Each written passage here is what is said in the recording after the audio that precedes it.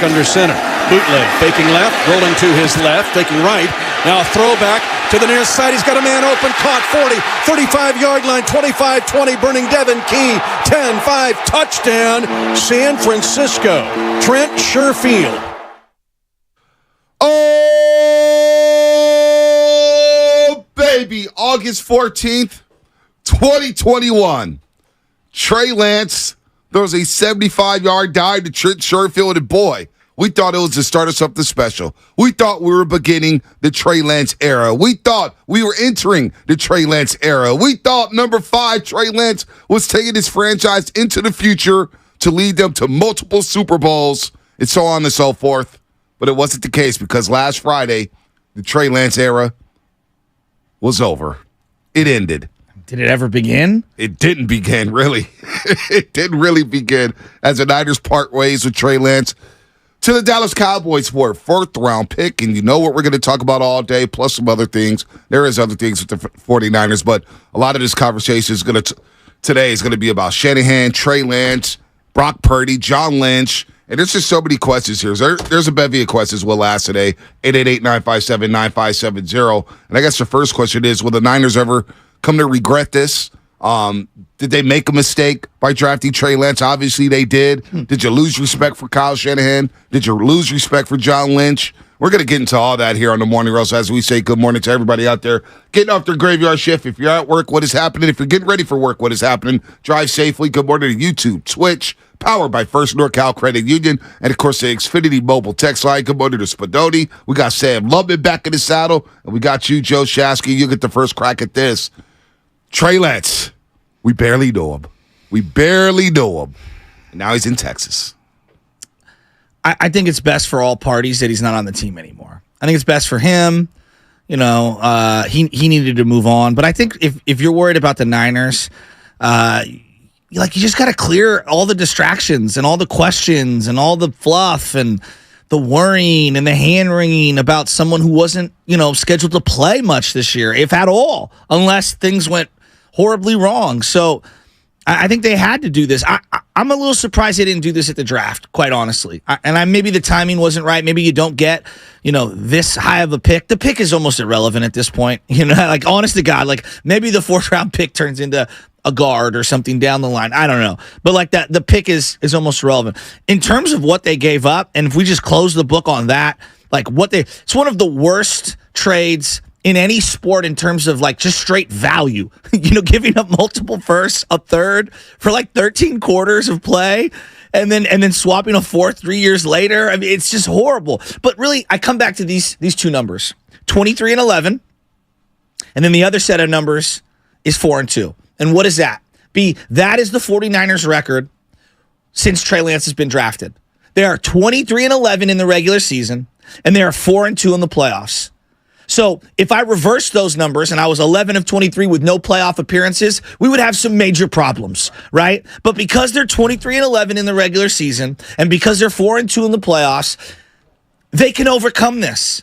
Yeah. And I feel like to some degree they already have. Now, they're going to be judged moving forward. But at the end of the day, as long as they continue to win, it's almost impossible to be that upset. If you're a Niner fan, I understand, being disappointed and frustrated that maybe you didn't get a chance to see something, but don't you want to win? And that's what it's about. And they're in a position to win, as we'll talk about it here on a Monster Monday. Brought to you by First 5 California. To learn 4 things you can do to overcome toxic stress, go to first5california.com. And you have overcome this bad trade. They've overcome multiple bad draft picks. They've overcome bad trades. Some people say the D4 trade was a bad one for the 49ers due to the health. They took a swing. He was healthy for half the season. His back didn't hold up, and you move on. It didn't kill you in the end, right? It didn't. It really didn't. D Ford? It really didn't. Not in 2019, he helped you. I'm glad 2020, he gets hurt, but a lot of guys got hurt in 2020. This Trey Lance deal, whether or not there's a lot to the Trey Lance situation. You're right about the 23-11. You're right about the 4-2. And you know what? They found a guy who they believe in a lot more, and I understand why they believe in him, in Brock Purdy, because the offense just looked different. You know, we talk about user-friendly quarterbacks, right? User-friendly quarterbacks. Yeah. But when Nick Mullins came in, this offense didn't move. When C.J. Beathard came in, this offense didn't move. It looked constipated. With Mullins, it moved, but there were lots of turnovers. Yeah, it moved backwards. It moved for the other offense. There were lots of turnovers. You know what it did? It moved the light bulbs on the scoreboard for the other team. You know what I'm saying? It added more points to their scoreboard. You got blown out half the time with Nick Mullins.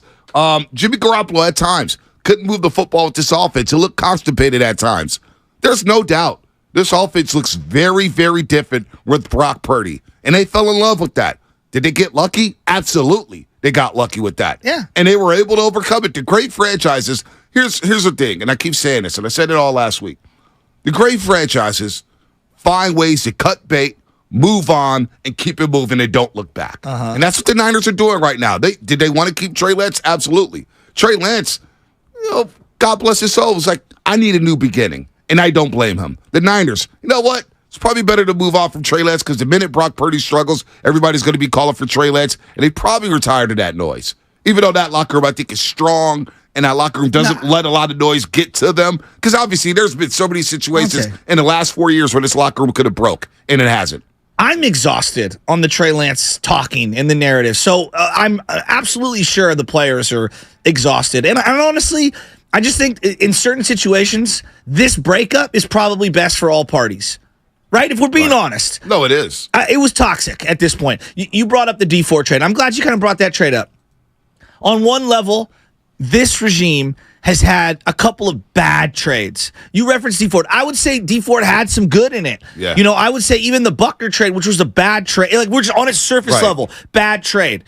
There was some good because you retained Eric Armstead, you retained Jimmy Ward, right? Like it made some sense. It's a bad trade though. Like I'm not denying it. They've also created 3 of the better trades in the last 15 years for the Niners. Emmanuel Sanders was a great trade, you know. Jimmy Garoppolo was a very good trade. Jimmy Garoppolo was an unbelievable trade.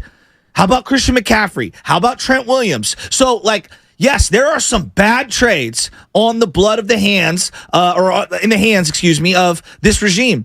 There's also some really good trades. So it's hard to, like I get it. Like, you want to crush them because this was probably, you know, in terms of draft ammunition, it was monumental. This was this was one of the worst draft day trades in NFL history. Yeah, but you also there's been a lot of bad trades too. But no doubt. But you also acquired one of the best players in the NFL. Right. No I'm doubt. talking about Christian McCaffrey. No doubt. You also acquired maybe the best offensive lineman outside of Bob St. Clair in your franchise history in Trent Williams. And you just had Joe Staley. Right. So I have a hard time, like, I've got to be on the. You're kind of like not seeing the full picture here. Right. If you're losing your mind about this one thing. Now, the 49ers, you think about the first trade they ever made together with Shanahan and Lynch, was in the NFL draft in 2017 when they moved down from 2 to 3. Well, was it a bad one? Think about this deal that they made. So they swap picks with the Bears. Bears move up from 3 to 2. Niners go from 2 to 3. And a third rounder, of course, they trade to the Bears. The Niners get back a third-round pick in 2018, right? The 2018 third-round pick, you know who that turned into? It turned into Fred Warner. And he's now one of the best linebackers in football. So even that trade, you don't get the quarterback. You take Solomon Thomas, but on the flip side, you receive that third-round pick and you turn it into Fred Warner. So they've made some good trades. They made some neutral trades. They made some bad trades. This Trey Lance deal was a bad one. And listen to Shanahan after the game. Now, and I guess I'll start there. No, how much respect? Well, this trade in a vacuum, before you move, it was awful. I don't think you can defend it. No, you can't defend it. It was awful. The trade was awful. But they can overcome it. It was awful. They already have overcome it. Yes. They already have overcome it. Well, I think moving forward as well, like they have to keep winning. Well, they have to keep winning, but at the same time, if they don't win this year, they're going to go into next year saying, we only have Brock Purdy under contract. That's the only quarterback under contract. I don't even want to get to next year. And they can make more moves at the quarterback spot next year. They have quarterback flexibility. But I don't even want to go that far. We're not going there yet. We got week 1 Pittsburgh coming up. We're not doing that. But in terms of Kyle Shanahan, because I've gotten a lot of this over the weekend. What's that? Oh, I've lost a lot of respect for Shanahan. Oh, I don't think Shanahan. A lot of people call Shanahan a liar. I've been one of the harshest critics of Kyle Shanahan at the station in this market, to the point where some people thought it was maybe personal, and it was not. Because a lot of people held Shanahan to the standard, oh, he's a genius, blah, blah, blah. Well, I saw a genius in Bill Walsh. And I think George Seifert wasn't that bad as a head coach of the 49ers and a longtime defensive coordinator. Shanahan, I'll hold him to the highest of highest standards. The highest of highest standards, because I think he's that damn good. But for me, Friday, after the game, to hear him answer those questions and stick there and say, I let Trey down. I let Trey down. Me personally, I thought Shanahan grew up that night, and I actually gained a lot of respect for Kyle Shanahan for taking the bullets right then and there. I don't care whether or not he spoke Wednesday night and just left off the practice field. Some people called him cowardly. I know some of the beat writers are mad because he went on radio first and they didn't get the first crack at it. I don't care. Honestly, I knew he was going to speak at one point, and he spoke Friday night. And I gained a lot more respect for Shanahan for going up there and owning it. I know a lot of people say, I don't want to believe anything he says on the podium. I thought Friday, he showed some vulnerability. He let his guard down, and he said it. I let Trey down. I don't know how many NFL head coaches will be that forthcoming in explaining a situation like the one they were just in of trading all those picks for a future quarterback that played 4.5 games. Like, seriously. Like, I thought Shanahan, I thought it was one of his finest moments. I swear to God. But what did you expect him to say? Like, the player's just not good enough? Like, no. How many coaches would go through detail? He has to. But no, he doesn't. I mean, no, he doesn't. You think Bill Belichick would do that? Well, no, you think Andy Reid would do that? Belichick never made a trade like this. How many coaches would explain the process of moving on from Trey, letting them know how he was benched, how the meeting went? I don't think you understand. Like, how many coaches would sit there? Steve Kerr and Bob Myers, right, with James Wiseman, had to sit there and basically, hey, like development. Like, they went through the entire process of why James Wiseman. That's what makes him special. Yes. How many coaches and franchises do that? There's not many that do that. I mean, if you want to be one of the successful ones, you have to. And I would say to you, most other Pacers situations don't do it. But I'd say most other situations, when you whiff this big, you're not 23-11, and you're not still employed. Most of them are out the door, right, with the quarterback. So I think this is a unique situation, just altogether. I don't know. I expected him to accept some culpability because I watched John Lynch an hour prior, basically say, "Hey, hold us accountable." And I think it's not easy, but I think it's saying hold us accountable while you have Brock Purdy. It's a lot easier. It's a lot easier to do that. Well, see, if they didn't have an answer at quarterback, I think it would have been more difficult to be able to be so. But they do have that answer at quarterback, and even when teams have answers at quarterbacks, I don't think I've been in a lot of press conferences in my life, a lot of coaching pressers, a lot of GM pressers, and whether it's here or elsewhere, just at all levels. Mm-hmm. I don't think I've heard that many coaches or that many GMs have to explain a situation like Bob Myers and Steve Kerr. That's what makes them exceptional, because they do go through detail, and they do try to get everybody on the same page, and they do try to say, hey, look, we made this mistake. This is why we thought this. This is why we moved on. This is why we made the trade. A lot of football teams kind of just sweep it under the rug, say, yeah, we made the deal. We thought it was best for the team, and they give you general blanket statements that are empty. I thought Shanahan Friday night, taking us down that rabbit hole of what went down with Trey, how we let Trey down, what happened with the finger, talking about his raw ability, talking about the lack of reps, talking about Brock Purdy coming along, talking about how the development and the chance and all. I thought it was fascinating from Kyle Shanahan. That's just me. 888-957-9570. I know a lot of people agree, but I would like to hear from people about Shanahan holding that presser. It's something we're going to replay in the 7 o'clock hour. I don't know. I just, in terms of being at a podium or whatever, where I stand on podium talk. Like, I don't take anybody at face value anymore. It's about your actions and what you do moving forward. So if you're impressed, I'm not saying I'm hating on him or anything like that. It's whatever to me. Like, you got to win. Like, to me, it's all talk. You got to just keep winning. And then what you do end up, relationship wise with Brock Purdy or whether it's Sam Darnold down the line, I think that's the part that matters. Like, how are you and your quarterback getting along this year? Yeah, I think that's kind of how I'm going to judge the situation. You don't think he got along with Trey Lance? You don't think he gets I'm just going more Purdy? Jimmy. I just think the whole Jimmy thing, to me, like the Trey Lance thing, Trey just might not be good enough.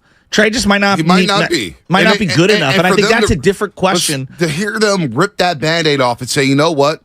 We blew it, and we hold ourselves accountable. Isn't that what fans want? Like, don't you want your GM, the coach, to come out and say, see, I'm trying to figure out what the fans want. Because one minute, when they don't tell us anything, you're like, they need to go out there and speak. They need to go out there and speak. They need to explain themselves.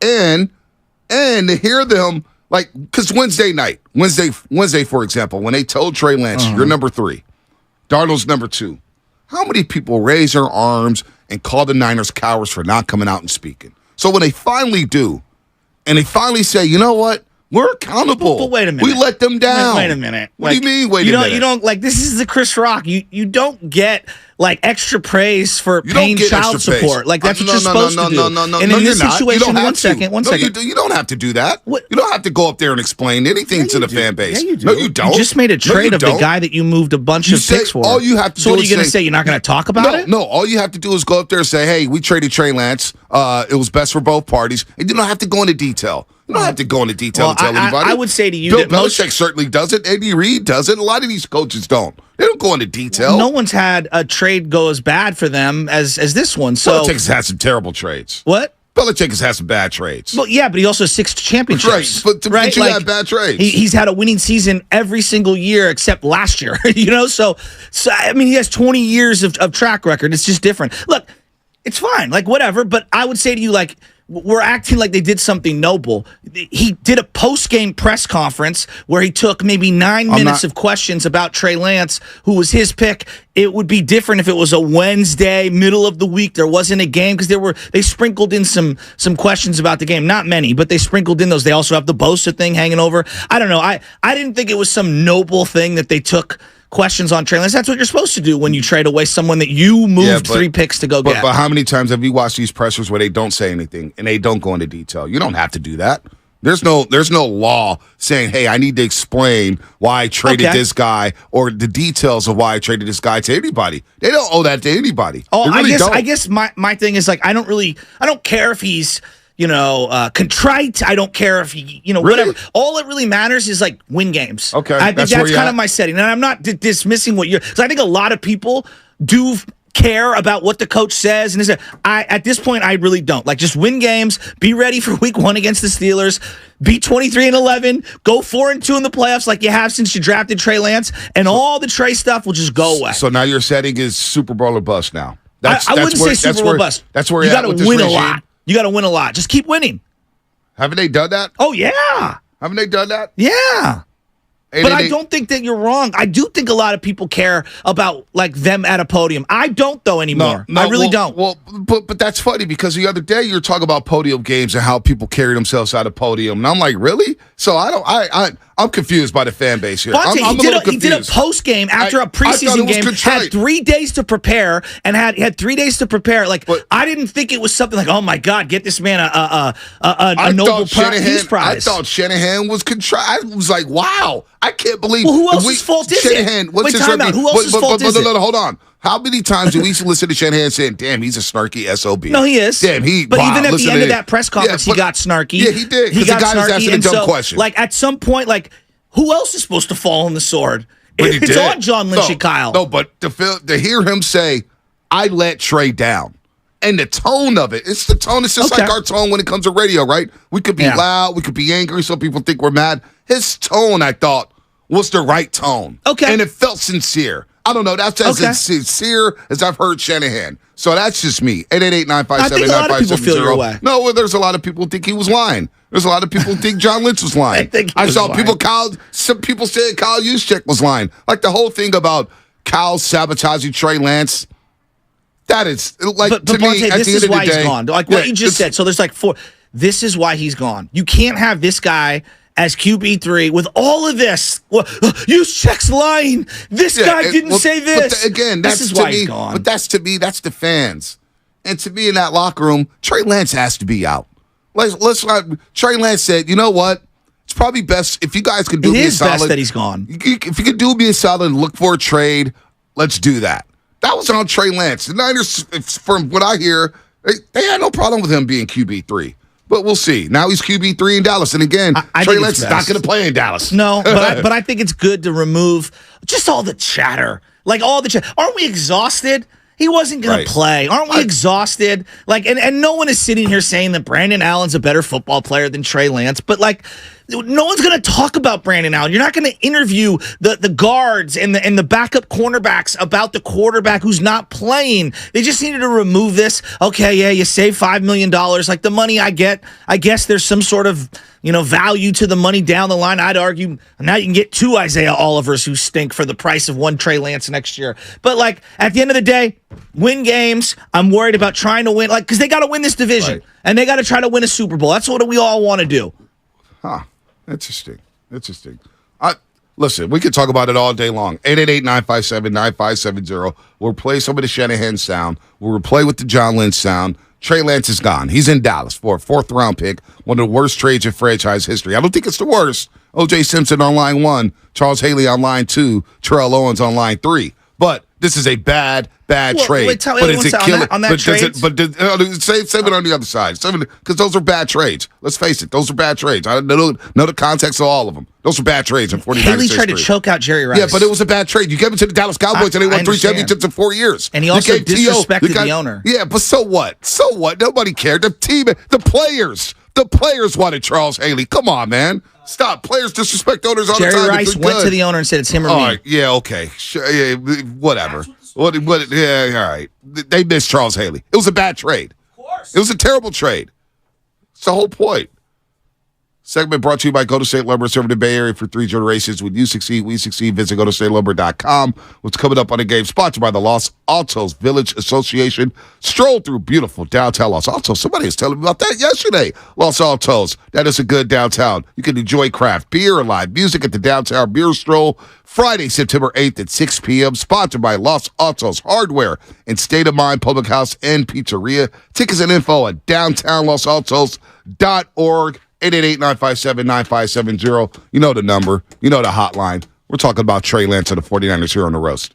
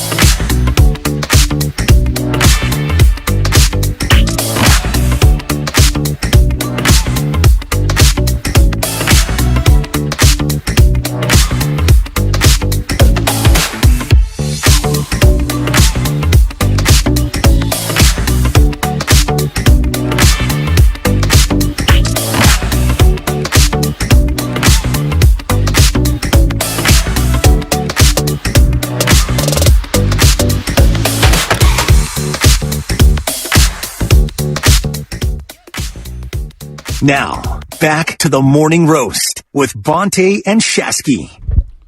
Welcome back to the roast. We got the Red and Gold Summit tomorrow. It's going to be explosive out in Fieldwork Brewing Company in San Ramon. Willard and Dibs kick it off at 2 o'clock. Then the rest of the crew will join from 4 to 6. 4 to 6, that's right. All the hosts will debate and answer the most burning questions surrounding the Red and Gold during a live show right in front of you, our loyal listeners. And hopefully we take questions from the audience this time around. I want to hear from the audience here. 888-957-9570. How we feeling? Trey Lance officially gone. The era of Trey Lance, I don't know if it began, but it's definitely over now. He's traded to the Dallas Cowboys for a 4th-round pick. Shanahan and Lynch spoke about it after the game. He spoke about it during the broadcast. We'll play some of that sound. Lot going on here with the 49ers, but we finally move on. It is over. We're going to close the chapter. We're going to laugh at ourselves about Trey Lance and how we felt about him. It just did not work out here in San Francisco, whether it's fair or not, whether you think he didn't deserve or didn't get enough reps. That could be true, but you know what? Along came Brock Purdy. And this offense looked different, and Sam Darnold beat him out. What are you going to say? Sam Darnold beat him out. And I knew that Raider game, with Trey Lance coming out the way he came out in that game, that was the beginning of the end, and he got beat out for the backup quarterback job. You think that the one preseason game was that big of a determining factor? I just thought he didn't look. Because I honestly the practices too, but the practices. But I think again, the writing was on there. the wall for months. Well, it was funny when Sam Darnold signed. A lot of people thought Sam Darnold was just coming here to be a camp body, and to me, that wasn't the case. Not when there was flirtations going on with the Niners and Sam Darnold for previous seasons. When he was with the New York Jets and the Niners were thinking about trading for him, then he goes to Carolina. The writing could have been on the wall, but Trey had a chance to blow these guys away.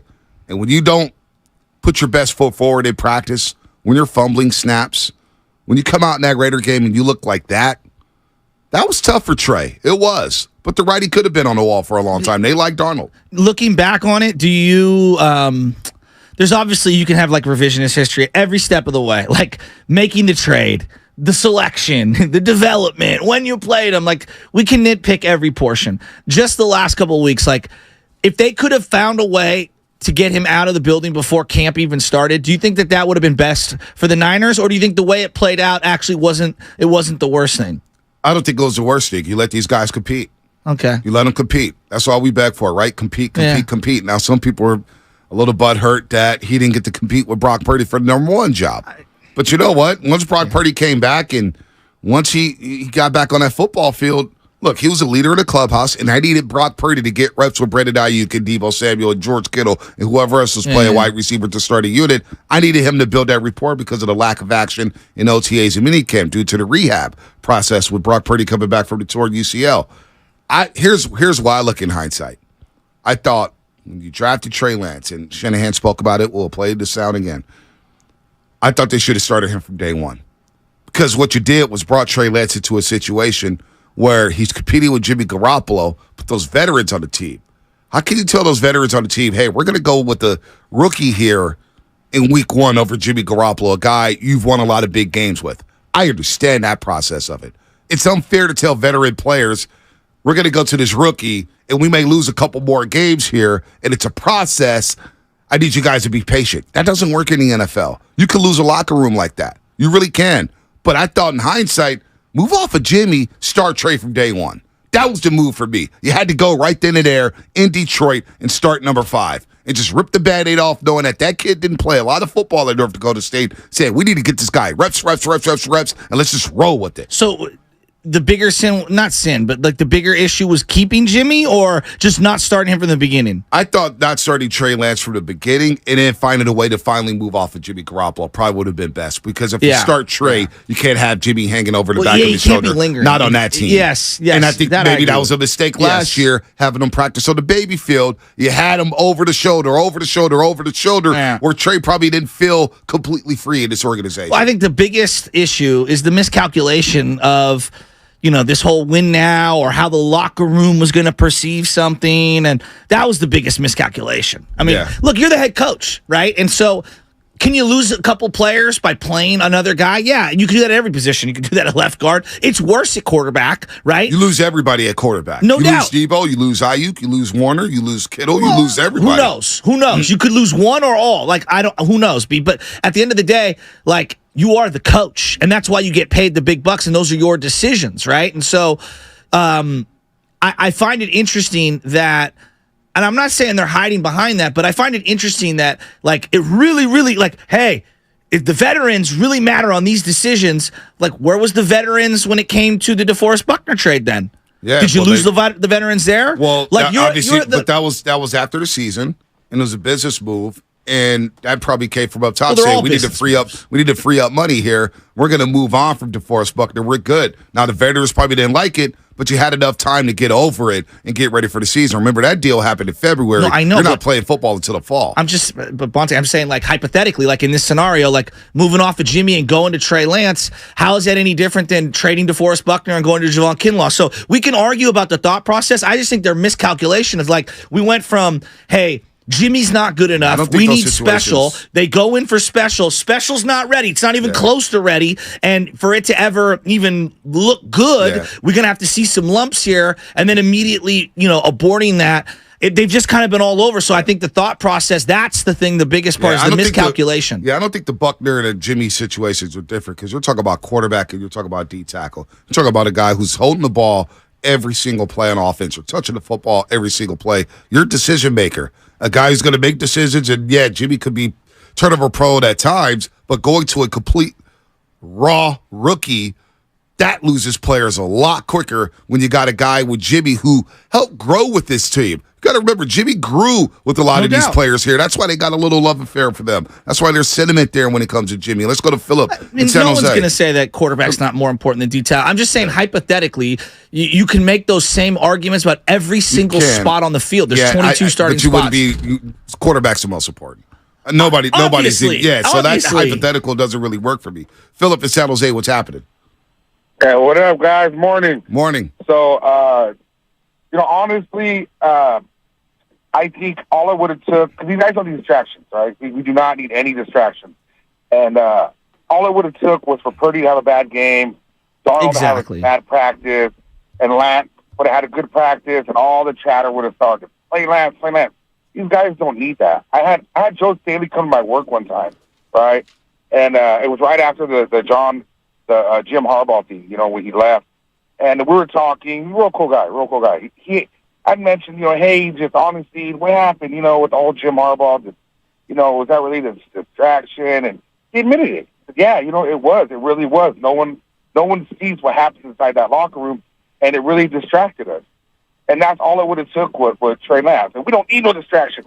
And the other thing I want to say is, honestly, in this era, the Shanahan-Lynch era, I know we traded Trey for a fourth-round pick, but man, in this era, fourth-round pick, they can pull some.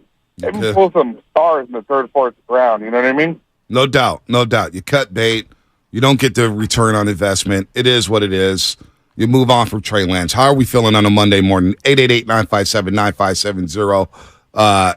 It's the right move. It's time to move on. Trey Lance requested a trade Wednesday. I don't blame him. But, again, Trey Lance is going to Dallas. I'm trying to figure out, is that the best situation for him? He's still a third-string quarterback. What type of reps is he going to get? He's not playing over Dak. He sure as hell ain't playing over Cooper Rush. So I don't know what Trey Lance's career could be over. We may never know how good he's going to be. And that's why it comes down as one of the worst draft day trades in NFL history, one of the worst trades in Niners franchise history. I don't think it's the worst, but it's up there. It's definitely in the conversation. Pete and Salinas, we'll get you on the other side. Shaska, you got some thoughts here on the other side about everything going on with the 49ers. You guys, Shanahan, how we feeling about him? A lot of people are not happy with Shanahan. I personally, I thought he held up well Friday. I really do. Tell me why I'm wrong. 888-957-9570. That's what's coming up. Sponsored by Freeball Bank. Full-service banking. No compromises. Fieldwork Brewing Company prides themselves on...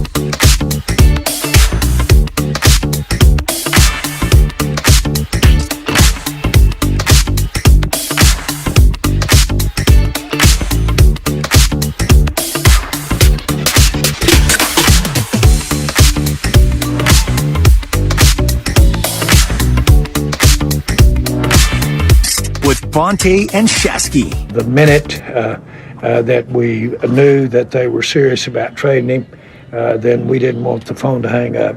And we did it the equivalent of yesterday. And so we felt good about him, in the evaluation that we had for him in the draft.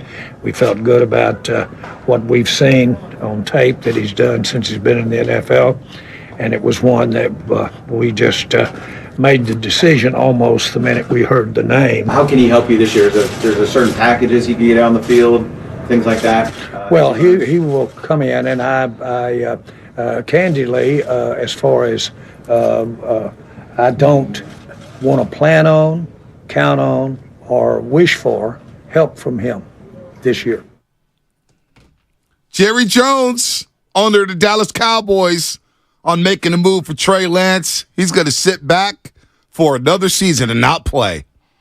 Niners rip the Band-Aid off and move on from Trey Lance. How we feeling this morning? At 888-957-9570. I believe it was the best move for both parties. Trey Lance couldn't beat out Sam Darnold for the backup quarterback job. Some people think the job or that it was already lined up for Sam Darnold, that it was sabotaged for Trey Lance. I don't believe that. Why would Kyle sabotage his own number 3 overall pick? This is going to be on his resume forever. That never made sense to me. Kyle sabotaged Trey Lance. And I'm the biggest Trey Lance fan. Why the hell would Kyle want to sabotage his hand-selected number 3 overall quarterback with all the picks he gave up for Trey Lance? Because it's going on his resume. It's on his. It's following him forever, especially if he never went to Super Bowl. This will be on the top of Shanahan's resume if he does not win. Boy, remember when he moved up in the draft to go select this guy at North Dakota State? So why would he sabotage him? Like, that never made any sense to me. But they do right by the player, which I think is very important here. We always talk about the Warriors doing right by players and trading them places and having a good reputation. The Niners, Trey Lance was like, I want out. And they said, you know what? We got you. We got you. We'll move you. I think that goes a long way. That builds equity after a sunken cost here with a quarterback that you moved up heaven and earth for. Well, they did right by T.O. You're talking about trades. Like, they did right by T.O. sending him to where he wanted to go in Philadelphia, and it didn't help them out, and they got no goodwill. It was a terrible trade. I know, but I think because they started losing, right? You know what I mean? But that franchise was in a different spot. No, I know. No, that franchise had no stability. Of course. GM was a mess. Coach was a mess. Team was a mess. This organization's in a lot better spot than they were when they traded T.O. But you got to win. Because if you go, let's say hypothetically 7-10 this year, well, then now people are going to come out and they're going to crush you. And it doesn't matter what you did or who you traded him to. Like, all that goodwill, like we say stuff like send and do right by the player. And maybe that means something to NFL players that want to come here in free agency. It does. It means something around the league. I think money matters, but that's money fine. does matter. But inside those locker rooms, when organizations do right, you can't dismiss that. That matters. Well, the NFL is very cutthroat. It is cutthroat. It is cutthroat. However, players, when they're in free agency, they say, you know what? That player didn't work out there, but you know what? They did right by the player. That kind of means something. And the Niners throw money at players. Later on this week, I believe they'll throw it back at Nick Bosa, and that deal will get done. And we'll be all... What's next? What are we going to complain about next? That's what it feels like to me. We're looking for something to complain about with this football team. Well, I just don't think it matters by doing right by Trey Lance, because I'm sure Jimmy's in the Raider locker room being like, they didn't do right by me. Well, but Jimmy got paid handsomely. Okay. Jimmy got paid handsomely by the 49ers. Jimmy got it back. Jimmy's set for life because of the 49ers. And maybe the head coach didn't do him right, but he had a great time here, and his profile was boosted by being a 49er. I just don't think Javon Hargraves is not thinking about, did they do Jimmy right? Do you have $40 million in guarantees? No doubt. But you go to an organization like that saying, boy, I'm going to get $40 million guaranteed. And I hear that it's a great organization. Sure. And it's a stabilized organization. Well, you may say, sure, you're scoffing at it, but this is what these players think about. These players think about stuff like this. I think it's 4th or 5th on the list of things that people think about. Money's number one. Money, scheme, can we win? You know what I mean? What's my role with the team? Stable organization. I don't know. I just... The way I'm looking at it is they just needed to remove Trey Lance from the situation, and I think it's best for everyone. Is it a good situation for Trey? I don't know. I'm not really sure. I mean, I watched some random quarterback that now everybody's saying is 10 times better than him in Will Greer, who, threw for like 300 yards in that game the other night. I don't know if it's a good spot for him. Time will tell. All it really matters, and this is what I keep going back to, the only way that they can kind of tamp down everybody's frustration and anger is just to keep winning, right? And, what do you end up doing with Brock Purdy this year? What do you end up doing if Sam Darnold gets an opportunity to play? Can you win this division? I think that's the most important thing. It's always been the most important thing. Here's Shanahan on if he failed Trey Lance. Was this a failure of evaluation, a failure of just circumstance? How would you characterize this move? I mean, obviously, we took our shot and it didn't work out. So, that's on us for that. But I'm not going to say anything as in failure. That'd be too much of a negative towards Trey. I get our deal. We took a shot to go for that. We were hoping that he could be our guy, and that didn't work out. So I understand that from our standpoint, but I still do believe in Trey. And, about 3 years ago, we had the 12th pick in the draft, after that COVID year, but we thought we had a really good team. And we didn't think we'd have a chance again to get close to that top area to take a quarterback in the top 10. And when you have the 12th pick in the draft, we went into it realizing it was a risk, but we thought we weren't going to pick that high again for a couple of years, and we would never have a chance to move from 12 to 3. We tried to move up to a number of spots before that, but 3 was the first one that would do it. We looked into everything between 12 and 3, and we got that, and we took our shot, something we believed in and a person we believed in. Was hoping he could play more his first year. We knew he wouldn't come in and just take it over from Jimmy, but we were hoping to mix it in and kind of give him some experience. But once he broke the finger and stuff, it just got tougher for him as time went. We knew we'd commit to him the next year, which we did. We knew he wasn't fully ready in every aspect, but we knew he had a skill set that we could put some stuff together to give him the chance to compete and grow with a good team as he developed as a full quarterback. And he got hurt in the first quarter of the second game, which kind of set that back. Danny later on was asked if Trey Lance did ask for a trade. Did he request the trade, and was it a situation where it was unrepairable to the point where if he wasn't traded, you would have had to release him? No, it was never unprepared. What did you call it? We could always fit. We were good. Like Trey actually had a great conversation with him today.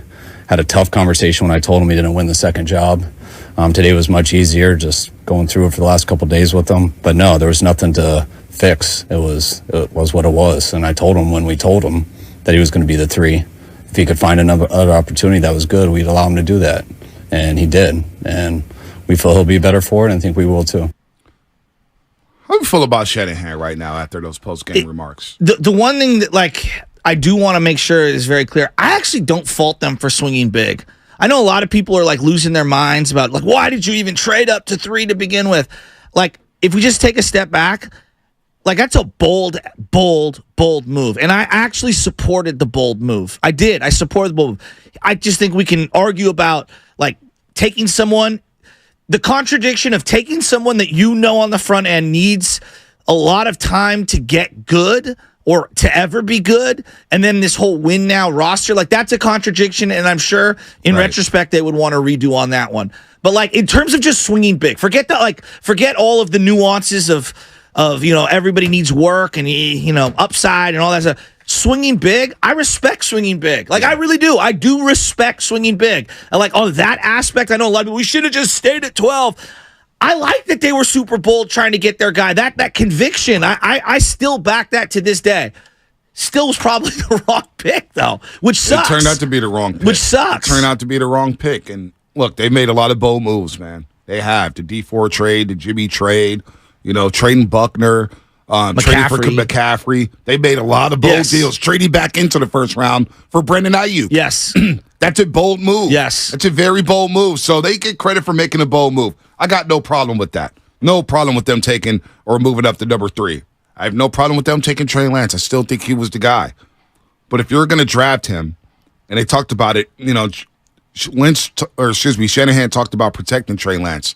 I didn't want to just throw him out there on the field because I knew he needed reps. I knew he needed to play. I knew he was raw. And we tried to work him in that first season.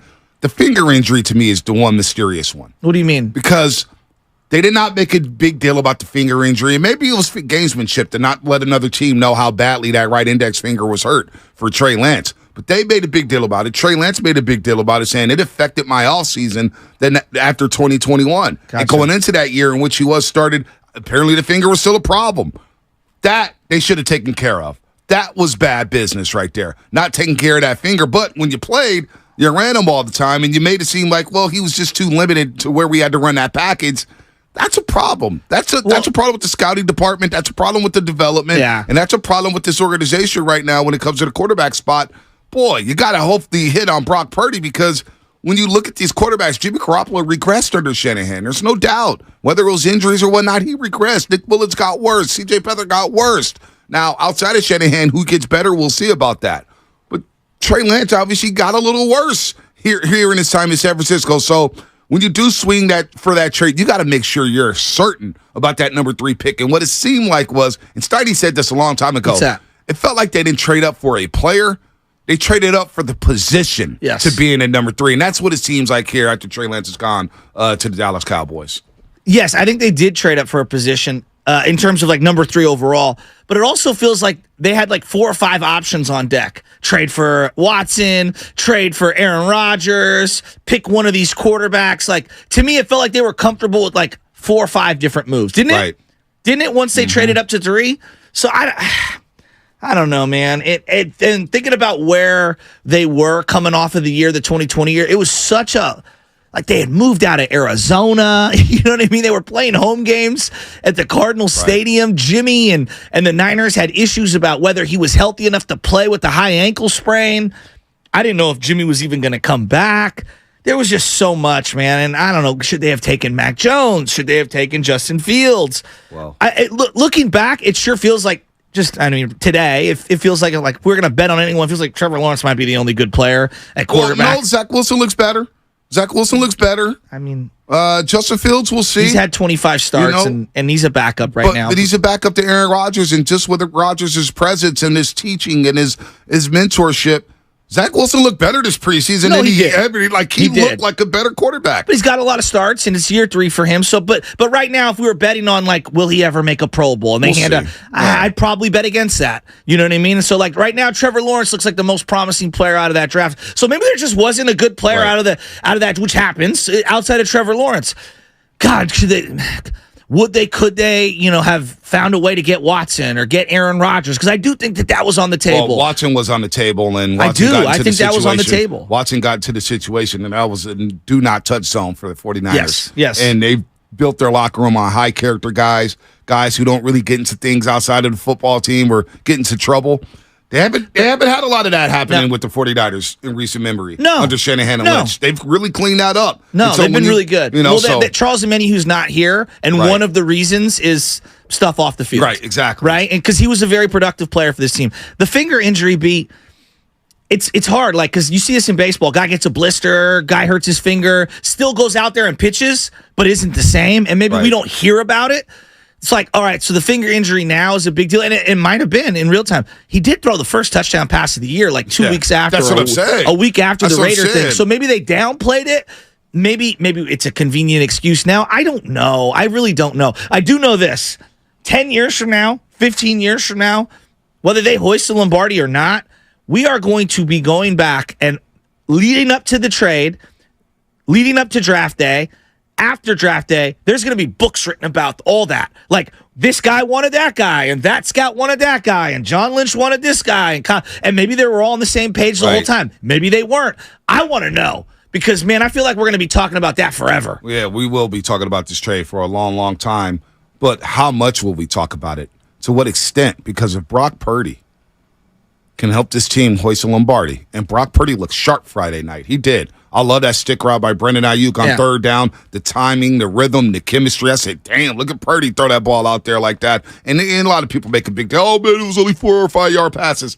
Well, I mean, we could say that about Joe Montana and Steve Young. Stop with the air yards. He looked good. I'm tired of the air yards. The whole point of this offense is to get the damn ball to Deebo Samuel, Brendan Ayuk, George Kittle, Chris McCaffrey. I don't care if it's 5 yards behind the line of scrimmage. I don't care if it's 50 yards on the line of scrimmage. I do not care. Get the ball in the playmaker's hands and let them cook. And that's what this offense is all about. In a weird way, I was thinking about this Friday night, like, Trey Lance could end up being a footnote in the same way like Johnny Flynn and Rubio, Ricky Rubio are a footnote to Steph Curry's greatness, right? Like it's part of the saga. If Brock Purdy ends up being that kind of a guy, I mean, it could even if he's just like Jeff Garcia level, which I would accept in a heartbeat. Take that right now. In a heartbeat, I would take that. But like even if he's just that, the how we're going to talk about him and how we're going to talk about Trey Lance, like that is going to be folklore. No doubt. Like, no doubt. hey, look what he beat out this guy that everybody was willing to pay heaven and earth ransom for just to move up in the draft to go get. I mean, we are talking about a 7th round pick. It's unreal. The last pick of the NFL draft. We forget about that story as you're listening to 95.7 The Game.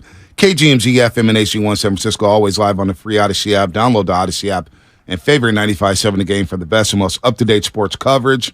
And don't forget, you could also watch us every single day on YouTube and Twitch, sponsored by our very good friends at First NorCal Credit Union. Just log out and search 95.7 The Game. Be sure to like and subscribe to the channel. And this is a Monster Monday. It's brought to you by First 5 California to learn 4 things you can do to overcome toxic stress. Go to first5california.com. JMC_1982. First5California.com. You can overcome toxic stress. I'm telling you, man, it helps you. It helps me. As this is a Monster Monday, we're talking about Trey Lance. But where are people at on Kyle Shanahan? Where are we at with Kyle Shanahan? Because I see everybody's on the chat. Stop giving Shanahan excuses. Stop giving him excuses. Well, nobody's been harder on Shanahan at this station than yours truly. That's a fact. I've been very hard on Shanahan. I came away Friday night saying this guy has grown up. I respect what he said at that podium. Now, a lot of people can say he's lying. There's empty statements. I thought he went through everything. I was impressed with Shanahan. That's just me. And I've been the harshest critic of Kyle Shanahan. Now, people are saying, stop making excuses. Here's one thing I do know for sure. This roster is still stacked. Mm-hmm. The expectations are still the same. Mm-hmm. Bosa is going to be back by week 1 for Pittsburgh. I can guarantee that. It's going to be a big, big bag for Nick Bosa. Trust me. It's going to be a massive deal. He will be back. All right. Are you predicting? Oh, I'm predicting, and I'm guaranteeing. Or are you reporting? I'm guaranteeing it. You can classify it any way you want to. Right. I'm guaranteeing Nick Bosa will be on that field in Pittsburgh week number 1. All right. All right. He's going to be there, okay. And his defense is going to be stacked, and his offense is going to be loaded, and expectations do not change. The fact that a football team I root for can whiff that badly on a quarterback, number 3 overall, and still be in his position. I think it speaks highly of John Lynch and Kyle Shanahan and Adam Peters and his organization to still be in a position to contend for big stakes despite missing on a number 3 overall pick, despite missing on McGlinchey, despite missing on Sullivan Thomas, despite missing on Reuben Foster. This team is still loaded and ready to win. How can you not be happy about that? No, of course you're happy. But if they start off 1-7, all of those same things. Right. Well, no, I know. I'm just saying hypothetically. Because but Bonte, part of why we feel so good is because they're 23-11 since drafting Trey Lance. And if you look at those 2 drafts, hasn't been a lot of fruit bared off those drafts. They've still found a way to find playmakers, right? Whether that's through trades, free agency, and so they have to just keep winning. And I'm with you on that one. Like as long as they keep winning. Doesn't matter. As long as they re-sign Nick Bosa, I think a lot of things won't matter. Like, no one's going to care about Trey Lance if they're 7-1, right? Leading the division, heading into November, right? Are you?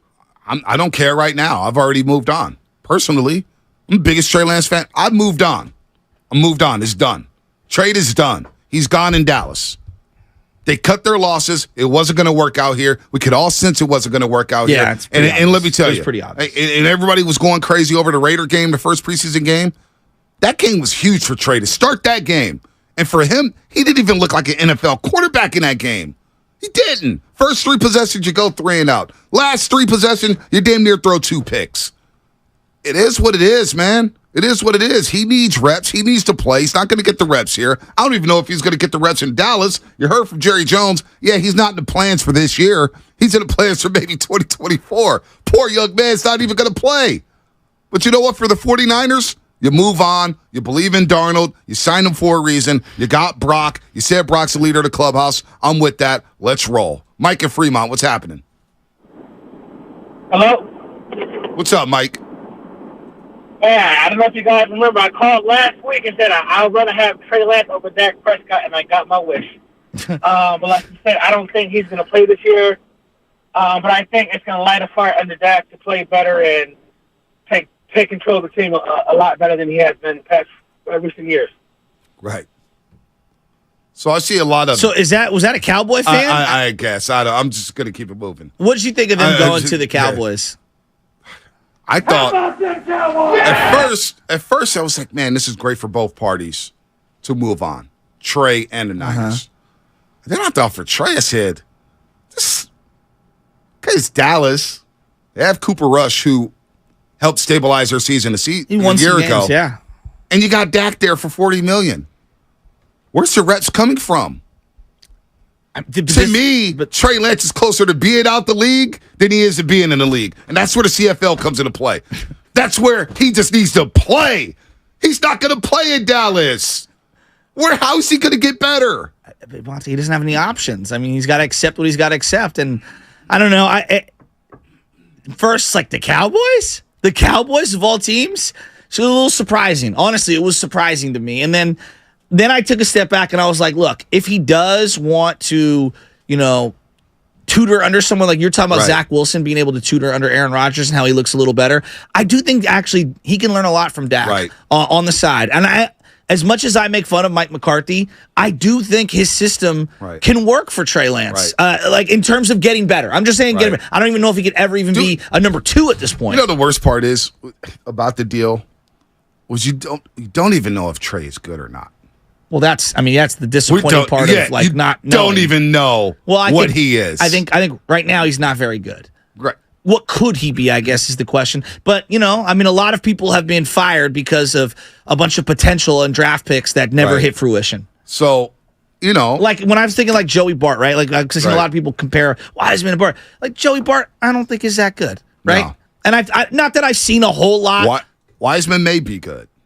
Maybe I don't good. know. We don't know. We don't know. But he's another guy I think I put into more of the Trey Lance bucket of needs to play, very raw. I think the system matters. I really do think the system matters for Wiseman. But like Joey Bart, I think we saw enough. He's just not good enough. Now, maybe he has a resurgence down the line. I just don't think he's good enough. Trey Lance. Like a more finished product. Yeah. The Trey Lance part, I think the biggest frustration is the woulda, coulda, shouldas. Yeah, that to me in hindsight, I just wish he would have got that start in Detroit week 1, 2021. Just given the keys to him in 2021. Now, a lot of people say, man, you had the Green Bay win in a playoff game. You had the great win in the wild card game in Dallas. You had the great NFC championship game where you lost to the Rams by 3 points. I would trade all that for an opportunity to see what Trey Lance could have done in a Niners uniform. But we'll not see it no more. We'll not see it. I trade all those memories, all those fun times we had. I trade him just to know where Trey Lance could have been. And if he would have been bad. I wonder how many people agree with you on that. Yeah, I don't know. Probably not many. Not a lot of people agreeing with anything I'm saying this morning. You think Kyle Shanahan looking back, if he could redo, that would be the moment? I know the finger was part of it. Maybe. Let's talk about it. Let's talk about it on the other side. That's what's coming up. Sponsored by S.E. Johnson STEM. The new Raid Essentials Light Trap uses light to attract.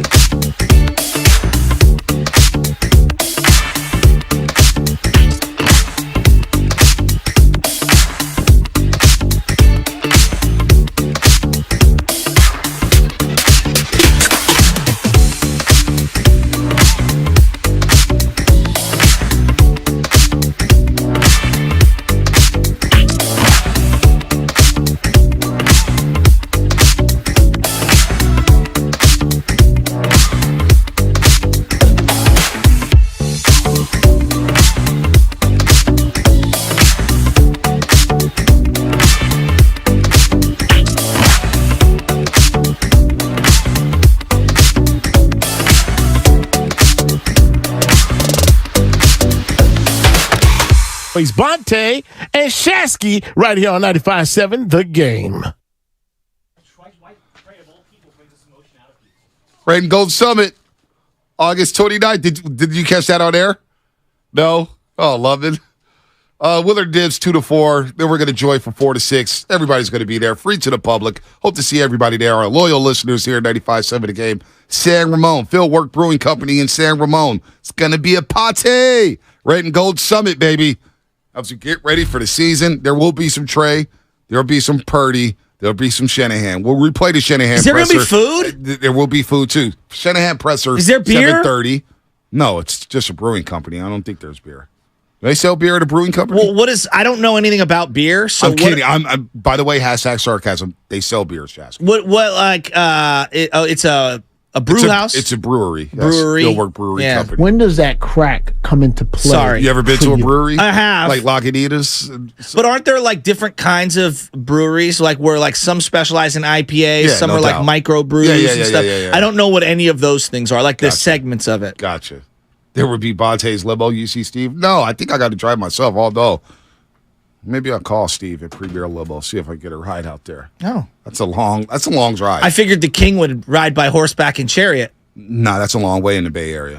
I mean, you got to go San Mateo I Bridge. shall rise as the knight of numbers for the king. Taking a horse across the bridge and the freeway, that's a little dangerous. You go back in the day. right into San Ramon from San Bruno. Yeah, I don't think that's ideal. Do you know that the part of why it's called the outside lands is that people would take horse and buggy out to the current Sunset District here in San Francisco from the proper SF proper downtown area, and that would be like going on a hike and a trip, and it'd be an all-day thing, and yeah, horse and buggy, baby. Horse and buggy. Well, thank you. Thank you. You know who's not a horse? The kicking situation. I'm watching that game Friday, and I don't want to lose my mind, but I was like, why the heck is Mitch Wisnowski kicking field goals? And then all of a sudden, Papa starts losing his mind on the broadcast. Where's Zane Gonzalez? Where's Zane Gonzalez? And like, I don't know who was doing sidelines. I forget if it was Vern or whatever. He's like, yeah, Zane Gonzalez on the sideline with it. I think he hurt himself in warm-ups. I'm like, so you're telling me Moody strains his calf or whatever, and then Zane Gonzalez is hurt, and then Mitch Wisnowski is the kicker? Oh, boy, get Robbie Gold in here. Yeah, you might have to call him. By the way, cut down day tomorrow. I believe it's 3 p.m. Pacific time, right? So what time's cut down day tomorrow? Is it 3 p.m. Pacific, 3 p.m. Eastern? So everybody's going to cut down their roster to 53. Some teams are already cutting players.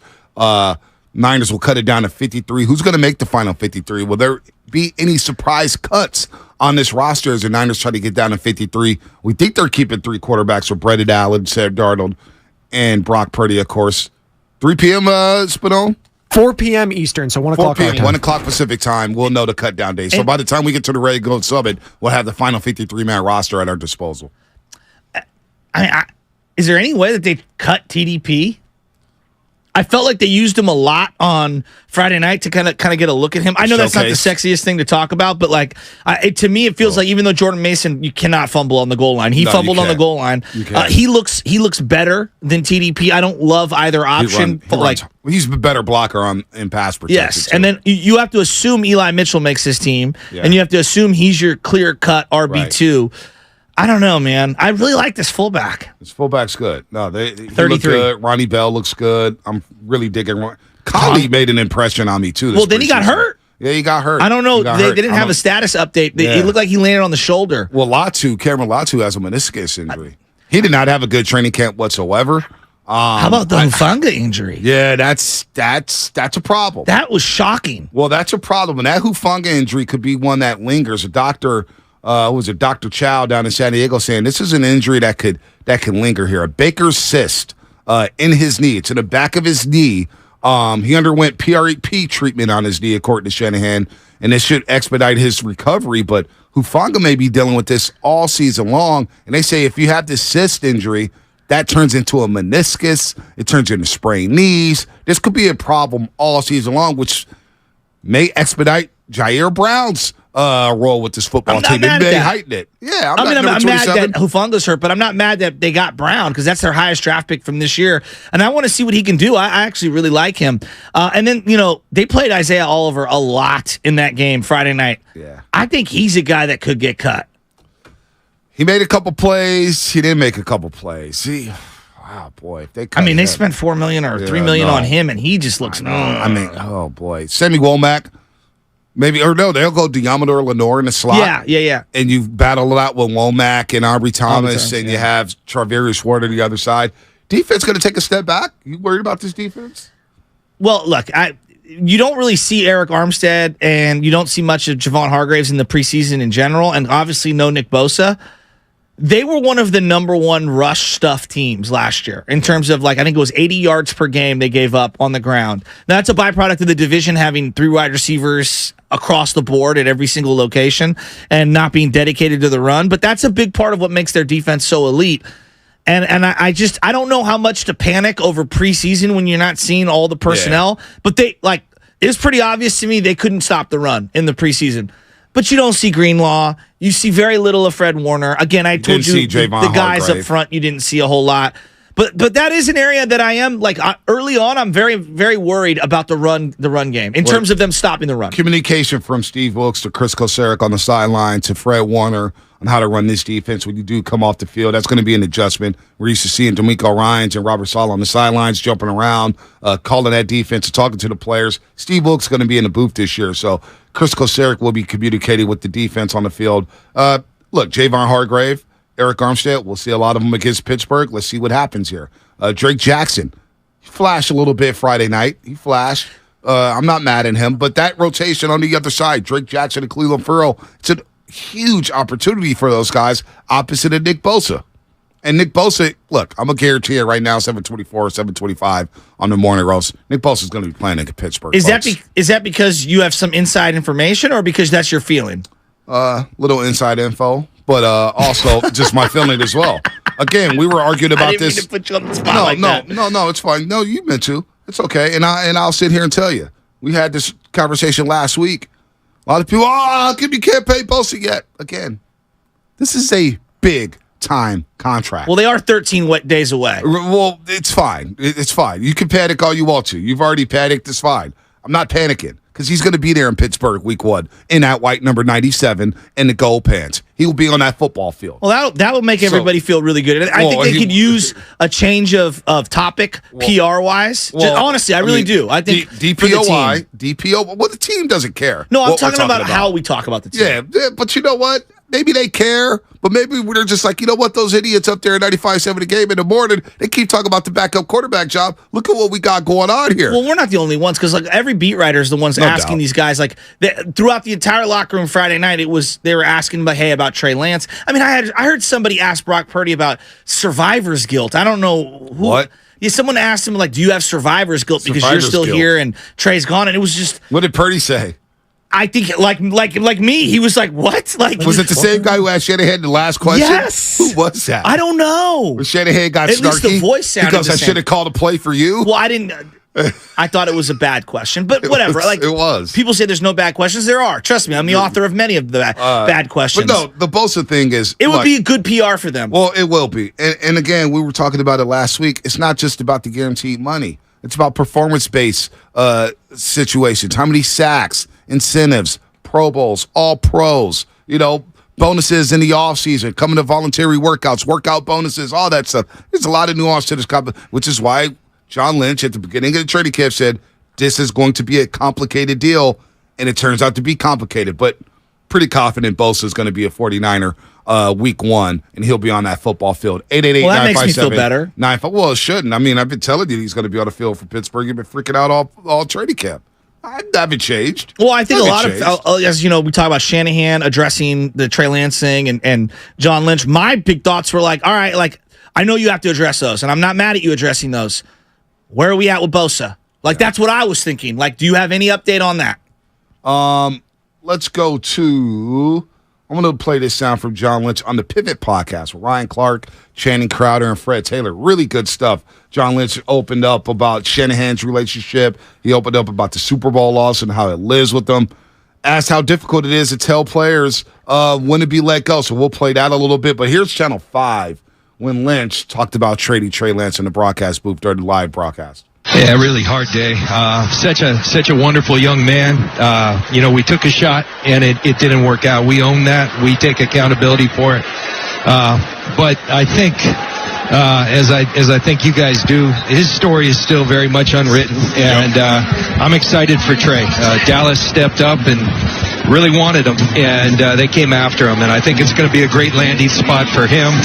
I could tell everybody it wasn't for lack of effort on Trey's part or on our part that it didn't work. Circumstances took hold, and he struggled through injuries, and this team's ready to win. And, you know, we like our quarterback room. We like Brock Purdy a lot. We like Sam Darnold, and we like Brandon Allen. So we wish Trey all the best in Dallas, and we'll always care about that young man and admire his work ethic and the person that he is. You know, the whole quarterback room talk, we're talking about it during the break. Everybody's like, oh, man, they got a better quarterback room, or Dallas quarterback room is better than the Niners quarterback room. Who's got the better starter? All right? And if the starter's playing 17 games, I don't care about the rest of the room. The rest of the room, just be ready to play if somebody gets hurt. Kansas City's quarterback room. Our quarterback room. Their backup quarter, Shane Buechele or whatever his name is from Texas, looked awful in that preseason game. You think they worry about how their collective quarterback room looks? No. How does Patrick Mahomes look? You know what I'm saying? Like Philadelphia, oh my God, their quarterback room. They got Tanner McKee and they got Marcus Mariota. I don't care. Do not care. Yeah. Is Jalen Hurts healthy? Is he playing? This whole quarterback room thing is so strange to me. We make things up out here in the Bay Area. Quarterback drill, move the ball drill. Like the move the ball drill, for example. So-and-so was 8 of 9 in the move the ball drill.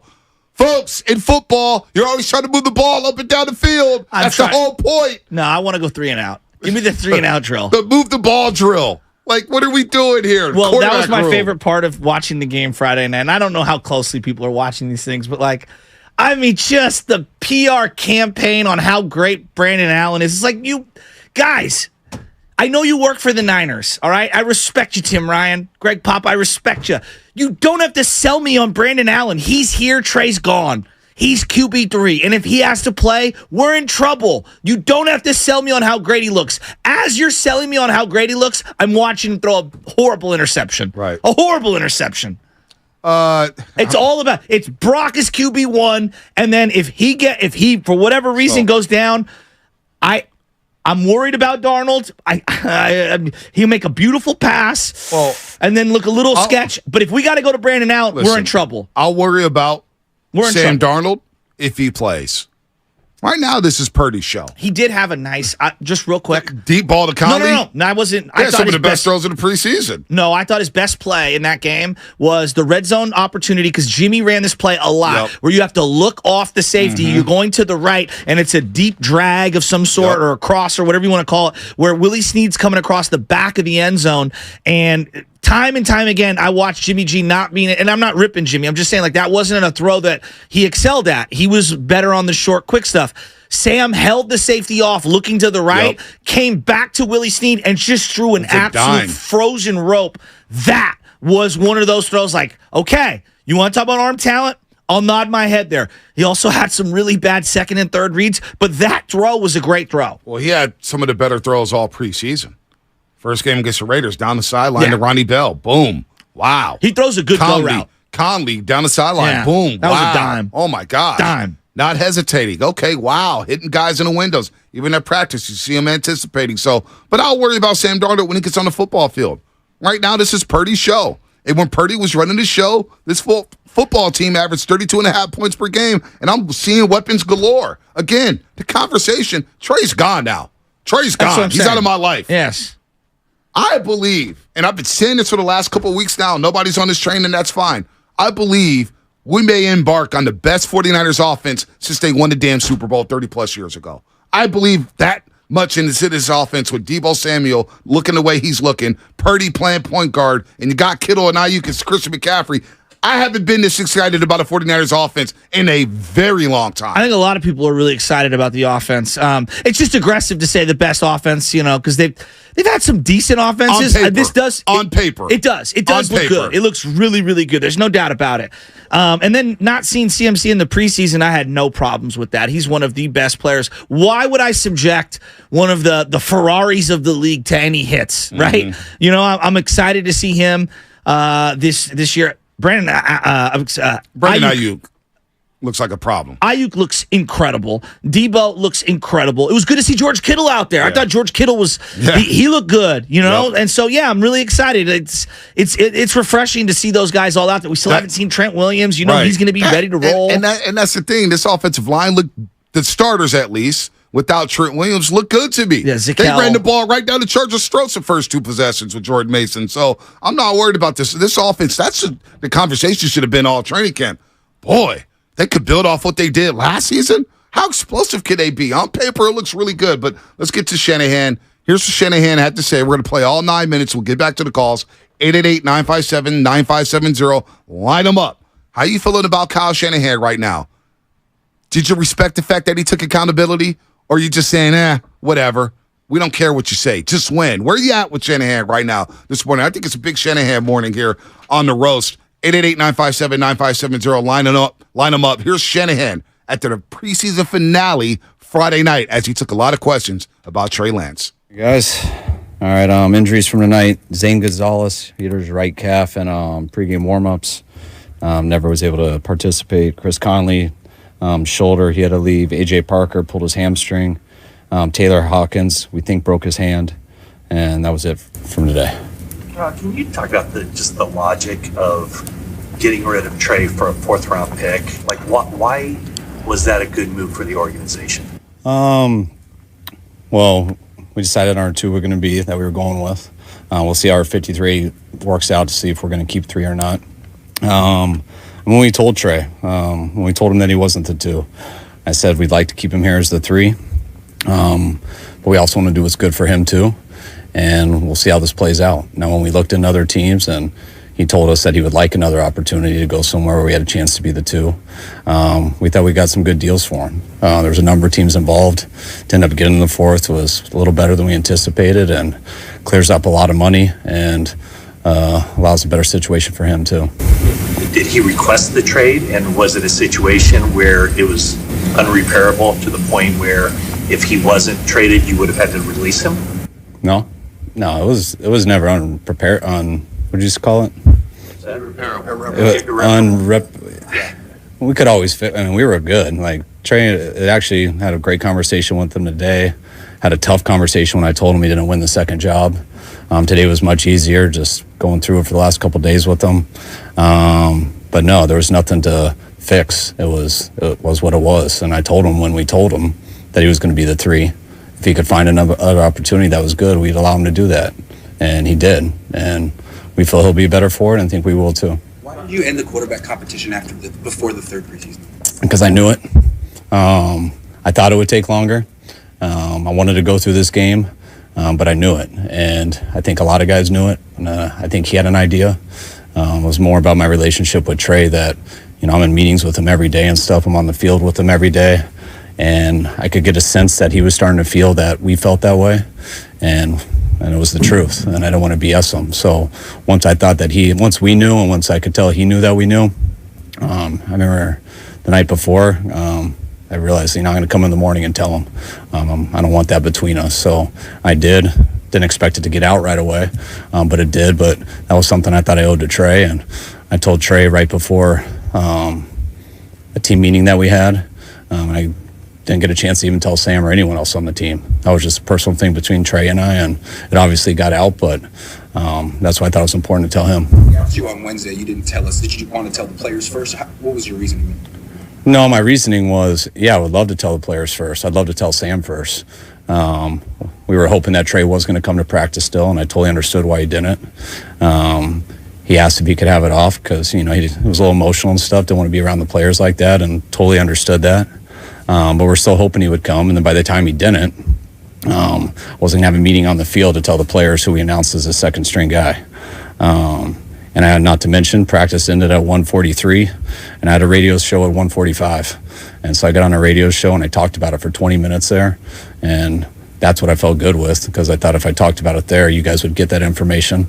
Unfortunately, I found out that radio show was delayed because of a baseball game. They went into extra innings, so you guys didn't find out till 4:30. So if I would have had it over, I would have told you guys right away. But usually when I do a radio show, you guys get that stuff pretty fast. So I thought you guys had it. And I realized that you didn't until about 4:30. Team today? When you signed Darnold, did you tell Trey this could be the backup? Was it clear to him? And if it was, what was his reaction even back then? I told Trey the same thing I told you guys. Brock since day one. So, I mean, it's been everything we've told you guys, we've told him. We said if Brock was healthy, it was going to be hard for anyone to beat him out with what he put on tape last year. If he's not healthy, Sam and Trey were competing for the 1 spot. If he was, we thought they'd be competing for the 2. That's what we said before they got here. That's what they said when they got here, OTAs and training camp, and that's the way it worked out. They had OTAs together, they had all these practices, and Sam won that competition. What did Sam show you during the practices and during camp to make you and the staff feel that he was the better choice? Just everything, the whole body of work. He got better as it went. I thought it was tight for a little bit, and just over the last couple weeks and stuff, started to separate himself each day, and just the more comfortable he got, the more consistent he got. I think it was pretty apparent for all of us. To clarify, did he request a trade? And which day did that happen, and how was that conveyed to you? When Trey and I talked, we talked about all the situations going forward, and I told him how much I'd still want him here to be the 3 and things like that. I also told him that what I think is best for Trey. I do think Trey needs an opportunity to play more. The opportunities he's had here, when he has had those 2 opportunities, he's gotten hurt in both of them and kind of missed that window a little bit. Gave an opportunity for someone else to do it, and that person did it and stayed healthy for those 7 games and showed us something that we're confident in. And Trey kind of needs that again, and he didn't get that here. And so I told him that's what I think is best for him if he can find a good opportunity. If he doesn't and he wants to be here, well, we want him here. And Trey took a little bit of time to think about it, but he came back and said he'd like to find another spot if we can. And that's when we started looking into it. His agent, us, and that came to fruition today. That first conversation was Wednesday, and then Thursday he came back and said, I'd rather No, the first conversation was Wednesday. About an hour and a half later, he came and told me that he would like that. He'd also like to not have to go out to practice and stuff, just to get his stuff together and think about it. And that's what he did. And the next day he came in and was at our walkthrough, was at our meetings last night. We didn't know if something would happen today. Him and I were communicating about it yesterday, the possibilities of it, told him of some teams that were interested. So I was talking about those options last night, what I thought was best, what he did. And then today, some other teams became interested. And if they wouldn't have, he would have been out at that game and stuff. And we would have tried to go with him as our 3. But some good stuff did come up, and some stuff that I think he's really excited about, especially telling him today. I could tell he was. And some things we are too. You did give up a lot for him. He's still young. Was this a failure of evaluation, a failure of just circumstance? How would you characterize this move? I mean, obviously, we took our shot and it didn't work out. So, I mean, that's on us for that. But I'm not going to say anything as in failure. That'd be too much of a negative towards Trey. I get our deal. We took a shot to go for that. We were hoping that he could be our guy, and that didn't work out. So I understand that from our standpoint, but I still do believe in Trey.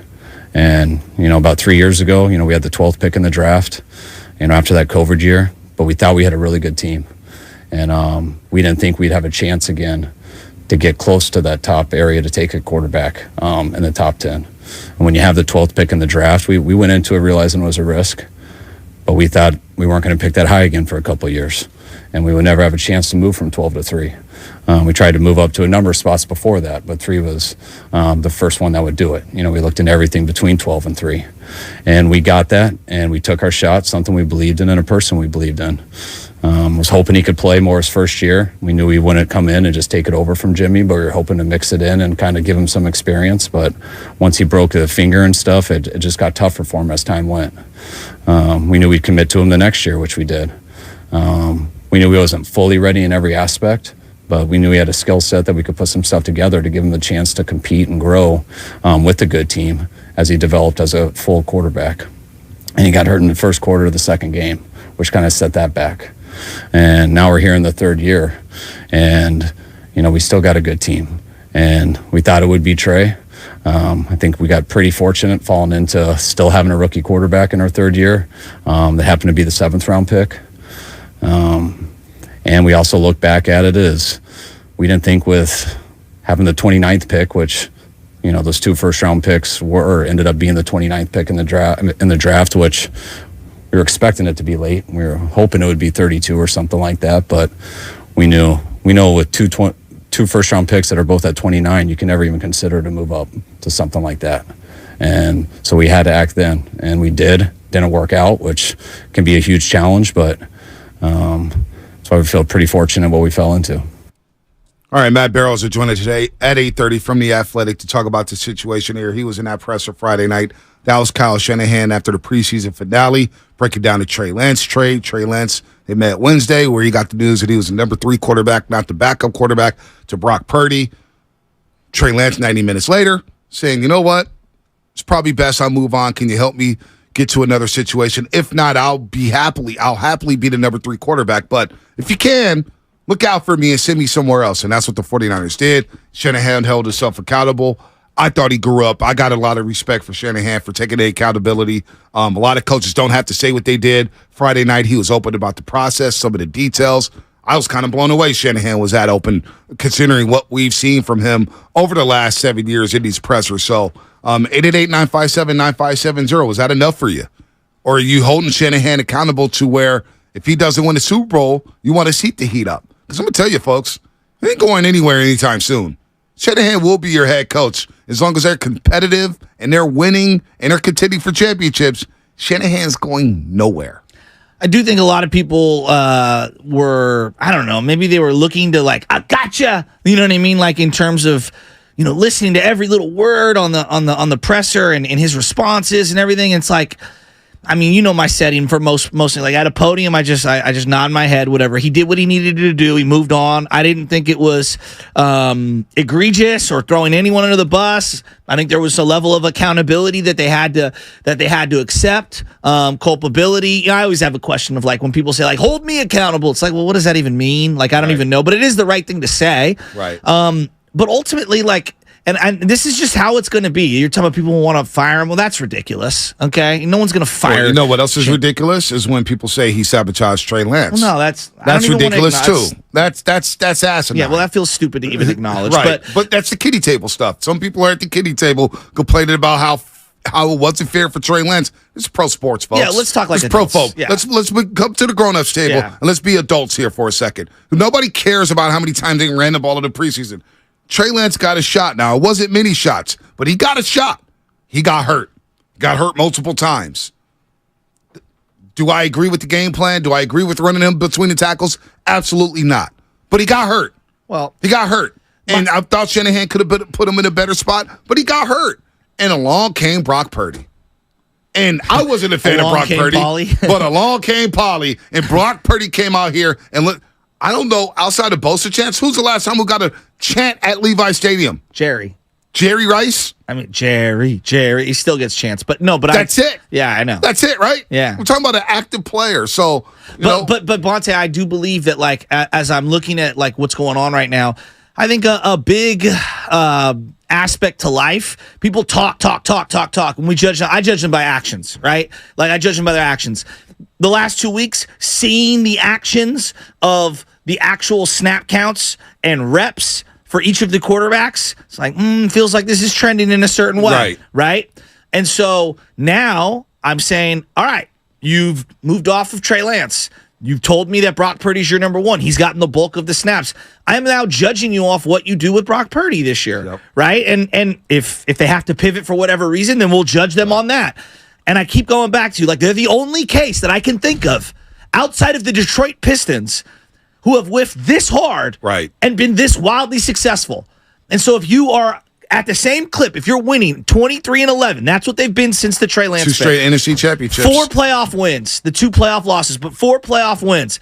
If you have that same level of success, man, you could go through quarterbacks every 8 weeks and it really don't matter. It don't, as long as you're winning. And people, the real ones really don't care who's playing quarterback. I think a lot of fans don't really care. No, but I don't think that. I think a lot of fans said all offseason, when you asked me, are you a Purdy guy? Somebody asked me this on air. This is a couple months ago. I said, you know what, Shasky? And I told you this every single day. I said I'll bring it up every single day. I don't care who plays quarterback for the 49ers. as long as they're helping the team win. Well, because at the end of the day, I don't hate watch. Well, no, I'm saying I'd prefer not to see Brandon Allen because I don't think they will no win. doubt. But that's a different question. But if Brandon Allen's in the game, then you know what? We're going to support Brandon Allen. What am I going to do? Hate watch and root against him? No, because I see a lot of that. I get DMs, I get tweets, I get all this stuff. Yeah, I'm Niners better win, or else what? You'll be a Niner fan next year too. Well, no, or else stop lying to yourself. No, but I would say that people talk about accountability. When you stop winning, all of your misses become magnified. No doubt, right? they so don't. that's the like you talk about how do you hold someone accountable? Right. Well, you hold them accountable when they stop winning. Right. No Once doubt. they stop winning, then I think all of these misses will be demerits on their resume. Because look, for as bad and it's whether you think it's the worst, second, or third, they've been an organization for about 80 years. Right. It's as bad as it gets in terms of a whiff. That was bad. But I can make the argument CMC trade might be one of the greatest trades they've had in 80 years as existence. So, D4. what should I judge them on? Well, ultimately, are you winning games? Right. They swung a deal for Jimmy Garoppolo in 2017, and it flipped this organization. It expedited expectations for Shanahan and Lynch. Do not forget about that. But look, the Trey Lance pick, it's an all-time whiff, no doubt. Again, I wish Trey Lance just started from day one. Well, I thought he was better than Jimmy as a rookie in that training camp. One day your daughter's going to go play T-ball, right? Or excuse me, T-ball, coach pitch baseball, right? And hopefully. And you're going to say to her, swing the bat. Swing the bat. There's nothing worse than getting called on 3 straight strikes and never taking a swing. Right. And I think that's one of the things, as I look back on the Trey Lance thing, it sure feels like they took a lot of called strikes and they never really swung. We're going to get the Rob, and we're going to get Robin. I'm looking at some of these chats on the a lot of people, they want to win their way. They want to win their way. Azulo Campbell, Bonte, you and Willard want to Trey out. But don't put me and Willard in the same category. I did not want Trey Lance out. And I wanted Trey Lance to compete for the starting job and be the quarterback for the 49ers for many, many years. Yeah, but once Brock Purdy beat him out. Brock Purdy's better right now, and it's okay to say that. So don't tell me that I wanted Trey Lance out. I want Trey Lance to play. And guess what? He's out, and he's still not going to play, which kills.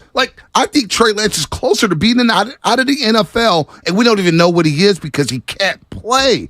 He's not playing. He doesn't have enough reps. It is what it is. He hasn't played much football, and he looked like that in the first preseason game of the year. It's like, damn, he's hesitating because he hasn't played a lot of football. He can't unload because he's worried about a mistake because he hasn't played a lot of football. He's not anticipating like that because he hasn't played a lot of football. And so the coaches get held accountable. The 49ers are held accountable. They moved on.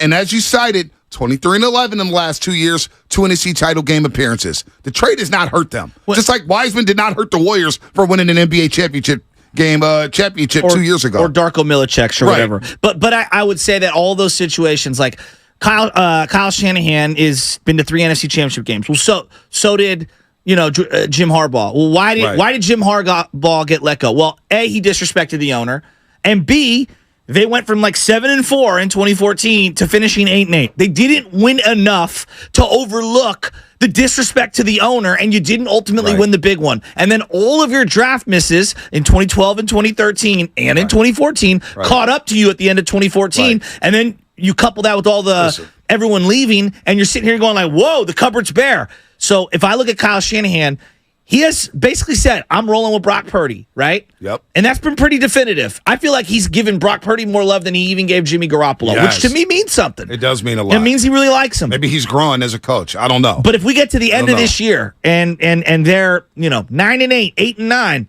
well, then we're going to start saying, all right, well, hey, you missed on this draft pick, and it's really caught up to you because we could have used some of this depth. Your inconsistency at quarterback has finally caught up to you. Then we'll start to have those conversations. If they go 12-5 and they win multiple playoff games, I think that tamps down all of the anger and the frustration, both internally and externally. No doubt. It's. We'll get to. Let's go to the calls. I got a lot. And now I'm getting a little fired up, and I'm ready to roll. The kids have come out to play, and the kids need to be checked right now. Rob and San Bruno, what's happening? What's going on, fellas? Well, I'm one of them guys. I'm going to continue to say it was sabotage. You don't run your top asset like that up the gut that many times. Well, I don't see you don't run CMC up the gut like that in no particular game. So why are you running up the gut against the heart of the defense? I will never, ever forgive Shanahan for that because that was vile. He knew what he was doing. secondly, that press conference, he was full of crap. I don't believe him. He's a liar. I'm gonna tell you why he's a liar. Darnold did not play better than Trey in the preseason nor in training camp. Period. That's a lie. I'm not arguing Purdy. I'm arguing Trey Lance and Darnold. Darnold, he did not, and basically got rid of Trey Lance because Darnold didn't look better than Trey in their Vegas game. That's the day. Trey didn't play football the whole year, man. He was out with an ankle injury. Give him a break. He still made some throws. Rob, the second game, Rob, you know I love you, and I love Trey Lance. Darnold looked better than him in the second game. Although they didn't score a lot of points, Trey looked hesitant the first two drives, and then you're playing against four-stringers who are going to be cut tomorrow. Well, he didn't get opportunity to play with the first stringers to make him look good. I don't know why not. Because he came. Cal said it was going to be a competition. From what I'm reading and what I read before, he already had in his mind that Darnold was quarterback number 2. So how is that a competition? You basically sabotaged. You told us, the fans, that it was going to be a competition for number 2. We understood the Purdy thing. That was already out our head already. You said it was going to be a competition for number 2. He never gave that boy a chance, period. I'm going to always say that. Now, I know y'all got to be on TV thinking that, but for me, period, I don't like the way Kyle Shanahan handled this, period. He did that boy shady. You didn't give Rob, real quick, I know you fired up, Marat. You don't give him an ounce of respect for being upfront about what happened Friday night? Not nothing? Nothing? I don't have no ounce of respect. I don't have no ounce of respect for a guy who do his top pick. Like I've been watching it for almost 30 years. I have never seen a coach try this hard to he used his friends in the media to talk down about Trey. I watched some of these guys in me that was pro Trey last year. All of a sudden they did a whole switch now. We gonna make Trey look bad all over these stations, and that was Cal. He used his media gifts, his media friends to downplay Trey and upplay Purdy. My thing is this. I understand Purdy. My thing is you trying to come up Darnold. Like, I didn't never hear nobody in the media say, oh, well, Trey throws a great deep ball. He throws a great post route. He throws great, he can't throw the short pass. Well, Purdy can't throw the long pass. Darnold can't stop throwing turnovers, but I didn't hear none of that. So it's like the coverage only was bad because that was Kyle Shanahan. He sabotaged his player physically and mentally and got rid of him. All right, Rob. That's your opinion, and I respect it. I don't agree with it, but I respect it. Rob and Mr. D. Spencer get you on the other side. Just stay on hold. We're taking your calls. 8 o'clock hour in. Matt Barrows, 8:30. Do you agree with Rob and San Bruno? Do you agree with Rob and San Bruno? I don't. I don't give it. Why would a coach sabotage his hand-selected number 3 overall pick that's going to go on his resume? That's not how I would operate. Hell, I probably would have started Trey Lance in spite of Purdy's success because that's my hand-selected pick and I want to look right. That's just me. I don't know. Injury report time.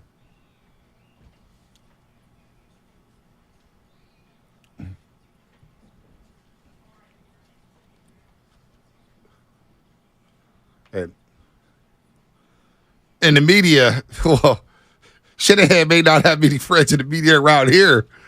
They feel scored after what happened last Wednesday. I would like to talk about their national media friends because there are a handful of people that Mike Shanahan helped bring to prominent roles. Like there is some. Oh boy, no, what? Okay, they do have friends in the media. That's okay. No, that is okay. I have friends at certain companies. Like that. Those are realistic things. Like relationships do matter. All right. Having people defend you nationally matters. To an end, and head coach Kyle Shanahan provided an update on all injuries after Friday night's loss to the Chargers. Chris Conley has an AC sprain in his day-to-day. AC sprain in his shoulder, correct? Shoulder. Zane Gonzalez, calf strain. He'll be out a few weeks. Cam Latu injured his meniscus. He's likely headed for surgery. And Jordan Mason day-to-day with the foot sprain. We need him healthy. He can run the ball hard Friday. Jay, Robin, Mr. D, Spencer gets you on the other side. The injury report brought to you by Boxer & Gerson, Northern California's premier workers' compensation law firm, helping injured workers get their lives back for over 40 years. What's coming up in a game sponsored by Fremont Bank, full-service banking. No compromises. Your phone calls because it's your show here on 95.7 The Game. Hey, it's your boy Guru.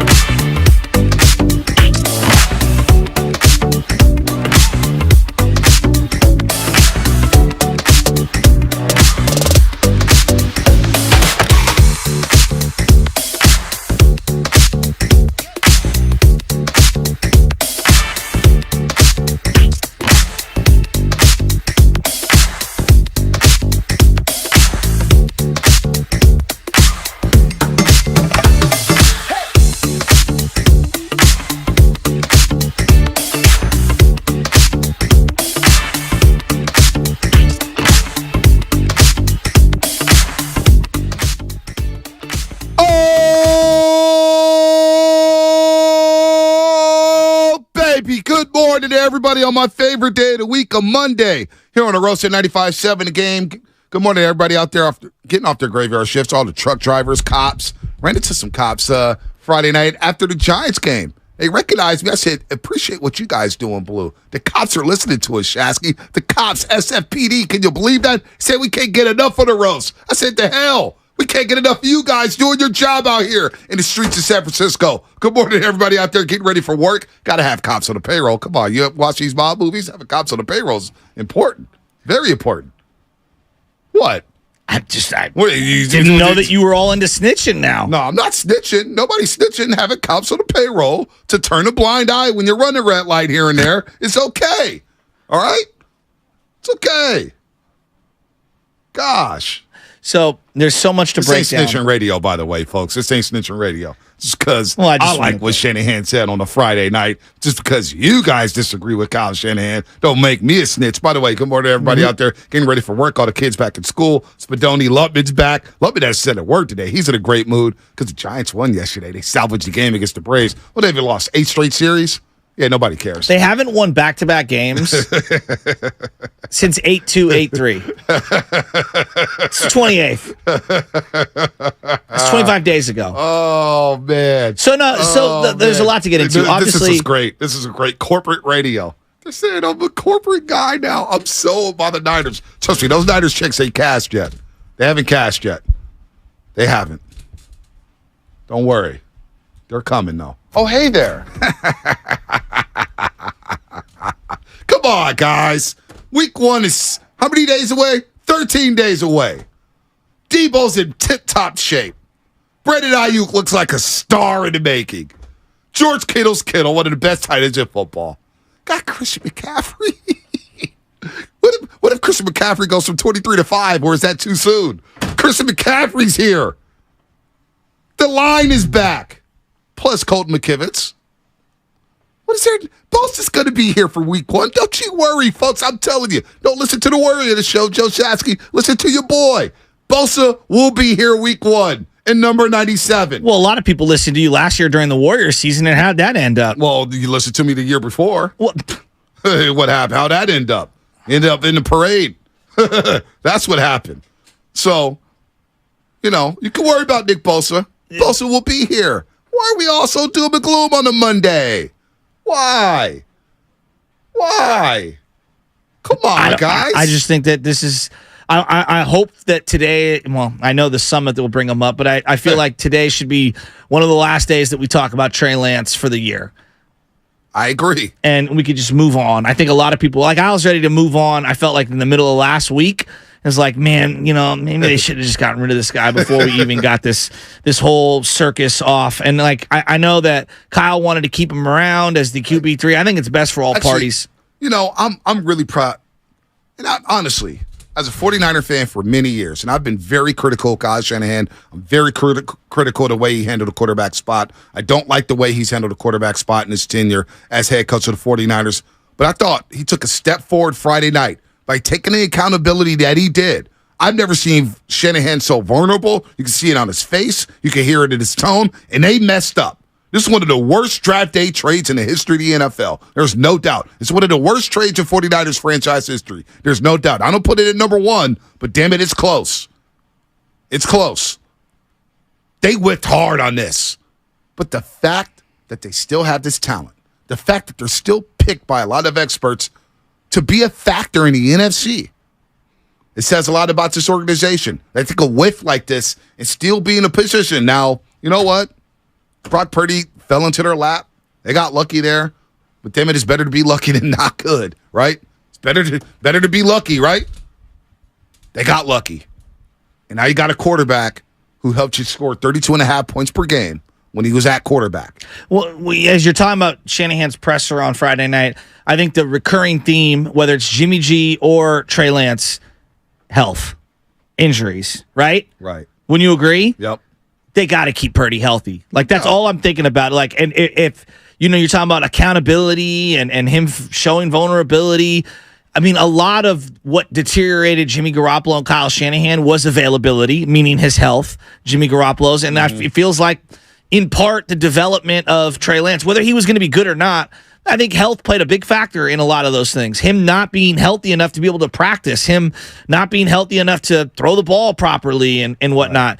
They got to keep Purdy healthy. They absolutely have to keep Purdy healthy. And so, that's the number one thing for this year. I mean, Kansas City's number one thing is keeping Mahomes healthy. Buffalo, keep Allen healthy. Yeah, but Bonte, Mahomes is finished every single year, no doubt, upright. The Niners. But again, Kansas City saying, "Boy, Mahomes goes down because he has had injuries." Well, every team says he's missed some games. But Bonte, he's missed some games. Bonte. Josh Allen had the PRP injection last year with the elbow. It's like, boy, he was getting beat up. Joe Burrow's had major injuries before. Major. Bonte. 5 of 6 seasons they've gone through 3 quarterbacks. I hear that. All right. Every offseason, every offseason, Jimmy has had shoulder surgery twice. Okay, he had the ankle injury. You had obviously Trey Lance had a shattered ankle, and Purdy just had a crazy elbow injury. So this is a little unique compared to Joe Burrow's high ankle sprain. It is. It's a little different. All I'm saying is there's a lot of teams out there who are saying, you know what?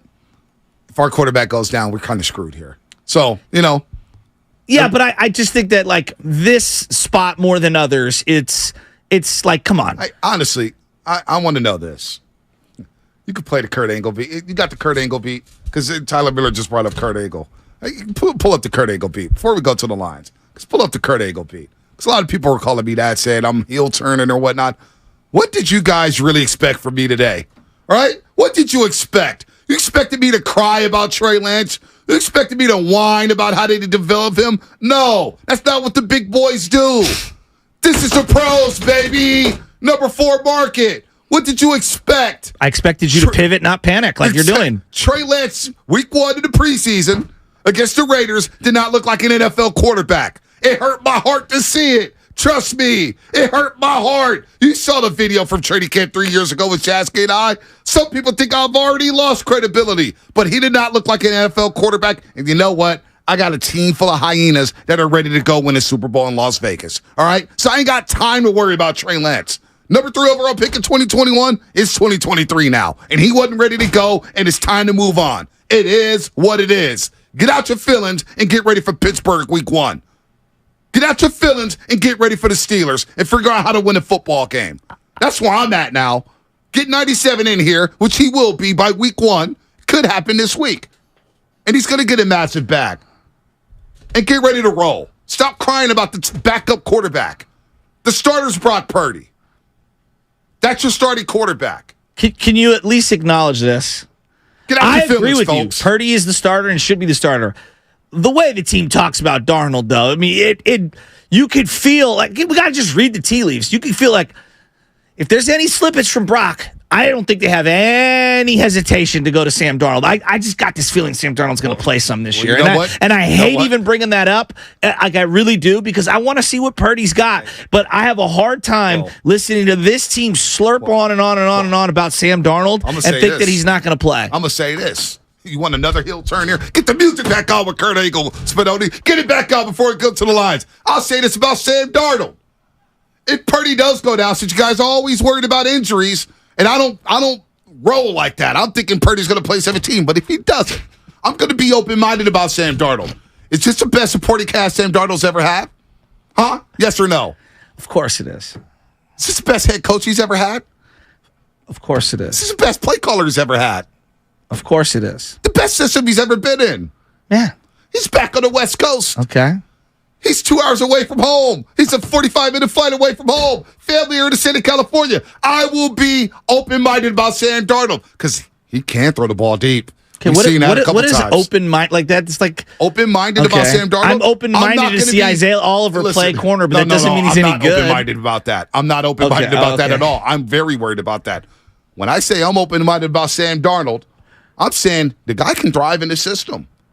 Now, does he scare me when pressure gets to him? Absolutely. He could be a turnover waiting to happen. But you know what? He's never had assets like this. He's never been in a system like this. He's never had a head coach like this. So I will be open-minded if Sam Darnold comes into the game and thrive. Because I, Bonte Hill, will not be surprised if that happens. Okay, I'll say that right now. so just to clarify, I want to know. I'm trying to keep up with the amount of optimism that's going on there. No. So Purdy's going to play 17, but I'm hoping he plays 17. So if it doesn't happen, in your world, because you've already got him hurt. No. You keep talking about Sam Darnold. So I'm telling you, if Sam Darnold plays, it ain't going to be the worst thing in the world. Okay, so this will be the greatest offense of all time, but if Purdy struggles a little, Sam's just going to come right in and elevate I didn't say things. struggle. I didn't say that at all. I'm talking injuries. I'm not under the impression that I know. I'm just trying to keep up with this Rolodex of opinions. Keep up here. I'm sorry. I know. You can't I'm keep trying up. to. You're going to put your boy slow. Come on. Right on the Trey'd, baby. Let's go. Well, no, I'm not coming that far with Sam Darnold because I've watched over and over and over again all of his drives, and I'm looking at someone who, when there is a clearly defined first read, I think he's really good. I do. I think he's really good in the first read. It's when he has to go to his second, third, and fourth read, and he starts to feel the pressure. The guy does panic at times. Now, he throws a very nice ball, but he said it in the post-game presser on Friday night. Everyone else was focused on Shanahan. They were focused on Lynch. I watched the Sam Darnold presser, and Sam Darnold was talking about how much he was seeking structure, and he said, structure. And I took it as twofold. Like, off the field and on the field. Off the field, we can all agree. Like the Jets in Carolina, they were like dysfunction personified. No structure. What? No structure. Exactly, right? So off the field, the Niners have much more structure than those two situations. And then on the field, it feels like to me, he needs a system similar to when Jimmy was thriving. Like you throw to that guy and that guy only when he hits this window. And so for him to be the best version of himself, sure. I think he can be the best version of himself. I just don't think that highly of the best version of himself. That's fine. Because, again, I see a guy that there's going to be times where he's going to have the heat, pressured on him. And compared to Brock's actually, I think, better. As the play goes on longer, I think Brock can do some things. He can make some guys miss. He can create. I think his legs are his best attribute. He can run and make plays like he did on that touchdown scramble. I think the opposite for Darnold. I think he's a little better throwing the ball intermediately on those first reads. It's that second, third read. You can see the guy start to look down at the pass rush. He does. I worry about him. I worry about the rush as well. But again, I will not be surprised if he somehow thrives in the system if he gets an opportunity to play. This is set up for any quarterback to succeed. You can't succeed in this system with these weapons, then you probably shouldn't be in the league. It's the truth. Let's go to Robin in San Francisco. Robin, what's happening? Hi, you guys. Good morning. God, I was on hold for so long, I forgot what I was going to say. Here's the deal. We can put you back on hold. You can think about it again, Robin, if you want. No, baby, I'm getting ready to go to Half Moon Bay, and I'm going to lose you guys. Here's the deal. I don't believe Shanahan intentionally sabotaged this guy. That's just crazy. You don't pay out money to sabotage somebody. It's great to be accountable, but let's face it, you guys. Yeah, he messed up, but the day he make it make sense. This guy is from a D2 school that only paid 4 college games, and he drafted him on a team that was already ready to be made, to go to win the Super Bowl. Kyle Shanahan's arrogance, the arrogance that he can take any player with any type of talent, skill set, and win, shows you what he thinks about his quarterback. And him and Jimmy, and I disagree with you a little bit, Shasky, about it was health, because part of this is part of why Lance is in the predicament he's in, and it was health with Jimmy, but he didn't like Jimmy. They were constantly throwing backdoor shade at one another. And, the lack of autonomy. And he panicked. He panicked, and he went and got this boy. There are risks to be made. There are bold moves to be made, but there can be dumb moves when you look at it. Robin, and he panicked. Robin, I don't want to let you finish. I see it more as very emotional as opposed to panicking, because I think it was like coming off that ankle injury and Jimmy not coming back in 2020, them being out of the state of California in 2020, losing the Super Bowl the way they did, seeing Tom Brady win the Super Bowl that first year with Tampa Bay. I think it was more emotional than panic. That's just my read on it. And she's gone. Let's go to Mr. D in the city. Mr. D, what's happening? You're on a roast. Hey, guys, listen, I called last week, because I thought Sam Darnold was the one that wanted to trade it. And I'm not so sure that that's not the case, but Trey Lance did ask for a trade. But you guys said no, that wasn't the deal. I'm going to criticize you when you're wrong, and I'm going to give you your props when you're right. So I'm going to go with it. And because Shanahan grew up, I'm growing up too. So I'm going to go ahead and own that. But here's the thing. I did hear Shanahan say that in the presser, he said that they had the number 12 pick, and they had a good team, and they didn't feel like they were going to get that high again. So that makes sense. Makes sense. Trey Lance didn't work out, but that made sense why they went and got somebody. They moved up and got somebody then because they didn't think they were going to get that high anymore, and it turns out they didn't. So, I'm cool with it. I'm cool with it. All right, Mr. D, I'm cool with it too. I'm cool with that call. Look at Mr. D. There you go. Mr. D right there spitting some wisdom here. Jay in San Jose. Jay, what's happening? Hey, how you doing, guys? Hey, yeah, it's unfortunate that Trey Lance didn't pan out, but I'm glad we got Purdy. I'm looking forward to the season. I'm kind of disenchanted why Bosa hasn't signed yet, but I'm hoping that he signs before game one. That's what I'm looking forward to, is seeing the Niners and the whole team signed up, ready to go, no controversy. And I don't mind Sam Darnold being the number 2. I think he earned it. I think he did better. And so I'm going to, like you, I'm going to be open-minded with Sam Darnold too when Purdy's hurt. Thanks, doubt. Guys. No doubt. The Trey Lance decision, I think at one time the organization was all in, and then when things started to actually come to fruition and talking about showing up at training camp and stuff, clearly the players were like, whoa, we still have Jimmy. Why are you going to move off of him to the rookie? And it's they should have. The miscalculation was not understanding that wouldn't fly, having both of them simultaneously. Right. The miscalculation was them saying that they're a Super Bowl winning now team, and yet they're going to have this guy who's a project. On 3 or 4 levels, they made a miscalculation, right? The psyche of Jimmy, the locker room, psychologically how it affected Jimmy. Now, it didn't affect his play so much, but he did play so that F you, screw you, Shanahan. I'm playing in spite of you. No, but doesn't it feel like on paper it made a lot of sense, and then once they actually started to go through the real training camps and everything, and there's the personal element and the human element of all those things that you kind of figure out right away, this is not going to go as smoothly as we thought on paper. Not only that, but think about the Detroit game, and I go back to what Mark Sanchez was saying on the broadcast against the Lions, that when Trey Lance threw the first touchdown pass of the season to Trent Sherfield. And Mark Sanchez, who has a quarterback perspective of being in the NFL, saying, Jimmy's not happy with that. He could play a good teammate, be a good soldier, but there's no way he's thrilled with Trey Lance coming in, getting the first attempt at a touchdown of the season. There's no way. So Jimmy, you kind of played Jimmy in a way. You kind of screwed Jimmy over.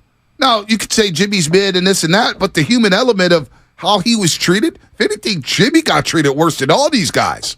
Because it's damn, I got my replacement, and I get why they did it, because Jimmy couldn't stay on the football field.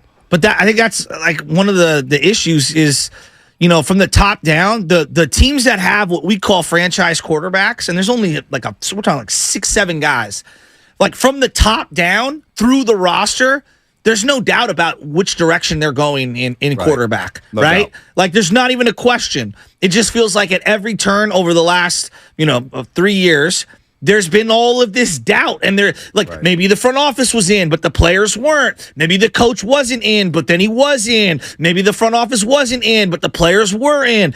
depending on Jimmy, Trey, Brock's in. It's just unilaterally, everyone's got to be all on board. No doubt. And that's where I come back to the Brock Purdy thing, and I'm hearing the broadcast, and I'm a little worried, are we doing this all over again with Sam Darnold? Are we really going to infatuate over a backup quarterback? It's QB1. Brock's QB1. Right. Can we just tamp down all of the backup? I don't want to hear about the quarterback room. I don't want to hear about the backup quarterback. No. We'll cross that bridge when we need to. But for right now, can we just top down? Can we all be in on Brock? That's all I'm asking for A couple months? Well, that's what I'm asking too. All I keep hearing is, and I don't get this thought process. And I'm not saying anybody's wrong for having this thought process. I just don't get the thought process of, boy, if Brock goes down, we got to go. I don't operate like that. But it's because I operate how my mindset operates. It's like turning off the injuries in Madden football. I'm not worried about the injuries right now. Now I play with the injuries on, but I go into the game thinking, okay, I'm not gonna. This guy may get hurt because of this guy, or this guy may get hurt because of this situation. No. Brock Purdy did a good job of keeping himself out of harm's way for the most part last season. And I know he went down in the preseason game against the Broncos and drove everybody crazy about that. But I don't operate as if Purdy's going to go down, like it's some sort of guarantee. I'll just look at it like, hey, if Brock plays 17 games and his core is healthy, and there's going to be injuries that do happen. I get it. It's NFL football. But I don't operate as if Brock Purdy's just going to go down. But this isn't it. But again, I think the reason why fans have that setting is because this situation has been riddled with injury history at that position. But it always goes. Like I still hear about Curry's ankle, and he hasn't injured his ankle. You know what I'm saying? Oh my God, it's like, everybody freaks out about injuries so much. He does miss a lot of time with the ankle. He does. I mean, other injuries, hands, shoulders. But I'm saying like quarterback, they haven't been healthy. It's a negative mindset that our setting is. I just don't get it. Bonte, they've had 2 healthy quarterback seasons since 2011. I get it. Okay? And they've also gone to 3 NFC championship games in the last 4 years. No doubt. But that's why we talk so much about it, is because this place actually does have various guys playing, I don't. Players get hurt. I just don't operate with a negative mindset, man. I can't do it in sports. Can't do it when you got championship contenders in our backyard. I don't do that. I'm not going to be this total positivity. Oh, everything's going to be all right. Everything's going to be great. But I also don't operate like the sky is falling all the time. Like we got to move on. Trey's gone. Purdy's your starter. Let's roll. Poston will be back. Don't worry. He'll be coming after Kenny Pickett, and all is going to be well week 1 when we talk. So shout out to everybody out there. Where's my read? Here it is. I know Burrows is next. 8:30, Matt Burrows. I know that. I'm just looking for my damn read. Burrows is coming up, sponsored by the law offices of Robert Goldstein, plus your phone calls. Full lines here. We're going to get to everybody. If you have IRS or state tax problems and don't know what to do, contact the law offices of Robert Goldstein, because resolving tax problems is all that they do. It ain't on the set phone calls from crybabies, so don't call. If you're crying about Trey and you're crying about everything that's going on with Shanahan, they don't accept those calls. Got to be a big boy. 188-TAX-EXIT, 888-TAX-EXIT. Well, now I know. The Expendables are back. This is going to be fun. Get ready for another one.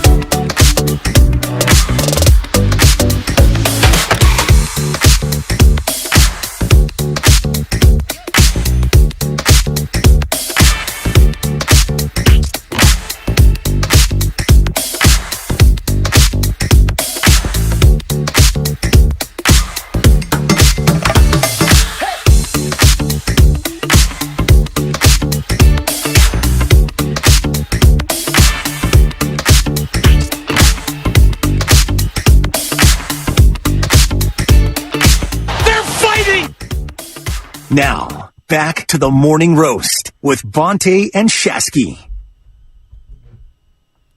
Spadoni, let you come in here. Give me the three eyes. Give me the three eyes right now.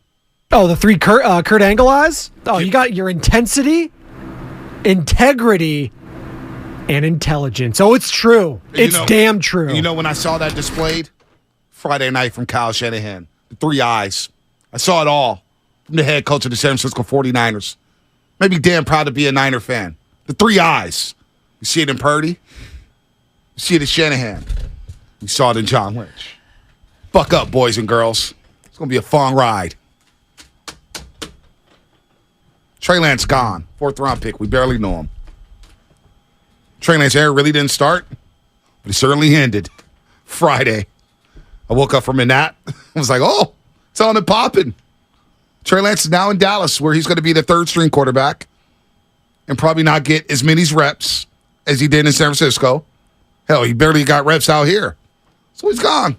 Just like that. 888-957-9570. We'll get to the calls in just a second, but let's go to Matty B. Matt Barrows from The Athletic. Well, that's an article that was posted 5 hours ago. One lesson from the 49ers Trey Lance saga. 2021 was a bad year to gamble on a quarterback, and we'll get into that right now with Matt Barrows as he rejoins the Morning Roast here on 95.7 The Game with Joe Shasky, the Butcher, and Bonte Hill. Matty B, good morning. One lesson from 49ers Trey Lance saga. 2021 was a bad year to gamble on a quarterback. Now, for the readers or for the people who haven't read this article yet, I did. It was posted 5 hours ago. What was that one lesson, Matt? Well, I mean, it's very easy to forget. It's only 2 years ago, but that was the COVID off season where everything was canceled, basically. No combine, no pre-draft visits, no sit-down dinners with prospects. So the result was that teams got less of a look at prospects than they would have in a normal year.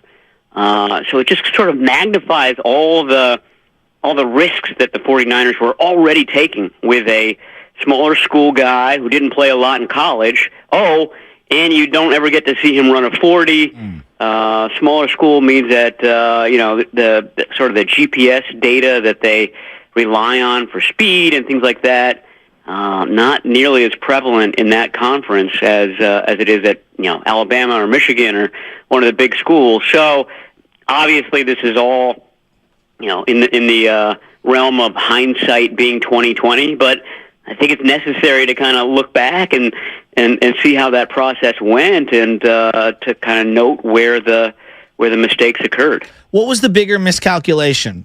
The prospect that they chose or the situation that they had in place for any player? Any player coming in to that situation? Yeah, I mean, it's a great point. It only works if everything goes, perfectly, according to plan. And on paper, it was a good plan, but all it took was one, throw in which Lance's hand went into the helmet of a Raiders player in a preseason game to sort of throw that plan amok. And that's exactly what happened. And that was just the first bad thing that went wrong. It was a series of unfortunate events that kind of left Trey Lance going into year 3, basically where he was going into year 1. Yeah. And the 49ers knew that he wasn't going to get the reps, or at least ideally, because there are 2 guys ahead of him. Now, those 2 guys could have gotten hurt as well. But it didn't look as if he was going to get the reps that he still needs. He still needed with his team, which prompted the trade to Dallas. Yeah, so when it comes to the quarterback battle, the backup job, which went to Sam Darnold Wednesday, Shanahan cited that, hey, 10 days before that, we kind of knew that Sam Darnold had locked up the backup job. What do you see from training camp? Was Darnold always a number 2 going back to OTAs the minute he signed with the 49ers? How did you see that race playing or that competition playing out in your eyes, Matt? Yeah, you know what? I saw Lance leading. I mean, it was never a blowout. In my mind, never a blowout in either direction, either towards Lance or towards Darnold. I actually thought that Lance was doing a little bit better to begin training camp. And, I don't know when Darnold took over for the viewing public. I thought that the Raiders game was stark. One guy got off to a really slow start. The other guy hit a 37-yarder with his first official pass. So, that's 10. That was the 10-day period that Shanahan was talking about. He later said he was just using 10 days in a more general sense. There wasn't one marker there that kind of showed when Darnold took over. To me, and I'm reading the tea leaves and I'm trying to interpret what everyone's saying. Darnold is a very good thrower.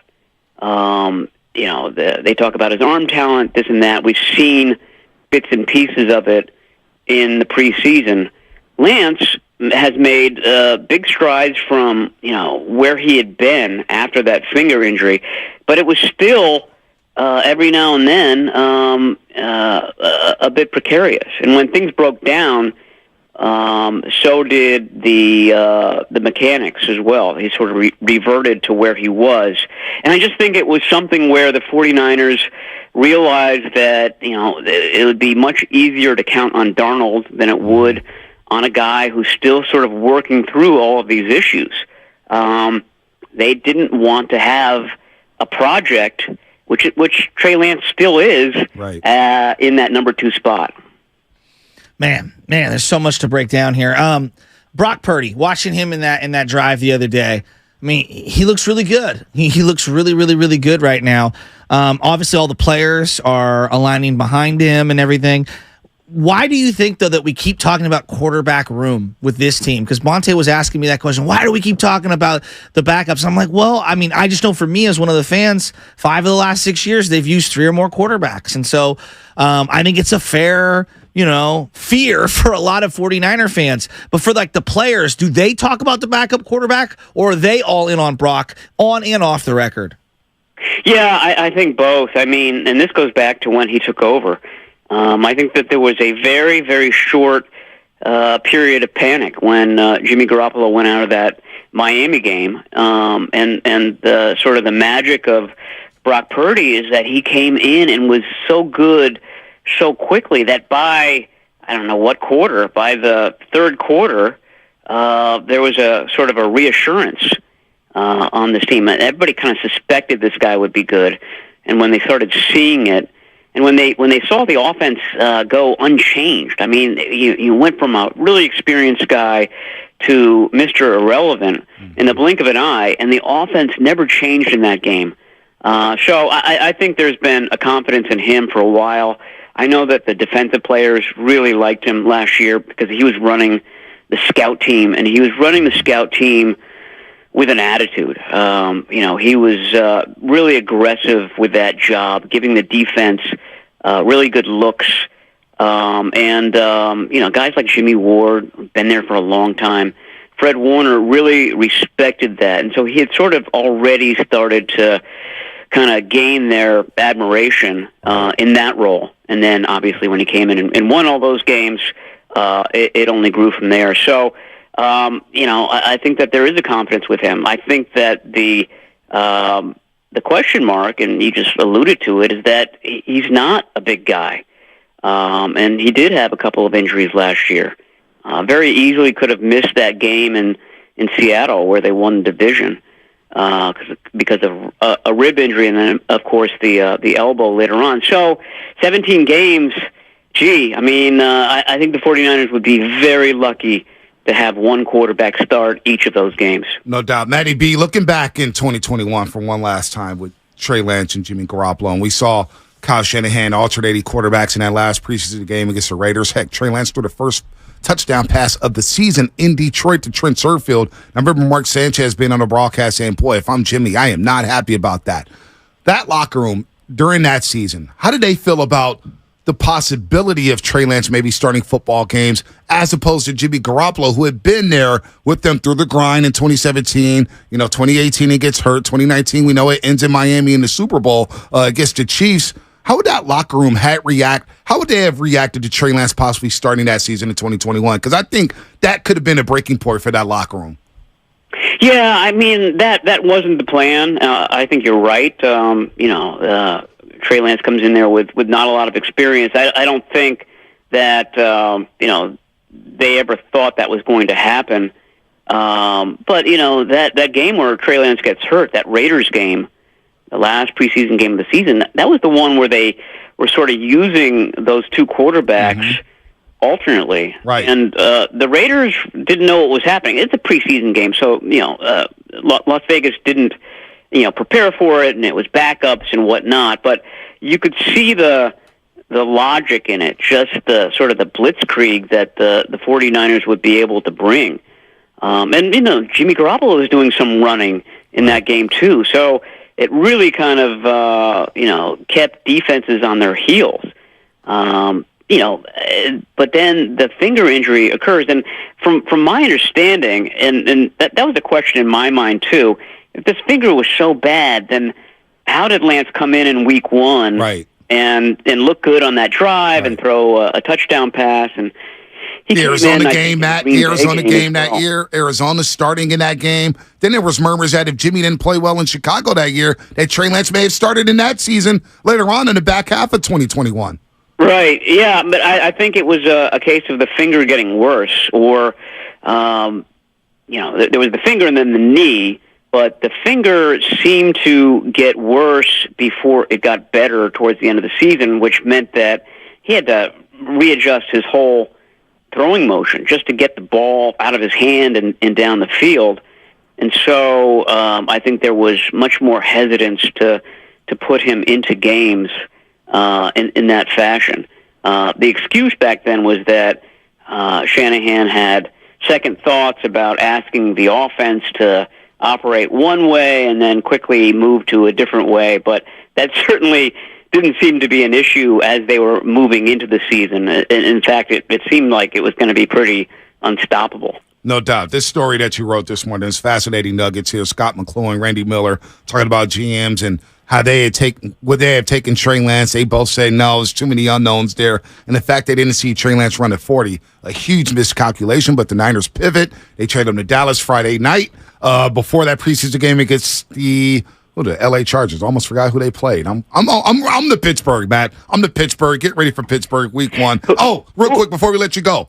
Nick Bosa, will he be signed by the Niners before week 1? What's your gut telling you? These next couple of days, Tuesday is cut down day, and signing him to this deal would help the 49ers in a big way because they're right up against the cap, and signing Bosa means that they could actually carve out a little bit more space this year, and then they'd also know what they're up against next year as well. So.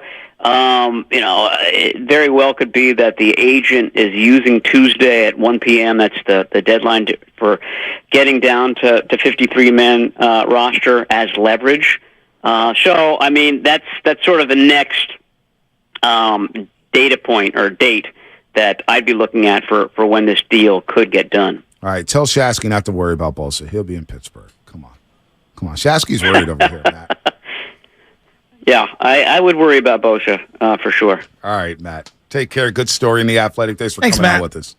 All right, anytime, guys. Talk to you soon. All right, Matty B. Matt Barrows here on 95.7 The Game from The Athletic. Some great nuggets in this story. Check it out at The Athletic. I know we want to move on to the season and Purdy and stuff, but for today, and I'm making you choose between one or the other. What was the bigger miscalculation? I know you can make an argument for both, but what was the bigger miscalculation?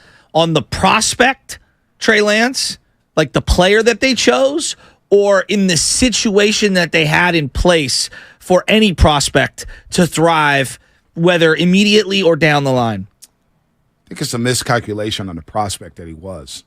This nugget here from Matt Barrows, I never heard this before. I thought they did a lot more intel on Trey Lance, but Matt Barrows writes, the 49ers never saw Lance run. The combine was wiped out, and he chose to do position work only at his 2 pro day events in Fargo, North Dakota. As a result, he never ran a 40-yard dash, which now seems like a massive omission given how much Niners plan to use Lance as a runner early on. And we got the murmurs that, boy, they thought they were getting Lamar Jackson, and they were duped that they didn't get Lamar Jackson. The fact they didn't see him run, and Justin Fields, we saw run a lot at Ohio State. We see him run in the NFL. You didn't know whether or not he was fast. You didn't know whether or not he could outrun defensive ends on the edge. That's a massive, massive blunder. Massive. Well, we talked about this last week, and you were like, well, they went to his pro day, and we were talking about how, like, the COVID year in terms of, like, being able to physically meet and just get in front of these guys I thought it was a big deal. And the running thing is interesting because on one hand, like, I don't know Mahomes' 40 time. I'm sure he did it. Right. I don't know what it is. He was more polished as a pocket quarterback than Trey Lance, right? Well, like, to me, 40 time, like, yeah, I'm sure it's something. But, like, when we talk about the great players in the NFL at quarterback, I don't know what Joe Burrow's 40 time is, nor do I really even care. I'm sure that they're like 3-cone or whatever the first 10 yards of the 40, those things do matter for, like, quick evasion and things like that. But, like, are you good? Can you throw? Can you read a defense? Can you throw accurately down the field? I don't even know how to measure some of these things.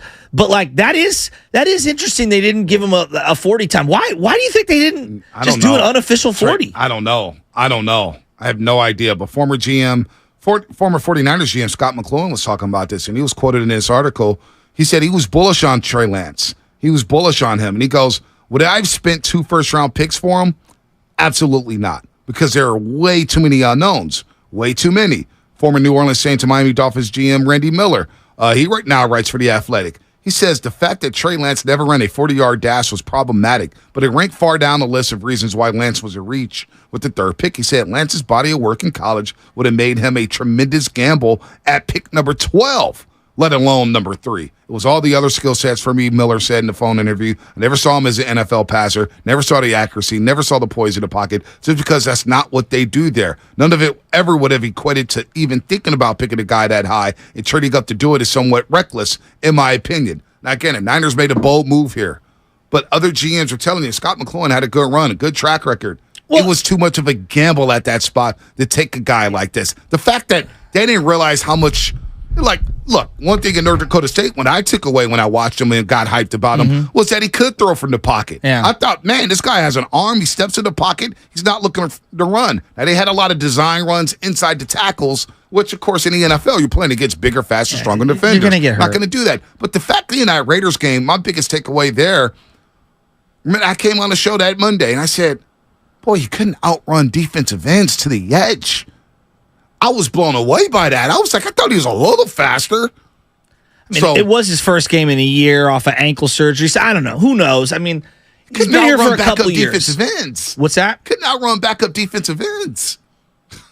I never thought he was a blazer, though, either. You know, so I don't know. Faster. He just looked hella stiff. But if they wanted a running quarterback so bad, they didn't even look at Justin Fields, it feels like. I mean, they did, but they didn't because he was drawing up plays for Lance. And the whole thing is just, it's rife with contradiction. Scott McCloughan, I think, had an unbelievable draft with Staley and Patrick Willis. This is one of the great drafts. He also has some horrific blunders. He did. But they all do. But he has a. It's interesting how, like, in hindsight, everyone's like perfect. You know what I mean? Because like we're crushing. You know, a lot of people are crushing Lynch and everything. It's like they've made some great trades and they've made some bad trades. They've done literally a little bit of both. And McCloughan, the same thing. I think it's funny, like Scott McCloughan, like you were a big part of the contingent that chose Alex Smith over Aaron Rodgers, buddy. Right. So, like, again, it's funny how now all of a sudden you're a quarterback expert when, you know, couldn't nail that pick. But whatever. Notwithstanding, I'm not trying to crush him. I'm just being real. Why you got to do that? Well, what? Go ahead. Well, go ahead. Tell me I'm wrong. No, go ahead. Go ahead. Tell me I'm wrong. Go ahead. This is the same guy who got you Kentuan Balmer and passed and Shiloh Rashawn and passed on Deshaun Jackson twice. He got you Frank Gore too, though, right? Okay. Maybe the best running back in 49ers history. Yeah, in the 3rd round. It was a great trade. It was a great draft. So I mean, you know, all these guys miss. We can't crush him because he has a quote here about he's telling you. No, I know. I'm just saying his word isn't gospel. Is all I'm saying. No, it's not. But it's an interesting quote. Especially when it comes to quarterbacks. It's an interesting quote from guys who have played this game, who played the game, or have been involved in the NFL. It's just interesting for guys who have had a good track record in their spots who have missed. We're just telling you, look, this is what I thought before the draft about this guy. We can't hate on him for that. Let's not be salty about it. I'm disappointed that the pick didn't work out. I wanted Trey Lance to be a quarterback with the 49ers. I was thrilled when they made this pick. He's the guy I wanted over Justin Fields, over Zach Wilson, over Mac Jones. It didn't work out. Losses happen. James Wiseman didn't work out with the Warriors. We don't know if Kuminga's going to work out. We don't know if Moody's going to work out. This ain't going to be the last blunder the Niners make or the Warriors make or the Giants make. We're going to see hits. We're going to see misses. That's pro sports, folks. You're not going to bat 1,000. Yeah, and you know what? To their credit, to the Niners' credit, boy, it's not working out here. We got to move off this guy. Things are not happening quickly. So you know what? We're going to move off of him. It's a sunken cost, but we still have a stacked roster. We still got a roster that's ready to win. But part of when you look at when teams fall off in the NFL is like you got to keep replenishing that roster with middle round picks and whatnot. And I'm just looking at like everyone's going to go to the first round picks. Hopefully Hufanga is not hurt because he's one of the good takeaways from 2021's draft. Like he is. He was a keeper. And like Banks looks like a keeper. He looks like a solid player. If those guys continue to ascend, you can offset a huge miss at the top of the draft. You can. For example, 2017. Well, thank God you walked away with one of the greatest tight ends in franchise history in George Kittle, right? I know they missed on those guys in the first couple rounds, but nailing George Kittle wipes away all those misses. It does. It really does. You know what I mean? Huge move. Let's go to Let's go to, Aaron Banks. You moved off of Trey Sermon. Ambry Thomas may be a factor. You got Deommodore Lenoir in the 5th round. He's been may okay. be your starting quarterback. Yeah, he's been okay. But Elijah Mitchell's been hurt. He was a 6th-round pick. Though, when and he's helped. Yeah. Exactly. So when you're able to offset these moves with great picks in the 3rd, 5th, 4th. They just need to continue to do that. Yeah, and I think they will. And that's what I think when I'm looking at this year's draft. It's like, obviously, the kid from Penn State looks promising. Part of why it's a little frustrating right now is like, okay, the 3rd-round pick, which is a pretty high pick on the kicker, he's got to hit. Latu, 3rd-round pick, doesn't look great right now, but we'll see. Larry in the city. Larry, what's happening? You're on the roast. Hey, good morning, guys. Listen, all this talk about a Trey Lance trade because he was a 3rd pick of the draft, blah, blah, blah. Can you guys say Steve Spurrier? You remember him? Yeah, number 3 overall pick. First-round pick of the 49ers, and what happened? Yep. He was nothing, right? But he became a great college football coach. But my point is this. It's enough of this Trey Lance for me. It's just enough of it. Let's move on. It's a new season. We got the team we need to win this Let me ask you this, Larry. What did you think of what Shanahan said Friday night? Did he earn your respect? Did you not care? No, he did the right thing. Why keep the kid around? You know he's not going to make out right now. If we was a losing team, that would be fine. Keep Trey Lance, build him up with the team. But right now, this team is built to win right now. We cannot win and wait for a guy. And they never, to ask me, I don't think the Niners even did their homework on Trey Lance. Why would you spend that much draft picks on a guy that only played 19 downs in college? Come on now. Well, first off, Mac Jones only played 19 games in college, and that was one of the other. But he played at the highest level. For sure, but again, he played at the highest level. So did Matt Leinart did too. And he played 14 games. Matt Leinart, no doubt, he got his and he was a job top 10 pick. But right? you got to get whiffs. But Mac Jones did play at a high level. No doubt, and he also played with maybe the greatest offense that we've seen. Outside of Georgia's this year in years, like Waddle. They were Devontae stacked. Smith, Judy, and Ruggs were gone by then. When he started, he had Waddle. It was Waddle and it was Waddle and Devontae Smith. Yeah, but Waddle got hurt midway through the year. Yeah, but they were sick. Waddle got hurt midway through the year. Alabama, going back to that COVID year, Alabama was one of the few programs that stayed open the entire time during that COVID year. Like there's a lot into it. But if you had to go back, would you take Mac Jones? No, I think Mac Jones sucks. Oh, sucks! Come on, that's strong. Bailey Zappi looked as good as him last year. Bailey Zappi said nobody. Like, no, if we can do it back, like, I think it's easy to say now, but it's like, clearly I'm taking either Patrick Surtain Jr. or I'm taking Micah Parsons or something. But, I mean, you could do that in every draft, right? Oh, you should have took this guy. You should have took that guy. I don't know. The crazy thing is you look at the picks right after Trey Lance, and they're all good. They're all good It's picks. like they're all good. And Kyle they could Pitts, use they could use any of those guys. But Surtain and Patrick Surtain's one of the top 5 corners. Devontae Smith, Micah Parsons. Yeah, this is a historically bad trade. Because like Parsons, for the 49ers. Like it's easy to say now, but Parsons was taken a little later. 11th, I think. 11th. Okay.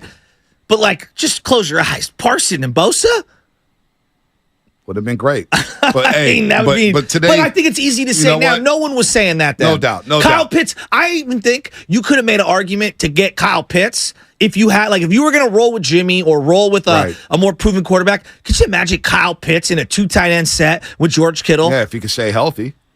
Kyle Pitts can't stay healthy. Well, I also think their situation is it is a little different. I think he's a better player than what we've seen because Atlanta doesn't have a quarterback. They don't. But he's got to stay on the field as well. He's got to stay on the field. Look, 888-957-9570. Love to hear the emotions about Trey Lance being traded. What'd you feel? How'd you feel about Shanahan and the way he spoke Friday? I thought Shanahan grew up Friday night. I earned a lot of respect for him. I came away from that. I was like, wow, look at that head coach taking accountability for this failed draft pick. Now, some people will say, well, he's supposed to say that. Well, how many coaches don't say that? How many coaches in the NFL don't hold themselves accountable? How many don't explain the process of taking a guy and why'd you trade off a guy? Not many do. But not many coaches also control their organization. No, they don't, but they still say things. But Shanahan, the fact that he does control a lot of things in the organization and he still went out there Friday night and said what he said. It was his pick. But he didn't have to explain anything to us. He didn't owe anybody an explanation. What do you mean? Other than the guys in the locker room. What do you mean? All you have to do is explain why he's not here. No, but he didn't even owe us that. You don't have to explain why he's not here. You say Sam Darnold beat him up, beat him out, and I just and don't that's agree. that. Yeah, I just don't agree with That's that. that. I mean, I don't. When you have a failed hot pick, You don't that you're have the to one explain that. You don't have to explain anybody. Who does he owe an explanation To the explanation fans. to? No, he doesn't. Yeah, he He does. don't owe us anything. Yeah, we disagree. You moved off the Trey I'm not Lance. going to argue He with don't you owe me over a it. We damn just thing. disagree. We no, disagree. he don't owe us. Name me a He don't owe situation. the fans anything. Come on. So the Warriors trade James Wiseman and no one talks? No, they talk, but they don't really owe us an explanation. They don't have to tell us Part every of the little job- detail. see, I disagree. They don't Part owe of us the every job- single detail on how they think about things, on how they move off of things. I don't think they owe But us he a didn't damn tell us, thing. oh, he can't read a defense. He just explained the timeline of what happened. Said I thought Sam Darnold was better than him. And then he went into what we thought when we drafted him, why I let him down. He didn't have to do all that, in my opinion. I That's can't just think me. of any situation in the last 10 years where a high pick is moved and that coach is still employed where they're not going to address it. At least address it. Like that to me is like bare minimum. Well, this is a championship roster, too. Not a lot of people are in position like the 49ers. Let's go to the lines. Brandon, New York, what's happening? What's up, guys? What's going on? I'm a little sad this Monday. Why? Being honest. I mean, I would have liked to see them keep Lance instead of like Brandon Allen personally. To give him up for a fourth. I don't know. I understand we want to move on, but I was still bullish on Trey Lance. I think that he would have been able to get better with more reps. I think it's a little evident in the games he's played. He kind of got better as he played, but I don't think we're going to be done talking about quarterbacks for, I think, the next couple years, because if I'm remembering correctly, isn't Kirk Cousins a free agent next year? I don't even want to. Well, I just, you know, you're listening to 95.7 The Game, KGMZ, FM, and AC1 San Francisco. Shout out to Twitch and YouTube, powered by First NorCal Credit Union, the Xfinity Mobile text line. Be sure to like and subscribe to the channel while you are there. Over 45,000 subscribers on YouTube. By the way, too, this is a Monster Monday brought to you by First 5 California. And to learn 4 things you can do to overcome toxic stress, go to first5california.com. And I can tell we got over 750 people watching our YouTube. About 400 of you need to hit up first5california.com. Toxic stress. It's not good for you. Synonymous with the 49ers quarterback situation the last decade plus. Toxic stress. Get over it. Let's go. Buck up, baby. Buck up. Nathan Nobody's Belmont. mad. Nathan Belmont, what's happening? No, hey guys, what's happening? What's on my up? way to work. What's up, Well, Nathan? I got to tell you real quick is that I like to say this, that when we talk about sports a lot of times, we always talk about players and their commitment to their team, they're working hard. This is a example to me of when a team quits on the player. And I think the reason why they had to trade Trey wasn't just about football reasons, because after everything that happened, the start of the season with Darnold and the demotion, they could see in Trey that he lost faith and trust in them, because he knew, hey, these people they're not committed at all to developing me. He wasn't going to get any work as a third-string quarterback. And I think Kyle realized what he did, and he knew the only way to make it halfway right for Trey is to let him go. And I think Friday was his first step in really showing that he admitted that he messed up. But I tell you, the jury's still out on this. It is. The only way, and I can't speak for all fans, if Trey Lance becomes a great player or Kyle does not win a Super Bowl, it's going to make us forget all the good that Kyle's done, because he's done so much good for his franchise, but this is a major black eye for him. Well, even if Trey becomes a great player or whatever, it's really like, for me, and I know other people will have different opinions, and they're going to like, oh my God, we could have had Aaron Rodgers. Look at this career he's having over here to the side. If the Niners had won one Super Bowl, no one would have been talking. I mean, there would have been people, complaining about Aaron Rodgers, but if they would have won one Super Bowl with Alex Smith, people are like, oh, we got our Super Bowl, right? And so I'm looking at the Kyle Shanahan thing, and I think for a lot of people, maybe not for everyone, but for a lot of people, it doesn't matter what Trey does. All that matters is what we do. Yeah. What are we going to do doubt. moving forward? And that's why I'm kind of over, right. Let's watch from afar what Trey's doing. I don't really care. Like, is Brock any good? Like, consistently good? Right. Is he going to be great this year? What does Kyle do this year with the team? They're 23-11 since drafting Trey Lance. They've won 4 playoff games. Can they sustain that level of success? And if they do, anything Trey Lance does feels near irrelevant. And if they don't, then I think you're going to bring the Trey Lance thing up, fair or not. And I don't want anybody to misconstrue what I'm saying here. Yes, I was impressed with Shanahan Friday night, but it does not mean that I'm not going to hold Shanahan accountable for this season. You guys are foolish if you think that. Shanahan doesn't get a pass for blowing this pick. He gets no passes for that. But I respect the fact that he went out there and owned it Friday night. And if you don't agree with that, that's fine. I don't really give a damn, to be honest with you. I don't care how people feel, how I feel about Shanahan Friday night. But to think that we're not going to hold him accountable for this season, there's pressure to win. What does that look like, accountability? I don't get accountability. When we say that, I don't. Accountability is play calls. The same way we've held him accountable for 6 years. Play calls, situational football, the decision making with the quarterback, how you put your quarterback in position to succeed. All that stuff goes into play. We're going to critique Shanahan every single week. That does not go away. All right? So I don't know what people think. Just because I feel like he had a good presser Friday night, and I was like, wow, he owned up to it. I don't expect that from a lot of NFL coaches. I've been in a lot of NFL locker rooms, a lot of NFL press conferences. A lot of coaches don't own up to it. They say, hey, we moved off from him. It didn't work out. Next question. Next question. Next question. That guy went up there, was contrite, had his guard down, and explained everything. Well, but so I respect that. But it doesn't, for me, I don't give him a pass for missing on the pick. You blew this pick. And it's one of the worst picks in the history of the 49ers. You blew it. Well, I don't know. The reason why I didn't, I know you have a lot of respect. I didn't care either way. And I'm watching it, like I'm talking about, like I wasn't offended at anything he said at a podium, nor was I blown away by anything. It was like, hey, you brought this on yourself. You drafted this guy. You're the one that didn't want Jimmy G. Right. Exactly. You're the guy who made it a quarterback competition for QB2. You're the guy that had this whole circus when it feels like you've already moved off the guy emotionally. So to say that, like, he gained all this respect, to me it was like, all right. Like, he just explained what I already kind of knew, and it didn't move me one way or the other. And I'm sure for a lot of people, they were either triggered or maybe they were happy because they feel some semblance of contrition. I don't know. I don't need contrition from my head coach. Just keep winning. Well, yeah, okay. You say that now. Well, because if you keep winning, once you don't win, like Mike Nolan it was gone. He didn't win, and he messed up the quarterback.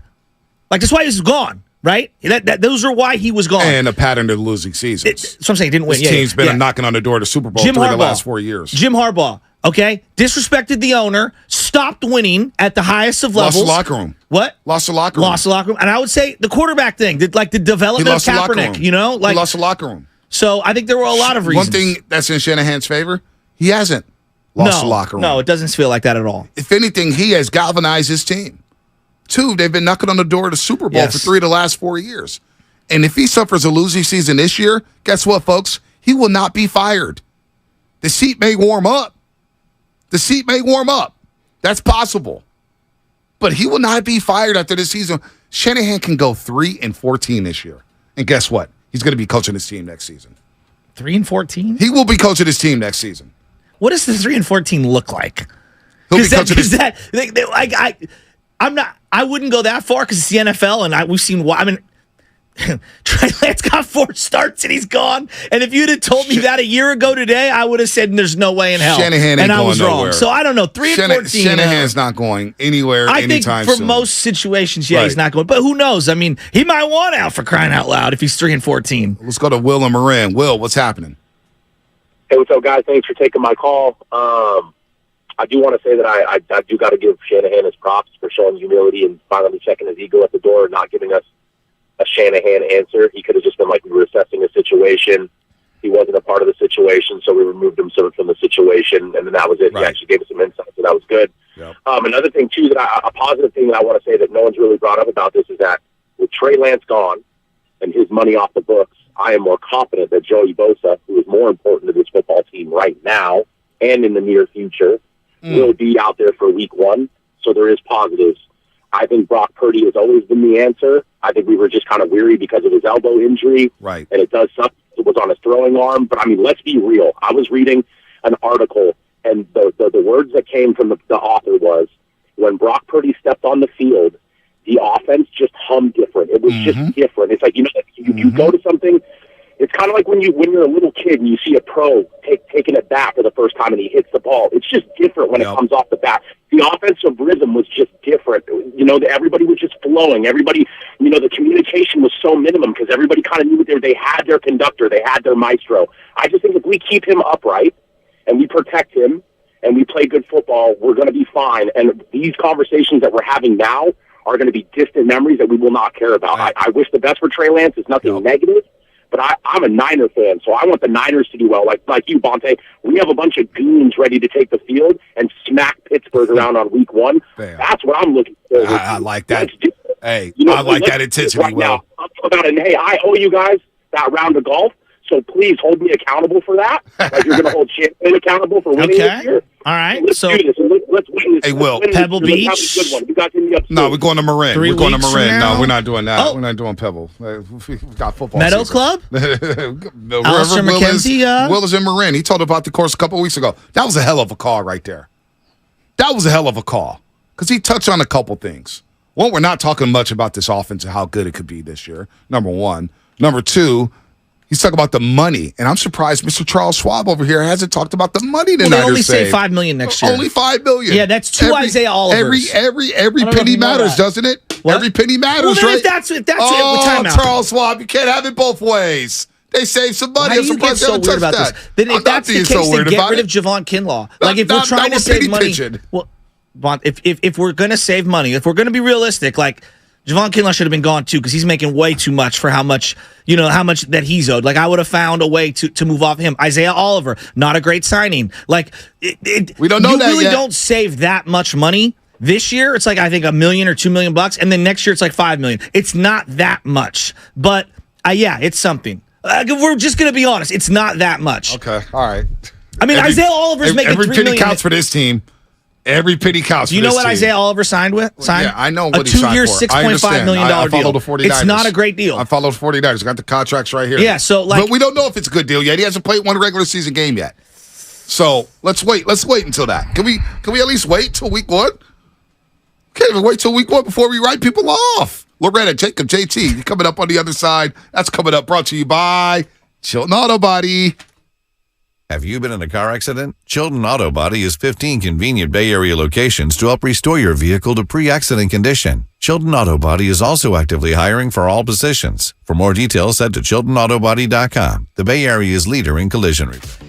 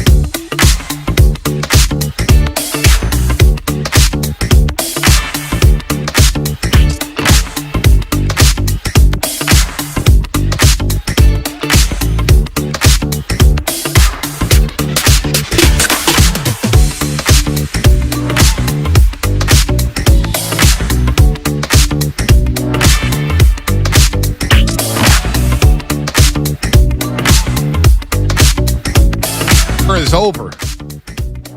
Sad to see him go. I'm pulling for the young man. I hope he has a very successful NFL career. But I don't have much time to waste on the backup quarterback anymore. It's go time, folks. Week 1, 13 days away. Pittsburgh Steelers, September the 10th, out in Pittsburgh. Come on, folks. It's time to buckle up. Cut down day tomorrow at 1 p.m. West Coast time. We'll find out who the final 53-man roster is. But I do want to know how people received the Shanahan presser Friday night, explaining the trade with Trey Lance. How are we feeling about the trade overall? Worst pick in Niners history? A lot of questions on the table. 888-957-9570. A lot of funny texts, man. We're having a fun conversation this morning. And somebody keeps saying, man, Bonte, man, it's okay if you're trying to get that Niner money. Stop making excuses for them. Well, probably shouldn't say this at all. But there were some options for your boy. And I was ripping the Niners the last 3 years. And guess what? There were still people who wanted me to go work in partnership with the 49ers. I've ripped the Warriors. Over and over and over again. The last couple of years, yeah, your boys tempered down on that because they've won championships. And they received the benefit of the doubt. But don't be fooled. Don't be fooled. What we do on this station, as long as we're constructive with our criticism, ain't going to stop nobody from making no money or signing a check for anybody. So I don't think I'm trying to work for the 49ers. What I'm trying to do is be objective about the situation. And give them credit for owning this terrible pick. Now, again, the Niners don't get a pass for it because they got to go out there and win this season. They do. But they don't get a pass for it, but it's okay to say that, hey, they don't get a pass. You don't like the way they handle Trey Lance. That's all fair. Okay. But watching Shanahan Friday, I saw a head coach for the first time in a long time. Man, this guy's being open. Wow, look at this guy we could tell he's shook by this. Well, I mean, he had no other choice but to. I think he would have alienated himself to the local media and to the fans even more if he was curt. But you know what, though? We could say that. And we were upset when Trey Lance got hurt. We ripped Shanahan for the game plan. But guess what? We're all back on board by the NFC Championship game, right? We're back on board crying how Shanahan did a great job this year, how Shanahan is great. We all were back. So this whole thing with the local media and the fan base, he could have pissed them off. We're always going to come back. He could piss us off over and over and over again. The Giants have pissed off a lot of people. Guess what? We're all coming back, right? We're all going to games at Oracle Park. We're suckers for this stuff. So if it's he had to do that to not piss off the local media or the fan base, guess what? He could piss them off. We're all going to be eating at the palm of his hands 2 weeks later. They win a couple games early in the season. So I don't buy that. I don't buy that whatsoever. I don't know. I didn't think it was ground shaking in either direction. I just was just doing what he had to do, and they've moved on. And really, we're going to judge this guy by winning and losing, and that's like for not everyone, but for a lot of people, that's what it's going to be ultimately judged on. Credits and demerits on the field, and does your team win? Does your team not win? You know, it's a pretty straightforward equation, I think, for most people. And so I'm looking at this, and I go, you know, me and Kyle Shanahan have a lot in common because Saturday I did my family fantasy draft, and, you know, Yahoo tends to give you a review immediately of your draft. Unlike the NFL draft where we have to wait a couple years before we can evaluate it, I got an F. You gonna mention that I publicly? know. 12-person league, okay? 12-person league. My wife drafted better than me based on Yahoo's algorithm. You have some serious deficiencies. So if I went up to a podium and I just started explaining away every single pick, I mean, does that make me more noble? I still got the F, right? Now, it's respectable, I guess, on some level. But at the end of the day, like, if I win this year, that draft grade means nothing. If I lose in fantasy, well, then we're going to come back and we're going to clown me at every single turn. And I kind of feel the same way for Shanahan, where it's like, dude, this is a very results-oriented business. It's very simple. Win games, no one brings it up unless they want to just be a hater. Lose games, and people will bring it back up. Boy, fantasy football, real football, so much in common. I mean, so much in common. Failed draft picks. Yeah, wow, F. You know, Yahoo's given me Fs and Ds before, and I've gone on to win championships. Bonte, I had the worst of my entire family. I had the worst draft by their algorithms. That's by their algorithms. So you don't put much solace in that? Fantasy football, no. I got an F. It was like, I was like, all right, let's see what it is. An F? Yeah, My dad auto drafted and got like a B or a B plus. Porter, I think, had an A plus. Folks, Shasky's Family Friendly Fan League. We'll do a 10-minute segment on it every single week. I told you that league it's not good. Yeah, it's a family league, B. Yeah, it's not a good league. Nobody cares. I never said it was, murderer's row. What do they call it? The death pool? You started that. You started. I wanted to see where it was going. We got Loretta on the line. I wanted to see where it was going. You and Shanahan just like fantasy football. Well, but at the end of the day, no, I'm serious. Did you draft Trey Lance? Is that why you got an F? No, I took Trevor Lawrence. Oh, so you should be fine. You took Trevor. I did. I did. I took another 2021 drafted quarterback. Very interesting. I took Etienne. I took a lot of players. But honestly, let's be real. Does the draft matter if you win the championship in fantasy? No. Yeah, not really, right? And I'm not saying it doesn't matter for the team. Nor does it matter with the experts when they draft. That's what I'm saying. Yeah, no, it doesn't. As long as you're winning, we're going to overlook your misses. Now, it might catch up to you in terms of team building and all that. That is to be told. But you got to win. Loretta, San Leandro, what's happening? Hi, Bonte. What's up? Okay. Say hi to Shasky, too. Come say hi to You got to say hi to Shasky, too, Loretta. Oh, hi, Shasky. Well, I was talking to you, so I apologize. Hi, Shasky. How are you? Hi, how you doing, Loretta? I'm good. Anyway, this is why I called. Okay, it's not what you do, it's how you do it. Shanahan stood up there in that conversation that Bonte, that you're so enamored about. And the first day, he said that he told Trey to take off that day, not go to practice, because he knew the Trey was not in a good place. The second day, the last day when he got up there, he said that Trey asked to not come to the thing. He just lied. And to me, if you lie about one thing, you lie about another thing. And the fact that, because the problem is with, and I don't want to get into the whole Trey thing, but I'm just going to say the whole problem was he didn't coach him up. It's just that simple. That's why he was so bad in with the Raiders, because he didn't get a chance.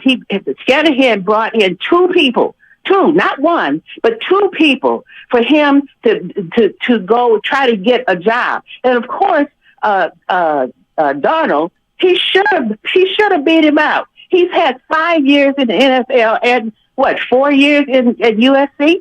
He should have beat him out. But and then he brings in Brandon. So how can he get the work? He didn't even train him when he came back after he was hurt. He had to go to Patrick Mahomes' people to get training on his mechanics. Why? Well, all because quarterbacks this team do. drafted him way up. They should have been coaching him up. And wait, let me finish. Let me finish. I got you, Loretta. I was just going to say that all quarterbacks have their own quarterback coaches. That's all. Okay. Anyway, the one thing that I'm gonna say, I hate Dallas. I'm not a Dallas fan, but I after this weekend, I respect them, because what they're gonna do is they're gonna redshirt him so they can coach him up. And the thing that they did that I respected, that Shanahan didn't do, is their third string quarterback. They told him before the game the other day that he was not going to be there and that Trey was going to come in. And I respect that, because they didn't do that with Trey. They just brought in two people. And they told them that they were going to be second and third. That's it. Otherwise, why would you bring in Brandon? Why would he have to go? Now, you good call, Loretta. I respect it. I don't agree with all of it. Now, I was thinking about this with the Dallas situation. Will Greer goes out there and ball out after being basically told, we got Trey Lance coming in. We're going to showcase you to all the teams in the NFL and go out there and do your best, young man. And I wonder how those players feel in that locker room after going through training camp and OTAs with Will Greer and seeing him put on that performance. And then you bring in Trey Lance, who doesn't have reps. Hell, Will Greer looked great against the Raiders. I don't put he looked great. He looked better than Trey Lance. So I'm wondering, in that Dallas Cowboy locker room, and you heard from Dak Prescott saying, boy, first of all, I want to say shout out to Will Greer, who played his ass off. How is that locker room going to respond to Trey Lance being traded there? So that's one thing with Dallas. That's their problem. That is their problem. But Loretta brought it up. Loretta brought it up. So I wonder how they're going to feel about that. Now, in terms of Shanahan lying or whatnot, look, man, Trey Lance obviously went home, and said, this is not the best situation for me. If you guys can, look for a trade. If not, I will happily accept my third position as a quarterback on this football team, and I will not be a distraction. Well, it feels like to me he'd rather be. Again, this is just my reading of the situation, whether this is fair or not. I'm not even sure if this is accurate. It's my interpretation. Yeah, I just want out of here. I'd rather be QB3 over there than over here. And that's and look, Which is crazy well, in a sense. I mean, maybe he's just done. You know, like we've all been in a work setting where we're just done. So I don't know. Whatever. I think it's good for both parties. I think it was time for a change of scenery. Remove just all the chatter and the buzz, drumbeat, whatever you want to call it, whatever cliche. Just get rid of it. Now on the coaching thing, you were saying everybody has their own quarterback coach, which is very true. But we do bestow certain people to be guys that coach up players and make them better, right? Like Harbaugh got a lot of credit for coaching up Alex Smith. Whether the play calls were more tailored to him, whether he physically showed him at practice, which a lot of beat writers have said, like he would go in to the drills, grab the ball, and show him the footwork. I can't tell. I'm not at practice. I don't know. Like Brian Daboll apparently physically is helping Daniel Jones be a better quarterback. I don't know what that means. I don't know if he's like literally working on his mechanics, his footwork. Is he just calling better calls? Is he just building a better team around him? I don't know. But like one thing that makes Belichick so unique is that they say Bill Belichick can physically go out onto the field and coach up any position on the field. Yeah, no doubt. Right? And it's very unique. Pete Carroll's great skill is he can coach up DBs. Yep. He knows like I can literally physically show you how to do it. I don't know. I know Kyle's a great play caller, but for me to then take it a step further, like he's not coaching this guy, but he's not coaching that guy. I don't know. Is Brian Greasy a great, coach? Is he coaching up Purdy? He did a good job with Purdy last year. It feels like it, right? He did a good job with Jimmy. So I think it's unfair for me to make like they didn't coach up this guy. Right. I'm not there. I don't know. Yeah, I don't. And I don't know what's being told on the film. Just because I see that on the field, that doesn't mean in the film room they're not working on things. And again, I go back to why would they want to sabotage their own first-round draft pick, they knowing want that this will be labeled as one of the worst picks or worst trades in NFL history? That's what's riding here. You think they want to live with that? You think they want to wear that? Like John Lynch looked depressed Friday night. Looked depressed that did his. I'm talking about the presser. No, I want to talk about that. He looked depressed here. He looked Friday exhausted. Night. He was just done. It was just like, did you hear about the pivot? But they're all in on Purdy. And you know what? They're going to ride with Purdy.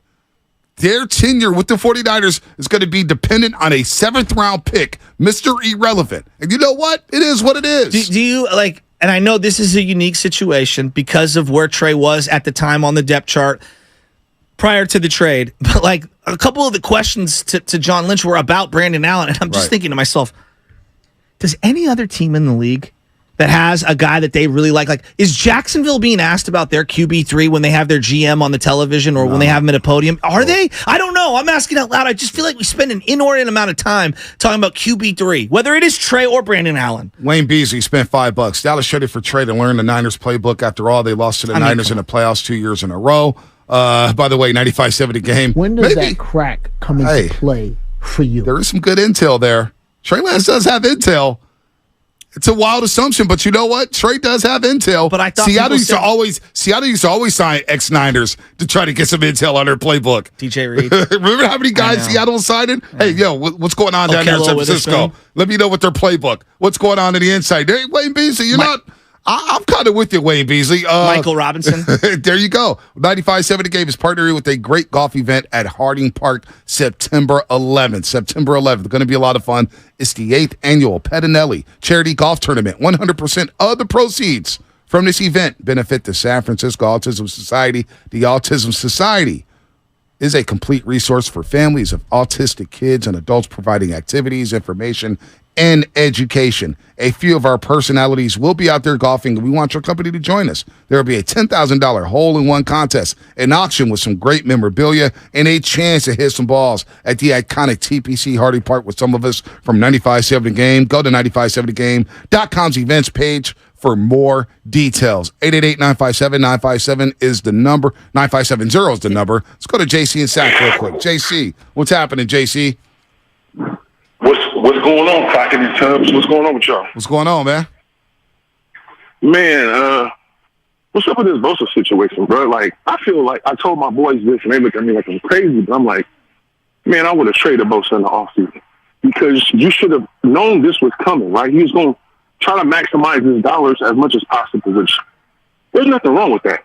But I can't give you quarterback money. I might as well go sign a big-time quarterback. You see what I'm saying? Like, they're trying to not have to give out a contract that is quarterback money. So why would I give it to my defensive end who has torn ACL in high school, torn core in college, this is last season, tore ACL in the pros? That's a pretty extensive injury history. Then he doesn't like to come to camp. And I got it. You know, you work out and you do your thing, but I feel like I'm looking at guys like Ray Lewis. I'm looking at guys like J.J. Watt, all-time legendary great players, Hall of Famers. They were in camp. Just like Shannon said, have you ever had a training camp? But, bro, he's one of the leaders of the team, bro. You can't pay him all this money, and then he's doing his own thing. I'm not saying the off-season, you know, I'm saying the OTAs, I got it. But it just seems like he's on his own program, and you're not being the leader in the locker room, especially in a time like this with the Trey Lance turmoil. Like, you know what I'm saying? That situation. So I feel like they should have tried to trade him, get two tools, get their tools back, get an offensive lineman, you know what I'm saying, fortify that line, and then get a pass rusher, and then get some free agent pass rushers to kind of beef up that, you know, that roster on that D-line a little bit. You know what I'm saying? JC, it's a very well thought out take. I don't agree with you, but it's a hell of a take. Did he call us Crockett and Tubbs on the front end? I don't even know what. I thought it was chumps, but I don't know. Was it chumps? Can you replay that? I'll find it. All right, find it. Because I was shocked right there. I was jarred. Yeah, I mean, when does that crack? I mean, we're not. The Bosa's your account Bosa now. So what would you tell fans about Bosa? I tell fans that Bosa will be there week 1, Pittsburgh, and if he's not, then come at me. I don't get the reference. If it was he said Crockett and Tubbs. What is Crockett that? What is that reference to? I don't even know what that means. Isn't that Lethal Weapon? Oh, is that what that is? Oh, it is. Think so? Oh, that's pretty cool. I like that. I'm actually not. I didn't like his take, but I like that. Crockett and Tubbs. Crockett and Tubbs are from Miami Vice. There you go. Oh, it was one of the I like that. Riggs, I I think, like is in that. there. All right. I like that. Yeah, wear little button-ups with the taco meat showing, white blazers, humid, white suit. Sonny Crockett and Ricardo Tubbs. Wow, I like that. So am I Sonny or Ricardo? Well, you're the white guy. I'm the black guy. So we're going to be the... Yeah, Chess, I think you're Sonny, and then, Monte, you're Ricardo. Yeah, I like that. Well, Sonny dies in Godfather, so I don't know if I want to do that. We're talking about Miami Vice. I know, but, you know, Sonny is a great name. You are the Sonny Corleone. Hot shot, getting gunned down. Get a little irrational, going out there, you don't listen to people. I consider myself more Michael Corleone. No, I feel like I'm Michael Corleone. I feel like I'm on the run from you. Michael Corleone. I don't think either of you are as Vito dead or inside Michael. as Michael Corleone. Right, I'm either Michael or Vito. Of course, you're the star of You're your own Sonny. movie. You're getting shot. Yeah, of course. Of course. Trey Bosa, not a leader. Well, they got plenty of leaders in the locker room. Locker room's fine. You saw Fred Warner with the money dancing to Bosa? Oh, what'd you make of that? They miss Bosa. Okay. And they know Bosa's going to get that back. I thought nobody cares. I thought players don't care. They say, get your money. No. Did you not hear Kirk Morrison Friday? I know, but that was interesting. I understand that he did the dance, basically, in honor of Bosa. Hey, Bosa's about to get paid. I'm going to do the Bosa dance. But we're not trading Nick Bosa. No, I was asking how you interpreted it. He was doing a Nick Bosa. That's all. I didn't look deeply into it. Did you look deeply into it? I said to myself, wow, it feels like Fred Warner wants Nick Bosa on this team. Well, no, they don't want Nick Bosa now. You thought somebody didn't want Nick Bosa? Sounds like Joe Shasky. I'd like Nick Bosa on this team. Wait. Did nobody want Nick Bosa on this team? Well, I think that what he's saying is like, let's get him here. Let's go. This is Operation Super Bowl. He'll be here. He will be here. We'll be here. And then we'll look for something else to complain about. Like the kicker? We'll circle back. Like slot corner? No, we won't. Rush defense? We'll complain about Purdy. Opposite we'll complain about Shanahan. Of Bosa? That's what we do here in sports these days. We complain about everything. That's all we do. We can never be happy about anything. So the setting is set to negative for some reason. Now I'm looking at this offense saying, damn, I got Debo, Ayuk, Kittle, McCaffrey. Your boy Bonte Hill hasn't been this excited about an offense in a very long time in San Francisco. A very long time. Y'all not going to kill my joy. Y'all not going to do it. Rhea. Lancaster. So they're just going to go 17-0. Let's go, Rhea. Let's go. Good morning, guys. You're on fire today. You're on fire. Appreciate that, Rhea. I'm sad. You know, I'm a Trey girl. I'm sad. I feel like competition was unbalanced, but it is what it is. I'm happy that he got somewhere else to go, but I don't know if that's going to help him where he's going. Right. Because I don't see him getting too much playing time, and I'm engaged to a Cowboy fan. Oh, no. Oh, no. Congrats on the engagement, but boy, you got to make wiser decisions, Rhea. Oh. Well, we have a rivalry. He's a Dodger fan, too. Oh, God. Who's his basketball team? Now I want to know. It's the Lakers? Okay, you're going to be mad because we're both Clippers. Okay, all right. He's a ticket holder for years. I've been a fan since 2000. So. That's all right. Hey, I'm not mad at that. I'd rather root for the Clippers than the Lakers any day of the week. So that's just me. Yeah. He doesn't like the Lakers, thank God. But here's my thing. I'm worried more about now. I love Brock. Don't get me wrong. Brock is great. But I'm worried about now defenses being able to, like, have tape and see what he does and study him better. That's why I wanted Trey to play, because we don't have tape on him, you know, so maybe we had a little advantage there, you know. But now I'm just worried about them figuring Brock out, and I need him just to stay healthy and just make quick decisions and run away from people when they look like the O-line is breaking down. I just need him to stay healthy, because I don't want to see Sam Darnold. No, I don't think anybody really does, and we're hoping that it doesn't come down to that, but I'll be open-minded about Darnold. Real quick, Rhea. Shanahan, what'd you think of what he said Friday night? What'd you think of what he said? Oh, Rhea left? Okay. That was a good call, Rhea. Good call. Very good call. She's one of our best callers. No doubt about that. 925 Xfinity Mobile text line. Bonte, if the 49ers front office reached out to you or something, you seem too nice to them now. Kyle Shanahan's ego will ruin his team. Well, I'm nice because I saw what happened last year. I ripped Purdy, I ripped Garoppolo, I ripped Shanahan, and all they did was shove it to me and get back to Philadelphia for the NFC title game. So how can I, when you sat back and said, boy, what am my team, what are 6 and 8 teams that had Super Bowl aspirations? Damn it, I like that. And they proved to me over and over that their system works. Now, they made the CMC deal. I said, I'm going to sit back and just watch the ride. And that's what happened. But trust me, the front office ain't reaching out to me. Because your boy wouldn't have made it this morning if they did. Jacob, Castro Valley.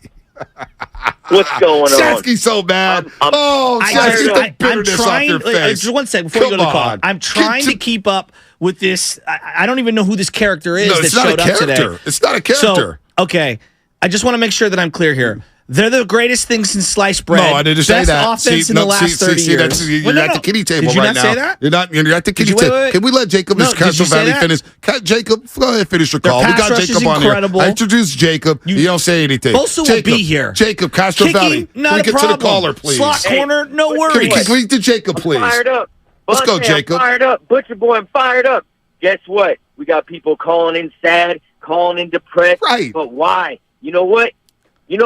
I stand with Shanahan. I forgive you because we got the offense. I stand with Brock Purdy. That boy's going to ball out. We got Brocky who will step in the ring with any quarterback and make them put their head between their knees on the sideline. We got Purdy. We got McCaffrey. Talk to him. Debo. Talk we got Ayuk. We got Warner. We got Greenlaw. We got Hafunda. Hopefully we got Bosa. Come on, baby. Come on. 49er faithful. Come on. Bang, Niner gang. Hello.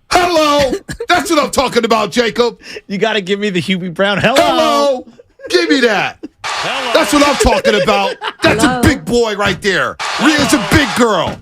I ain't got time for the crying. You want to go cry? Go chill with the little kids at the kiddie table. Come on, man. No. Hold on. Can I finish for a second? You've been interrupting me all day. You've been interrupting everybody. God, we can't even get a word in. Because every time I go to make a salient point, you go to a crappy caller. Salient point? No. Jesus. Crappy caller. Jacob was an excellent caller. Rhea's we got excellent calls today. Somebody reached out to me last week and said, boy, the phone calls have really stepped up. The callers have really stepped up. So you want to talk about horrible calls? These calls have been great today. Great. Different perspectives. Hey, Jacob's out here fired up. You heard him? He's ready for week 1 Pittsburgh. That's a real Niner fan. We ain't crying about the backups. We ain't crying about Shanahan and this president. Oh, my God, he lied to us. Oh, my God, this. Who said that? All you guys are saying that. I didn't say that. Oh, my gosh. You put words in my mouth saying I'm not saying the Niners are the greatest thing since sliced bread. You said the best offense in the last I said they 30 could years. have the best offense on paper in the last 30 years. Not since sliced bread. In the last 30 years. It's been a lot of bad That's a big offenses out statement. here. It's a big statement. That's a big statement. On paper, they got weapons. What offense looked better on paper heading into a season in the last 30 years? It's this one. Well, I would say the 98 team. 98, okay. Garrison Hurst. Hurst, Kevin Barlow. Yeah, I mean, that was a pretty good team. That was a pretty good No, team. excuse me, not Terry Kirby, not Kevin Barlow. Terry Kirby was the third down back. Barlow was like 2001, 2000 or 2001 Pittsburgh. Right. But no, they look great on paper. There's no question about it. I mean, they look absolutely great on paper, but you got to go out there and you got to execute. Look, I'm optimistic. I'm fired up for this year. No, you're not. You're not fired up.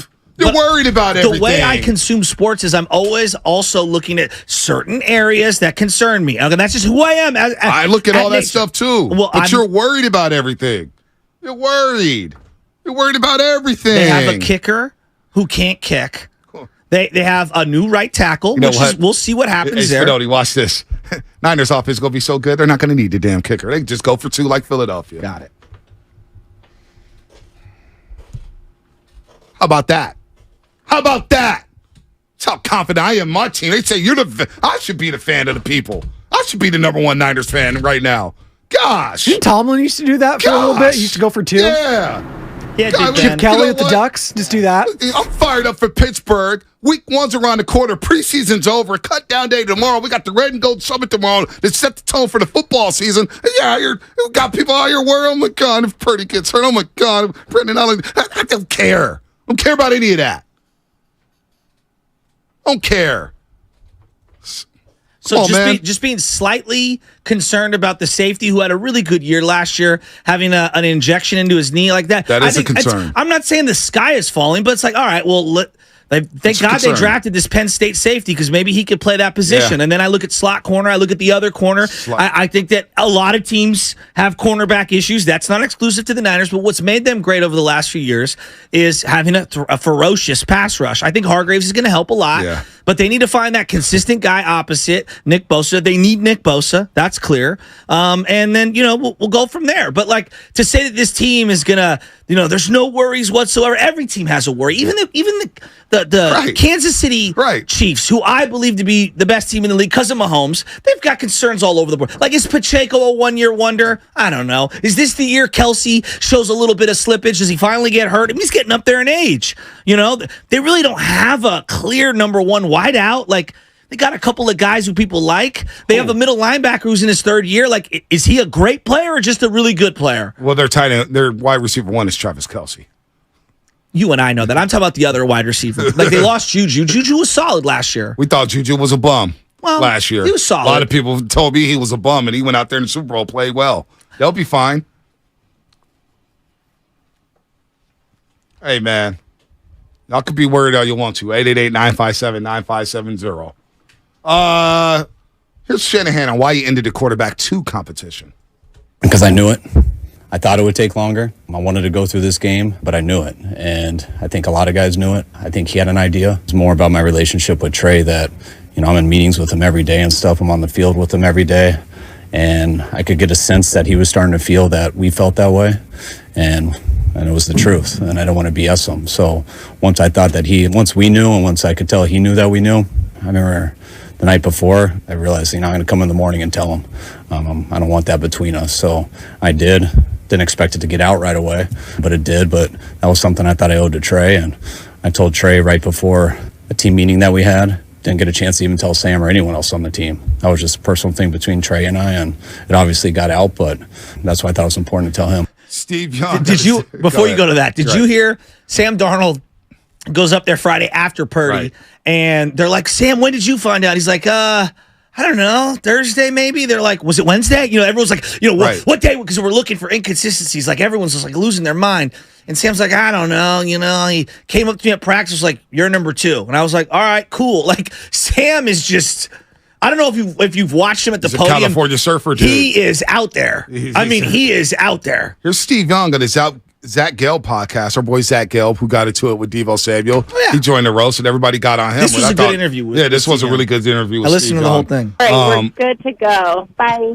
Oh, what was that? Okay, all right. That's from the Debo Zach. Oh, Gelman yeah, interview. yeah. Come on, That's guys. right. That's right. I forgot about that. Yeah, bye. It sounded like Anna. Why? That's why. I was just going to say, in my mind, I thought that was Anna. I was like, whoa, we've got a new job for her. Here's Steve Young on why Trey Lance lost the backup quarterback competition. Knew at the beginning of camp, they talked about honest competition between the two of them, Sam and Trey, for the backup spot. I think that was real. I think you also knew that Trey had not grabbed the hearts, and I don't know how to say this, of the team, where like it's not necessarily an emotional thing. It's more like how he performed and how he needs to be to kind of claim, not the hearts. It's to put a stake in the ground, or the top of Everest. Like this is my space. He had yet to do that, and I think that's what he needed to do to get that backup job, was to perform in a way that gave him the confidence. Like he was missing some easy routes, and it was all this, you could feel him kind of get down on himself, and the team responds to that. That's not what they're looking for. And so he was growing. I give Trey a lot of credit. In the offseason, he went and got better at the things that he wasn't good at. He is improving, and you feel like after this last preseason game, there's really something there, and somebody's going to find it. That's what you kind of feel like. But unfortunately, Sam came in and gave Kyle what he craves. Kyle maybe not be his highest and best use is not developing quarterbacks. His highest and best use is taking a developed quarterback, or a quarterback full of guile and the ability to kind of decipher and call plays and have them be trusted. And so Sam became that guy, and Trey was more of a development project. So I feel bad for Trey. I think that he honestly lost the competition, and you just have to, we all, get in a competitive spot, you lose it. Now what? Now what? Oh, now he's in Dallas. Traded for a fourth-round pick. A fourth-round pick. You ever been in a work situation where you feel like no matter what you do, you can't win over management, or not that you aren't great. I'm just saying, like, you can't win over somebody. Like the benefit of the doubt. You can never do no right. Right, yeah. And look, I'm not trying to say that like the guy deserves empathy, but I do believe to a degree that his spot on this team was always going to be like, like they viewed him like if I were using an analogy, it'd be like he was a producer or a board op here at the station who would never get the benefit of the doubt to be an on-air host, and would always be viewed as a guy who's just not ready to be a starter. Now, some people may think I shouldn't be an on-air host here, but I'm going on 7 years here at 95.7 Game. At that other station, I was told by people outside and inside the company, they're never going to view you as a host. They're going to view you as a promo intern. Yeah. You're never going to be nothing more than a board op. So you got to get away. Yeah. And maybe Trey Lance, he had to get away. He asked to get away.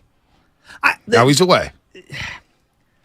The guy's going to get chances, and I hope he makes the most of them. Like, I will be rooting for him, even though he's a Cowboy, from afar. When is that chance coming? It's every day at practice. You know, how you treat. Right when he walks into the door. Like, you got an opportunity every day. You never know. Like, you just never know. You got to be ready. Yeah. Let's go to Antonio real quick. Antonio, what's happening? Yeah, I think they probably see Trey Lance as like a clone of Dak, because I heard people comparing them to, when he was drafted.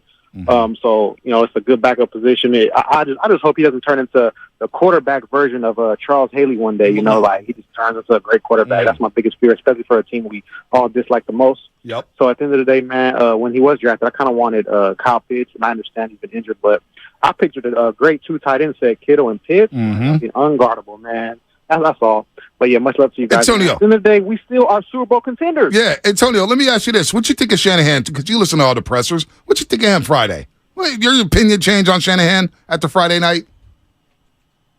He's still the same old Shanahan. He's going to say some stuff that sounds truthful, and sometimes it might not. But at the end of the day, he's our coach. He's a great play caller. Hopefully he improves on some things. But yeah, man, we're going to be ready for week 1. We're going to beat the Steelers. Let's go, Bosa. Get him signed. It's funny because, it's interesting he calls it. That's kind of like there's times where he's curt and he's very snarky, and there's other times where I find him to be quite sincere. There's other times where I feel like he's trolling the media. Like he's never one, like, at least with Belichick, like he's always very miserable. Like Shanahan Belichick wouldn't have told us anything. No, but when Randy Belichick Moss would have scolded us. Well, no, when Randy Moss got moved off, I think they traded him to the Vikings. Vikings, yeah. He did stand up there and was like, Yeah, we're moving off the player. He wasn't good for us moving forward. He was a very like 1 or 2 sentence thing, and he was done with it. And in his own Belichickian way, that was expansive, right? So everybody's different, but some people think Kyle is full of S. Some don't. Some was moved like your boy. Well, you know what? At the end of the day, I think we can all agree the Niners have to win this year. They've got to win with Purdy. They've got to make it to the playoffs. What's the minimum? What's the minimum number of wins? Well, I think it's minimum of where you end up. I don't care about the win total too much. You have to at least be in the divisional round of the NFC playoffs. At least. I think you're probably right. At least. Yeah, I think you're probably divisional right. round and NFC playoffs. I think you're probably. Although if they were to get the number 1 seed, and they get the bye, and then they lose it, I mean, people would their minds would. See, but that's hard. You get down to the final 6, 8. But at the end of the day, when people say, "Well, Shanahan owed that explanation to the local media or to the fan base," I disagree with that.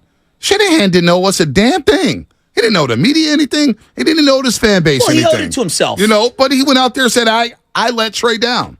Perfect. Cool. You took accountability. Let's all move on now. Trey's gone. The era's over. We were wrong about him. It is what it is. Now we move. And we move forward with Brock Purdy and this offense that averaged over 32.5 points per game when he became a quarterback. And on paper, I haven't been this excited about the 49ers offense. I was in high school. I was a virgin the last time I was this excited about the Niners offense. Fast 5. You gonna mention that publicly? Yes!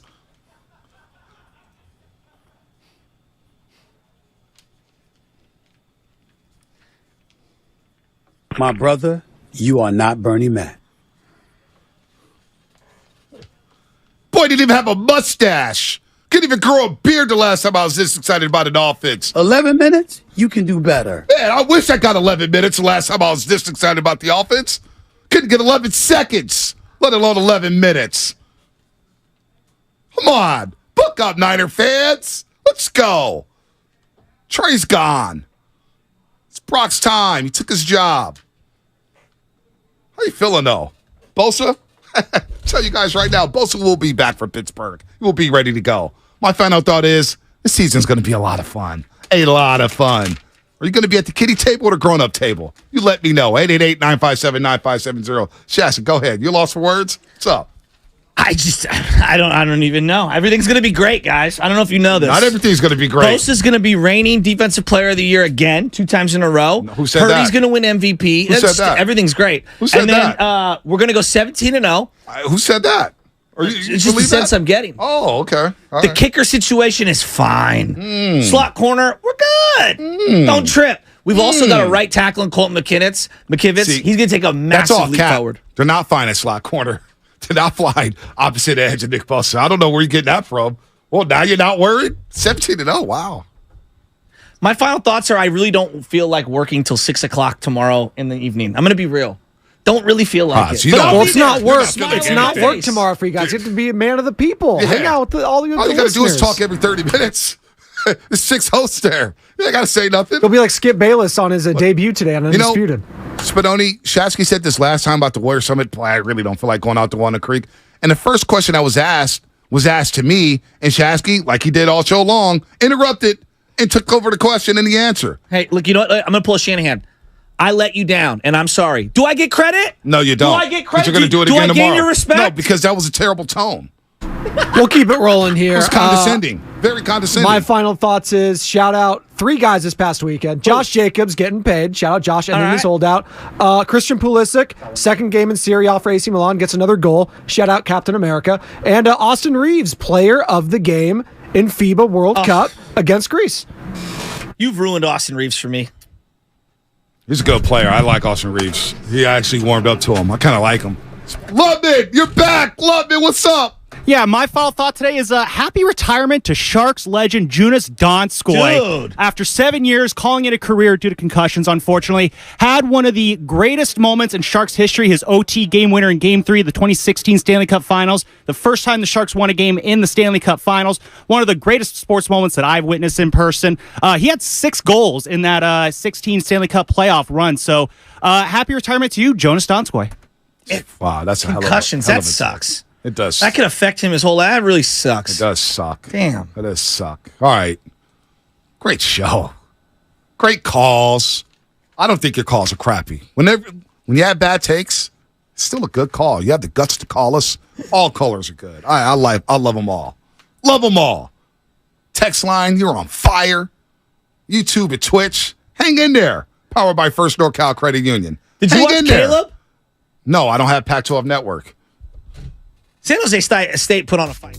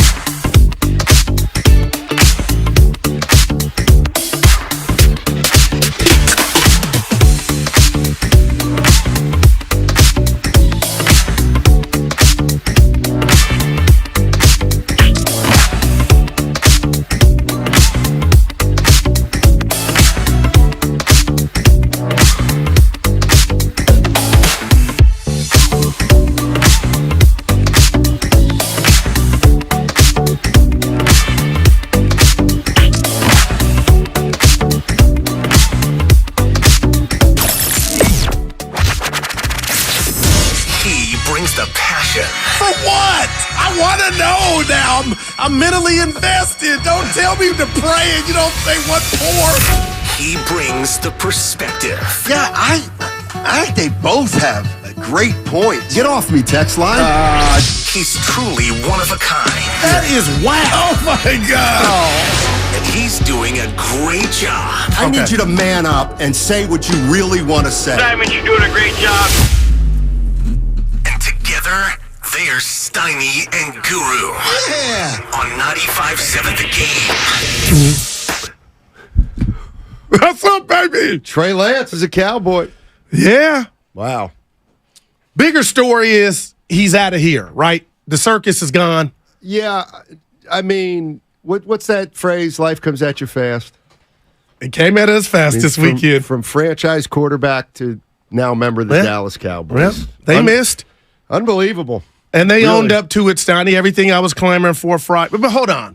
Yeah, let's pull the curtain back. Oh. I feel like you and I'm a lover, not a fighter, bonded with this trip to Vegas. Your daughter, the beautiful Grace, was with us. I hope she gave me good reviews. Steiny, I feel like we bonded. The people are hearing me ask you this. You say what to that?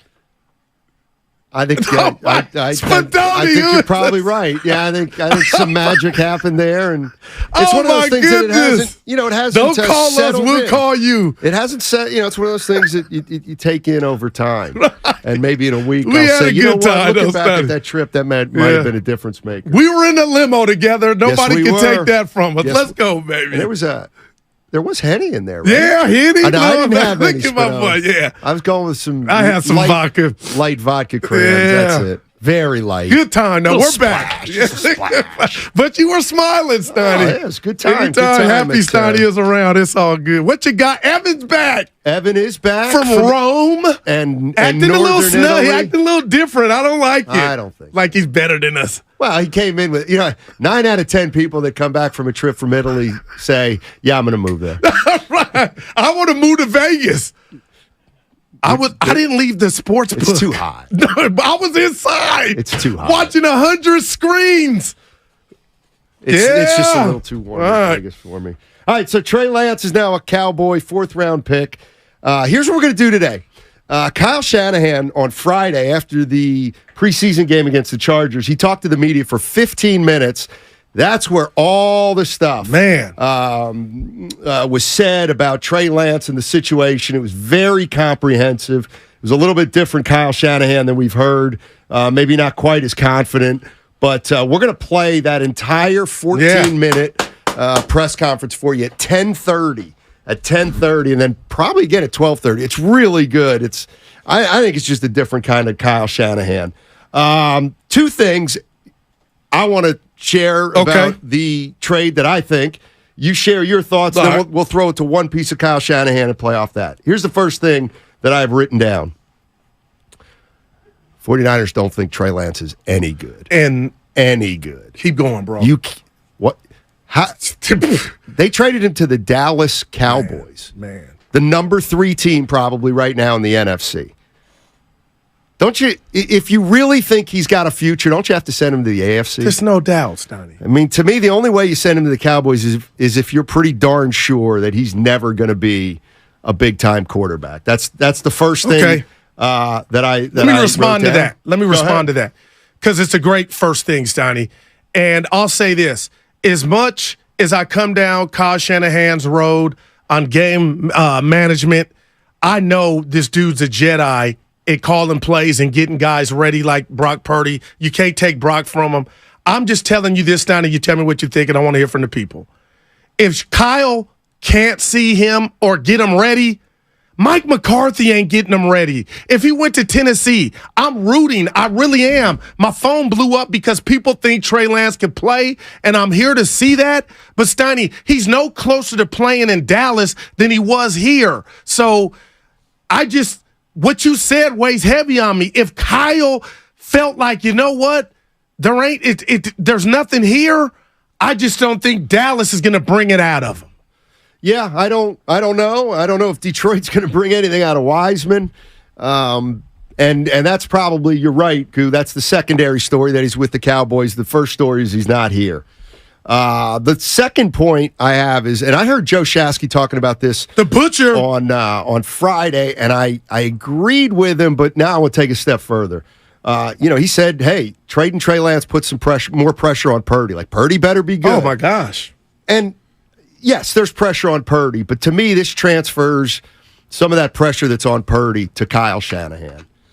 That's who got more pressure after the move, because if Kyle Shanahan's quarterback situation this year doesn't work out, then he becomes more vulnerable than he ever would have been had this pick worked out. By trading Trey Lance, and now you're going into the season with Brock Purdy, Mr. Irrelevant, and Sam Darnold, a question mark. If it doesn't work out at the quarterback position, again, I'm not jumping to fired or anything like that, but this certainly would be one of the first things that, or first, how do I want to put it? Yeah, there's something. A mistake? It's definitely a mistake. All right, but we all can agree. This is one that down the line you may pay the price for if it doesn't work out. Okay. That's what I'll say. But what about this? I'm going to go Ryan. I've turned a new leaf on this whole 49ers situation. I am Steiny. I'm being real, and we got the summit tomorrow. I'm ready. We're all ready. I am so sick and tired of talking about Kyle Shanahan and this whole Niner team and situation derogatory. This team is supposed to win, or like we discussed Friday, in my view, Steiny, it's the top 3 team in the league. So, okay, they made a mistake, but unlike a lot of people's mistakes, there's a greater good at hand, and that's their season, which I believe is 10 or 11 days away. So, are you mad at me? Radio mad at me if I come to you now, Steiny, like, I'm tired of all they messed up because the greater good is still before them. And it's about the team that they constructed and put together. And did you see Brock Purdy? I couldn't believe he was playing. Steiny, they're going to look sick. Give me a better offense than the San Francisco 49ers in 2023. I mean this. Now, there is a question mark with Mr. Irrelevant, but outside of that defense could take 2 steps back, in my opinion, and they still kick ass. They're loaded. I think we need to focus on that. Weren't they loaded last year in the playoffs? They had McCaffrey, they had Purdy, they had Kittle, they had but it got you to Debo. It got you to the all the way, Steiny. Right. And they were 2 games under 500. That's what's the last 2 seasons the Niners have started. I don't think they can afford that, and that's why they need Bosa back quick, fast, and in a hurry, Steiny. Yeah. You want that NFC Championship game played. If you get there, here. You were on the road the last 2 seasons. Absolutely. But a lot to be. I'm not trying. I'm just the Niners. Okay, it was a mistake. They traded him. Bonte sent a tweet out Friday. I told you Friday about, hey, he respected the FO for talking.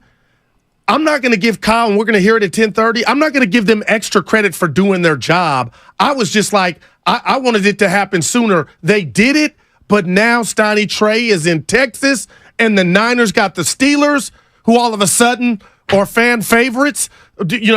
People picking them to make some noise. So, man, Steiny, the next mistake I make, I would love for me to be in a Niner situation to where there's something positive to look forward to kind of diffuse the mistake.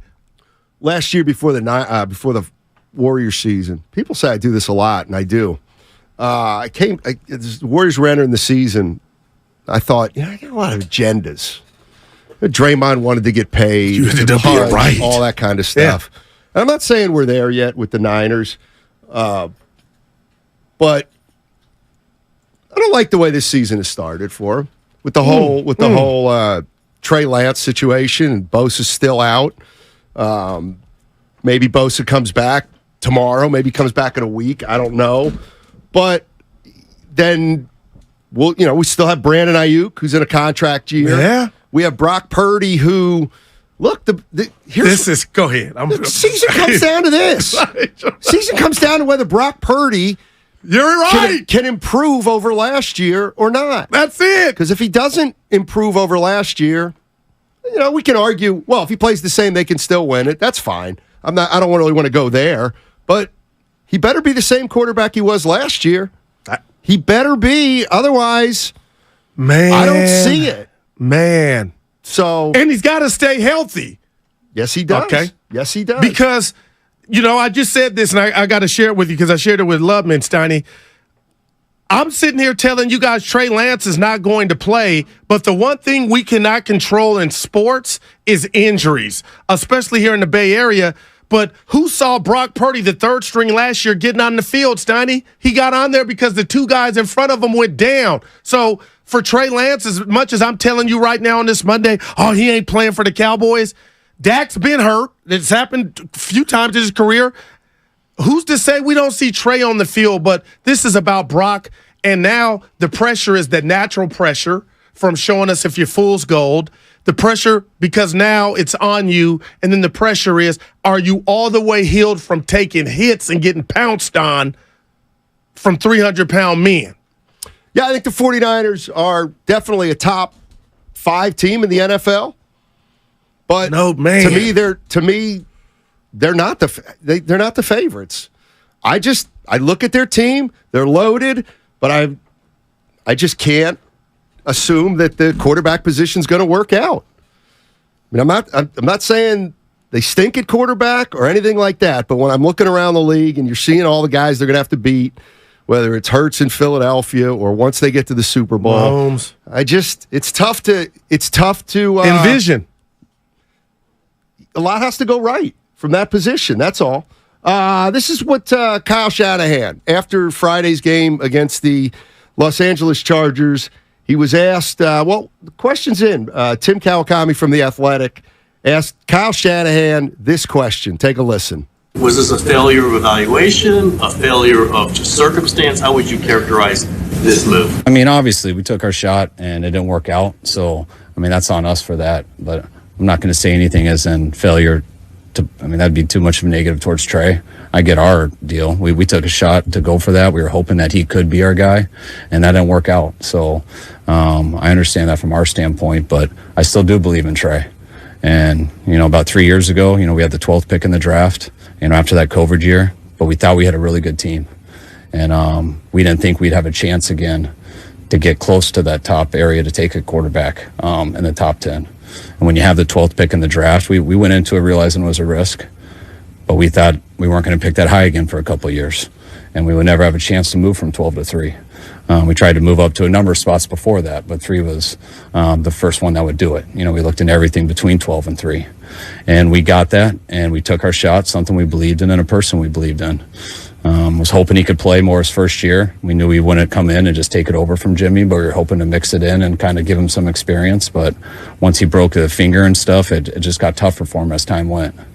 We knew we'd commit to him the next year, which we did.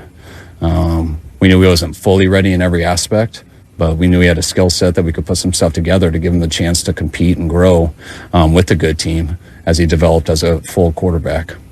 And he got hurt in the first quarter of the second game, which kind of set that back. All right, so that was Kyle Shanahan Friday after the 49ers game against the Chargers. And one thing I said, or I was thinking before they even traded Trey Lance, but when they demoted him to the third string position, like all Kyle Shanahan had to do was something like he did on Friday. Man. And we're going to play that at 10:30. We're going to play Kyle Shanahan's post-game interview from Friday. It's about 14 minutes. It's really, I think it's fascinating just because it is, man. Kyle's not sounding as confident or as confident, I guess. It seemed like he was pretty humble. He seemed like he was acknowledging things haven't gone the way they wanted, all that stuff. But what I said was, once he does that, all right, and once Trey gains some separation from the Bay, then it is over. Then it's over. Then the 49ers go into the season with Brock Purdy as their starter and Sam Darnold as their 2. And then what happens from there has absolutely, to me, nothing to do with Trey Lance. Sure, you're always going to have it. Yeah. We blew the Trey Lance pick. We blew the Trey Lance pick. That's fine. And maybe that'll have to be revisited, Goose, sometime down the line if things don't work out. Yeah. But once next week rolls around, it's and once over. the fallout of Trey Lance going to Dallas, it is over. And then the 49ers have to try to win a Super Bowl with Brock Purdy. And here's the other thing. Is it really a hot take for me to say that the reason I'm not putting the Philadelphia or that I'm not putting the 49ers ahead of the Eagles is because I think they're both great teams, but I think the Eagles have the edge at quarterback. That's real. You said championship. I felt that. Is that really, really a hot take?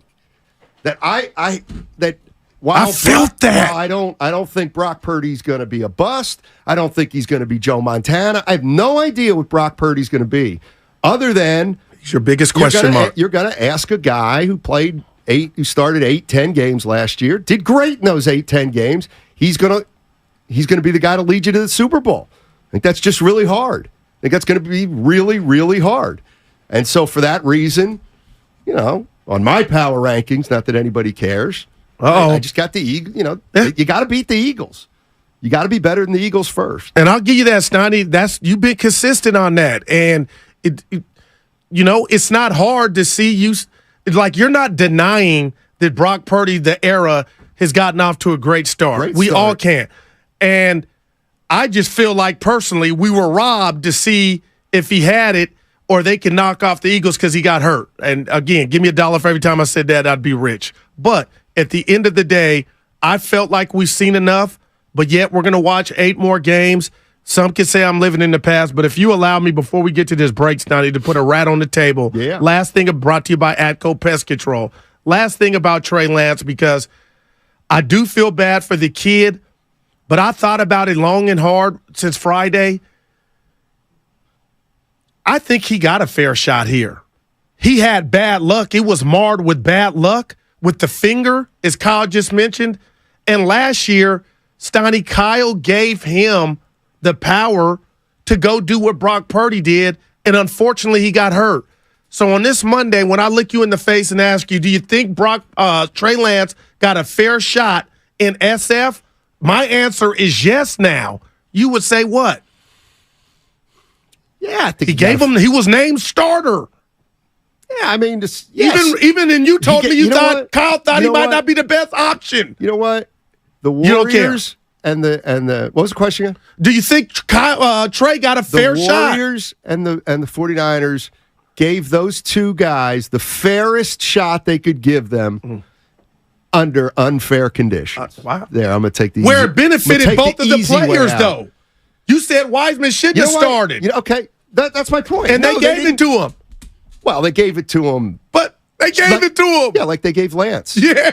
The parallels are ridiculous. It's incredible. The parallels are so similar between Wiseman and it's funny. This is James. I want to see the next. I want to see the next championship-ready team in the Bay that drafts a project. I dare you now. After man, we might not be here. So, not to bring the party down, but so we'll see what happens. But he was named starter last year. Now he's in Texas. Yep. Let's go to Michael. Michael's on the freeway. Hey, Michael, how you doing, man? I'm doing all right. Thanks for taking my call. Sure. I'm kind of surprised I got on so quickly. Yeah. Hey, look, can you guys hear me okay? Yeah. Yes, sir. There was a line, Mike. You got it. We wanted you on. Yeah. Okay, look. So first of all, everybody's anointing Kyle Shanahan for years as a genius. This dude is a quarterback killer. Look what he did to RG3. And then he ran Trey Lance up the middle like a fullback. Wow, man. This dude gets quarterbacks injured. He gets them injured all the time, number one.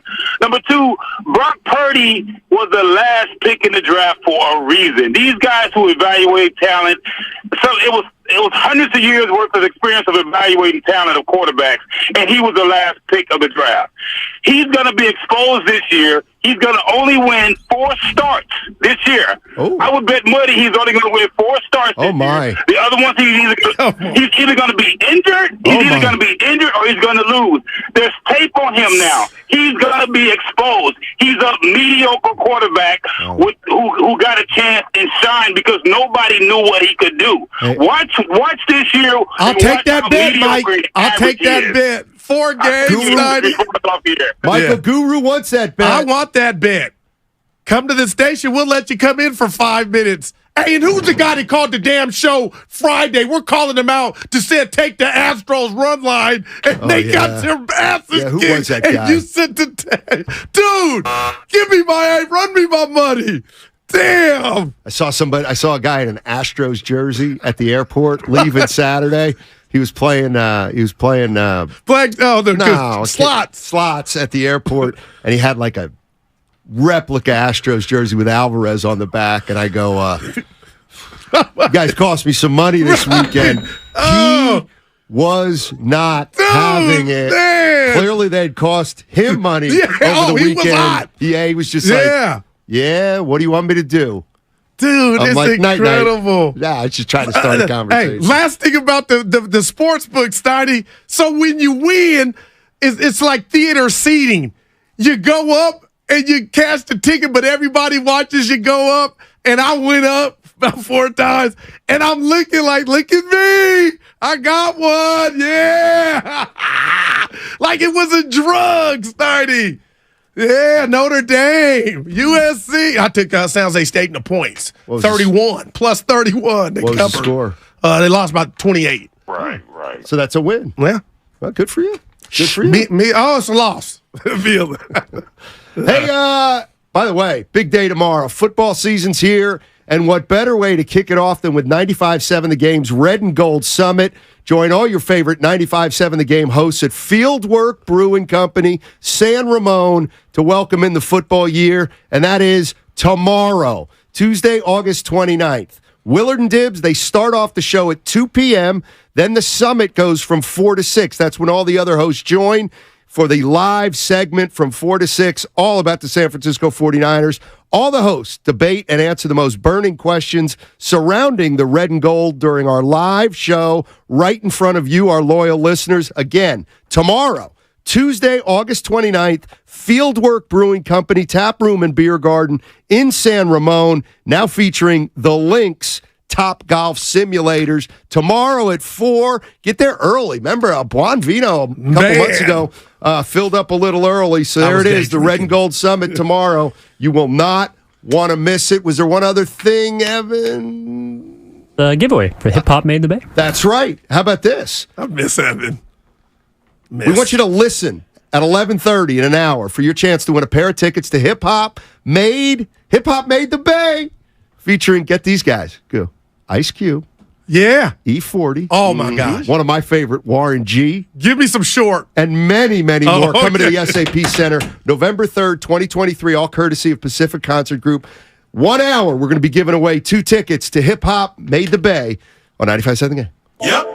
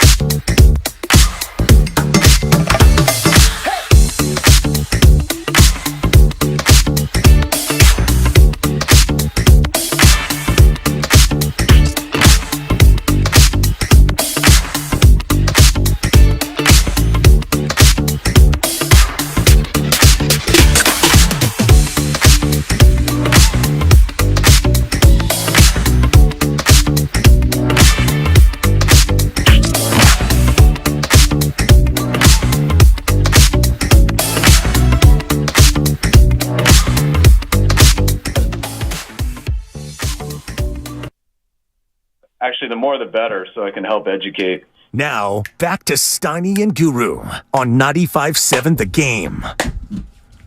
He didn't come out on Friday like that. I know that. Kyle well, we didn't Shanahan. have a producer. No, I'm talking about Kyle Shanahan. Oh, my bad. Let's put the rat on the table.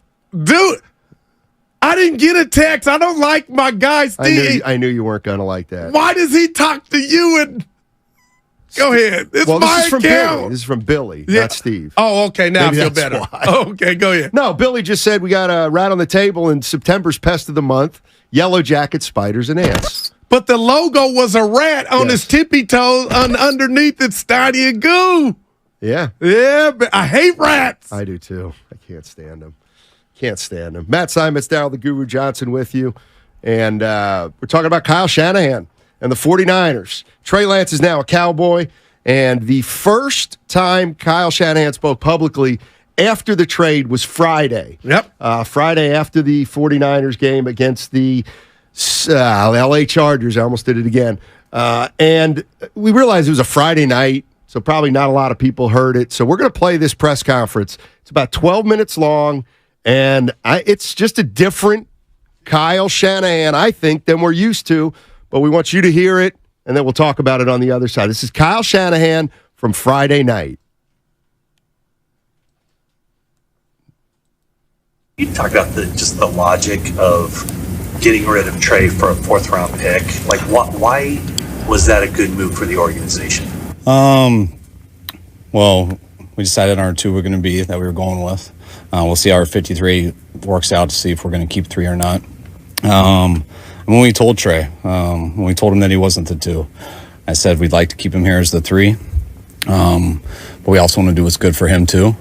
And we'll see how this plays out. Now, when we looked into other teams, and he told us that he would like another opportunity to go somewhere where we had a chance to be the two, we thought we got some good deals for him. There's a number of teams involved.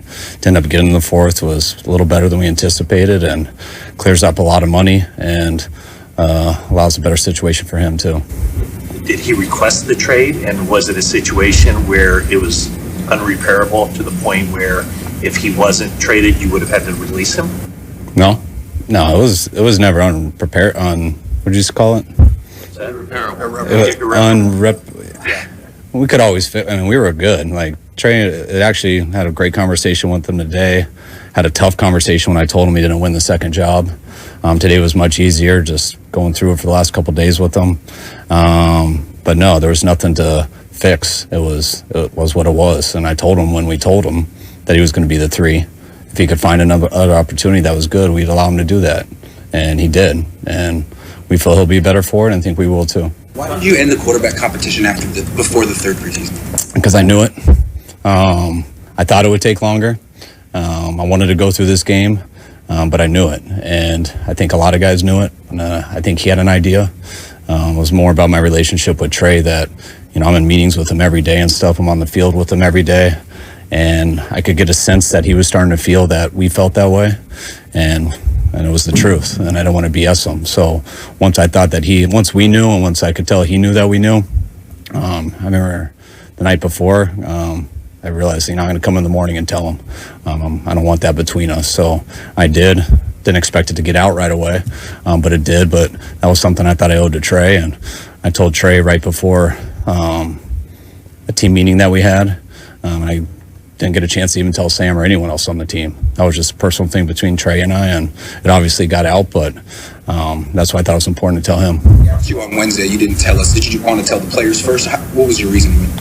No, my reasoning was, I would love to tell the players first. I'd love to tell Sam first. We were hoping that Trey was going to come to practice still, and I totally understood why he didn't. He asked if he could have it off because, he was a little emotional and stuff. Didn't want to be around the players like that, and totally understood that. But we're still hoping he would come, and then by the time he didn't, wasn't going to have a meeting on the field to tell the players who we announced as a second-string guy. And I had, not to mention, practice ended at 1:43, and I had a radio show at 1:45. And so I got on a radio show, and I talked about it for 20 minutes there, and that's what I felt good with, because I thought if I talked about it there, you guys would get that information. Unfortunately, I found out that radio show was delayed because of a baseball game. They went into extra innings, so you guys didn't find out till 4:30. So if I would have had it over, I would have told you guys right away. But usually when I do a radio show, you guys get that stuff pretty fast. So I thought you guys had it. And I realized that you didn't until about 4:30. Today, when you signed Darnold, did you tell Trey this could be the backup? Was it clear to him? And if it was, what was his reaction even back then? I told Trey the same thing I told you guys. Brock since day one. So, I mean, it's been everything we've told you guys, we've told him. We said if Brock was healthy, it was going to be hard for anyone to beat him out with what he put on tape last year. If he's not healthy, Sam and Trey were competing for the 1 spot.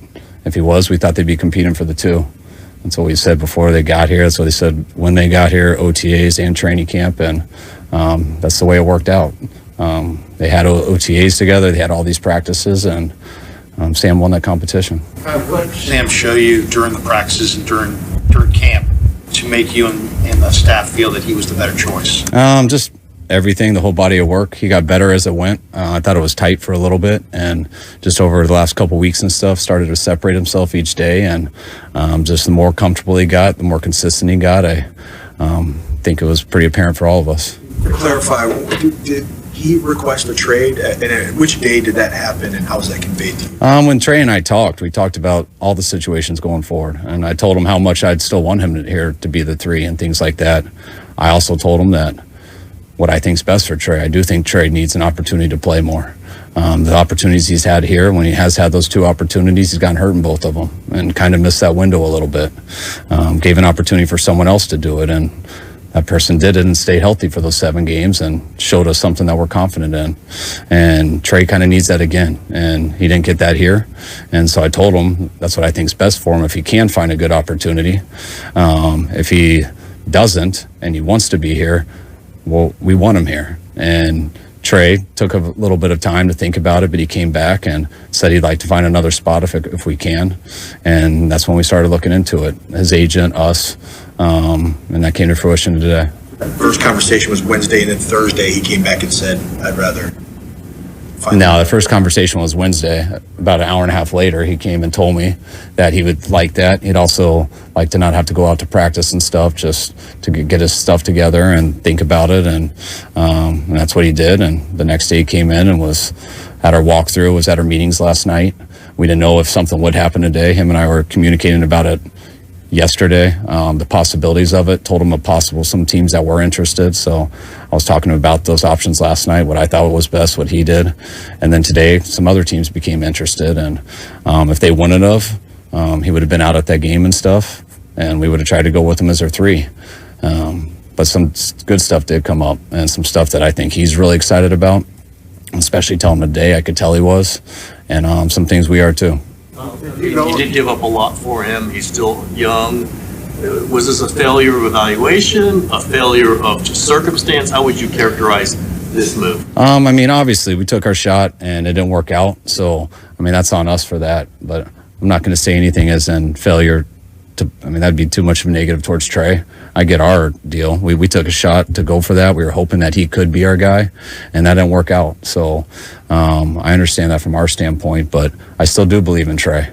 And, about 3 years ago, we had the 12th pick in the draft, after that COVID year, but we thought we had a really good team.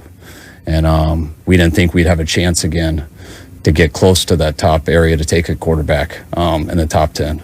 And when you have the 12th pick in the draft, we went into it realizing it was a risk, but we thought we weren't going to pick that high again for a couple of years, and we would never have a chance to move from 12 to 3. We tried to move up to a number of spots before that, but 3 was the first one that would do it. We looked into everything between 12 and 3, and we got that, and we took our shot, something we believed in and a person we believed in.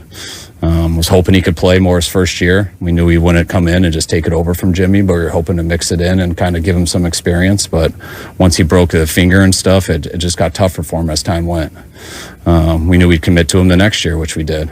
We knew he wasn't fully ready in every aspect, but we knew he had a skill set that we could put some stuff together to give him the chance to compete and grow with a good team as he developed as a full quarterback.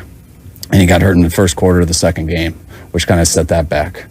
And now we're here in the 3rd year, and we still got a good team, and we thought it would be Trey. I think we got pretty fortunate falling into still having a rookie quarterback in our 3rd year that happened to be the 7th round pick. And we also look back at it as we didn't think with having the 29th pick, which, you know, those 2 first-round picks ended up being the 29th pick in the draft, which we were expecting it to be late. We were hoping it would be 32 or something like that, but we know with two first-round picks that are both at 29, you can never even consider to move up to something like that. And so we had to act then, and we did. Didn't work out, which can be a huge challenge, but so I feel pretty fortunate what we fell into.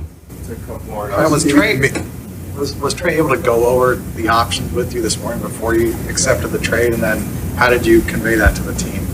I just told the team that I told them after the deal, just, you know, anytime you trade a quarterback and things like that, I mean, all those guys are going through some similar stuff. I'm going to have a lot of tough conversations with a lot of guys over these next few days. But I always told them the circumstances are different when it's under this magnitude, someone, a quarterback position, someone who was drafted like him. So I just told them that's up for John and I to decide. I hope they trust us with what's best for the team, but they just got to be prepared for those questions and stuff, which they're not going to know much about. Experience that you wish you had done differently? You know, I always feel like I let Trey down. I mean, I wanted him to come here. I believe in Trey. I believed in him before we took him, and I'm responsible for that. I didn't want to throw him into the heat of battle right away, but I thought he needed to play. So we tried to figure out every way to do that. I mean, if I can look back in hindsight, he broke that finger on a helmet on that 4th preseason game versus the Raiders. I wish I didn't put him in a play that had him break his finger, because I think that really hurt him in his first year. And not only did it hurt him not getting able to mix in much, but it hurt him in the practice time because he had to adjust how he threw and things like that, which I think set him back for his second year. When we went into the second year, we gave him every chance to do it. We were going to make an offense that, to me, gave him the best chance to be successful at that time, which we did do. And when you do that, you hope a guy can stay healthy so he can stay out there long enough, but that didn't last long. It was the first game, and after that, I mean, I always felt for him, and we continue to work with him, but sometimes things just don't work out. Was there an internal struggle about, he's still a young guy, he's 23 years old, he's only halfway through his rookie contract. Did you consider just keeping him here just to give him a chance to eventually be the guy that you thought you were getting when you drafted him? Yeah, we do consider that. I just think that was hard for us to do that with where we're at as a team, how much time we have given him, and the situation here where we gave him every chance to beat out Sam, and it just didn't happen. And when you look at it in that case, there's not much opportunities you can do on that practice field. There's not a developmental league. There's not a whole field on the side where we can get our players just to practice to give him reps. You got to get the 1 ready to go. And when you're not, it's hard enough to get the 2 ready to go. The 3 is usually a guy who never gets a rep till he randomly gets out there. And that wasn't what I felt was right for Trey. And with how much we had done so far, and that wasn't going to be what was right for our team either. I thought it was time to move on for him and for us. And I'm well aware of everything that happened, and unfortunately it did happen, but I like where our team's at too right now, and I feel very good about that. And I also feel very good that despite all that, you'd love to keep a 3rd guy to develop, especially a guy that you really, really love, and believe that he could do it someday. But to do that for $7 million over 2 years, with places where we are in the cap, when you can't provide those reps and stuff for people, and you got other things with our team where we're doing, that to me doesn't make much sense for the Niners. I wish it would, because hell yeah, we'd love to just keep them until eventually it works out. But that clock ran out here, and that's why we had to make a real tough decision, one we didn't enjoy doing, one we didn't want to do, but we try to do what we think's best, and this is what we think's best. This just came down to the fact that where you guys were as a team didn't align with what Trey needed to get where he was trying to go. Very much so. I mean, I do think there was a chance. We thought we were aligned as a team to win right away when we did it with him. We knew it would take him time, but we also had to make a decision where we were going to go with our team over a 2-year window. And we felt if we could get a rookie quarterback or a guy in a rookie deal who could help us win, man, we could put a good team around him. And we took a shot with Trey. because we believed he could. We knew it would take some time. But in the meantime, we were going to have a pretty good team. And the time that we did give him, when he had his ups, he missed those. And those weren't his fault. They weren't our fault. They were just, that's what happens in football. And when you take a risk on someone who does need to develop and does need some of that time, and then he misses that time, and we are where we're at right now, it is kind of what it is. And I think we are very fortunate that we did find a guy. We still have a rookie quarterback or a guy on a rookie deal that has helped us put together a good team. We do have a guy that we believe can win with on that deal. And we also feel we have a very strong backup. And that's where we're at. All right, so that's Kyle Shanahan from Friday after the 49ers played the Chargers in their last preseason game. The two things to me that stuck out is... I think I could guess one of them. I thought he did what he did, and that he did his best to put it behind him. He said, I feel like I let Trey down. What more do you want him to say? That was Kyle Shanahan. And then the other thing that I kind of thought got lost there is he said, we gave Trey every chance to beat out Sam Darnold. Man. Like, that makes it sound like they would have preferred that Trey Lance be the number 2, but it was obvious that Darnold was the number 2. And then at that point, they knew. You can't do that to the team at that point. So I said this Friday when this all came out. Just get out in front of it. Say you kind of made a mistake. You don't have to say you made a mistake, but you infer you made a mistake, and you wish it turned out differently. And the best of Trey, he did all that, dotted his I's, crossed his T's, and now it's time to move on. Yeah, and you know what I'm going to do, Steiny? I'm going to give Bonte and Kyle an apology, and you, because I told you I heard this. I didn't hear all of this in its entirety. I didn't hear him say about the race. He thought the reason Warner was approached on the field by the press, if you care, but we talked about it Friday, how much of a bad look that was, is if we take Kyle at his word, he thought the radio show was going to go off as it was and there was no baseball game and that was going to be out. That's one. And two, I would have just followed up, Steiny, because nobody can ignore this. Why do you feel you let Trey down? Is it because you used him as a running back when he was healthy? And at that point, anointed the next? Like, I will never apologize for me being offended the way that Kyle was using Trey. But now that it's all said and done, Steiny, I think he was using him that way because he didn't like what he was seeing with the arm and the reads. So that was telling us something. It was off. Yeah. But that was as real as you can get. He said, I let him down. We messed up. But again, if I mess up again in my life, Steiny, probably today, I would love to be in Kyle's situation in the Niners to where what you got to look forward to. You like, there's really no price to pay right now, but set C's on this quest to win your 5th. 888-957-9570 is the number. You just took a listen to the entire Kyle Shanahan press conference from Friday night. A lot of you, I'm sure, haven't heard the whole thing. I just listened to the whole thing earlier today. It's pretty interesting. It's a little bit different of a Kyle Shanahan as far as I'm concerned. And, you know, we talk about accountability, and a lot of people say, well, why can't you hold Kyle responsible or hold him accountable? I think he is being held accountable. Now, you can't hold him accountable now because we're starting the season. And the 49ers have had success 3 out of the last 4 years. Yep. So let's see how this season goes. Let's see how the quarterback position goes. And then, I mean, in 2 years, if there's still instability at quarterback, maybe that's the time that you revisit this situation and say, well, now it's been 8-9 years. What's the quarterback situation? But for right now, I think Kyle Shanahan did as good a job as he could to put it behind him. They got Pittsburgh coming up in less than 2 weeks. Let's go. And let's see what happens. NFL football's back, Steiny. I know I'm the extremist on the show, but two guys came to mind, Bob Myers and Steve Kerr, that when I hear them talk, I like them more, even though I don't agree with everything that comes out of their mouth. My takeaway is when it's over, I feel like you learned something about them. They were honest. That's big to me. This is going to be extreme. Has your opinion of Kyle changed after hearing that? No, not really. I think he had to kind of fall on the sword a little bit. I didn't know. I feel like he it was the easiest thing to do. Or only thing to do, too, right? Or, he could have just kind of ignored it and talked down to the people who were asking him questions. And he could have downplayed the whole situation. When he said, hey, we took our shot, it didn't work out, I didn't really think that was downplaying the situation. That's interesting. So I feel like, look, he's a smart guy. All he had to do was get up there and say, you know what, it didn't work out. All right. It didn't work out. And we still think we got a great team. We still think we can win the Super Bowl.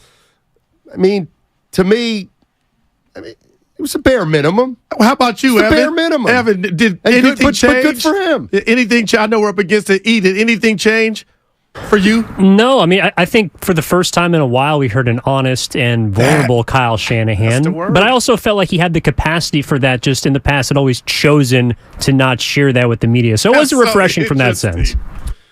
Yeah, Spadoni. I mean, that's interesting, Steiny. Spadoni. Well, what do you think with young whippersnap? Is he back there? Yeah, he's back there. Oh, all right. He's working hard. Okay, my bad. Yeah, he's back there. He's Just back the four of us. I mean, that's interesting. Vulnerable, Steiny. I like that. How hard is it to put your tail between your legs when you have to? Oh, when you're talking to me? It can be hard. I made a mistake. I stink. It's the easiest thing in the world to do. Dude, what shirt is that? And everybody's open-minded to a guy's apology. Yeah, so that's why it's America. Hey, well, what's he going to get up there and say? Let me tell you. Trey wanted out. 3 years ago, we made what I thought was the greatest pick in 49er history. This kid got in here, and I can't tell you how much he stunk. He fooled our scouts. He fooled our organization. He fooled you. Exactly. I mean, but there was no other way to do it except to say, look, fellas, I apologize. There you go. Hey, wow. He didn't quite say that, but he doesn't have to apologize for a pick. But I saw Shasky's tweet about this being the worst trade in franchise history. I was talking to Abanyas yesterday. He called me. And he said it's Charles Haley, Steiny, going to your competitor and winning 2 Super Bowls. But that was different. It was like Draymond Poole. He had to be out of here because he wasn't acting right. Yeah, and I just can't help but think two things. One is the one place where I don't believe the 49ers. Ooh. I do not believe that they think Trey Lance is going to still be a good player. You don't trade him to the Dallas Cowboys if you think for 1 minute that he could turn into a heck of a player. I don't think. And that's a place where they're not going to – they can't prop up their supposed get him better. So what the hell they get – like I feel bad for Lance that he's in Dallas. If Kyle couldn't get you ready, Steiny, I'm so drunk on Kyle in that vein that I'm like, man, now you still can show us and prove us wrong, but man. And the other thing to me that this shows is I don't think it's more pressure on Brock Purdy. He's going to have pressure to win. Every quarterback does. But this does mean something for Kyle Shanahan as his future unfurls here in the Bay. I mean, if the 49ers have another great season and Brock Purdy's the real deal, this will probably be able to get glossed over. Yeah. But if something happens this year and the 49ers don't have success and their quarterback position isn't one of strength, then it's going to be talked about, and at that point, it's going to be fair game. 888-957-9570 is the number. You just heard Kyle Shanahan from after the game on Friday. What are your thoughts on what he had to say about Trey Lance? What are your thoughts on the trade? What are your thoughts on Brock Purdy being the starter? Can Sam Darnold get it done if he gets put in there? 888-957-9570. And don't forget, September 11th, join 95.7 The Game at the Pettinelli Financial Partners Charity Golf Tournament at Harding Park. All proceeds benefit the Autism Society of San Francisco, the Bay Area. There will be a $10,000 hole-in-one contest, an auction with some great memorabilia, and a chance to hit some golf balls at the iconic TPC Harding Park with some of us from 95.7 The Game. Learn more at sfautismsociety.org.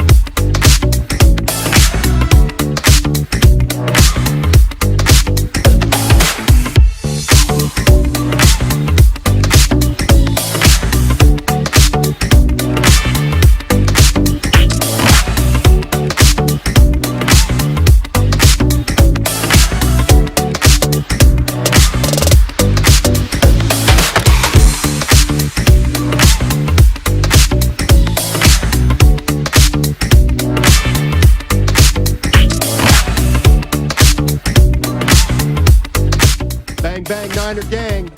Now, back to Steiny and Guru on 95.7 The Game. All right, Steiny and Guru with you on a Monday morning. Trey Lance is no longer a Niner. We'll never be able to get back all those conversations. What about the people that bought the merch? He gone. See, you should be able to say, you know what, bring it back. Yeah, you know what? Well, that's what the NBA does. You're kidding me. No. So James Wiseman, well, no, that's years. If you bought a James Wiseman jersey, what are you about to tell me? Through the NBA website, through NBA.com, and James Wiseman gets traded. Come on, Steiny. You can either get the Wiseman Detroit jersey, I think, or get another one entirely. I believe. Evan, help me. It has to be the same price, but yes, through NBA.com if you purchase your the jersey, world, if we had more of that in our world, that is dope as AF. See, I am a guy who loves... I can't believe you told me that. See, if I had a Trey Lance jersey, I would still wear it if I really love Trey Lance. But what if you love the Niners more? Like, I love my teams more than any player. Why do we still... Okay, why do people still wear Sprewell Warrior jerseys? Well, that was after different. He was traded. Why? He got in a fight, and then it was over. Yeah, I think there's Trey Lance my supporters. favorite Warrior of all time. I think there's Trey Lance supporters that would still wear the Lance jersey. Plus, it makes it more rare. Everybody's got a Trey Lance 49er jersey when he's on the Niners. In 20 years, it does feel like if you have a Trey Lance jersey, they're going to know you're a real one. That's exactly Is that right. what it yes. Man, yes. okay. Yeah, I think so. It's kind of like you go out and get a Rasheed Wallace Atlanta Hawks jersey. Played one game for him. I was like, I forgot. I didn't picture him in that one. Yeah, no, it's hard to. Hey, real quick. I know we work Monday through Friday, you, Evan, I, and Spadoni. Spadoni's got the kids, so this ain't for you. I mean this. I'm just feeling good. Football's upon us. We should get together and watch games more. Sunday. I think Monday through Friday we're doing well. But you really ain't, long as you're honest, man. I think we need to. I think the break does us good. Yeah, I think we watch the games separately, and then because if we watch the games together, then we'll. Can somebody feed the damn vine? It's dead. But Evan just told me our vine for the show. Killed it. Sorry. Yeah. Well, we were together in Vegas, but dude, somebody put some water on the damn things like we hate each other. Well, it's because Evan was overseas, so we couldn't do an iMessage, and it would be all green text. It was his birthday. Nothing worse than a green text. Shout out our fantasy group chat here at 95.7 The Game. People really have androids out here. Hey, did you know it was Evan's birthday? Be honest. No. That's what. Well, no, I knew it overlapped with the Italy trip, actually, come to think of it. But not till I was just reminded. He's special. Evan, when's my birthday? September something. Thank you. About the same. Guru's a Taurus. No, he's a Pisces. A Libra. Oh, damn. Nice try. I said Guru's a Taurus. Oh, yeah, that's my boy. See, 650, just because you disagree with it doesn't mean that I'm wrong. No. Stop talking stuff you don't know. No one's wearing a Trey Lance jersey now. Like, I wouldn't want to wear it if the guy wasn't on the team, that's all. Now, if there was Sprewell and he had been here, then I'm all good. When the 49ers play their first home game this year at Levi Stadium, there will be some people in Trey Lance jerseys. But they'll be mad at Robbie DeVille, our guy. Are they sending him? He's saying he's mad that he's stuck with it. But he's got to wear, unless they're doing what your NBA.com does. That's phenomenal. Maybe it's a way to show support for Trey Lance and the Niners. Also means you got to be careful with the quarterbacks in San Francisco when you buy jerseys. No, that's true. I didn't like that, Evan. Yeah, 49er fans should know better. They should know better. So you're saying there's a dark cloud? Well, we'll see. Hopefully no water in it. We'll see. Pinoy Mamba, do I keep my Lance jersey? Absolutely. Why not? Why not? But do you want to keep it? But what are you going to do if you don't keep it? Right. That's my What do you do with the Trey Lance jersey? 888-957-9570. There's the show. Ready for the summit tomorrow? Not really. Not yet. I try not to. kindling. But, see. No, it's real. So, Trey Lance gets selected by the 49ers at number 3. Oh, my God. You get excited and you buy a Trey Lance jersey. Okay? He's been on the team for 2 or 3 years now. He gets traded. You got to throw that jersey away, even though you still like him as a player and you still like the Niners as a team. It just didn't work out. Somebody give me the rules on that. I'm open-minded to that. Yeah. I just don't. Really? If you buy an authentic Trey Lance jersey for what, $200? Yeah, right. Now it's just gone like him? I don't know. I know. Go ahead, because I know we don't get too technical. But Steiny, the Niners field goal kicker situation, dude, week one's are coming fast. And if Moody's not available and his backup, what if they lost the game on a missed field goal? Then what are we talking about? The missed field goal. But it's why they didn't. It's like, where's Bosa? All this little stuff is, if I were a fan, irritating. Kind of like the Warriors before the season last year, right? Well, nothing. They went to China or Japan, had a great trip.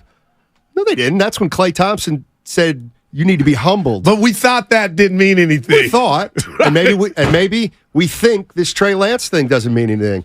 And maybe we think the Bosa holdout doesn't mean anything. And maybe we think Brandon Ayuk's contract year doesn't mean anything. We'll see. And I'm not saying it does. I've interrupted you 5 times. Go ahead, Stein. TJ's in the city. What's up, TJ? What's up, Steiny? What's up, dude? Thank you guys for taking my call. Yes, sir. I just got 2 quick points I want to get by. The first point is Kyle Shanahan absolutely does owe us fans an explanation as to the quarterback debacle that just happened. I think he also owes Jed York an explanation. I think Jed York is punching the air right now. You just gave away 3 chances to hit on first-round picks for the future of the franchise, and you gave that all up for a quarterback who you think you can develop. And after, I'm not going to go through the whole situation that happened here with Trey. We all know what happened. We heard it 1,000 times. But after all of that, you only gave him 4 starts. You made him your QB3, which is the ultimate disrespect to the kid, which ultimately tells him, hey, we don't believe in developing you this year, maybe next year. So you do all of that. You trade him for a 4th rounder. Now you have no 3 first-round picks. You have no quarterback of the future that you wanted to develop. That's the first thing why. That's the reason why I feel like he does owe us an explanation, the minimum. The second thing is I don't think his seat is hot, but I think it's warming up. I think it's sitting at a 70-degree temperature on a cool 90-degree outside day. You know what I mean? He's feeling the heat a little bit. If Brock gets injured, God forbid, and Sam steps in and Sam is Sam, you start seeing ghosts and spirits out there, very hard to see it's very hard to imagine Jed York not having another conversation with Kyle, considering how this whole thing played out. And I'm not saying he's going to get fired, or he will, or he should. I mean, he took us out of the mud, and look where we're at now. But if that does end up happening, I wonder. My question to you guys is, what's the book out on Kyle Shanahan? I mean, can he draft a quarterback for you and develop him? Can he work with the quarterback that you already have? I mean, he's shown us that he can't do that, and he's had 4 chances so far. So that's all I got. Thank you guys for taking my call, and thanks. Hope y'all have a good day. All right, TJ. I don't know if TJ didn't hear the press conference with Kyle or not. I'm going to say he didn't. But here's where he owes us an explanation. Here's the short version of it. Does this do it for you? All right? Kyle Shanahan was asked after Friday's game, who let who down with Trey Lance and what happened? Here's what Kyle said. Was this a failure of evaluation, a failure of just circumstance? How would you characterize this move? I mean, obviously, we took our shot and it didn't work out. So, I mean, that's on us for that. But I'm not going to say anything as in failure. That'd be too much of a negative towards Trey. I get our deal. We took a shot to go for that. We were hoping that he could be our guy, and that didn't work out. So I understand that from our standpoint, but I still do believe in Trey. And, about 3 years ago, we had the 12th pick in the draft, after that COVID year, but we thought we had a really good team. And we didn't think we'd have a chance again to get close to that top area to take a quarterback in the top 10. And when you have the 12th pick in the draft, we went into it realizing it was a risk, but we thought we weren't going to pick that high again for a couple of years, and we would never have a chance to move from 12 to 3. We tried to move up to a number of spots before that, but 3 was the first one that would do it. We looked into everything between 12 and 3, and we got that, and we took our shot, something we believed in and a person we believed in. Was hoping he could play more his first year. We knew he wouldn't come in and just take it over from Jimmy, but we were hoping to mix it in and kind of give him some experience. But once he broke the finger and stuff, it just got tougher for him as time went. We knew we'd commit to him the next year, which we did. We knew he wasn't fully ready in every aspect, but we knew he had a skill set that we could put some stuff together to give him the chance to compete and grow with a good team as he developed as a full quarterback. And he got hurt in the first quarter of the second game, which kind of set that back. So that's Kyle Shanahan. Now, let me ask before you start, let me ask 49er fans, is that enough for you? Did you hear what you needed to hear to move on and get ready for the start of the season? Mike, that's where I was going. No, because I would have liked Kyle, and you tell me what you think. If this would have been, and at this juncture, I don't think there's too much probing. What didn't he do that you thought he was going to excel at? Sounds like well, when he was asked what Darnold did to win the position or why when he knew, he said just everything. Just everything is kind of what Kyle said. He said what got Darnold the job, and he's like, he just started to separate himself a couple weeks ago. So I would assume that means in more than one area. I think there's a chance. I don't know if you guys know this. There's a guy out of Delaware. He's a quarterback that you keep your eye on. His name's Jimmy Glantz. And so if the 49ers draft him, you can just put a G in front of the name Lance, and hopefully he'll be number 5. Jimmy Glantz. How are you familiar with him? Jimmy Glantz out of Delaware. Keep an eye on him. I don't know if there's a Jimmy Glantz, Spadoni. So gullible. Of course there's not. Wow. I'm like, how the hell you know? Wouldn't that be unreal? The 49ers, they've moved up in the draft to get Jimmy Glantz. Never go full Jeff on the First NorCal Credit Union YouTube said, take all old jerseys of guys that get traded and make a quilt. My grandma used to make quilts. Okay. Austin said that was weak. That's fine. Sometimes you do live radio, you miss. You swing and a miss like the 49ers did with Trey Lance. But yet they're still in a good situation. I took my shot. Don't read Austin San Jose anymore, Stoney. He made a dig at you. Yeah, he's something fine. about I was your only black friend. He was fine. He ain't met Dana. He's fine. Yeah. How about Darryl? You met Darryl? Darryl Davis. Darryl Davis. Dan Daly's my white friend. In fact, he's so white he's Irish. So let's go to Frank. Frank's in the Frankie. Frank's in Atlanta. Oh, ATL. Yeah, what's up, Frank? Hey, what's going on, fellas? Listening on the Odyssey app. Big fan of the show. Thank you. Hey. I'm a Trey Lance fan. I actually bought the jersey. I'm keeping it. I'm going to put it away like I do all the 49er jerseys of the players that don't. They're not there anymore. Right. My one point is this. It's time to move on. The 49ers have failed on first-round picks. Freddie Solomon, you got Reuben Foster. You could make the argument that McGlinchey, they failed on. And for the callers that said that all these evaluators know what they're talking about, quarterbacks, 90% of the quarterbacks drafted fail in the draft. So let's just, let's not get the stats get in the way of a good comment. But that's all I got to say. Big fan of the show. Thanks. So have a great day. Thank you, man. Appreciate it. Now, what does he just file the jerseys away? When does he go check on them? I don't know. Yeah, that's odd. That's why I'm not you know what, though? Bird. I'm sure you've never owned a Bird jersey. No. Come on. I've always been mature beyond my years. But you'll never understand the pleasure of putting on one of your favorite athletes' jersey. I did that for 24 years when I put on my own uniform at Holy Name High School in Franklin and Marshall College. You get angry sometimes when we talk about sports, Donnie. I put on the jersey of a player that I respected, Steinmetz. Mm-hmm. Sometimes I study you and you don't even know it. I think, I'm being real here. This is no shade. Do you think you could have made it to the NBA? No. Sometimes I think you're bitter that you didn't. Not a million years. Not a million. And I believe you. I never asked you that. Oh my gosh. You know how many friends I have? Yeah, I messed up. I threw my arm out. But they feel like they could have made it. No, seriously, more than 5. But you say no. No, I didn't even play Division I. You wish you were taller, though. You had more height. I hit it. It's too late for all this. but you're not answer there. Your body language was no. You can't have regrets about something you don't control. I don't think that's profound. Is it? I just made it up. Yeah, I mean, do I wish I was taller? Yeah, but do I? You would have made it then. Remember how you say? Yeah, if I was 7'9", I might have. I don't think I could have. No. So my height, you ain't in the pro. This. With my height, you ain't in the pro. That ain't enough. No, no chance. No. I want to make sure. No. You know what's funny is that Evan.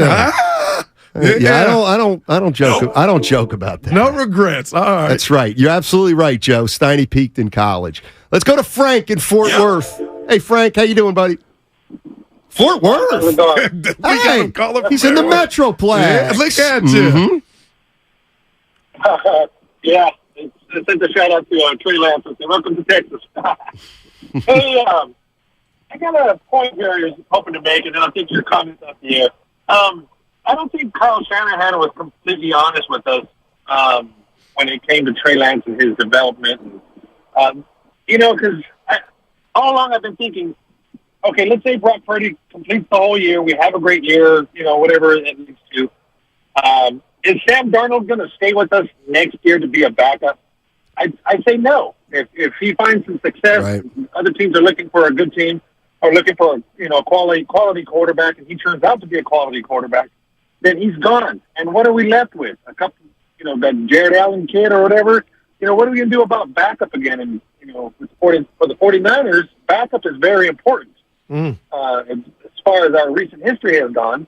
And so I would have thought that if Trey Lance and Sam Darnold were even, and knowing those things, wouldn't it behoove Kyle Shanahan to keep Trey Lance instead of Sam Darnold? At least we have him for one more year. I don't know. It's just kind of a head scratcher for me. I think that's fair. That's a fair question. And the only thing I would say is I have to give you this answer, and this was the quote within the Kyle Shanahan press conference. We gave Trey every chance to beat out Sam Darnold. That sounds like he went into camp as the number 2. Yeah. And Darnold supplanted him. And to the caller's point, he's not the first one that brought it up, Steiny. We touched on it last week. The number 2 quarterback position in San Francisco is the 1.5 quarterback position because for whatever reason, I feel like the backup quarterback, is closer to getting on the field because the starter will go down. But with that said, you almost got to give Kyle credit in this sense. He kind of feels what I just said, and he's like, I don't care about any of that. I need to know if the car gets wrecked, is our season going down the drain, and how confident would I feel or I want to feel in the backup, and that was Sam Darnold. And I kept it real with you. As much as I wanted the Trey Lance experience, Steiny, he's not better than Sam Darnold. The question is, what did Kyle do to impede the natural progression from Trey, or was there nothing to work with? And I think that would be Kyle's answer behind closed doors. I don't know. I mean, that's the one thing I really don't think we know is whether Kyle really does in his heart of hearts think that Trey Lance is going to be okay down the line. My gut tells me that he does not believe that because how can you trade him to the Cowboys? You played the Cowboys in the playoffs last year. And you play them week 4. I mean, there's no doubt that when you look at the NFC, it's Philly, San Francisco, Dallas, in whatever order you want. So the idea that Trey Lance could be quarterbacking for the Dallas Cowboys tells me that that doesn't scare Kyle Shanahan one iota. Let's go to Scott. Scott's in Marin. What's up, Scott? How you doing? Hey, fellas. How you doing? Hey. Yeah, hey, I think it really boils down to circumstance more than anything. I mean, the kid was injured. What is Kyle supposed to do with that? The kid was injured 2 seasons. The first 2 seasons he was with the team. They handed him the keys when he probably shouldn't have last year because he clearly wasn't ready. Yep. You can find the way that they were calling plays for him. So now Brock Purdy comes in with scout team reps and balls out, man. You got a player here. This guy is the deal. And I'm not. And so what are they going to do with Trey? I mean, at this point, because they got the quarterback for. Wasn't the guy they thought they were going to get. Maybe they thought, when they drafted Trey, they thought he was going to be the guy that they could mold into the player. And then this guy drops in their lap. This guy is no joke. He's going to be a top-tier quarterback for a long time if he stays healthy. So, trade into Dallas, he's a third-string quarterback in Dallas. Right. So, so in all, I think if Brock Purdy didn't exist, he'll be here. No, I didn't think we were cutting out in and out there, Scott. But we got his message. Yeah, no, he didn't see anything. He didn't think there was anything in Trey, Steiny, or he would still be here stashed away. He saw nothing. Yeah, and the other thing is, like I've written down here, okay, now what? Let's say you're mad. They blew it. They made a big mistake. Worst trade they've made in 3 decades, and Kyle's arrogant. And what did he see in this guy? And, okay, like, all those are legit. But now what?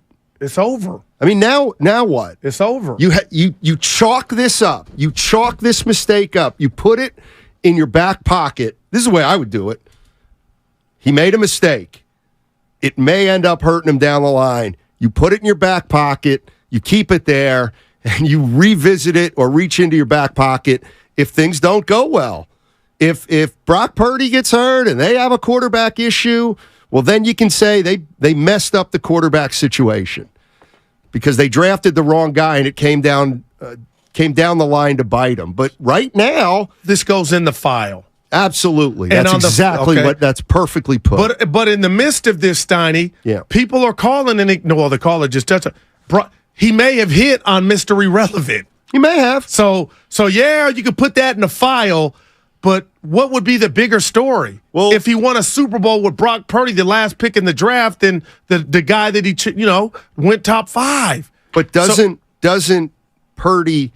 See, I kind of look at it this way: Purdy has to work out. Oh, well, we know that.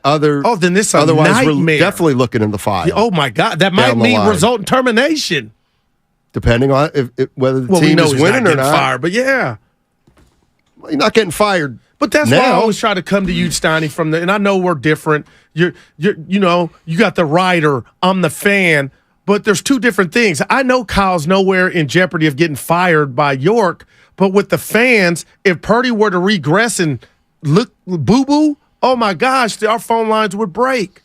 Well, let me tell you what I think on that. We can do it on the other side. 888-957-9570 is the number. The San Francisco 49ers, they have 3 quarterbacks now, not 4. Trey Lance is in Dallas. He's in Dallas, and that's where he's going to stay for now. All right, hey, you want 2 tickets to Hip Hop Made by the Bay? Now's your chance. Call in now, right now, for your chance to win a pair of tickets to Hip Hop Made the Bay, featuring Ice Cube, E40, Warren G, and many more. They're coming to the SAP Center on November 3rd, 2023. All courtesy of Pacific Concert Group. Call-in number is this, 415-951-2386. That's on the other side. We're going to do this, and we'll take a caller. But on the other side, your chance to win 2 tickets to Hip Hop Made by the Bay.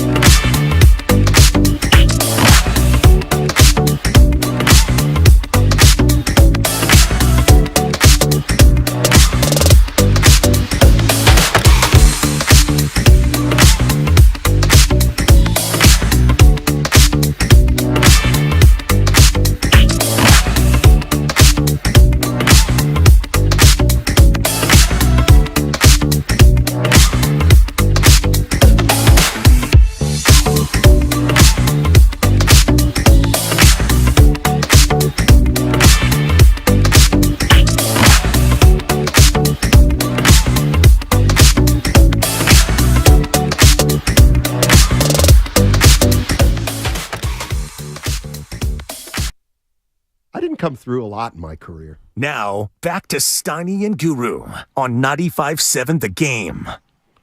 All right, Steiny and Guru with you, and here's your chance.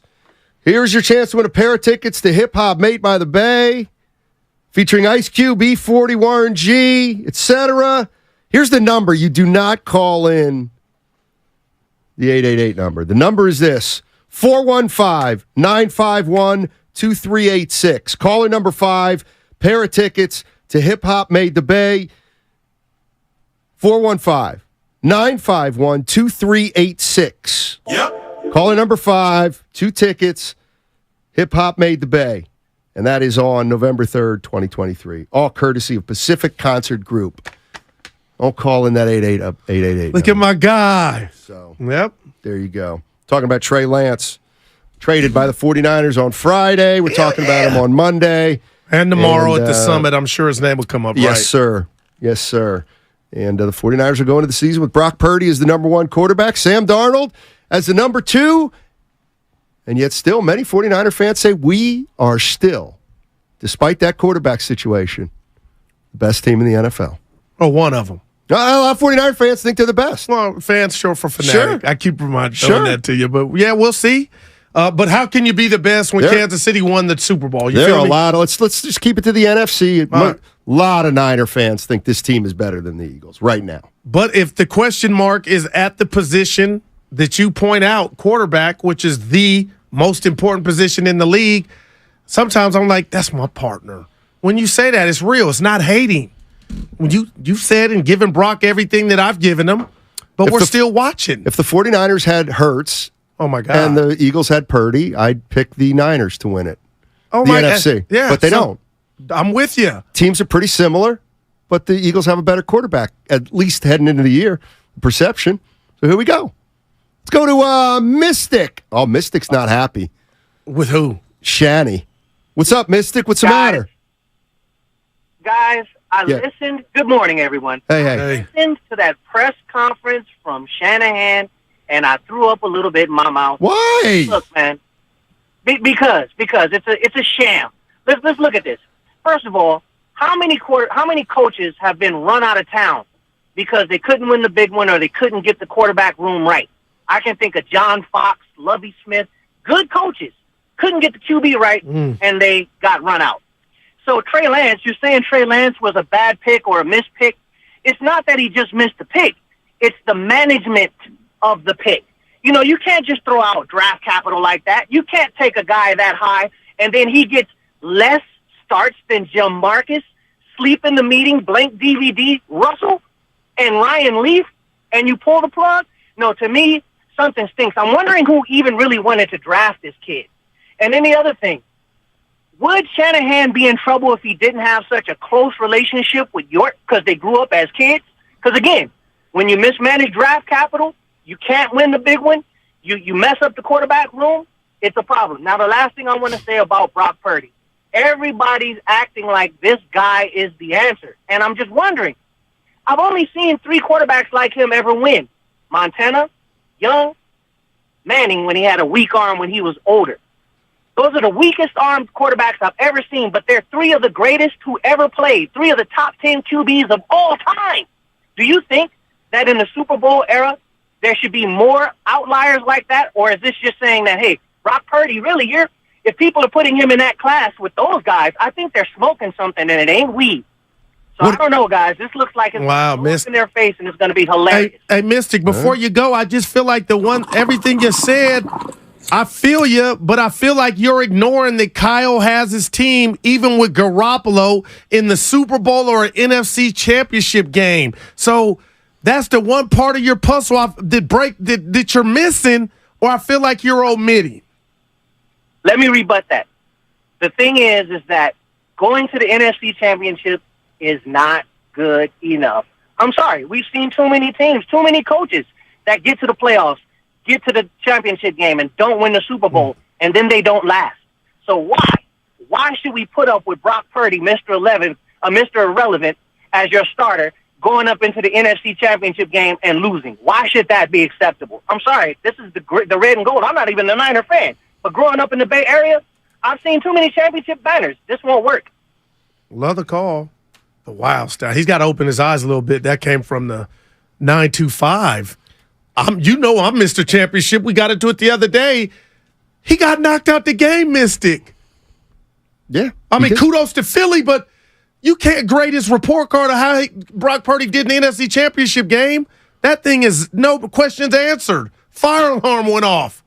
Well, the one thing about Kyle and Purdy and where we are at a quarterback is, like, if the 49ers don't win it all because of the quarterback position, like, that is not an excuse for Kyle Shanahan. I almost feel like, if halfway through the year you look and it's like, oh, God, Bosa's out for the year, Warner's out for the year, McCaffrey's out for the year.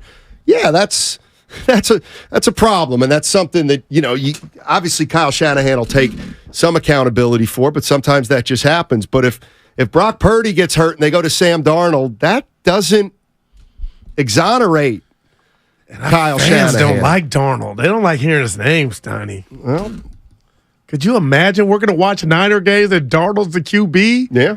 I was watching him Saturday. There's not seeing ghost, but there's some residue of resemblance of what he's been. Like, this is going to be great, man. And he may not see the field unless Purdy is hurt. Let's go to Jim. Jim's in Martinez. Hey, Jim, how you doing? Hey, good morning, guys. Hey. Some of these. Jim, you got to call back. Call back, Jim. Home of the Van Gundy's, Martinez. Call back, Jim, because we didn't have anything on you. OG's in Seattle. What's up, OG? How you doing? Hey, what's up, guys? Yeah, I'm shocked to see Trey Lance gone, but, it just wasn't his time. It's Brock's time right now. And, the season is going to be tough. It's not going to be kind of cake walking into the NFC Championship game. They've got a tough schedule. Week 1 against a very challenging Pittsburgh defense. Kyle Shanahan has one job this year. He's got to keep Brock Purdy upright. He must. And, Brock is good enough above the shoulders and in the context of, his footwork to get the job done. He doesn't have an elite arm, but, Kyle can offset that. But if he's hurt, if the offensive line isn't protecting, if, they're taking too many risks on offense, and he's taken a lot of shots throughout the season, it's going to be a very, very long year. I'd love to get your comments on that. The second thing is, how's the Niners' defense looking this year? We've taken this defense for granted. It's been a championship defense the last several years. What's the fall-off going to be, losing D'Amico, losing Jimmy Ward, a number of other folks like Emmanuel Mosley? I'd like to get your guys' take on that as well. Thanks. Yeah, we've been focused just on the quarterback position. You know how I feel about Bosa. How? I just don't like that he hasn't been around his teammates. I don't like that he hasn't been in pads. And now you're going to come, I believe, like what the guys were talking about in the morning, Steiny, it's probably going to happen late this week or early next week. He'll get his bag, but you're going to run out there full speed in cold weather. And again, I'm not the sky's falling because I know you're going to say that, but soft tissue, hammy or whatever. And then what are we like? I don't want that, but the defense lost Jimmy Ward. It's lost some depth with Ebucom and some other guys on the line. So we'll see. I am watching. But, Steiny, on the flip side, I don't feel like a lot of people are saying this Niner offense is greater than it's ever been. So that can make up for any possible slippage on the D. It's greater than it's ever been if Brock Purdy is who he was last year. No doubt. And it'll be warm in Pittsburgh that first week. It stays warm. Think so? Oh, yeah. It might be hot. Might be humid. September 10th. But you got Watt coming off that line, man. You got Pickett. He's there. Brock Purdy. Well, no, they drafted him to be what he is. It's looking good right now. So this ain't going to be easy. Let's go to Jim. Jim's back. What's up, Jim? How you doing, man? Hey, good morning, guys. Some of the callers are making me crazy as usual. I mean, Shanahan does nothing but just about get to every other team in the NFL will be doing cartwheels to have him. But this is what I'm saying. 3 things real Jimmy. Yeah. Jimmy, your phone is killing us, and I'm willing to put you on again. Hey, let's stick up for Shanahan. Nothing wrong with that. Well, I'll put him on again. Kyle said he got it wrong. Well, Oh my God! not quite. And we always it talk. just didn't work out. I don't want to paraphrase what you said, Snotty, but didn't you say Lynch doesn't have that much power? He doesn't. So why is everybody, some people, even on the national shows, talking about whose idea was it to draft Lance? You were not going to veto Kyle. I mean, to me, it doesn't matter. It's Kyle's pick. Yeah, of course it is. Of course it is. And if you got talked into it, shame on him. Ooh, the one time that he needed, then the one time he needed to be arrogant, then he there's no. I mean, you want to talk about not being able to have it both ways. There's no way Kyle Shanahan can push this off on John Lynch. Wow.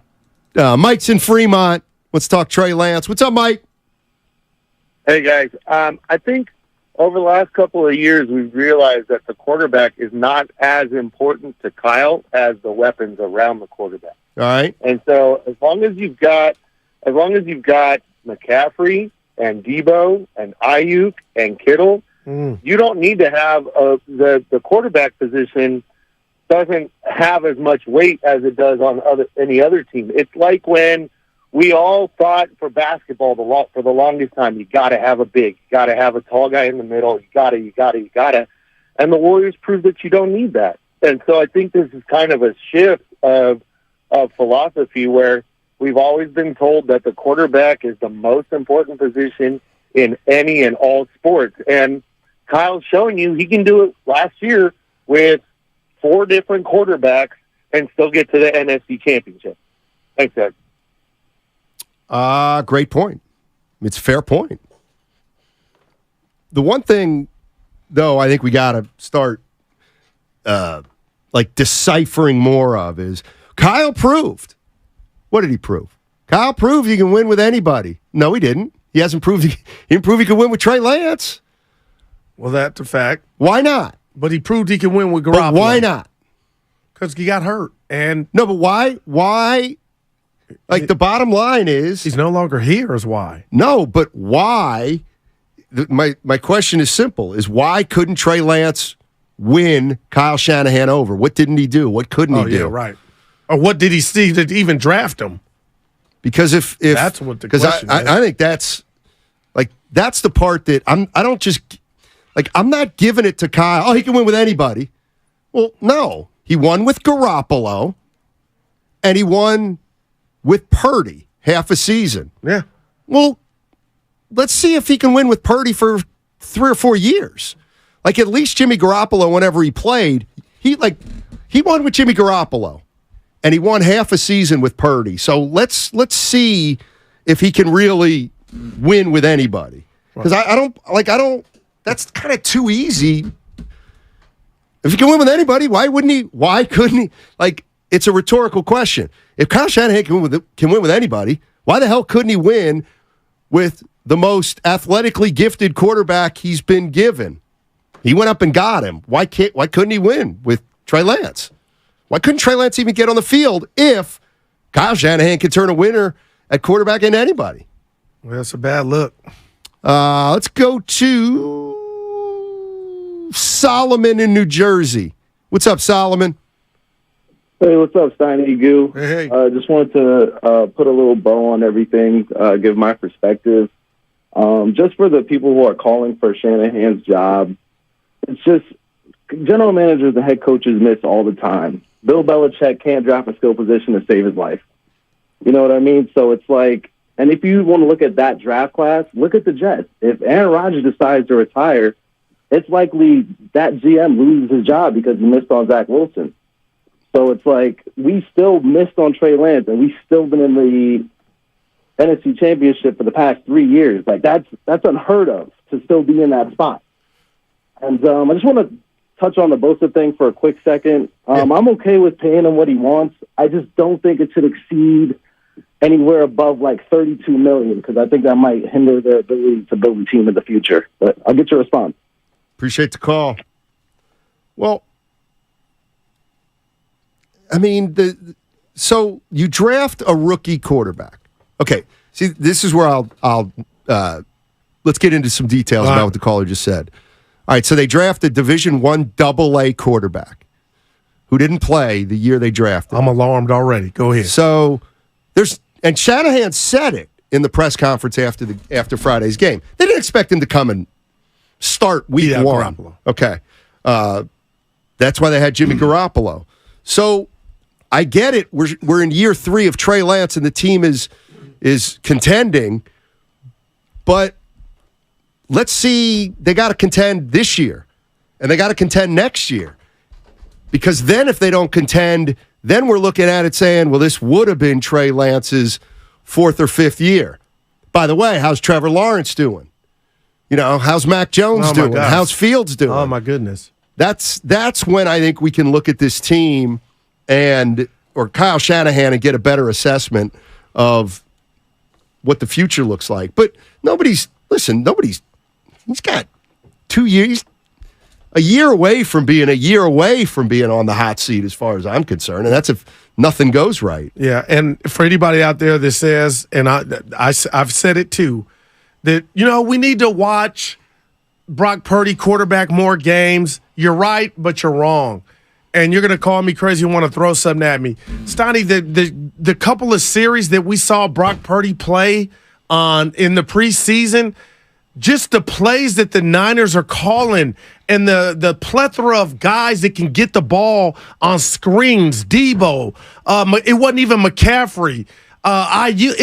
It's stupid dumb on how much they have at their disposal and the way Kyle is using the football field like a chessboard. Let me tell you something. That's not going away. So for Brock Purdy to turn into a frog, he's going to really have to be bad. So that's why I just feel like in my core, I'm on the fast track of gear up.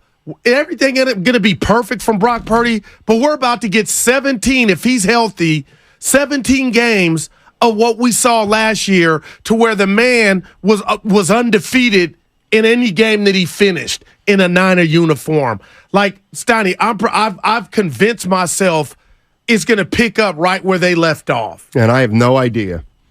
Because you're right. Brock Purdy's the one component of that's a big part of you having no idea, but I'm feeling like I do.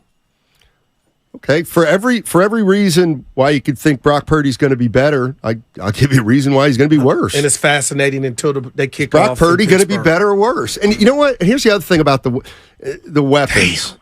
Oh, you can hand off to McCaffrey 20 times a game. Throw 10 screens a game. Right. At some point, the quarterback's going to have to make some plays, I think. Yeah, but he did that with Kittle, Steiny. I'm just saying, Kittle had 6 touchdowns when a touchdown and Kittle didn't even go together. Like, that's just, however you say why Kittle got the touchdowns for the people listening. How did Purdy look in the playoffs compared with the regular season? Oh, my God. Well, he put up 40 against Seattle, but they were losing at half. And Dallas, that was like the Niner defense. They scored 20 points. Yeah, I'm just not going to sit here. I give you that. I'm not going to sit here and tell you. Well, let me tell you why we're winning the Super Bowl. We're winning the Super Bowl because we have a guy who was the last pick in the draft who went on a hot streak halfway through the season, and we expect that guy to be the phenom he was all of last season. There's going to be bumps in the road. There's growing pains. There's going to be. And whether they can get over the top, I don't know, but I just think, I'm not saying the Niners aren't going to be good. But you're not wrong. I'm not making the jump that they're the Super Bowl favorites in the NFC with the quarterback situation. I think they have instability at the quarterback situation. They're giving Purdy every opportunity to be the quarterback of the future. He may be the 49er quarterback of the future. But until he proves it, there's going to be some uncertainty there. That's the story of this season. Brock Purdy, Steiny. Let's go to Bobby, or I think the story's now become Kyle Shanahan. Bobby in Los Altos. What's up, Bobby? Hey, fellas. Thanks for taking my call. Sure. I'm really hoping after 1 week we'll stop this Trey Lance talk. But I would like to say one thing. That caller that called before. It was an excellent call. I forget the caller's name, Mystique or something. Yeah, Mystic. Mystic. But, yeah, one thing that I really take exception to, and I feel like this narrative hopefully will end this week since he's gone, is we spent all this draft capital, and so we should play him, or he deserves to be played. So I don't know much about cars, but I'd like to make this as an example. Let's say that you have something very treasured, like a Cadillac or something, your father gifted you, right? And you have to trade that in because you want a Corvette. So it's something precious to you, like draft picks, that you trade in for a Corvette. And then for some reason you get gifted a Maserati. So do you say, you know what, I'm just going to keep the Corvette because I invested my dad's Cadillac? Or do you say, well, the situation has changed and now I got an even better car? And then so you just use the Maserati. Everyone acts like the decision to play or not play Trey Lance is in a vacuum. The fact is, we got lucky. Brock Purdy came in, and he can play better. So why don't we just acknowledge the fact that Brock Purdy is a better player, he can read the field better, and just say, the situation has changed, it's time to move on, let's let the better quarterback start and play, and not worry about what we potentially lost in terms of draft capital. But that situation's over, thankfully. The other thing is, look, Goo, you said that we have all these weapons, and someone said the quarterback position isn't that important. What isn't, and then he's got a weak arm. I mean, there's so much hate on this guy, but the fact is, if you want to say he's unathletic, I don't know, but if he has a lot of weapons, the one thing he can do is read the field, and he's quicker than people think. So he can read the field. So even if it's dump passes and you don't need a strong arm, the fact that he can analyze and determine what the right pass would be, whether even if it's a 3-yard dump, he can do that better than any other quarterback we have. So can we? Oh, you're right, Bobby. Yeah. Caught me by surprise. He processes it quick, Steiny. His processor is fast. Purdy was a rookie last year, and he was expected to drop a little in the playoffs, just like I expect him to be better this year. Yeah, okay. You think he's going to be, but you know what?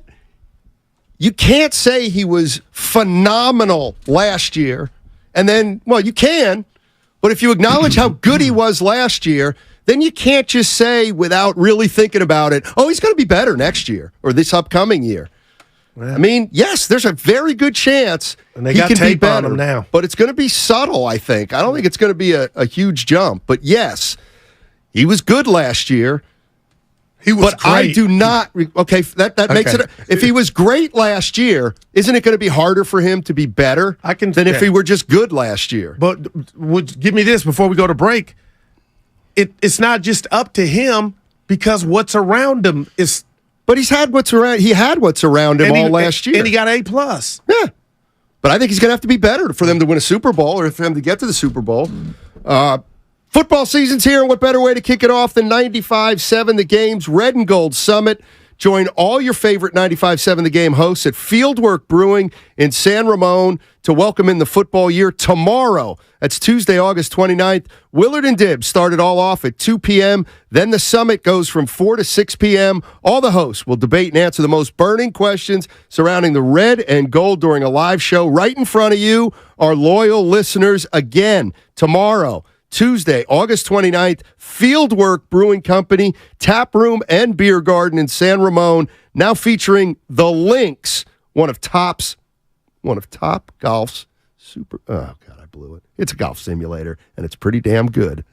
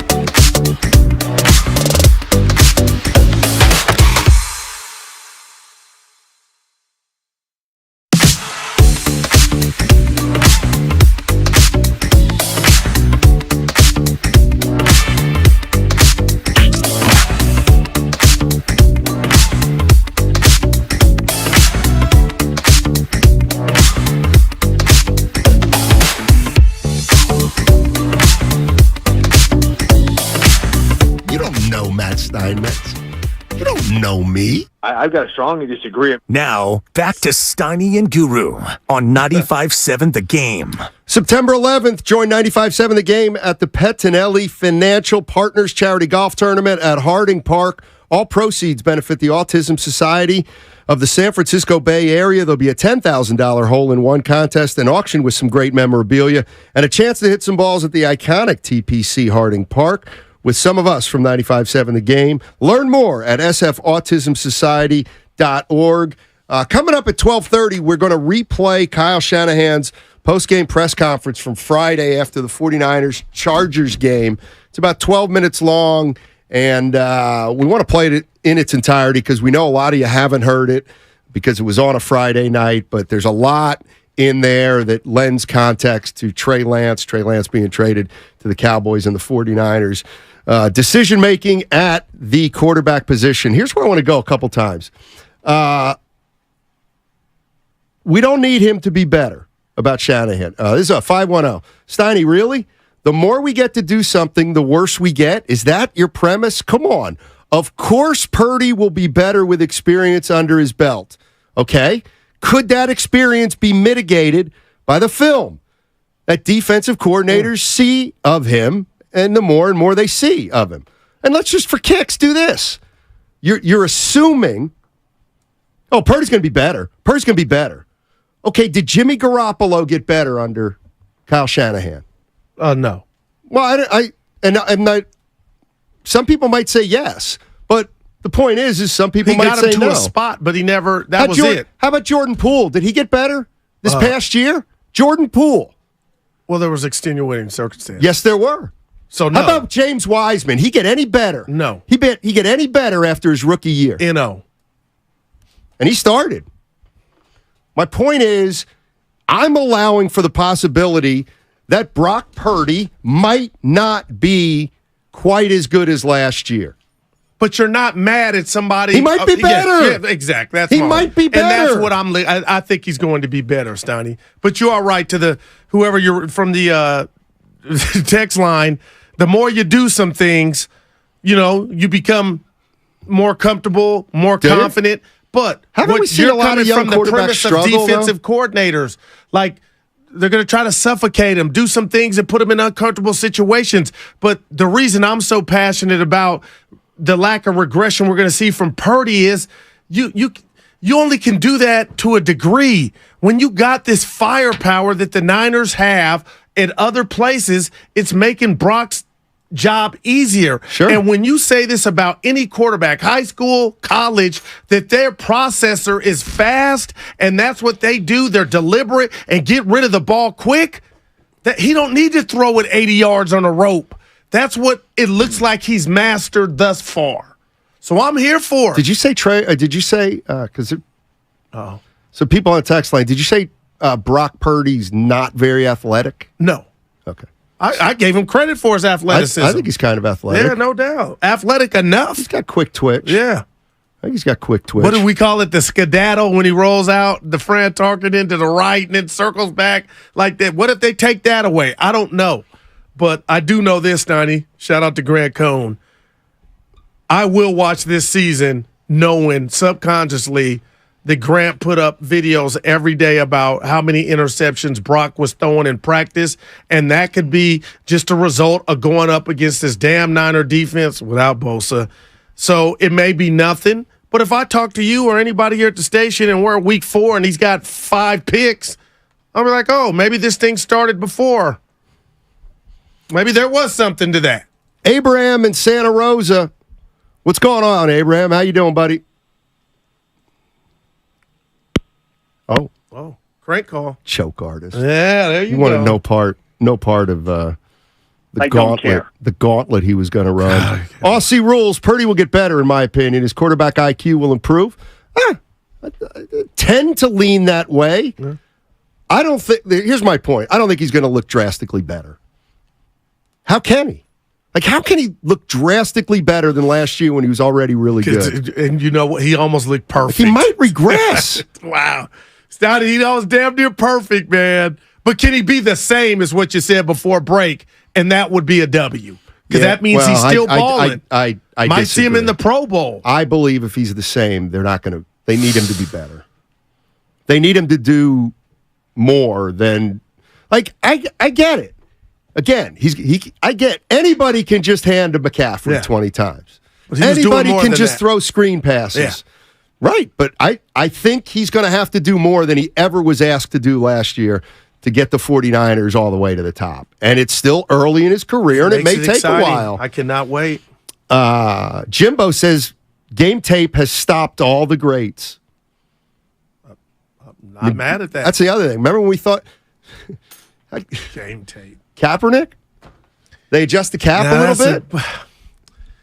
That's a phenomenal one, Steiny, but can I be honest? Neil Gate ruined Cap, right? Would you meet me halfway on that one? Where I don't think it was just the X and O's. I think they were starting to catch up to him before that happened. Well, I can't argue that. I won't argue that. 415. He might be better, he might not. Nice deep dive, Steiny. Okay, well, you seem to be convinced one way or the other. So, I mean, you must be somewhat clairvoyant. I don't think it's a crazy. Wow. I don't think it's a crazy question to ask. Okay, so fair. Like you must be a Niner fan because you believe Brock Purdy is going to be better than last year. Right. That's fine. And if he is, we're going to have a hell of a year. But it's not just up to him. How many quarterbacks have come into the league, been pretty good early, and then that was it? 9 million. Thank you. Now, ask me if I was a defensive coordinator what I would do to make an adjustment on Brock Purdy, and you tell me what you think when I answer it. What would you do? Tell my defensive lineman, hey, sometimes you're not going to get home. Step back and bat that damn ball back. Because we saw Dallas do it and other teams do it, Steiny. When you're not that big back there, we saw Jimmy get balls batted, and I said Jimmy was taller than Brock, but some people text me like, ooh, they were the same size, but it felt like Jimmy was taller. But that's something that I would try to implement on some big passing downs where it's third long and you put those big paws up. So I'm just saying, that ain't going to end all be all, but that's something different. Xavier W. Get my man known. Xavier W. You're the man. What'd he say? We anoint players too early. What's the reward? What's the reward in saying after 8 games, Brock Purdy's going to be unbelievable? He's going to be a great, great quarterback. Like Kyle Shanahan wouldn't even say that. He's played 8 games. All signs have been dynamite. Well, he's kind of said it by getting rid of his third pick. Well, that's true. Okay, but I hear you. But anointing early. I think, Steiny, okay, what if you're not a Brock Purdy, you still want to see more like both of us, but you got so much trust in Kyle that Kyle is telling you we're running it back. There was no open competition. What we did can be duplicated, and this is why I can't believe you came back from your trip, Switzerland, and didn't take this victory lap. You said this, and Kyle said it without saying it. Goo, they saw something from him every day, or they didn't see something from Trey Lance. And I was the last on that island. My thing is now, Kyle's telling you he's seen enough of Brock Purdy to tell us we can get rid of Trey. And he told us, and we can keep it going. I mean, yes, and you know what? They played 5 games with Jimmy Garoppolo, and Kyle Shanahan said, I like this guy. But they got to a Super Bowl after that. That's right. And 2 NFC championship games. But my point is if he didn't like Garoppolo after a short period of time. He didn't think he liked Garoppolo, and then he stopped liking Garoppolo. Wow. He loved Lance at some point. Now he's traded Trey Lance. It's within the realm of possibility that in 1 year, Kyle Shanahan will be like, hey, you know what? I'm not crazy about Brock Purdy now. Yeah. So that's all. That's interesting. That's why 925 says game tape from Mahomes. What? Question mark. Game tape. Mahomes is like different. Like game tape ain't stopping Mahomes. Guys like that. Hey, 510. Most fans are cautiously optimistic about Brock. So you can't say you can't. I know. I'm right with you. I'm cautious on Brock Purdy. And I will not sit here and say 49ers have no chance to win the Super Bowl. Of course, that's dumb. No idiot would ever say that. But what I am saying is, while I'll absolutely allow for the fact that Brock Purdy could take the next step in his development and this year take a jump, and all of a sudden we're saying, hey, we got one of the best 6'8" quarterbacks in the league. But we don't know that right yet. And the fact is, most times in the NFL, Purdy will probably take at least a lateral step. Yeah. So I can't wait to watch it, man. I'm just not one of these guys that's going to assume Brock Purdy is going to be twice as good as last year, because last year was great. And we're watching. Guess what we're going to do Sunday? Every time we watch the Niners play, there's 2 scoreboards. We damn near retired that one. There's a Brock Purdy scoreboard and the Niner one, Stoney. There's just no ignoring that. If what you just said is true, and it is the title of the jam for the Niners, how is Brock Purdy going to follow? What's the encore? Jay-Z, the encore. It's incredible theater. See, I think all they have to do is win, and it doesn't matter how. But you told me this in Vegas. Yeah, what are you going to do? They're entwined. How are they going to win and Purdy not be? You know what I mean? I don't think they can, but you have to allow. Like if the 49ers win despite them, are 10-2. But they're only averaging 24 points a game instead of 33. But their defense is twice as good. What are you going to do? Bench Purdy? No, but we would slow down this train that's moving. Well, I'm just saying maybe we shouldn't be moving this fast in the first place with someone who's got a long way to go in his professional football career. Joel in Berkeley, what's up, Joel? How you doing? Doing well, Stoney, and yourself? Dynamite. Sweet. Hey, listen, man, I am cautiously optimistic about Brock.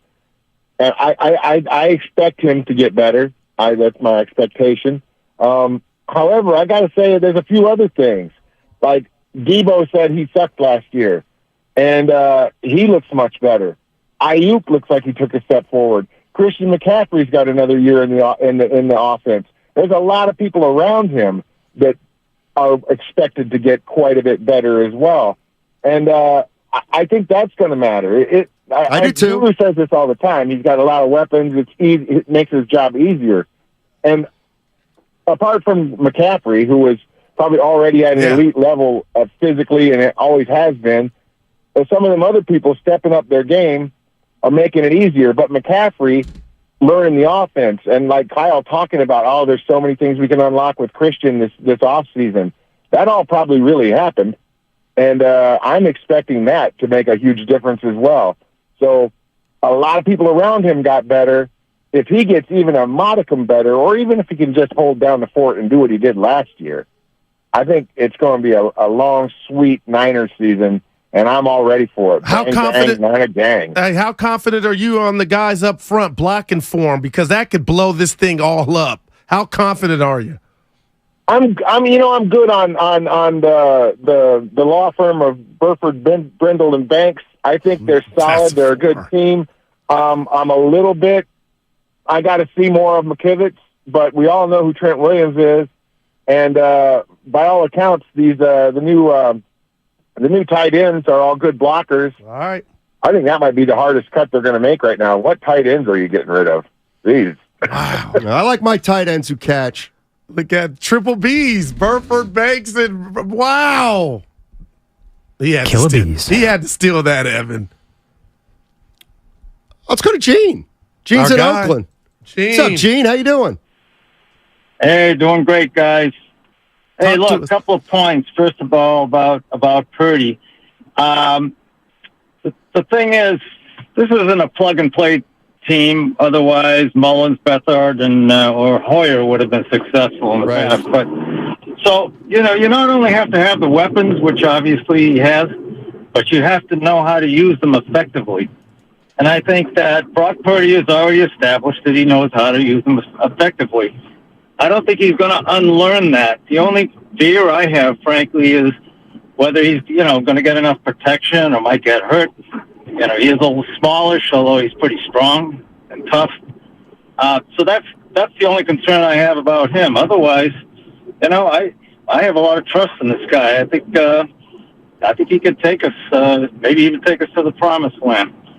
Vegas. I'd like to say something. I'd like to say something about Shanahan, if I could. Sure. Quickly. So, a lot of people who want his head, I think, are failing to factor everything in about this guy. First of all, he came in, I think he was, about 37 or 38 years old? He was still a kid, really, all right, as a head coach. He'd established himself as really a very bright offensive mind with a lot of potential. I think he's gotten better as a coach over the years. And, and he also has to learn how to, have a little humility and accept and acknowledge when he's made mistakes, which he just did.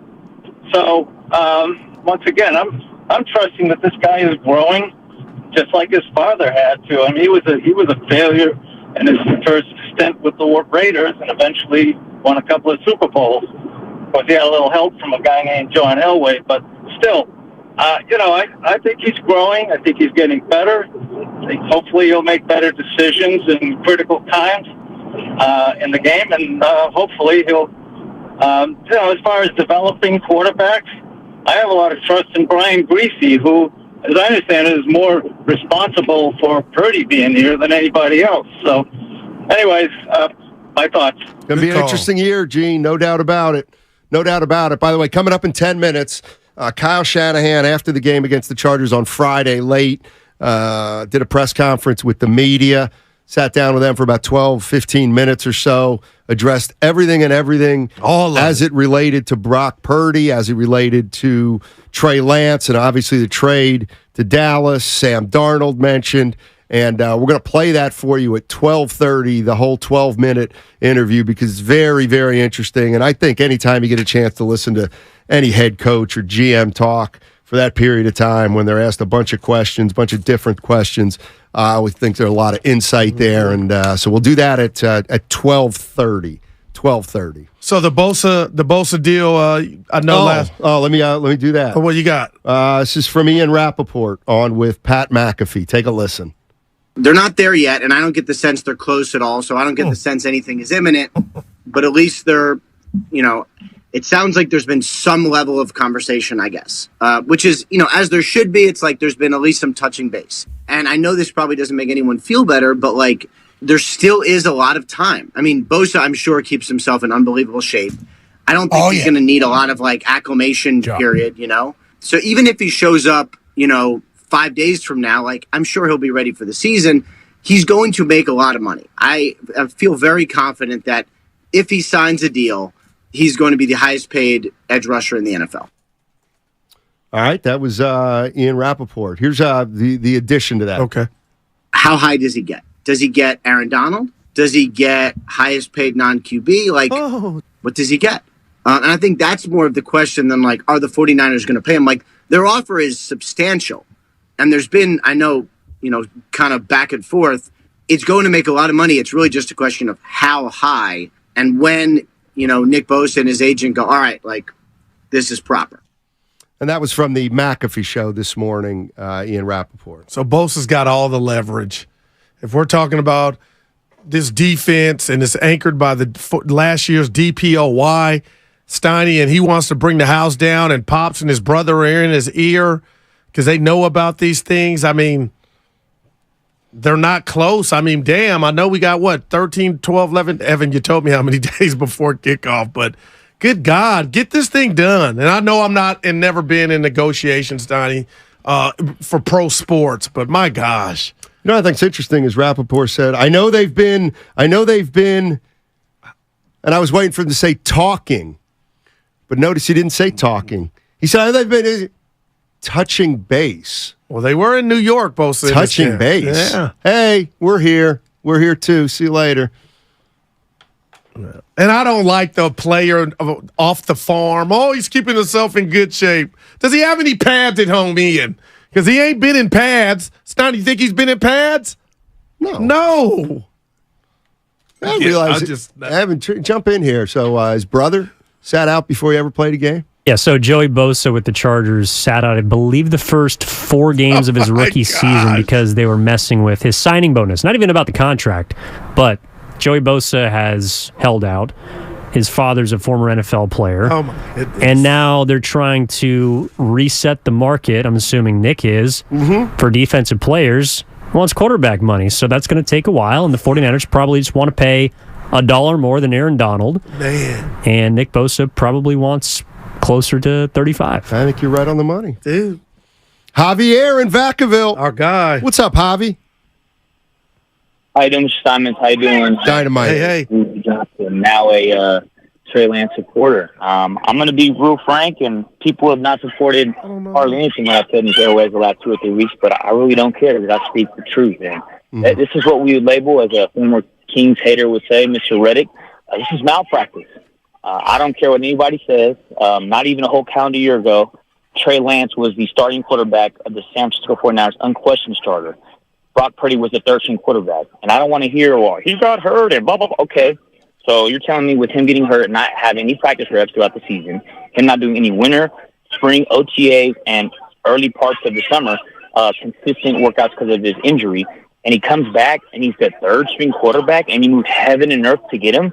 You traded 2 first-round picks, a third-round pick, and you swapped with Miami, and you're going to sit there and say to us that he is the problem? No, the quarterback evaluation is the problem. The quarterback coaching is the problem. The quarterback development is the problem. Kyle Shanahan is a great offensive coordinator, a great offensive play caller. He's not a quarterback or, for that matter, offensive guru. Because they say, well, that's 2 different things. No, it's not. If you're an offensive guru, you know how to get the most out of any and every quarterback you have. And I don't want to hear well, he got hurt, this and... Okay, so you're telling me right now they run 19 power, quarterback power with Brock Purdy, Jimmy Garoppolo, Sam Darnold, or Brandon Allen? Not a chance. You're telling me right now that the week 4 of the preseason in 2021, when he had his pinky hit the end of a helmet in the Raiders preseason game that broke his finger on a throw because the offensive lineman didn't block and pass protection per usual status quo of the Niners offensive line, that's his fault? No. And the quarterback power... What quarterback in the league runs those concepts that has the totality to be a career franchise quarterback running that type of concept, snap in and snap out, game in and game out? They don't do that. So this whole he's just not it. How is he not it? He's played 3 games in a quarter. Explain to me without using emotion, and I'm going to talk louder. Show me the facts, because Brandon Allen is not better than him. 56.7 completion percentage in 8 years, a journeyman quarterback with 820 yards. Thanks, Javi. Appreciate the call. Your point. And we got a $10 donation we'll read when we get back. We got time now. Yeah, let's do it right now. Sarah the domestic goddess, $10. Steiny, 3 reasons I fell in love with football was the facts reign, the best man wins, and the loyalty of the fans. I have to say, this Trey mess has revealed half our fan base doesn't value those things, and it's so, in all caps, disappointing. All right. Thank you to the domestic goddess. Sarah. Was it the domestic goddess? Yeah. The domestic goddess, Sarah. Hey, September 11th, join 95.7 The Game at the Pettinelli Financial Partners Charity Golf Tournament. It's at Harding Park, and all proceeds benefit the Autism Society of the San Francisco Bay Area. There'll be a $10,000 hole-in-one contest, an auction with some great memorabilia, and a chance to hit some balls at the iconic TPC Harding Park with some of us from 95.7 The Game. Learn more at sfautismsociety.org. On the other side, we'll play you Kyle Shanahan from Friday night, a very revealing interview with the press. I want you all to hear it on the other side.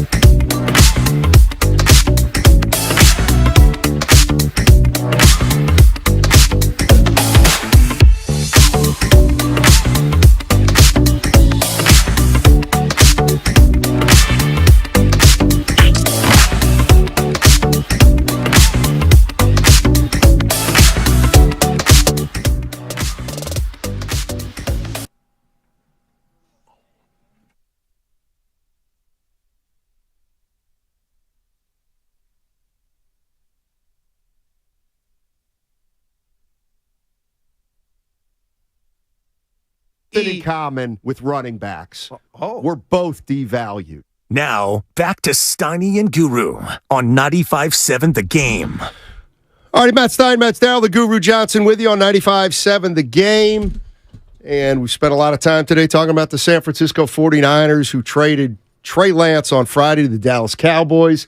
Kyle Shanahan hadn't spoken to the media I think he spoke to the media on a Wednesday interview, but was mostly silent during the Trey Lance situation. But after the preseason game on Friday, Kyle Shanahan talked to the media about Trey Lance, Sam Darnold, Brandon Allen, everybody else under the sun. And we figured we'd play the whole thing for you. It's about 12 minutes because some really good back and forth. It's a little bit of Kyle Shanahan, like maybe we haven't heard him before, a little more vulnerable, maybe a little more humble. But here it is. This is from after the 49ers' final preseason game against the Chargers. This is Kyle Shanahan talking to the media. You talk about just the logic of getting rid of Trey for a fourth-round pick. Like, why was that a good move for the organization?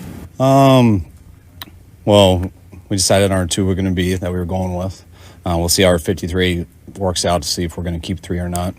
When we told Trey, when we told him that he wasn't the 2, I said we'd like to keep him here as the 3, but we also want to do what's good for him too, and we'll see how this plays out. Now, when we looked into other teams and he told us that he would like another opportunity to go somewhere where we had a chance to be the 2, we thought we got some good deals for him. There was a number of teams involved.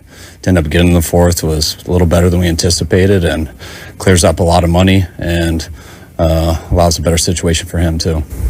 Did he request the trade, and was it a situation where it was unrepairable to the point where if he wasn't traded, you would have had to release him?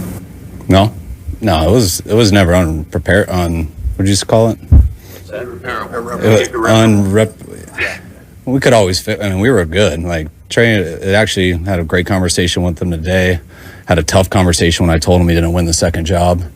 Today was much easier, just going through it for the last couple of days with him. But no, there was nothing to fix. It was what it was. And I told him when we told him that he was going to be the 3. If he could find another opportunity that was good, we'd allow him to do that. And he did. And we feel he'll be better for it, and I think we will too. Why did you end the quarterback competition before the 3rd preseason? Because I knew it. I thought it would take longer. I wanted to go through this game, but I knew it. And I think a lot of guys knew it. And I think he had an idea. It was more about my relationship with Trey that, I'm in meetings with him every day and stuff. I'm on the field with him every day. And I could get a sense that he was starting to feel that we felt that way. And it was the truth. And I don't want to BS him. So once we knew and once I could tell he knew that we knew, I remember the night before, I realized, I'm going to come in the morning and tell him. I don't want that between us. So I did. Didn't expect it to get out right away, but it did. But that was something I thought I owed to Trey. And I told Trey right before a team meeting that we had. I didn't get a chance to even tell Sam or anyone else on the team. That was just a personal thing between Trey and I, and it obviously got out, but that's why I thought it was important to tell him.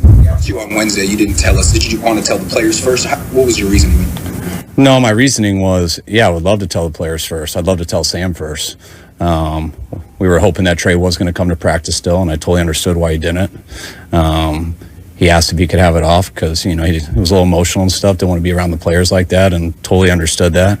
But we're still hoping he would come, and then by the time he didn't, wasn't going to have a meeting on the field to tell the players who we announced as a second-string guy. And I had, not to mention, practice ended at 1:43, and I had a radio show at 1:45. And so I got on a radio show, and I talked about it for 20 minutes there, and that's what I felt good with, because I thought if I talked about it there, you guys would get that information. Unfortunately, I found out that radio show was delayed because of a baseball game. They went into extra innings, so you guys didn't find out till 4:30. So if I would have had it over, I would have told you guys right away. But usually when I do a radio show, you guys get that stuff pretty fast. So I thought you guys had it, and I realized that you didn't until about 4:30. Team today. When you signed Darnold, did you tell Trey this could be the backup? Was it clear to him? And if it was, what was his reaction even back then? I told Trey the same thing I told you guys. Brock since day one. So, I mean, it's been everything we've told you guys, we've told him. We said if Brock was healthy, it was going to be hard for anyone to beat him out with what he put on tape last year. If he's not healthy, Sam and Trey were competing for the 1 spot. If he was, we thought they'd be competing for the 2. That's what we said before they got here. That's what they said when they got here, OTAs and training camp, and that's the way it worked out. They had OTAs together, they had all these practices, and Sam won that competition. What did Sam show you during the practices and during camp to make you and the staff feel that he was the better choice? Just everything, the whole body of work. He got better as it went. I thought it was tight for a little bit, and just over the last couple weeks and stuff, started to separate himself each day, and just the more comfortable he got, the more consistent he got. I think it was pretty apparent for all of us. To clarify, did he request a trade, and which day did that happen, and how was that conveyed to you? When Trey and I talked, we talked about all the situations going forward, and I told him how much I'd still want him here to be the 3 and things like that. I also told him that what I think is best for Trey. I do think Trey needs an opportunity to play more. The opportunities he's had here, when he has had those 2 opportunities, he's gotten hurt in both of them and kind of missed that window a little bit. Gave an opportunity for someone else to do it, and that person did it and stayed healthy for those 7 games and showed us something that we're confident in. And Trey kind of needs that again, and he didn't get that here. And so I told him that's what I think is best for him if he can find a good opportunity. If he doesn't and he wants to be here, well, we want him here. And Trey took a little bit of time to think about it, but he came back and said he'd like to find another spot if we can. And that's when we started looking into it. His agent, us, and that came to fruition today. First conversation was Wednesday, and then Thursday he came back and said, I'd rather No, the first conversation was Wednesday. About an hour and a half later, he came and told me that he would like that. He'd also like to not have to go out to practice and stuff, just to get his stuff together and think about it. And that's what he did. And the next day he came in and was at our walkthrough, was at our meetings last night. We didn't know if something would happen today. Him and I were communicating about it yesterday, the possibilities of it, told him some teams that were interested. So I was talking about those options last night, what I thought was best, what he did. And then today, some other teams became interested. And if they wouldn't have, he would have been out at that game and stuff. And we would have tried to go with him as our 3. But some good stuff did come up, and some stuff that I think he's really excited about, especially telling him today. I could tell he was. And some things we are too. You did give up a lot for to him. He's still 49ers coach young. Kyle Shanahan addressing the media after Friday's last preseason game against the Chargers. You characterize this move. I mean, obviously, we took our shot and it didn't work out. So, I mean, that's on us for that. But I'm not going to say anything as in failure. That'd be too much of a negative towards Trey. I get our deal. We took a shot to go for that. We were hoping that he could be our guy, and that didn't work out. So I understand that from our standpoint, but I still do believe in Trey. And, about 3 years ago, we had the 12th pick in the draft, after that COVID year, but we thought we had a really good team. And we didn't think we'd have a chance again to get close to that top area to take a quarterback in the top 10.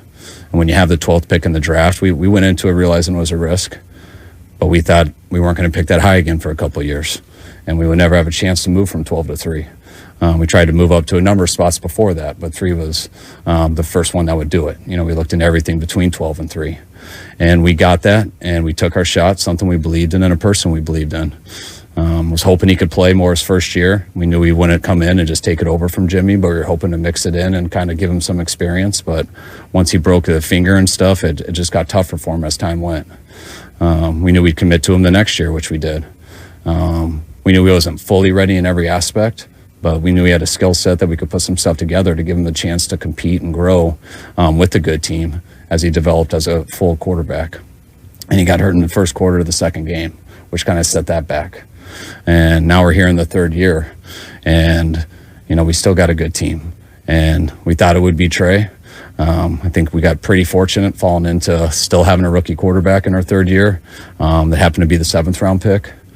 And we also look back at it as we didn't think with having the 29th pick, which those 2 first round picks ended up being the 29th pick in the draft, which we were expecting it to be late. We were hoping it would be 32 or something like that, but we know with two first-round picks that are both at 29, you can never even consider to move up to something like that.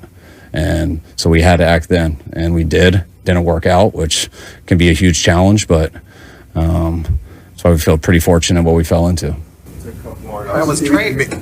Was Trey able to go over the options with you this morning before you accepted the trade, and then how did you convey that to the team? I just told the team that I told them after the deal, just, anytime you trade a quarterback and things like that, I mean, all those guys are going through some similar stuff. I'm going to have a lot of tough conversations with a lot of guys over these next few days. But I always told them the circumstances are different when it's under this magnitude, a quarterback position, someone who was drafted like him. So I just told them that's up for John and I to decide. I hope they trust us with what's best for the team, but they just got to be prepared for those questions and stuff, which they're not going to know much about. One experience that you wish you had done differently. I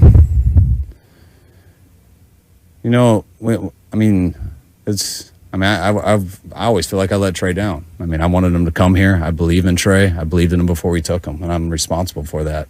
I didn't want to throw him into the heat of battle right away, but I thought he needed to play. So we tried to figure out every way to do that. I mean, if I can look back in hindsight, he broke that finger on a helmet on that fourth preseason game versus the Raiders.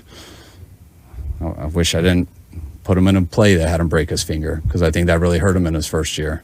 And not only did it hurt him not getting able to mix in much, but it hurt him in the practice time because he had to adjust how he threw and things like that, which I think set him back for his second year. When we went into the second year, we gave him every chance to do it. We were going to make an offense that, to me, gave him the best chance to be successful at that time, which we did do. And when you do that, you hope a guy can stay healthy so he can stay out there long enough, but that didn't last long. It was the first game, and after that, I always felt for him, and we continue to work with him, but sometimes things just don't work out. You're listening to 49ers coach Kyle Shanahan addressing the media after Friday's last preseason game versus the Chargers on Trey Lance. He's only halfway through his rookie contract. Did you consider just keeping him here just to give him a chance to eventually be the guy that you thought you were getting when you drafted him? Yeah, we do consider that. I just think that was hard for us to do that with where we're at as a team, how much time we have given him. And the situation here where we gave him every chance to beat out Sam, and it just didn't happen. And when you look at it in that case, there's not much opportunities you can do on that practice field. There's not a developmental league. There's not a whole field on the side where we can get our players just to practice to give him reps. You got to get the one ready to go. And when you're not, it's hard enough to get the two ready to go. The three is usually a guy who never gets a rep till he randomly gets out there, and that wasn't what I felt was right for Trey, and with how much we had done so far, and that wasn't going to be what was right for our team either. I thought it was time to move on for him and for us, and I'm well aware of everything that happened, and unfortunately it did happen, but I like where our team's at too right now, and I feel very good about that. And I also feel very good that despite all that, you'd love to keep a third guy to develop, especially a guy that you really, really love, and believe that he could do it someday. But to do that for $7 million over 2 years with places where we are in the cap, when you can't provide those reps and stuff for people, and you got other things with our team where we're doing, that to me doesn't make much sense for the Niners. I wish it would, because hell yeah, we'd love to just keep them until eventually it works out. But that clock ran out here, and that's why we had to make a real tough decision, one we didn't enjoy doing, one we didn't want to do. But we try to do what we think's best, and this is what we think's best. That one just came down to the fact that where you guys were as a team didn't align with what Trey needed to get where he was trying to go. Very much so. I mean, I do think there was a chance. We thought we were aligned as a team to win right away when we did it with them. We knew it would take him time, but we also had to make a decision where we were going to go with our team over a 2-year window. And we felt if we could get a rookie quarterback or a guy in a rookie deal who could help us win, man, we could put a good team around him. And we took a shot with Trey because we believed he could. We knew it would take some time. But in the meantime, we were going to have a pretty good team. And the time that we did give him when he had his ops, he missed those. And those weren't his fault. They weren't our fault. That's what happens in football. And when you take a risk on someone who does need to develop and does need some of that time, and then he misses that time, and we are where we're at right now, it is kind of what it is. And I think we are very fortunate that we did find a guy. We still have a rookie quarterback or a guy on a rookie deal that has helped us put together a good team. We do have a guy that we believe can win with on that deal. And we also feel we have a very strong backup. And that's where we're at. All right, that was Kyle Shanahan from Friday night after the 49ers-Chargers game, talking about the Trey Lance trade to Dallas. They got a 4th-round pick, talking about Brock Purdy, Sam Darnold, who's now the number 2, Brandon Allen, the number 3. And after 2+ years of conversation about Trey Lance, he's no longer a 49er, and it's, I'll deem it, it's the Brock Purdy era. It's officially starting right now. But if we put that to the side, the fascinating part of this to me, and will always be until we find out, Steiny, and we won't, is what did the brilliant Kyle Shanahan see that made him think that he could get Trey up and running? It's just fun. Like, hey, you know what? You apologize. Hey, I mean, that's almost the least you can do, but I just wish somebody would have, well, they kind of did. He said we failed him. But what did you fail him at? How did you? What didn't he do that you thought he could do? Obviously, Steiny, what's the court? Read defense, be accurate, run. I check every box that. I look at it the other way. I look at it as a complete $1 million question. Uncle Looney says. Well, I mean, like in a way. I mean, and I hear you because I'd like to know too. It doesn't matter what they saw. Because whatever they saw, they were wrong. Right. They were dead. I ain't laughing, but I am. They were. They were dead wrong. Did they see a big arm? Well, maybe he has a big arm, but he's not accurate. He does have some, okay. Did they see a quick release? Apparently not. Did they think they saw a guy who's faster around the edge than he was? I think so. Some stories last year, they weren't happy with the I don't like any of it, to be honest with you. Did he read defenses? That's a 4, Evan. Did he read defenses a split second longer than they needed process? Him to? I mean, it really doesn't matter. It just matters that they moved up to get him. Now he's no longer on the team, and it gives them, I think, to me, it just gives Kyle less of a safety net moving forward into his head coaching tenure. If the 49ers go, I'll say it again, they go 13-4 this year, and they make it to the Super Bowl, chances are this all is water under the bridge. No doubt about it. But if Brock Purdy struggles or Brock Purdy gets banged up and now Sam Darnold doesn't produce as a backup, well, then that is going to lead to some unrest in the fan base. And the national media. Not that you care, Sure. Steiny. This thing, he's getting killed or questioned, Kyle is, on a national level. This is monumental. It could be. Like, see, that's the thing. I mean, it to me, it's not monumental until it could be. Like, Purdy's got to stay healthy. He's got to be pretty good. If Purdy stays healthy and they're pretty good, I mean, it feels like you can almost pencil the 49ers in for 10 wins. If Brock Purdy can stay healthy.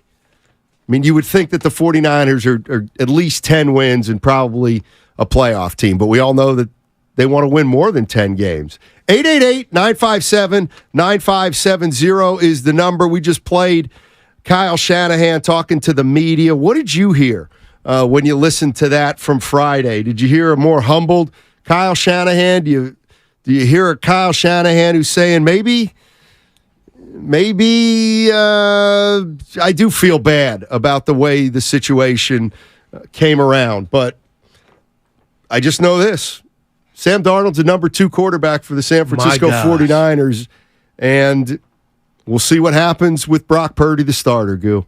Yeah, and we put up on 95.7 The Game poll, Steiny, 1,139 votes. Will the 49ers regret moving Lance?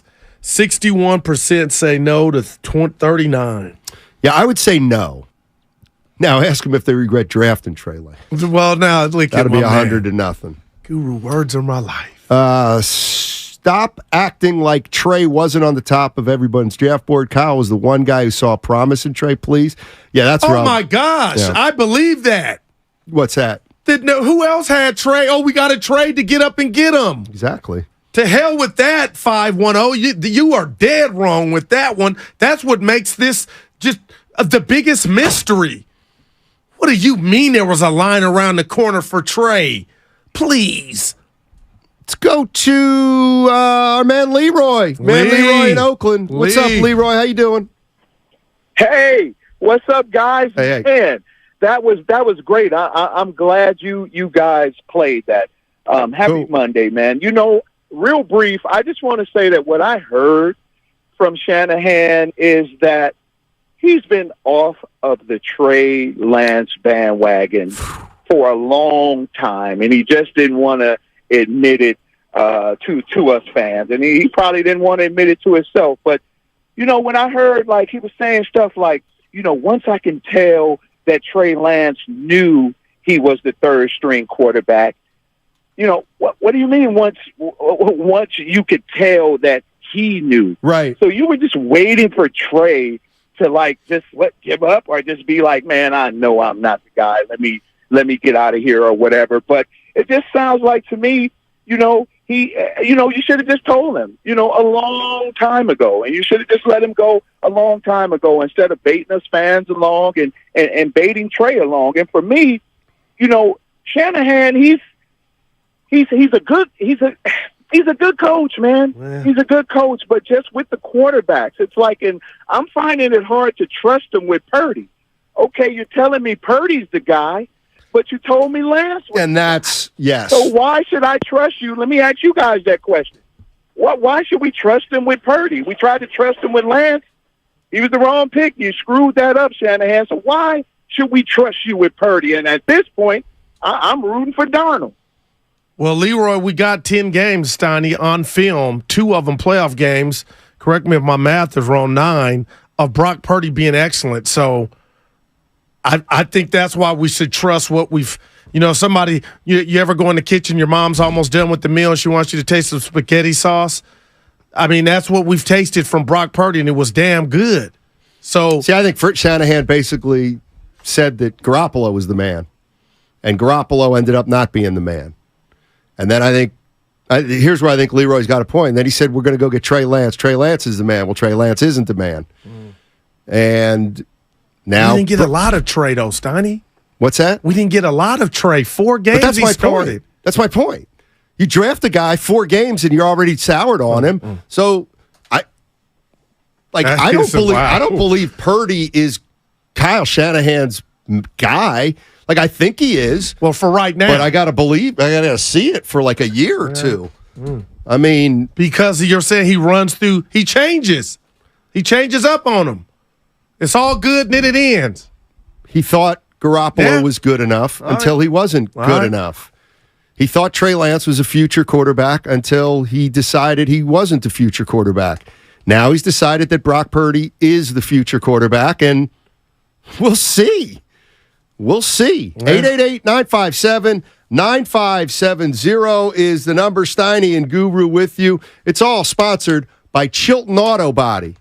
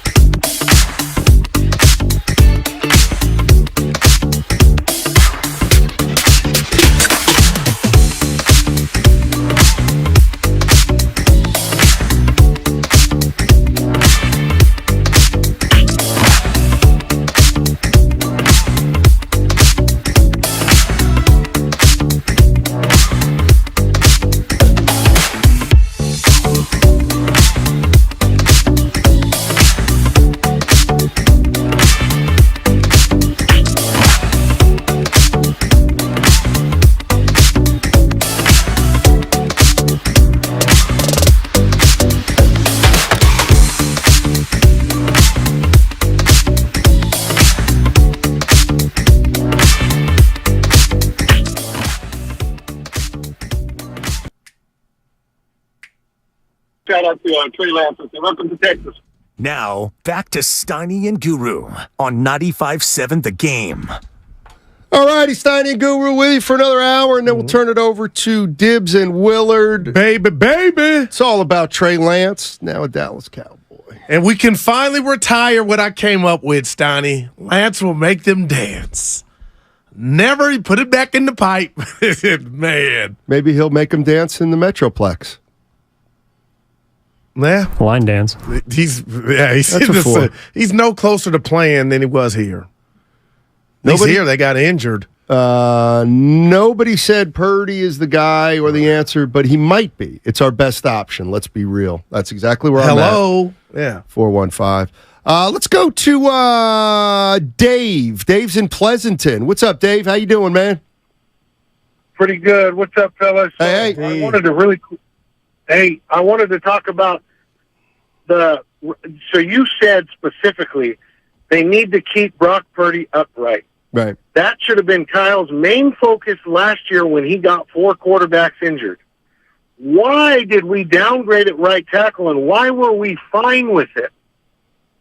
That's the biggest question I got. There's no way McKivitz can be better than what we had in McGlinchey because he was behind him on the depth chart. Right. So that's my biggest worry, because if we go to Darnold, we're in trouble. You could see last preseason game, he couldn't even get the ball moving. And he beat out Trey Lance. So that's the situation we're in. I'm worried about keeping Brock Purdy upright with Kyle's history. That's all I got. Oh, my goodness. I heard Shasky say that, and I think it's true. Thanks for the call, Dave. 5 out of the last 6 years, the 49ers have used at least 3 quarterbacks. Wow. I think it's fair then to worry about a lot of that backup. was on Jimmy, too, but he was getting hurt. Keep the guys off of him, but high ankle sprains, we seen it, man. I mean, I do think at this point we're seeing Sam Darnold at some juncture. Probably. God, I hope I don't come off as a hater or that's something I want. Why? You said he could lead him to the Super Bowl. Well, dude, you did Friday. You didn't like it. You do understand, Evan, you didn't hear that part, but you do understand my premise, right? Is that I'm so high on the weaponry here, and Evan, you responded to this. I told Steiny and the people in Nevada that I wouldn't put it past the Niners getting to the Super Bowl with Sam Darnold under center. How that would look, I don't know, but I saw Kyle save the season with what he did with Brock Purdy when I didn't know who Brock Purdy was. And now that we've watched that movie, you enter Sam Darnold, who physically can do more on the football field on a good day than Brock Purdy. My gosh, if Sam Darnold's out there, Evan, I don't put it past the Niners to get to the Super Bowl. That's just where I'm at.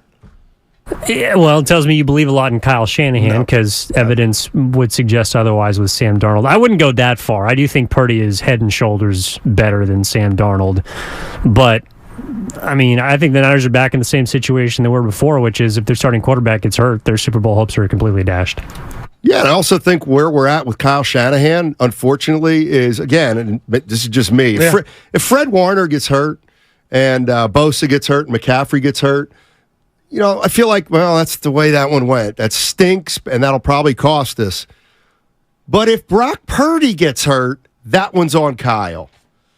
Like, if the quarterback position, they run through 2 or 3 guys at the quarterback position this year, and it ends up getting them beat, where do you go from there? Well, do you just run it, keep it out? Hey, Brock Purdy will be the starter next year, and you hope he plays 16 games. I think it'll be fair to ask at the end of this year, why can't a quarterback for the Niners stay healthy? No, that's where I was going. I was just coming at you like, then you're telling me you know why, or you know what the answer is to that question. I don't know. JR's in Alviso. What's up, JR? Alvisto. Man, Alviso, yeah. All right. Hey, big fan of the show. Big fan of both of you guys. I just want to ask, how concerned are you now that Trey Lance is a Cowboy of him revealing our scheme and revealing what worked against the Cowboys and what didn't? And how is Shanahan going to, prepare for that? And how much is that going to affect us now? Because I feel like Jerry Jones made this move just to get back at us for eliminating them last year in the playoffs. Because I don't see Trey Lance beating out Dak Prescott. There's a lot of material there, Stein. Go ahead. He ain't. there's no open competition. There was, I believe, a subtle put Dak on notice, but Cooper Rush went 5-1 last year with Dak out. And I can say this to that point, Donnie, does Trey Lance really know the playbook to where he could give the secrets to the Cowboys? I mean, you know what I'm saying? I hate to do that. I mean, of course he does. But he's been here 3 years. It was material, though. Like, does he really? But anyway. I don't think that'll be the difference between what team goes to the Super Bowl. Not at all. And what doesn't. I believe that just from a Dallas standpoint, real quick, guys, because you know I follow it, the Dak era has been a failure when you look at it from how it started. 7 years in, he's doing extension and is quiet on the set. The Cowboys feel like they got a steal in Trey Lance and what he could possibly be because, like somebody on the YouTube chat said, Trey Lance's name was on draft boards. So Jerry may be looking at this for a 4th-round pick. Maybe we could shock the world. We don't have a young QB on this roster, so we'll see. But Steiny, there's nothing into he's doing this to get back at him. I'm sure Trey Lance was on draft boards, but nobody was giving up what the 49ers gave up to get to 3 to draft that guy. Yeah, no doubt. That's a hit the pike in any league. And when you go that guy, I'm like, Stotty, you might be a little like my drinks over the weekend, a little strong, but you're not, man. And that's what makes this so bad. No other team was going to give up what the 49ers gave up to draft a project. A freaking project. So, just last thing on this. Real quick, we got a super chat. Wayne Beasley paid $5 to say Dallas traded for Trey to learn the 49ers playbook, just like our last caller. After all, they've lost to the 49ers in the playoffs 2 years in a row. The defense played their ass off in basically containing Dallas's defense, the Niners last year. They got a pretty good idea of what the Niners are trying to run on offense. Miss me with that. Hey, I forgot. Today is a Monster Monday brought to you by First 5 California. To learn 4 things you can do to overcome toxic stress, go to first5california.com. So, if we're going to draft day, shout out Kevin Costner, Sonny, horrible movie. How can we say, and I thought it made sense that the Niners drafted just to get to that spot because there were the plethora of quarterbacks they wanted. They knew they weren't. You do that when you're number 1. So they had to know it was Lance or bust, right? Well, Kyle Shanahan saying, I'll take any of the 3 leftovers of the top 5. Because there was, Zach Wilson, there was Lawrence, there was Trey Lance, there was Fields and there was Mac Jones. So they moved up to 3, and I'm sure Kyle Shanahan thought to himself, just give me I'll take any. I'll take the number 3 one, and I'll do fine with him. And that ended up being Lance. Yeah. There were rumors that Atlanta wanted Trey at 4. Yeah. So, boy, I guess we should be. Good thing they didn't give up 4 first-round picks then. Yeah, I'm laughing. Man. That's all you can do. Let's go. The team is primed to go to Super Bowl. They're primed to get to the NFC Championship.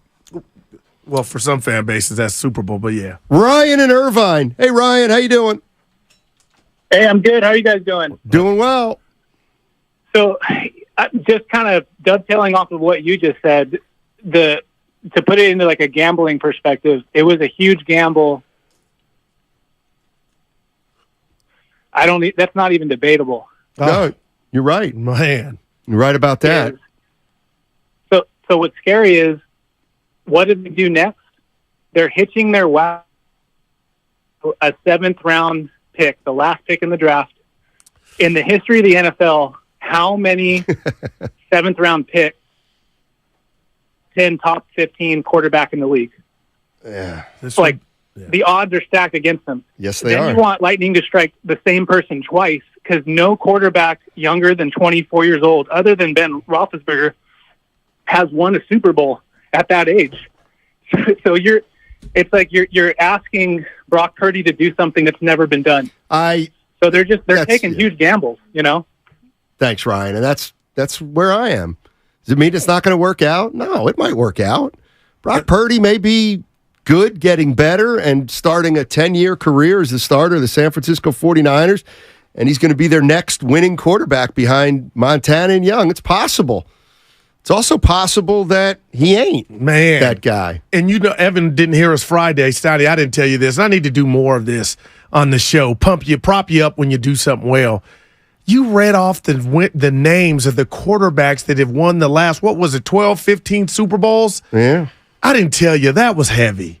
And that was heavy in the sense that now you say Brock Purdy winning the Super Bowl where he was picked at doesn't belong on that list. It doesn't mean, again, it doesn't mean he can't do it. I went to the bar like that hit me. Yeah. I mean, the 49ers this year are trying to win a Super Bowl with a quarterback that's got 8 regular season games of experience. Man, that's heavy. That almost didn't get drafted. That's so heavy. But if they do it, then Kyle's the man more than Brock. I mean, yeah. Robert in San Francisco. Hey, Robert. What's going on, man? How you guys doing? I noticed the same guys that are at Trey Lance's camp think that Colin Kaepernick is still going to get a tryout. Please expand. Yeah, well, excuse me, guys want a piece of pizza? You know what? Have you ever once seen Trey Lance take 7-step drops, get pressured, step up in the pocket, look off the defensive back? Never happened. He's going to take off. Somebody should, I knew from day one that he was not the guy. Right. Just not enough volume of work. Sam Darnold, for this, and watch the guy next week or 2 weeks, Pickett. Pickett's going to be another up-and-comer. Yeah. Guarantee it. With Lawrence, Herbert. Yeah. Fields. Pardon me? Fields. What about Fields? You haven't mentioned him. Not convinced. We'll see. Oh. We'll see. We don't get to watch a lot of Chicago games here. Well, I'll say this. Yeah. Tell me if you don't give a damn about this stat. The last 7 weeks of the season, Justin Fields had the second highest QBR behind Patrick Mahomes. My point is he got better as the season went on. Well, you know what? That's what you look for. We'll see. Like I said, we haven't seen a lot of, out here on the West Coast, we haven't seen a lot of the guys. But you know what else about Trey Lance? Your offensive linemen, all these guys are church-going. They don't have a clue. They're family guys. How many quarterbacks do you see in the league that got a wearing a sleeve down their arm? Not many. Yeah. All right. Yeah. Whoa, wow. Well, what? Xavier, yeah. Boy, Yeah, it's -6 accuracy. Yeah, boy. Yeah. Analytics. Who would you rather have, Justin Fields or Brock Purdy? I'm going Justin Fields. I'm being real with that. That's how high I am on him, Stoney. Okay. Now, who's in a better situation? There's no question. I don't know. What do you mean you don't know? The Bears. I just know the Bears beat the 49ers last year. Well, I'm just saying what he Fields stepped on the outplayed field with. Trey Lance. Oh my God. Dude, I'm going to give you a 4. They're 1-0 against the Niners head-to-head. But you know what I mean, Stoney. You know what I mean. Come on, man. Let's go. That was a Friday. What laugh. was that? That was you. Jason is in Pennsylvania. What's up, Jace? How you doing, man? Allenstown. Hey, what's up? Hey. What's up, guys? Can you hear me? Yes, sir. Well, Hey. Yes, we can hear you, buddy. All right, get him off. Your patience running thin. I mean, it's the cell phone, Stoney. No, it's the Getro. The what? It's not Metro, it's Getro, because, they could be a sponsor. Dave's in Oakland. Yeah. Hey, Dave, what's going on, man? I got a question. Yeah. If I got a free small, right? Can I upgrade it? Can I pay the difference for the upgrade? We got to check. We got to get these lines figured out. It's the apocalypse. I'm laughing. Yeah. But you know dude, what? You got me on that Bear one. They beat the Niners. But you know what I mean. Fields would love to be the quarterback here. 888-957-9570 is the number. And we're talking about Brock Purdy. Man. Starting quarterback week 1 against the Pittsburgh Steelers. that a? Can I take it? That's a 10 a.m. game. You know it. Is it? Oh God. I got to figure out how I'm addressing the football season. What do you mean? Oh, golf. Yeah. You golfed yesterday. What'd you get? What? Yeah. You want to say it? Yeah. 90. It's fine. That's what I always get. Just get up early. What do you mean? Go early. I mean, go golf at 6. First of all, it won't be light at 6 at that time of year. Secondly, need more than 4 hours. Thirdly, I think I'm just... Or golf on Saturday and dedicate Sunday to football like I do. Nah. I want it all. I'll golf, and then I'll watch the tape. Well, not every game is at 10 a.m. I know, but I right now have a golf after the games on Sunday. I already got a tee time at 11 o'clock. The 1 p.m. games. I already got a tee time at 11 o'clock on the September 10th. I should probably cancel that. Why? Why can't I just TiVo it? Because you seem irritated that you're going to miss. You mean DVR? No, TiVo. That was the best in the original. Dude, that was the original. I tell you what, I would take TiVo in a second right now.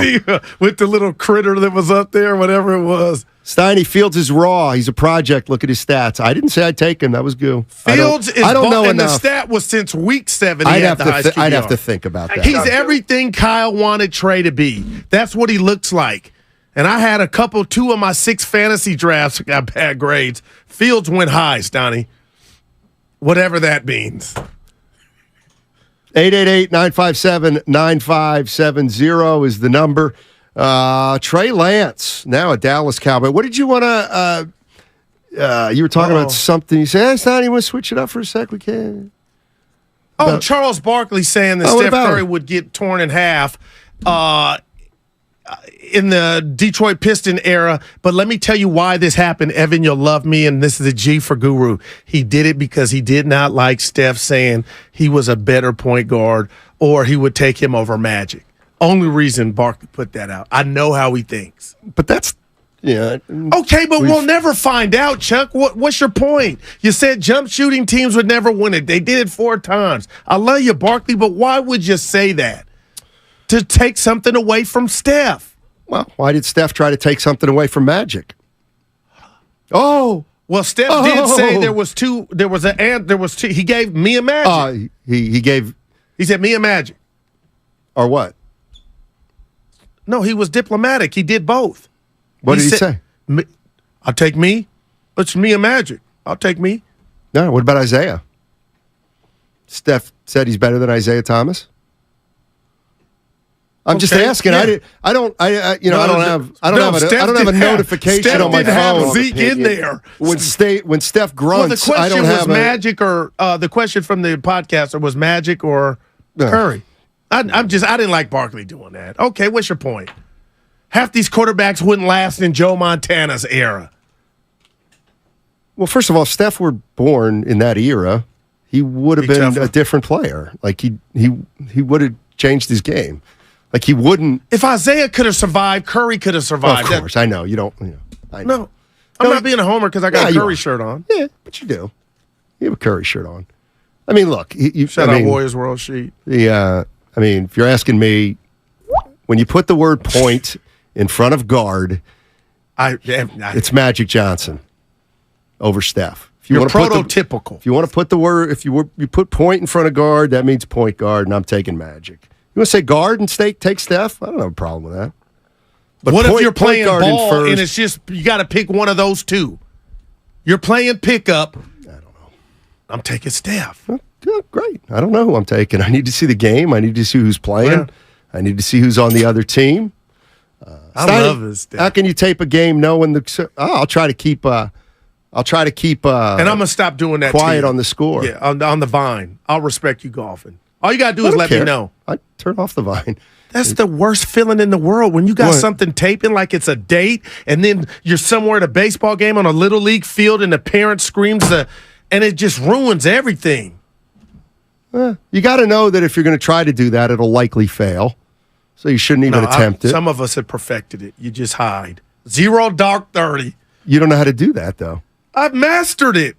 You can't stay off social media for 19 minutes. Hello, when my kids are playing their sporting events, I do. Let's see. Can you imagine? Just wait. Here comes the Curry fallback. Can't wait for hoop season. It's right behind football, too. Yeah, it's Steph Curry. I mean, you say If you want to say point guard, okay, and you want to make it that specific, then it's Magic. It just is, in my book. And is there any shade at Curry for that? I don't think he would take that as shade. No. I don't think so. But on my top 5, before this was even a problem. Who's a better shooter? The greatest to ever do it. Who's a better passer? Magic. Who's a better rebounder? Magic. Who's a better post player? Not even close. Magic was great in the post. I've been watching Winning Time. Who's better leading the fast break? Who revolutionized the game? Well, because Magic can't pull up from the logo. And thank you, Jerry West. I'm just saying. No. Who revolutionized the game? Magic. Pistol. Magic revolutionized I ain't mad the at game. Because I love Magic. Thank I ain't you. mad at that. But you know what I mean. Who transcended the game? Magic. No, Stein. He's more unique, but I don't know if he changed. Like, Come on. there's not Steph many Curry 6'9" point changed the guards. You game. can't change the game. Like, Kids are Wait, playing what? like Steph. Magic was the how many 6'9" point guards are playing in the NBA right now?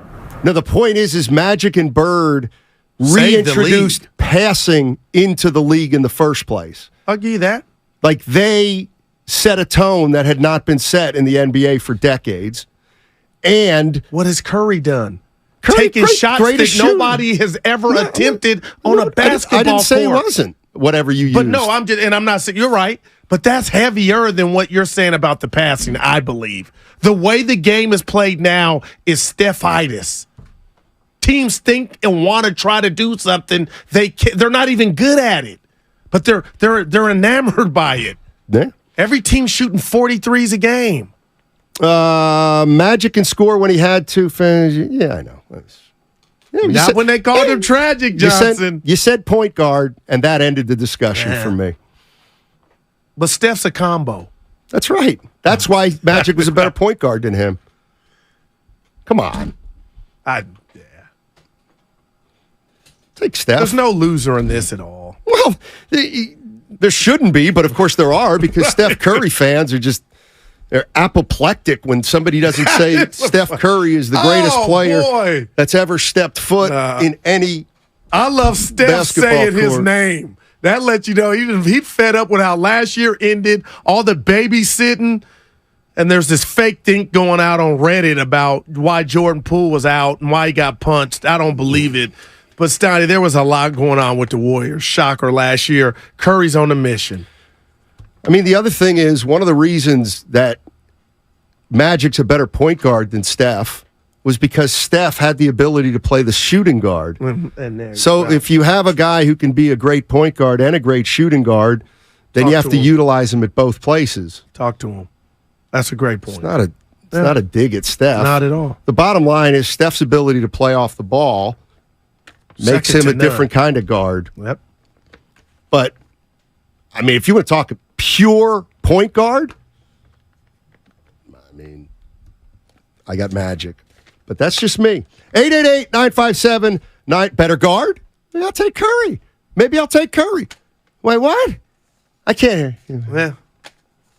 If we ever see him again, we got to bring it up. Today's a Monster Monday. It's brought to you by First 5 California. To learn 4 things you can do to overcome toxic stress, go to first5california.com. And football season is here. What better way to kick it off than with 95.7 The Game's Red and Gold Summit? Join all your favorite 95.7 The Game hosts at Fieldwork Brewing Company in San Ramon to welcome you into the football year. That's tomorrow. Tomorrow, Tuesday, August 29th, Willard and Dibbs started off at 2 o'clock. Then the summit goes from 4 to 6. All the hosts will debate and answer the most burning questions surrounding the red and gold during a live show right in front of you, our loyal listeners. Again, tomorrow, Tuesday, August 29th at Fieldwork Brewing Company, Tap Room and Beer Garden in San Ramon, now featuring the Lynx, one of top golf simulators out there.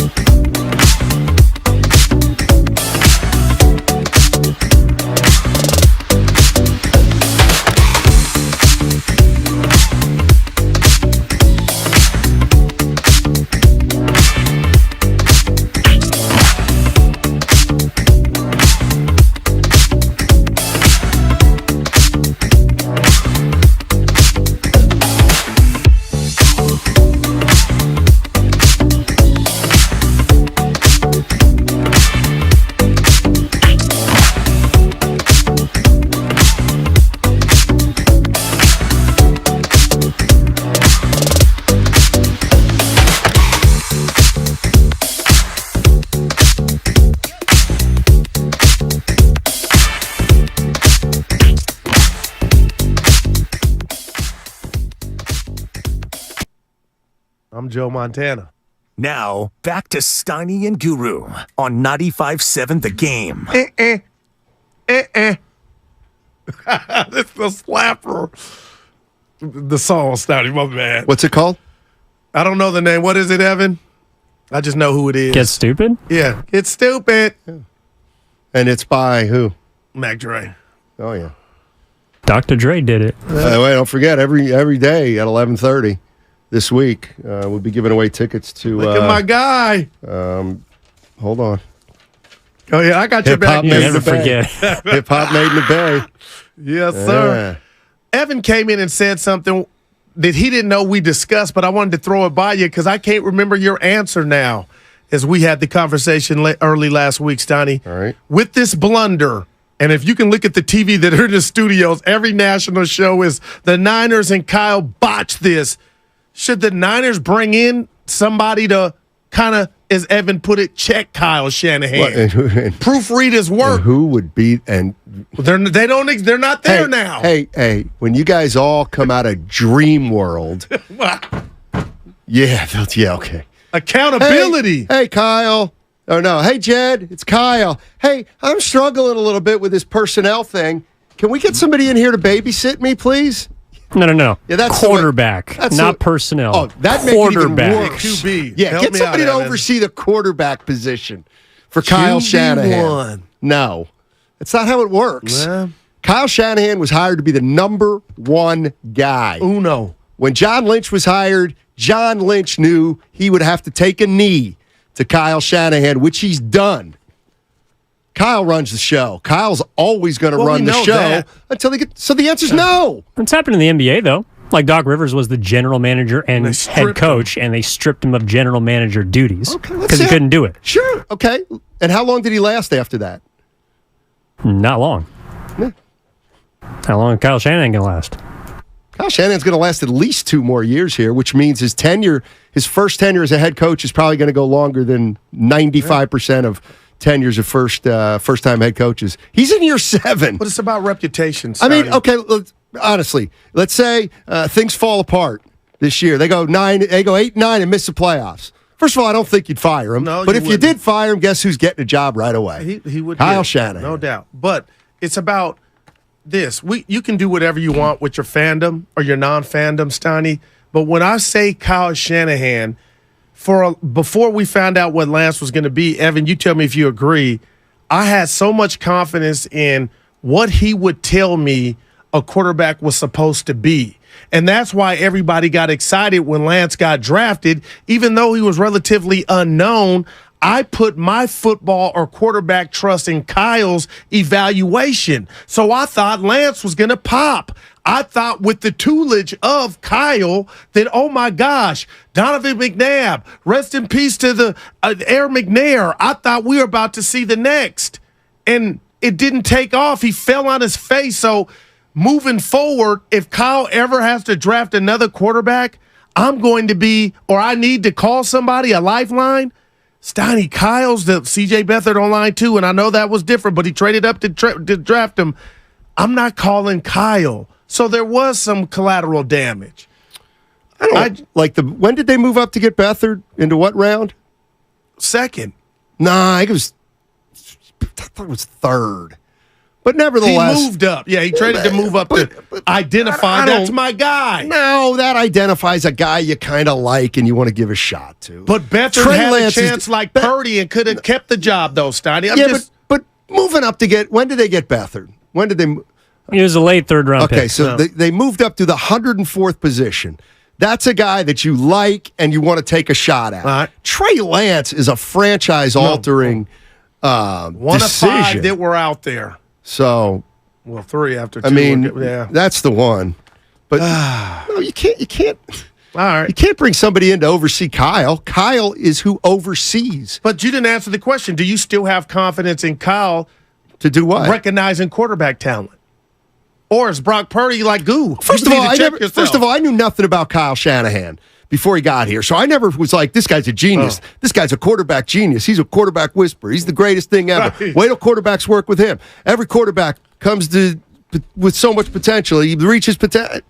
He's okay. Like, obviously, I think I think he gets the most out of a certain kind of quarterback. But I also think there's something about Shanahan where he's reluctant to want to coach another type of quarterback. And it's the type of quarterback that maybe he's got a little more independence, maybe he's got a little more talent, maybe would be more willing to push back on Kyle Shanahan. Look, the one thing I do think Brock Purdy and Kyle and Trey Lance have in common, where they were, look, one guy came into the NFL with virtually no college experience. The other guy came into the NFL with college experience, but as the last pick in the draft. So I think Kyle's the kind of coach that looks at both those guys, and both guys are nice guys. They're Midwest guys. Yeah. They're humble, they're polite, they're grown up. And I think Kyle looked at both those guys and said, well, I can coach these guys. And how come? Because they'll do whatever I say. They'll do whatever I say because they're young and they're unproven. But that's why I think he ran into some problems with Garoppolo. Because Garoppolo could sit there and say, I don't want to be a jerk, but I played for Bill Belichick. Under Brady. Thank you. That's your prerogative until now. We can look back and say there were other opportunities to go get a seasoned veteran like a Tom Brady. He can't coach Tom Brady. How the hell was Kyle Shanahan with his disposition going to coach those guys? Me, though. How many coaches that are really in it to win it have that prima donna type of attitude? Frank Sinatra, do it my way. And I know that's a part of coaching, but now there was a conversation for Brady, and he goes to Tampa Bay and wins the Super Bowl with, oh my gosh, like that's when it gets in the way. And Kyle, like, it's fair to criticize that. Like, dude, it's supposed to be about championship or bust, not old guys are not going to listen to me type of stuff. Well, and that gets back to his arrogance.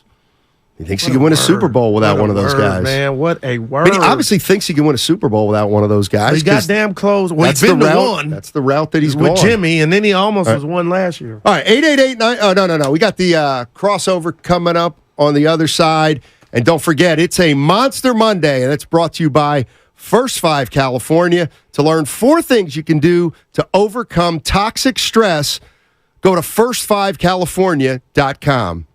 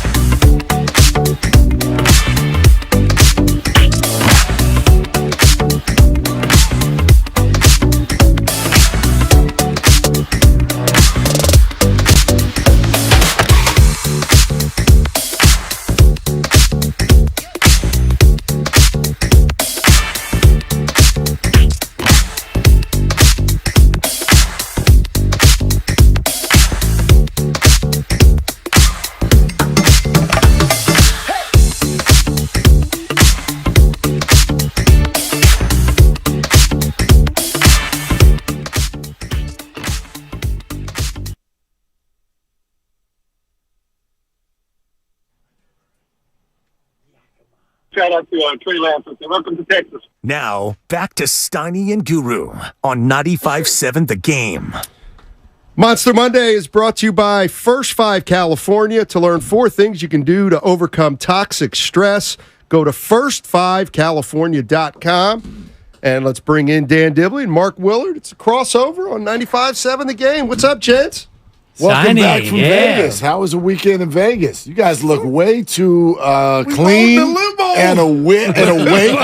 A Monday after a weekend in Vegas not supposed to look like this. Well, I got back Saturday. Okay. All right. You didn't stay? I'm not sure. No, I was with my daughter. Okay. Nice Grace. trip. Yeah. She kept me under control. It was very, pretty under control. I'm going to give you guys some love. I'm being real. You guys broke the news of Trey Lance. The boss retweeted it because I didn't see it in real time. Yeah. We did the show out there. You guys nailed that. Great job, man. That was good radio. Did you listen on the Odyssey app after? No, I went to the dice table immediately. But then how do you know they did a great job? The video, yeah. He put out the video. They put out the video. Nahigian tweeted it out. I was in the middle of a Trey Lance can still work here rant. Right. And I was like, You nailed it. I mean, I was going into my whole like, and I'm like, They were talking about it too, Scotty. Then it was like, hold on. Yeah. I was in the middle of a it can still work rant, which if you listen to Kyle Shanahan and stuff, and you've played it twice and stuff, and I actually listened back to it a third time just to make sure that I had it right. Kyle and I are of the same mind, but as I'm doing this thing, Grandy plays the breaking news sounder, and I look at Mark, and Mark goes, He's gone. He's gone. It was gone. like, hey, He's man, gone. He's gone. You nailed Dude, it, man. Audible. So the Now breaking you gotta watch and it. you guys know when the breaking news sounder goes, it could be anything. Clock. In this moment, I like the breaking news sounder goes, and I look at Mark exactly, and Mark looks at me, and he didn't even have to mouth it. He was like pointing, like, You did. and Mark was I don't even, know if I was pointing You were east. pointing south. I was pointing You were pointing south. south. It Which was is incredible. true. It's also south. It's south and it's Because east. those were my teammates. Listen, that was great, man. And we didn't obviously That we was didn't, my quarterback. we didn't break the news. We Adam Schefter broke the news. Whatever. Well, and that'll resonate in my ear. Like I love kind of telling. One of the fun things about that video is I think it's cool maybe for listeners to see what that looks like in real time. And Grandy, all he did, you can see my face. If you want to go back and look at it again, I watched it 4 times. watch it prior to us announcing while you're talking. Yeah. And what happens to my face is rare. Grandy goes, it really, I mean, the chances. So Grandy, all he says, he goes, click, he goes, Schefter. And that's all he said in my ear. Grandy. So you see me go to pull up I saw Twitter, you. and my face went like I just grabbed my cheeks, where he was just like, "What?" And then it's like, "Let's That's pretty good, man. and that's one of my questions today. The more like, because we got to sit there for an hour and a half and talk about it and take calls and break it down. And I get to the weekend and I'm like, Dallas.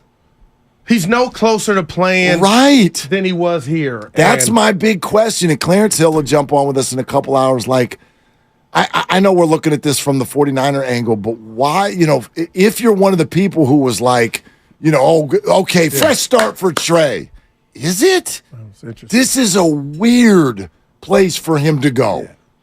Or was his ego, and not in a bad way, he just couldn't. I was a starter last September, and I've fallen all the way off to the third, and now it's Darnold, who I don't think 49er fans, they just hate the name Darnold and what he's been other places, and I think they get mad.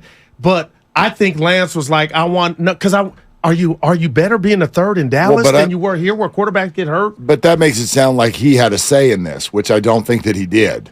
I don't think Trey's agent put this together by any stretch. If I'm Trey, I would have loved to have been to Tampa. I would have loved to have gone to Vegas. I would have loved to go. Did they want you? I don't know. The only report we heard of another team that was in maybe the ballpark of Dallas was Buffalo, which is also. I mean, maybe you could be two there. I don't even know who the two is. Isn't Barkley the three? Peterman? I don't know. I don't even know who Josh Allen's backup is. But whatever it is, like this, I feel like Jerry Jones is playing around with Trey Lance. I think he's trying to send a message to Dak. Oh, there's no doubt that one. And Mike McCarthy. And I think he likes it when people are talking about the Dallas Cowboys. and he probably noticed that the 49ers were the lead story for the last month, and he would like to be the lead story. I think that's the way Jerry's mind operates. None of these things are good for Trey. This week. Well, Willard, I'll tell you what. I don't. Somewhere between Jerry and Ronald Reagan. I also totally, dude. If Jerry and Ronald had a baby, we call him Guru. Go ahead. I also don't think the 49ers basically, this will sound harsh, I don't think they think Trey's going to be any good. Oh, my God. We were talking about that in the green How can room. you trade him to the Cowboys then? Well, there you go. That's there it is, You know? man. I mean, Who can argue with that? If you're fearful that he's going to be great, Come on. that's the last place you'd send him. That's true. And is there anybody in this room, Dibs, that thinks that would bet on Trey if he were a dice table on the come? You think he's gonna bet on him to do what? To ball out and be what Kyle drafted him. Trey's be a star? When you roll the point Jared and Goff. the point's a 10, he's a 10 or he's a 4 on the point. You might hit that point, but more often than not, you won't. And that's why I asked Donnie Friday, when does Trey really, how many times do athletes change this narrative like Trey end up being a Pro Bowler or Kirk Cousins? Well, the problem, I think it's highly doubtful. This is why, if I were him, I would hate where I'm going, because what have we all said now for the better part of a month, if not longer, which is if you're a big Trey fan you're a believer, what you're saying right now is, well, he needs to play. Well, he's not going to play there. He's not going to even get practice time. I keep going to Peter King in the 5 years out of the league. At minimum, the guy needs reps. You don't get that out of the QB3 spot, no matter what team you're on. Man. You don't get a lot. The only thing I could think of is Dak's not locked in long term. He's got 2 more years on his deal, and he's doing an extension, and has been quiet on the set. You're right. This was a subtle message. Yeah. And then he said he didn't call him. You don't have to call your quarterback. But I believe this was putting Dak on notice, but it ain't on notice because Cooper Rush was 5-1 last year when he filled in. But you still have the promise of a young quarterback. But what bothers me, if I were a Cowboy fan or on the Cowboy staff, I do think Kyle Shanahan's a wizard, making quarterbacks better than they are. If he thinks what Steiny just said, you don't have it. Mike McCarthy and those guys ain't going to bring it out of you. Well, that's where I'm at. It's not a short play. It's a long play. And I know Dak has 2 more years on his deal, but if you're thinking Trey at that point, by then you would need to pick. No, his deal is up. You would need to pick up his 5th-year option. Which why would you do if all he's done is Trey practice? Wouldn't be anymore. Exactly. You know what I mean? So I think it's a message to Dak, but I think Trey's being used to send a message to Dak. That's not good for Trey. You know, and maybe you don't care about that if you're a Niner fan. I don't know if you do or if you don't. Well, it's better for Trey than being here where you're clearly not going to be QB2 and you're sitting as QB3 and maybe you're not going to even be QB3. Kyle said that he wanted him to be QB3 and stuff, but maybe he actually didn't. And so that's why they traded him to Dallas. Maybe, but if you're in the camp that, all the Niner quarterbacks get hurt. They do. Well, then I would rather, if I'm Trey, I'd rather be the QB3 in San Francisco than in Dallas. So that he can run you into the ground again because he doesn't have faith in you to throw the ball. He treats you like a running back. But he's not running that offense Every time anymore. you say that, I nod and I put my fist in the air. Yeah. But he's not running that offense anymore. They're running. They had Trey run the same offense that Brock and Sam were running. The play calls. Yeah. How many times did Trey did not do one designed run in the preseason? Correct. Right. Not one. There were two because they're not trying to win games in the preseason. They're also not trying to get him hurt because they were trying to trade him. Right. There exactly. There were 2 things Kyle said that I found interesting. One was he said basically 2 weeks ago was when we started to see separation. Yep. And then he also said, we gave Trey every chance to beat out Sam Darnold. Like he used the word opportunity about 7 times. Opportunity to beat out. There's some truth, though. Well, it must have been. They gave him the starting job last year. Yeah. Kyle didn't get him hurt. And he sent him out there to do the whole. Didn't either. I mean, sent him out to play the whole first half in Vegas. And I know a lot of people are like, it's the first time he's played in a long. It's the first time any of them have played in a long time. It's the off season. Nobody had played a live snap at minimum since February, most January, most December. So, yes, it's just a hard reality. Because Steiny said this last year. Kyle called before the season kicked off, all the vets together, the ones that mattered. We're going to try this youngster. I will pull the plug fast, quick, in a hurry if we all can see that he's not ready. But had he not got hurt, who believes that Trey would have been quarterback, the QB1 week 10? Like, I feel like we were Week robbed of 6 that even. or benched. Nah. Like, who would bet that he would have got through it and got better? I'm rooting for him, but now I'm thinking that dude might not have made it past week 6. Kyle played him thinking that he might do that very thing, and that's why they gave him the start, and he said that in the press conference you guys played a couple times. He said, we gave Trey the job thinking that he could grow into becoming a, quote, full quarterback was the expression that he used. And, well, he got hurt in the 5th quarter that he played, and so he never got a chance to develop into being a full quarterback. But what Kyle's telling you is he didn't believe that Trey could be a full quarterback when they started him, but they thought that he could play his way into that. And in the meantime, they thought they could win by doing the things they were doing, and then he got hurt, and so the whole thing was a wrap. Saran. Thank you. It's a 4. I love Saran. And at least my take is that going into camp last year, there was maybe even the development through the process of camp that they were looking for that they didn't see, and that's why 12 days before the season, Jimmy Garoppolo ended up on the roster. I mean, that's, they were so. It does feel like what you're saying. There's no way to know what would have happened if Trey Lance had played more games.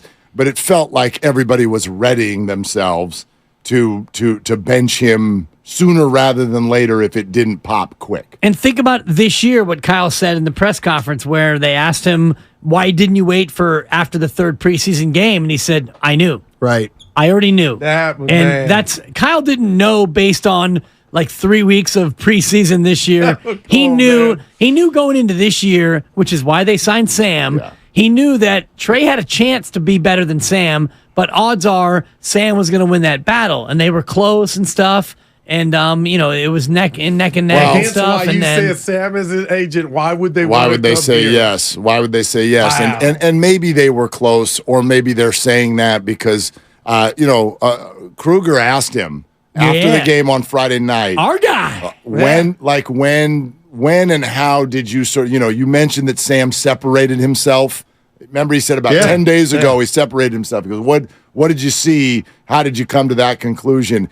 And I'll just paraphrase, but Kyle was like, everything. That was that. Like it was this, it was that. We said it. The Chief checked all the boxes. And he goes, and it was clear to everyone involved. Man. Yeah. You know what I mean? So like that tells me that if it was close at one point, it wasn't in the end. And I know that's hard for some fans because you get like a quarter of play with second and third stringers in preseason games and go, hey, and you get practice reports where you're like, well, wait, he was 5 of 8 and he was 6 of 8. Like, how is that all different? But look, they're all there and they're seeing everything. And his statement was everybody involved saw that it was as clear as day. And then they sent him to their rival. So, it's tough. I think we get pinned in this with our job, which is sometimes, like we're often giving our opinion, but sometimes. Speaking of which, it's 2. Yeah, I know. Sometimes we're just processing what we think the team thinks. Hello, right? Like that's what I've been trying to. I've been trying to sit on that branch for most of the year, and I know that that frustrates people because maybe you think that's what we're saying. I think what the 49ers have thought on this has been like crystal clear for a year. You're listening to 95.7 The Game, KGMZ FM and HD1 San Francisco. Always live on the free Odyssey app, Twitch, and YouTube, powered by First NorCal Credit Union. I do think it's the kind of thing, though, Mark, where now that things have happened like they've happened, it proves a lot of what we thought. Some of the things we thought were right. I think. Like once they got Trey in here, they were like, uh-oh. You kept saying practice, Goo. They're seeing something in practice. I'm like fighting them. No, stop it. Well, they were. Like, there's this kind of stuff that I don't think most fans know. And you can totally blame it on injury. But when Trey Lance, when the finger injury happened, and this is training. No, training camp. Yeah, training camp 1. Okay, and he's heading up the practice squad. There was a period of most of a week where it was an interception on almost every play. Like and he was hurt, so you can explain it away. But I wonder through everything that has taken place, because we've heard whispers of this, even some of our callers. I know this guy who knows this guy. there are a lot of whispers that Trey's confidence really got shot and never came back. And if that's the case, I mean, who wouldn't understand that? But with this journey he's been on, I don't blame him on that. Yeah, which is why when he gets announced as QB3, when Kyle talked to him and he says, then Trey Lance got emotional. Of course he got emotional. No. He was number 3 overall in the draft, and now you're QB3 in year 3. Take the day off, young man. And I'm going Atco because I want to put it right on the table. Do it. You guys got me thinking now the Niners didn't want to ship him or not give him the number 3 quarterback role. I would tell Trey if he were right next to me, Trey, I've been your biggest supporter. You never once I know you won the Texan game. You're okay. You never once shown promise on tape or in a meaningful game. How could you, and here I go, the rat, how could you let your ego or how could you get emotional on something I now from afar feel like you should have saw coming?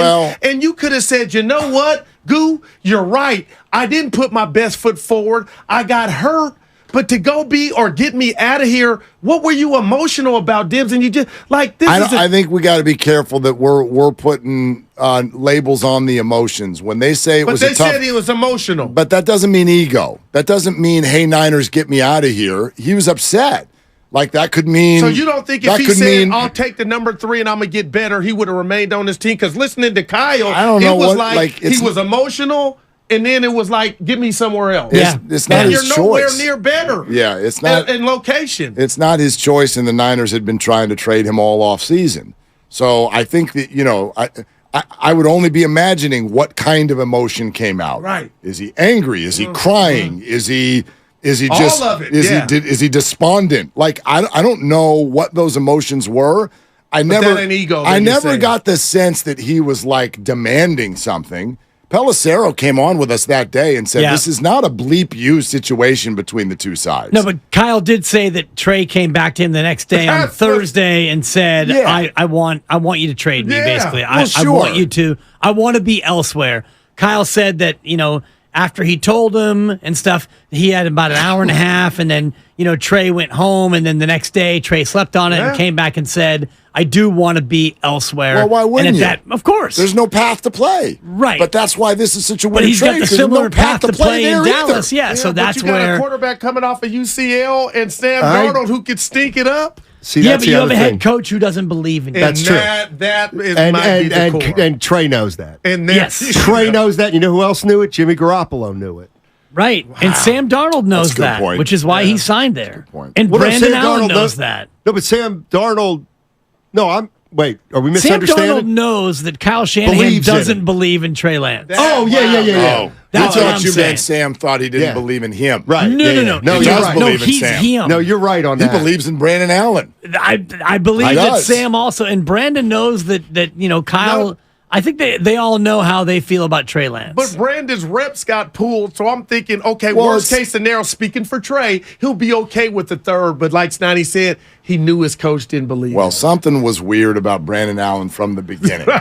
Like, why? I mean, he said more nice things about Brandon Allen coming out of OTAs than any of the QBs, in the league, right? And so that 2-7. That one has always, again, if you want, and I won't call this conspiracy, but if you want to read between the lines, that one has always been weird also, which is A, he spoke so glowingly about Brandon coming out of OTAs, and B, you're think of this now. You start camp, you've got a QB1 who's trying to work back from injury, you've got a fierce supposed QB2 battle where you really want to evaluate. One of the dudes used to be QB1. And you're tossing like a significant amount of reps to QB4.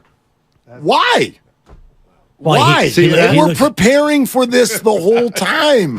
Is my answer. See, right? I mean, if all things were equal and Trey Lance had all the decision making, objectively, I would look at the 49ers and say, well, Brock was a 7th round pick and got hurt last year. And this guy, Sam Darnold's been in the league 5 years and has never really established himself. I actually do want to stay here because I think this is. I bet you had a better opportunity to play here than in Dallas. There's in a no way. doubt. But he didn't because Kyle, he knew Kyle didn't want to play him. That's amazing, And maybe he That's knew he heavy. would have gone to Brandon Allen even before him. Right. And that's what we Deep, talked about man. last week. And I did my whole soliloquy is this guy's like waving and pointing like he's gone, he's Willa, gone. that was good I'm stuff, doing my man. whole thing about, I you saw know, you were into it, dude, too. I was going deep. For the I had first no time. idea what First was about time I to got like happen. 60 seconds, unmitigated, That's no why I was like, interruption. hit the music. I was starting Just- to stretch just hit out my something. tape. Yeah, wrap it up. I'm like, you know Crying what, out Mark? loud. I actually see the breaking news. Dibs is news. so And long-winded. I'm watching Dibs talk like he don't Dude. even know. When you watch it again, he's about to. Dude, he I don't was even know feeling what's it. happening. That's what's actually one of the moments where the way our building is structured was hilarious. Because Grandy's like Schefter, and I'm like communicating with him. And this And is I all can't behind. see This is you. all happening behind his back. Yeah. He's just like, so this is why Trey can work in fell San out of the Francisco. shoes. And I mean, I think Trey could get some reps with the scout team, I'm and you know like, what? If he's not on the team. He's not on the team anymore. this guy's pointing south, and I'm like, wait, you just got back from Mexico. What's wrong with you? Another vacation? What are you doing? It was wild. It was Yeah. memorable. It was a memorable moment, and it's crazy, man. I mean, here's another thing. You know, Ephraim and I talked about last night. I know people want to do this, Yeah, like I'd love to do it. well, the whole like, is this the worst pick of all time? And Because that's floating around on the national. well, it's They hard. botched it. It's hard. They did, and that doesn't mean anything personal about Trey. Their return on investment was horrible, but you're seeing it like CBS did a list, the worst 10 draft picks of all time, and Trey was 6. Jamarcus won. Jamarcus 1. Leaf 2. I'm trying to remember. Mandarich? Achilles Smith. Mandarich. Okay. Achilles Smith was 3. Black Knight. Bosworth. Lawrence Phillips was 5, and I forget. 4 was Charles, the receiver to Detroit. Charles Johnson. Charles Johnson. Wow. Okay, that was the top 5, and Ephraim at first was like, "That sounds about right." I go, but here I don't remember exactly how all those picks came together, but here's what I think: all 5 of those picks We're dogs. they were just teams who had that pick and picked it. Trey Lance was 3 years of first round capital, toss in a third. Oh no! So And when you're you at the put top. it through that lens, how is That's there why a everybody worse? running with it. How is there a worse return on There's not. investment Shasky tweeted it, and he was ever? right. You know? No, I mean, it's You're fair. right, man. I love when you get into rip mode. Hopefully Farhan's in your crosshairs next. Oh, Big we're win fine. there. Kyle Harrison If tonight. Kyle Harrison doesn't throw a Yeah. no-hitter tonight, Dude. it's over. I mean, Okay? I like where the Giants are at. Their Do young you? guys are going I'd to get like some it if they experience had down more the wins. stretch. No, this isn't over. Schedule Game and a soft, half hours. but no, It's it's not. time. It's time. They might make it, Dib. This whole like win on getaway day thing, so that I the saw media you doesn't tweet rip that. him at the end. Like enough of that crap. The schedule softens now. Get to work. All right, get you on a heard win it. streak Mark now. Berry's Farhan coming up next. Let's go. 195.7. Tomorrow. How the game?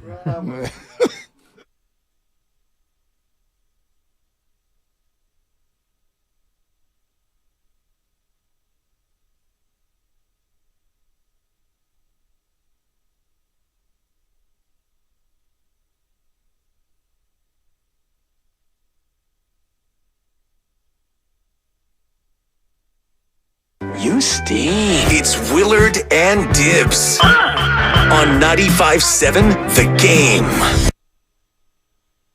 Yeah, man. That was wild, and this is our first chance to get back with everybody ever since that went down Friday afternoon. And I need a rearview mirror. You do. You know what? Or Let's a get new you one studio. next month. Yeah. Let's get you one. Or like one of those bicycle mirrors where off the helmet. I can like see that. behind me. But like, what was the weekend for you like after that in terms of you slept on it and you slept on it again? Sure.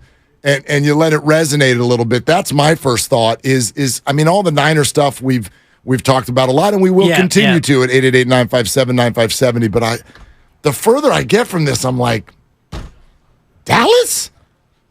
What? Why there? It makes perfect sense to me. You think? Yeah. Why? Because what you said in the crossover, in large part, it's to put a little bit of heat on Dak.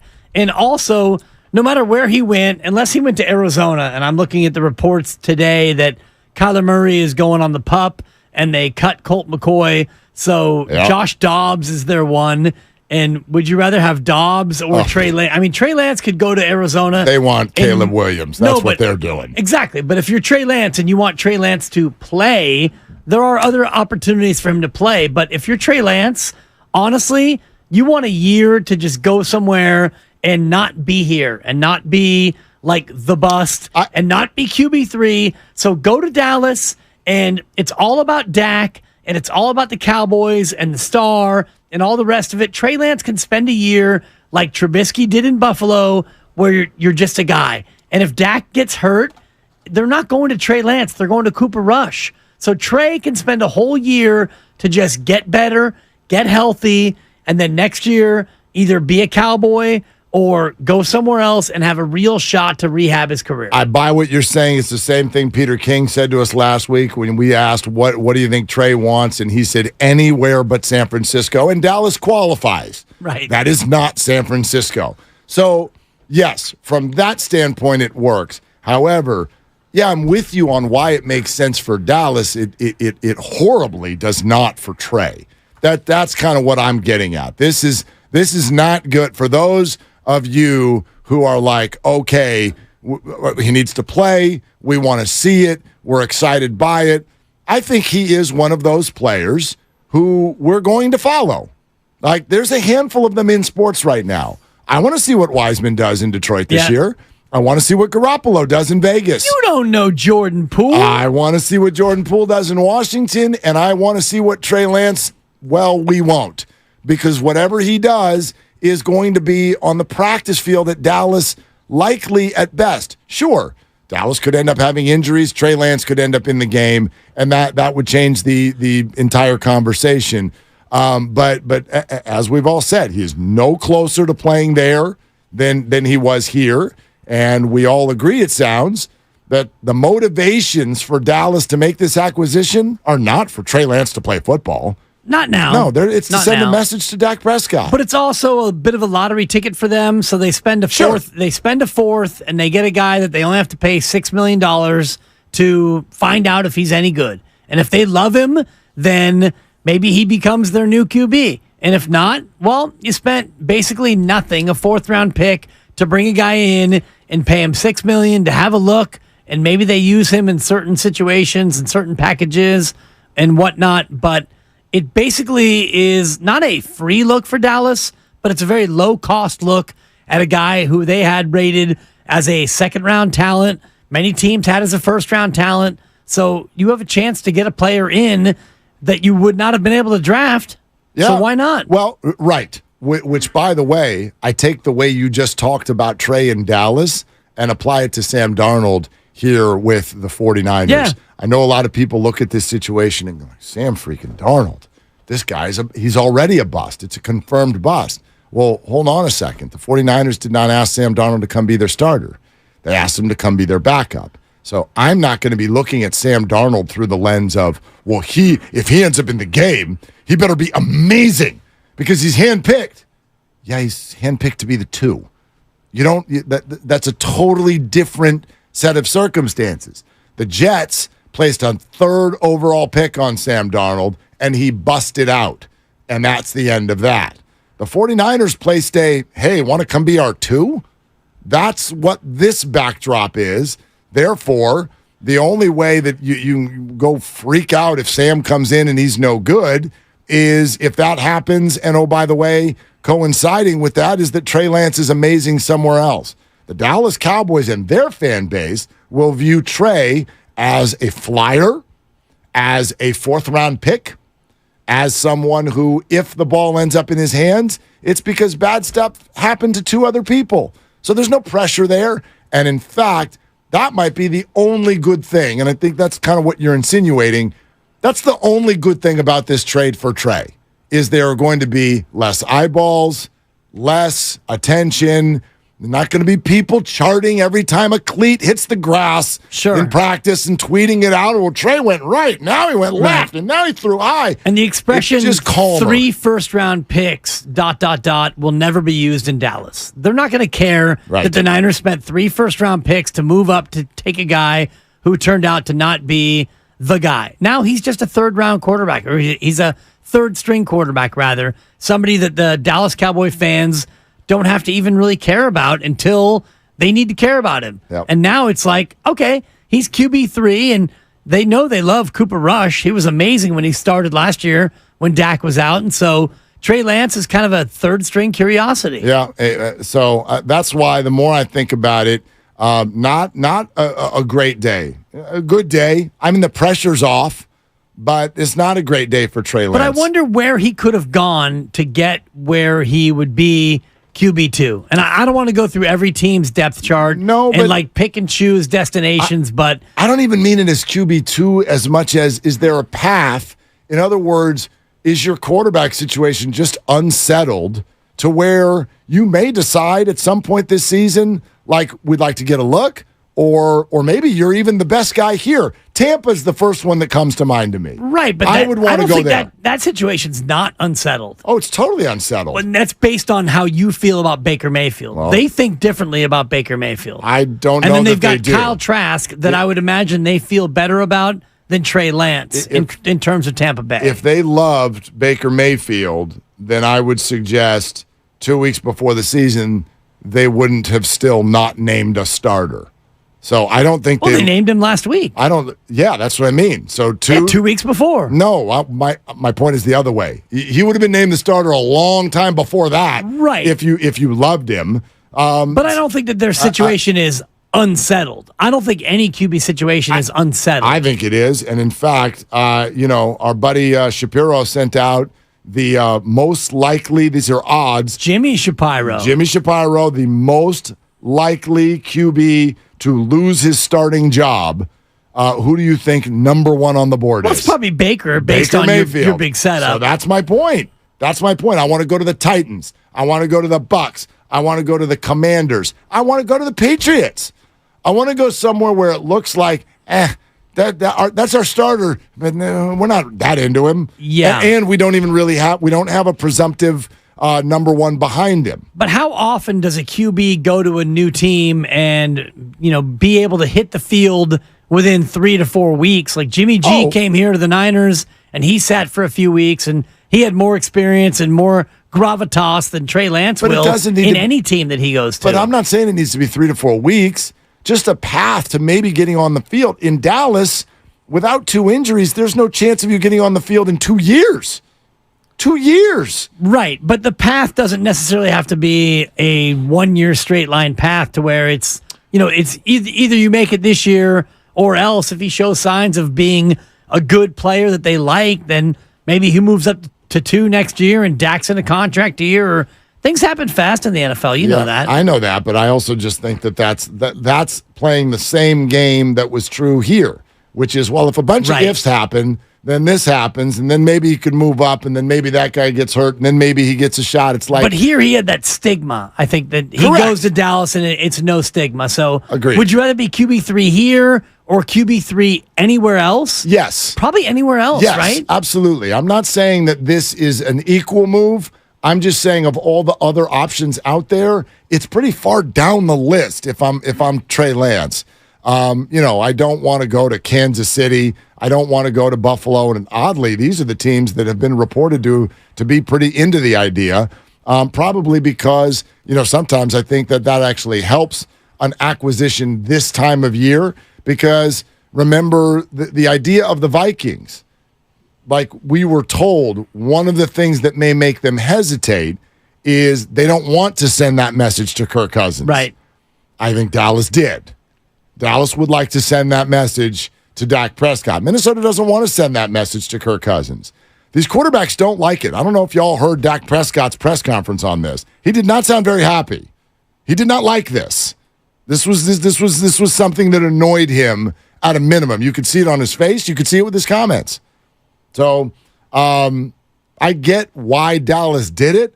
I just don't think it's good for Trey. If the whole idea was give Trey a shot to where somebody in practice at least is going to focus on him and see if there's a path to him maybe actually being the most talented guy on their roster. There are 5, 6, 7 teams who fit that description right now. Dallas isn't one of them. Right, but then again, of those teams that you look at, how many of them would want to roll the dice on an unproven guy to come in and be their backup, a quarterback who is making as much money as he's making without having done anything really in the National Football League? And I also look at the 3 teams that are manned by men who used to be in San Francisco, and that's the Jets, the Dolphins, and the Texans, and none of them really rushed to try to bring him in. So what does that tell you about the internal assessment of Trey Lance? You're talking about coaches. I would take it further to someone whose job is literally to be a talent evaluator. I think there are 2 things that happened this last week that if you're Trey Lance, they are unfortunate reality checks. Number 1, as we discussed with Steiny, if the 49ers were really fearful that Trey was going to become great, they ain't sending him to their rival. Right. Because that would be the most embarrassing way to do it possible. So that's number 1. But number 2 is the tweet sent out by Diana Rossini last week that mentions the fact that Rand Carthon was in the 49ers front offices, took over as the GM of the Tennessee Titans. You are in charge of talent with the Titans, and you have a very unsettled quarterback situation. The Niners call, ask about Trey Lance. Titans, totally disinterested. Dial tone, yeah, completely. That's a smack in the face. That's a glass of water in the face. Yeah, and they've got Malik Willis as the backup and Will Levis is the 3, and it's a spot where Ryan Tannehill is nearing the end of his run, and you don't think he's very good anyway. Who, Tannehill? Yeah. He's all right. He's all right. He's not going to win a Super Bowl. No, but he's won games. Only 34 quarterbacks have ever won a Super Bowl. So correct. That comment feels a little Super Bowl or busty. Okay. In terms of, I don't even think he's. I don't. He's won think playoff games. He has. They've had good teams. He's not bad. He is one of those that I would constantly put. He's like a Jimmy Garoppolo. He's like a Jimmy. He's like a Dak. He's like a Derek Carr. You're watching these guys. He's like a Brock Purdy. We can't say that yet. We don't know what Brock Purdy is. You can't put him in that bucket any more than I can put him in the bucket of, no, he's actually undefeated in amazeballs. It's true. You can't put, and in fact, I would put him in the bucket of won playoff games, but not a conference championship game or a Super Bowl bucket, and that's where Tannehill is. Yeah, I think the difference between a Tannehill and a Garoppolo and a Dak and a Cousins and a Carr and a Kyler, yes, and a Brock? These people, no, it's too early. You can't label Brock. I don't think you can label Brock anything. You can say you gotta label him something. It's what we do here. Well, then fine. I'll label him as one of the top 5 QBs in the league. Because who else went 7-0 last year? Yeah. See what I'm saying? Yeah. I'm not doing that, but if you want to... you just did. No, but if you want to label and Grandy's cutting it right now. Yeah. Cut that ass, snip, Grandy. Snip. Already cut it, actually. Thank you. I can't even see you, but... you complete me, Grandy. That's how you lead off the 6 o'clock hour. You make statements like that. I love it. Yeah. Willard says Purdy's a top 5 QB. Not ever. Did you say ever? Well, yes, let's go with that. Okay. Of all time. Go. Who else won their first 7 starts? Anyone? I don't know. So if you're going to tell me he's this, then I can tell you he's that. I don't think either are true yet. Yeah. I don't think either are true yet. We got to see. I think there's a lot of optimism. That's fair. Although more pessimism than I have. Right. But we can't label. That list I gave you, they're B-level quarterbacks who can. And they've got more of a body of work to where you feel more comfortable labeling them. They're Alex Smith-esque. They can take you to the playoffs. Can they cut you through the playoffs? That's what's difficult for guys like that. And you watch teams often sign them once, sign them twice, then wear out and decide, let's move on, like the Raiders did with Carr, like the Niners did with Garoppolo, like the Cowboys are threatening to do with Dak, like the Titans are about to do with Tannehill, like I think the Cardinals might do with Kyler sometime soon. Boy, good luck with that. And like the Vikings might do next year with Kirk Cousins. You know what I mean? Like, that's what you do with guys like that. So, anyway, that would have been a great spot for Trey, but they weren't interested. This Monster Monday is brought to you by First 5 California. To learn 4 things you can do to overcome toxic stress, go to first5california.com. And along those lines of labeling Brock Purdy, he's QB1. I find it fascinating how many people I hear make that sound very temporary. Whether it be thinking that Sam's going to play or thinking that Kirk Cousins will be the Niners quarterback next year.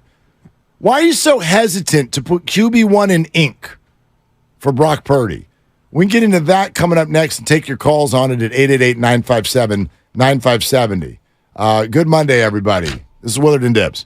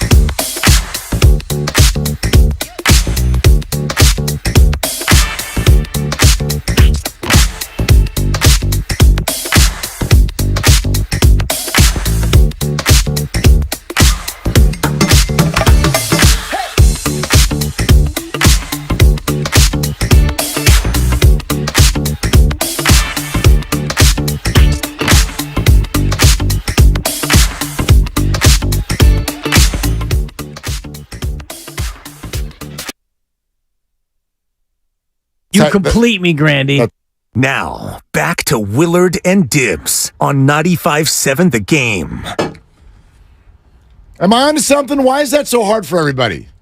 What, to fathom that Grandy and I are now besties? Well, yeah, that is tough. That's tough. I was waiting for the buzzer. We've been on a nice little run lately. Yeah, Grandy. Well, it's because I ripped him last week and ripped him a new one. One time. Just one time. Still recovering. Are you? Yeah. I don't even remember what I ripped you about. Real shot to my ego. Oh, I know what it was. He wasn't paying attention. Yeah, you chimed in with a comment that we had just made. Yeah, it was Jake Moody's quad, keeping him out from the preseason game. Speaking of which, I mean, I saw the itinerary for the summit, and I can't wait until tomorrow.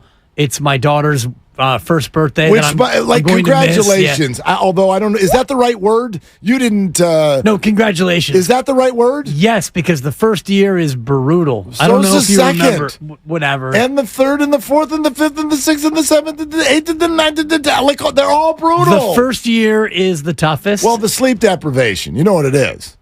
It's a deprivation sensation. Thank you. It is. Came quick. So the sleep deprivation. But whatever. I've got a 22 and a 20-year-old, and now I have a 1-year-old. Well, and she's a girl, so actually the toddler years will be easier than what you remember. Correct. Right. Although she 10 years from now, night. I was talking to my oldest son, Quest, earlier today, and she and him, they could be, separated by 21 years. They are the exact same baby. Really? En fuego, as Dan Patrick would say. I love it. Yeah, this baby's like, I'm awake, you're awake, let's party. I'm going hard until 8 o'clock, and Sounds then like it's over. my kind of kid. I love it. Tomorrow, the summit. Yep. I didn't see on the itinerary any kicker talk, but Houston, or as Guru would say, NASA, we have a problem. Well, we got problems, Mark. Maybe, although kicker is one. It's Call just me maybe. Well, it's a very fixable problem. You Is know it? what I mean? Yeah. I mean, I don't know. It's fixable till you're down 24-22 in Pittsburgh and you need a 3. Well, no, but if everybody's and you hurt, trot out some nobody who misses from 41. But if everybody's hurt, they just sign Robbie Gould 2 days before the game, and you come in here and you kick. I don't know. He's not signing here. Or the Browns just cut Cade York. I mean, there's always any kickers. relation? Not that I know of. There's a bit, right? Well, we decided to sign Jed's nephew and stuff. How many times? That'd be hilarious. Sorry. How many times have you seen that in the NFL, right? Oh, they're working out kickers. Poof. There's a kicker. And then they kick that week. It's like you don't need to be up to speed. You don't need a playbook. How many times have you seen a really, really good team not go where they want to go because of a kicker? Yeah, very much so. But it's, I would week say one. the name Al Del Greco, but Lo Neal will come over here and choke me out. I can give you it's week one. If they not need to find Morton Anderson, but the other Anderson. Gary Anderson. It was Gary Anderson. They were 15-1 in the regular, and he missed. And then first kick he missed all year. He did not miss a kick the entire year. And other such kicker. Scott Norwood, is the most famous. Cody Parkey with the double doink. Oh, God. Guy ended up on the Today Show 2 days later. Yeah. Oh, playing the violin for him. Totally. Oh, anyway, that was the end of his career. I don't want to get the kicker talk from 2 to 6, but as you talk about the summit tomorrow at Field work. Thank you. I almost said Juan Vino. Again, he's got a 1-year-old. Go ahead. Dude, I'm hoping to bring her, but it's nap time. But tomorrow we're going to talk about everything, and we may have to get into some kicker talk because it's a real thing. That's exciting. Please join us in San Ramon for kicker talk. Yeah. At 4:15. And the punter hasn't looked good either. Anyway, back to you, Bonte. Exciting. Very exciting stuff. Yeah. So anyway, Fieldwork Brewing Company tomorrow, San Ramon. Y'all know the deal, and hopefully you've seen, and you can find it on social media. I think Nahigian tweeted it out. Maybe the station did too. This signed Deebo Samuel jersey that's framed and matted is also going to be available to one lucky winner. Just come see us. It's going to be awesome. Beautiful day out there in San Ramon. I sampled Fieldwork a couple of weeks ago. It's fantastic. The food, the drink, the atmosphere is great. We're going to be outdoors. Come on out. We'll be there, you and me, 2 to 4. That's where the smart ones come get a good seat. And then from 4 to 6, it's action, okay? It's going to be Action Jackson with all 6 of us doing all the red and gold chatter. Fieldwork Brewing Company tomorrow in San Ramon. Make sure you come see us for the Red and Gold Summit, our second. And I don't know, are we going to do like 3 summits a year? This is our second ever summit. Mainly because the first one was so smashing. Yes. In terms of success. I look forward to the Giant Summit where we talk about AA players who come up and hit 194. That'll be fun. Shout out Casey Schmidt. Giant Summit would probably feel a little bit different, but I don't know. Maybe we can get Boach to show up for it. It doesn't look like he's going to go to the playoffs anymore. They're in total free fall. Yeah, they're struggling a little bit. Patrick Bailey's walk-off homer sent him into a tailspin. It's a shame. It's embarrassing, really. Yeah. There you go. I'm losing almost every game. I just don't get it. Seattle won't lose. The Seattle Mariners are somehow in first place in that division. But anyway, why is that label so hard for people? QB1. QB1, Brock Purdy. Like, QB1 is a thing in every NFL city. That's the dude. And I totally understand. I'm not saying sign him to a 5-year deal, mainly because you don't have to. In fact, you can't. You're not even allowed to. I'm not necessarily any more sold on Brock Purdy than any of the other Purdy optimists. I am more sold on him than some of you. But I'm not saying this is done. But it's fascinating to me that he comes out, he does what he does, and then the following year he gets through the surgery. Very good preseason, by the way. Obviously very limited, just a few series, but it looked exactly like you would want it and hope it to look. And, okay, Trey Lance gets traded, QB1, and it seems like half the people I hear are like, wait till this explodes week 6, or at minimum, get yourselves ready for Kirk Cousins in 2024. That's what the Niners are doing. I tell you this right now, I got to think of some sort of like an embarrassing bet because I'm willing to do it. The starting quarterback for the 49ers in week 1 of 2024, outside of massive sort of like career-threatening injury, it's going to be Brock Purdy. They don't have the financial room to go get someone else. Plus, why is everybody so convinced this is going to crash and burn in some sort of an awful way? Even if it crashes and burns, it would have to crash and burn in such an awful way that he would be beyond repair or reclamation. Because Kyle Shanahan in the press conference that Steiny and Guru played earlier today, he pointed it out and he told you that they wanted a quarterback on a rookie deal. And they might have lucked into Brock Purdy. I think that was the word that he used, but whatever the phrase was that he used in terms of how they got Brock Purdy, this is what they want. A quarterback on a rookie deal. And he actually mentioned in the press conference after Friday night that part of the reason why they're moving off of Trey Lance was the money. You know, you can't afford to pay $6 or $7 million to a guy who's going to be your QB3. And so there's a cap saving, and they want a quarterback on the rookie deal. So unless Brock Purdy plays so bad that you can't afford to play him ever again, or he gets so hurt that he'll be gone for the next year, he's going to be the quarterback. Let's hear some of what Kyle Shanahan said after the game on Friday night. You're sort of touching on why the organization did it. Here's what Shanahan said, why this was the right move for the organization right now. We decided on our 2 we're going to be that we were going with. We'll see how our 53 works out to see if we're going to keep 3 or not. And when we told him that he wasn't the 2, I said we'd like to keep him here as the 3, but we also want to do what's good for him too. And we'll see how this plays out. Now, when we looked at other teams and he told us that he would like another opportunity to go somewhere where we had a chance to be the 2, we thought we got some good deals for him. There's a number of teams involved. To end up getting the 4th was a little better than we anticipated and clears up a lot of money and allows a better situation for him too. There it is. Clears up a lot of money. Yeah. 4th rounder, better than what they thought they were going to get. Right. And the other carrot you get in there is that, Trey Lance said, I'd like to be somewhere else. Yes. But he said, I'd like to be somewhere else where I can be QB2. And I don't think that this is that either. Right, but I don't know if there is a spot where they had gotten an offer where he could have been QB2, and ultimately the team is going to take the best offer they got and trade Trey Lance to that team. They're not going to say, well, there's a team that offered us a 5th, and he might be able to be QB2, so we're going to take a 5th so that Trey can go be QB2 for sure. No, of course as not. opposed to taking a 4th from a team, and, Trey, good luck, go be QB3. By the way, I'm looking at Buffalo's roster right now. It's Kyle Allen. Kyle Allen is Josh Allen's backup.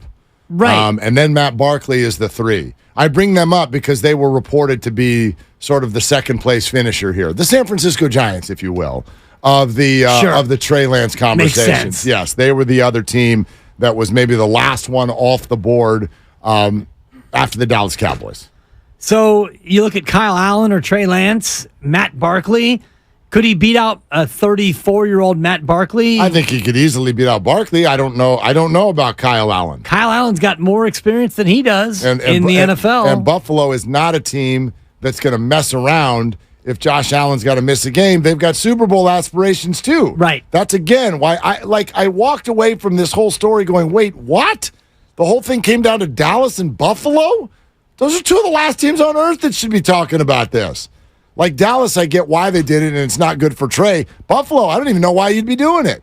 I mean, unless they really, really loved him on draft day. But Buffalo is not. That's not somewhere where you can go learn and we've got time. Let's just see how you're looking. Well, it worked for Trubisky. Plus, but that's not what they're not interested in it working for Trey. They're interested in it working for them. Sure. And they have a quarterback who I think is going to be their quarterback for at least the next decade. They would hope, yeah. So why on earth do they want Trey Lance? On the cheap to do what? To take Trey in, have Trey be the 3, and then maybe turn Trey into a draft pick when they trade him somewhere else. Well, that's interesting. But again, I don't know why you would. Why would you think that he's gonna have higher value a year from now than he does now? If you're not planning to play him. Well, he's not going to have lower value. I don't know how Trey Lance's value can go much lower than it already is. You have a quarterback whisperer, the man who drafted him, the man who used 3 first-round picks to move up and take him, and he's willing to give up on him after 2 years. So how could your stock be any lower than that? An offensive guru who loved you, moved mountains to get you, saw you for 2 years, and now is willing to part with you for a 4th-round pick? No, I get it. Stock low. All of it looks terrible for Trey. I do also wonder, you and I heard this for weeks leading up to what happened on Friday. Where's the accountability, and why are we letting Shanahan and Lynch off the hook? Yeah. So I wonder this. The tone that they set after the game Friday when they talked, did you accept it? Did that count as accountability? I mean, the whole let him off the hook thing, I well documented on Friday. I don't even know what that means. What does that mean? We're letting him off the hook. What? So what are you saying? You'd like to go put him on a hook in your closet? Like, what is it you want? You want to fire him? Do you want a note, like an apology note? Yeah. What does that mean? But the accountability. Did you accept this? Because this was, I think, Kyle Shanahan getting a little bit vulnerable, at least. I always feel like I let Trey down. I mean, I wanted him to come here. I believe in Trey. I believed in him before we took him, and I'm responsible for that. I didn't want to throw him into the heat of battle right away, but I thought he needed to play. So we tried to figure out every way to do that. I mean, if I can look back in hindsight, he broke that finger on a helmet on that 4th preseason game versus the Raiders. I wish I didn't put him in a play that had him break his finger, because I think that really hurt him in his first year. And not only did it hurt him not getting able to mix in much, but it hurt him in the practice time because he had to adjust how he threw and things like that, which I think set him back for his second year. When we went into the second year, we gave him every chance to do it. We were going to make an offense that, to me, gave him the best chance to be successful at that time, which we did do. And when you do that, you hope a guy can stay healthy so he can stay out there long enough.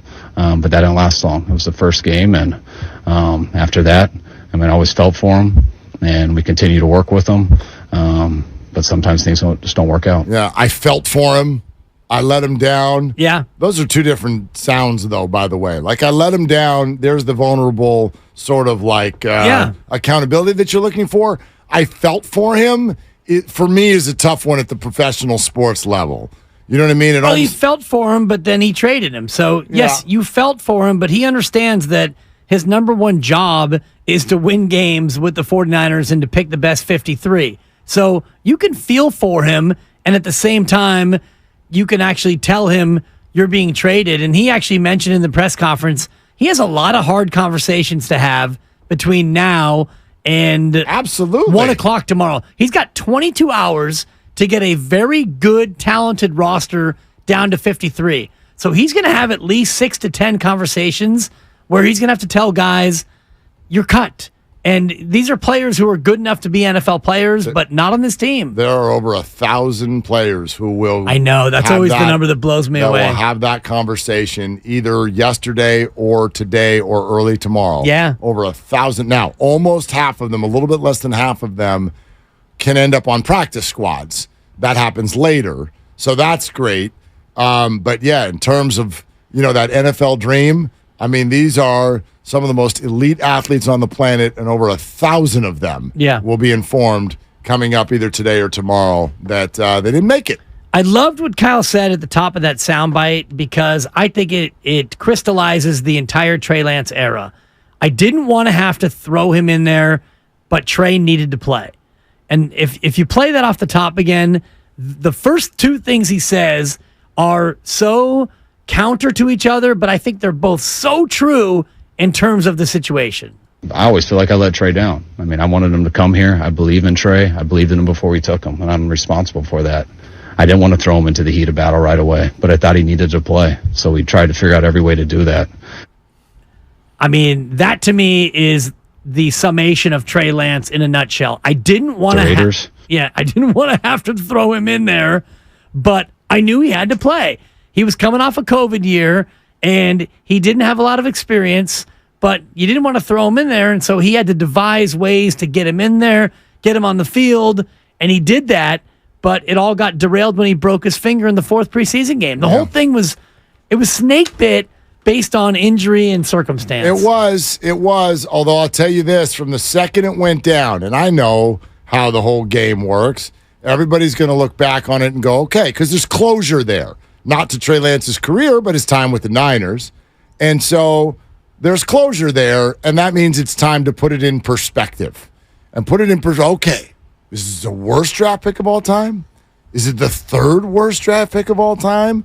And what that does, it has stirred up yet another nest of Kyle Shanahan, John Lynch, what they did wrong, what it means going forward, and what I heard a lot, even on our station today, a lot of people do not accept what you just heard.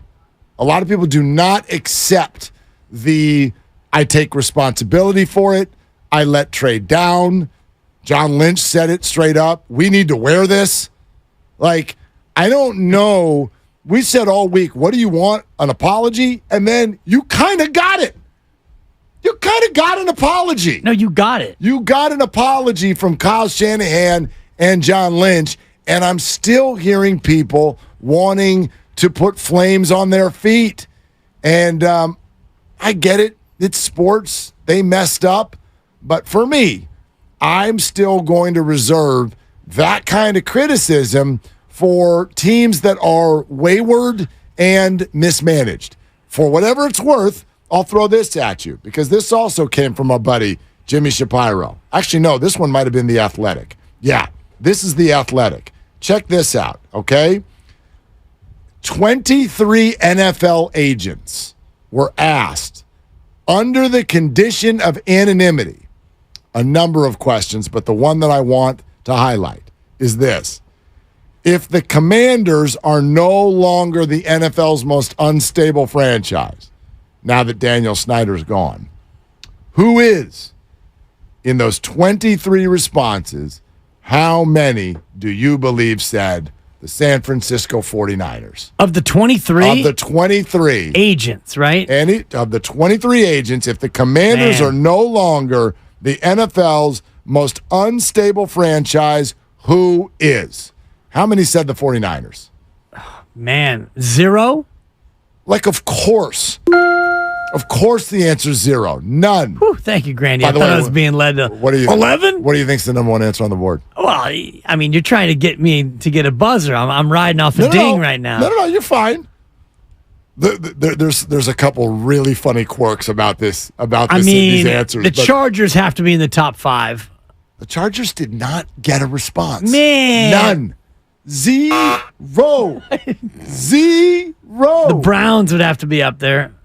Browns are not on the list. Grandy, I was hot. Browns Grandy. are not on the list. Why'd I press my luck? By the way, you should get this. Just stop and think for 1 second. The Raiders. Okay, they're on the list. but literally only got one vote. Yeah. Come on, man. We talk about this team all the time. It's got to be the Cardinals. Thank you. The Arizona Cardinals got 9 of the 23 responses. I love you too, The John. Cardinals got 9 of the 23 responses. Man. Do you want to know what the funniest part of the list is? Hold on. Ready for this? Because you're the funny guy. Oh, yeah. You ready for funny? You want funny? Listen to this. If the Commanders are no longer the NFL's most unstable franchise, who is? 2 of the agents responded, the Commanders. It's another example of agents not listening very well to their clients. Sure. I mean, my God. If the Commanders are not the most unstable franchise, who is? 2 of them answered, the Commanders. Okay. Yeah. Yeah. Cardinals 9, Colts got 4. Of course. Texans 3, Commanders 2, and each getting a vote, the Raiders, the Jets, wow, and the team that acquired Trey Lance, man, the Dallas Cowboys. And then 2 agents bailed out and said, I don't want to answer. On the condition of anonymity. Thank you. Maybe they don't know what anonymity means. I might have botched that. See an enemy? All right.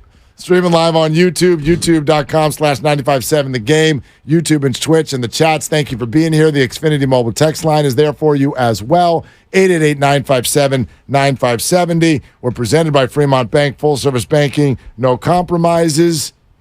How about a Bosa update? You want a Bosa update? I'll give you a Bosa update. That's next on Willard and Dibs. Since first opening its doors.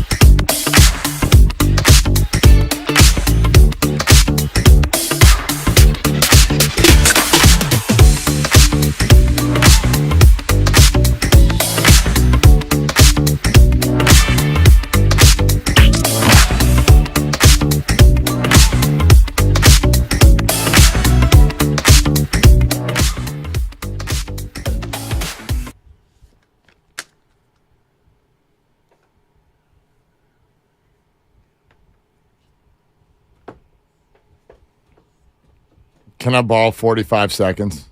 Do it. And I won't even take 45 seconds. Like you could take 3/4 of the 45 seconds for your response. You'll take a minute and a half. We both know it. Good point. Hey, all of you Gabe Kapler haters. What would you do if this were a true stat? So far this year, there is one baseball team in the major leagues that has 24 converted saves next to 25 blown saves. 49 save opportunities. They've converted 24. They've blown 25. That sounds to me like a manager who doesn't know how to use his bullpen, right?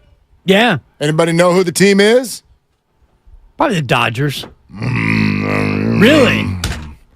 I can't believe we blew another save.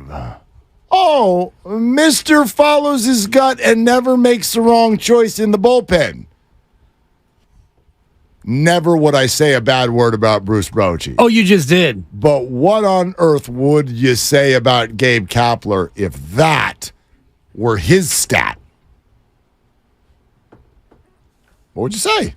You would say that he is a choke artist as a manager.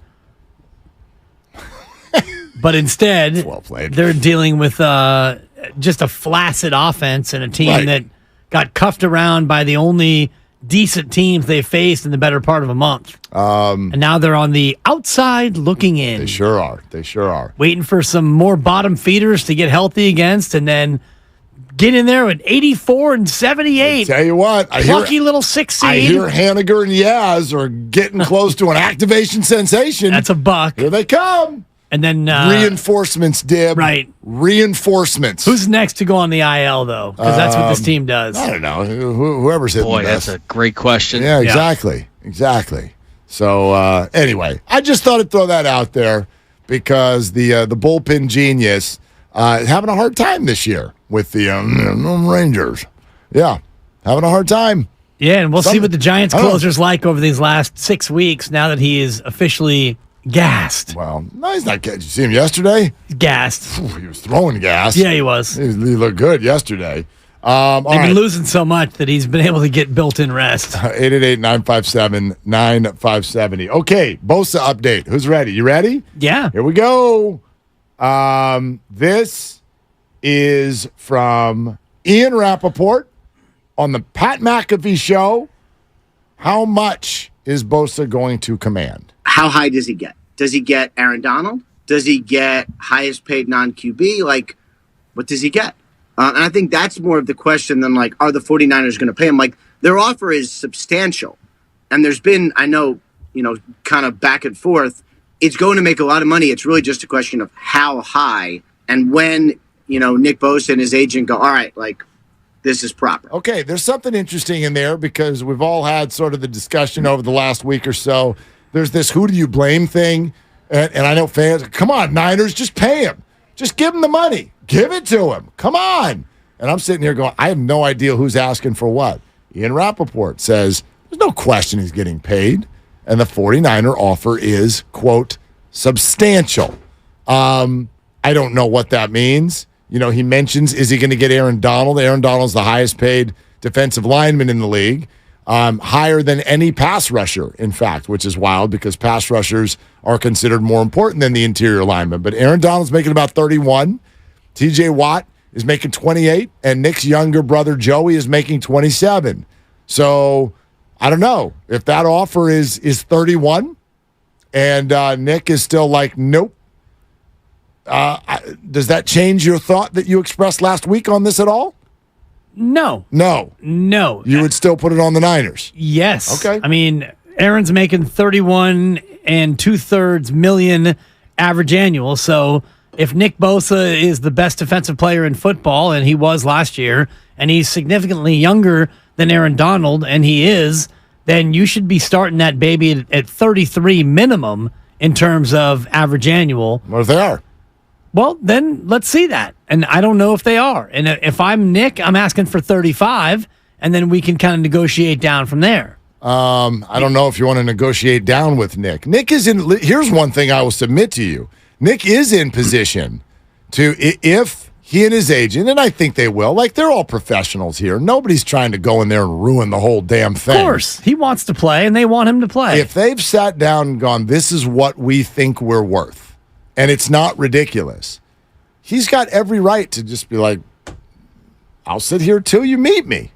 I'll sit here till you meet me. And if it's a little bit down, okay, fine, maybe we can talk. But if they have come to a rational decision about what that number should be, Nick has the leverage to just be like, I'll wait. And I brought this up last week. What if it means, like, forget, because I know fans, oh, just give him the money. It's not my money. Sure. Okay, but what if it means Brandon Ayuk doesn't get to be on the team next year? The truthful Well, you already answer, freed up money with Trey Lance. Yeah, but that's the piece that you needed to free up. That's only $5 million. Like if this does, because some people think with or without Trey Lance's money, it's going to be hard to keep Brandon Ayuk and Deebo Samuel on the same team, and you might be right. Okay, but if I were to draw an A to B and say, what if Nick Bosa's contract leads to Brandon Ayuk's departure? The unfortunate answer to that question is, oh well, bye, Brandon. Yeah, that's the cost of doing business in the National Football League. I hate that. I'm a huge Ayuk fan.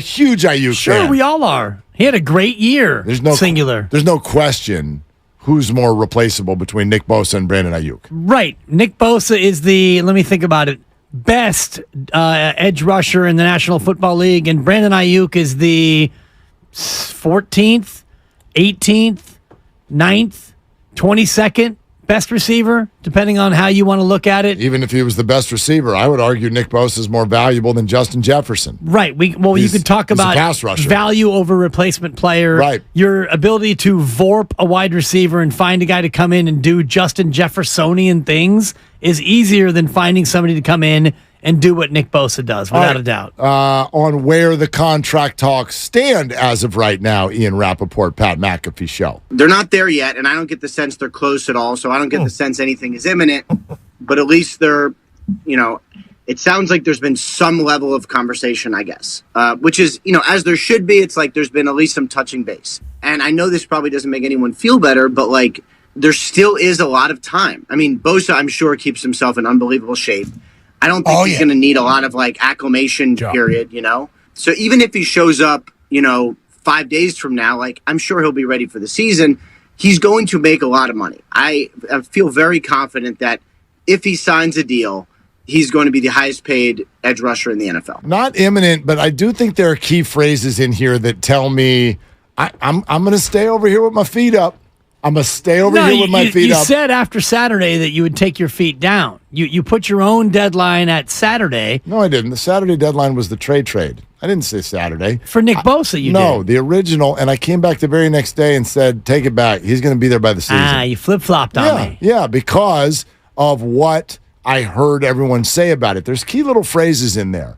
If everybody knows he's about to get paid and nobody's freaking out about practice time, we know how this game works. You're not going to miss a game check.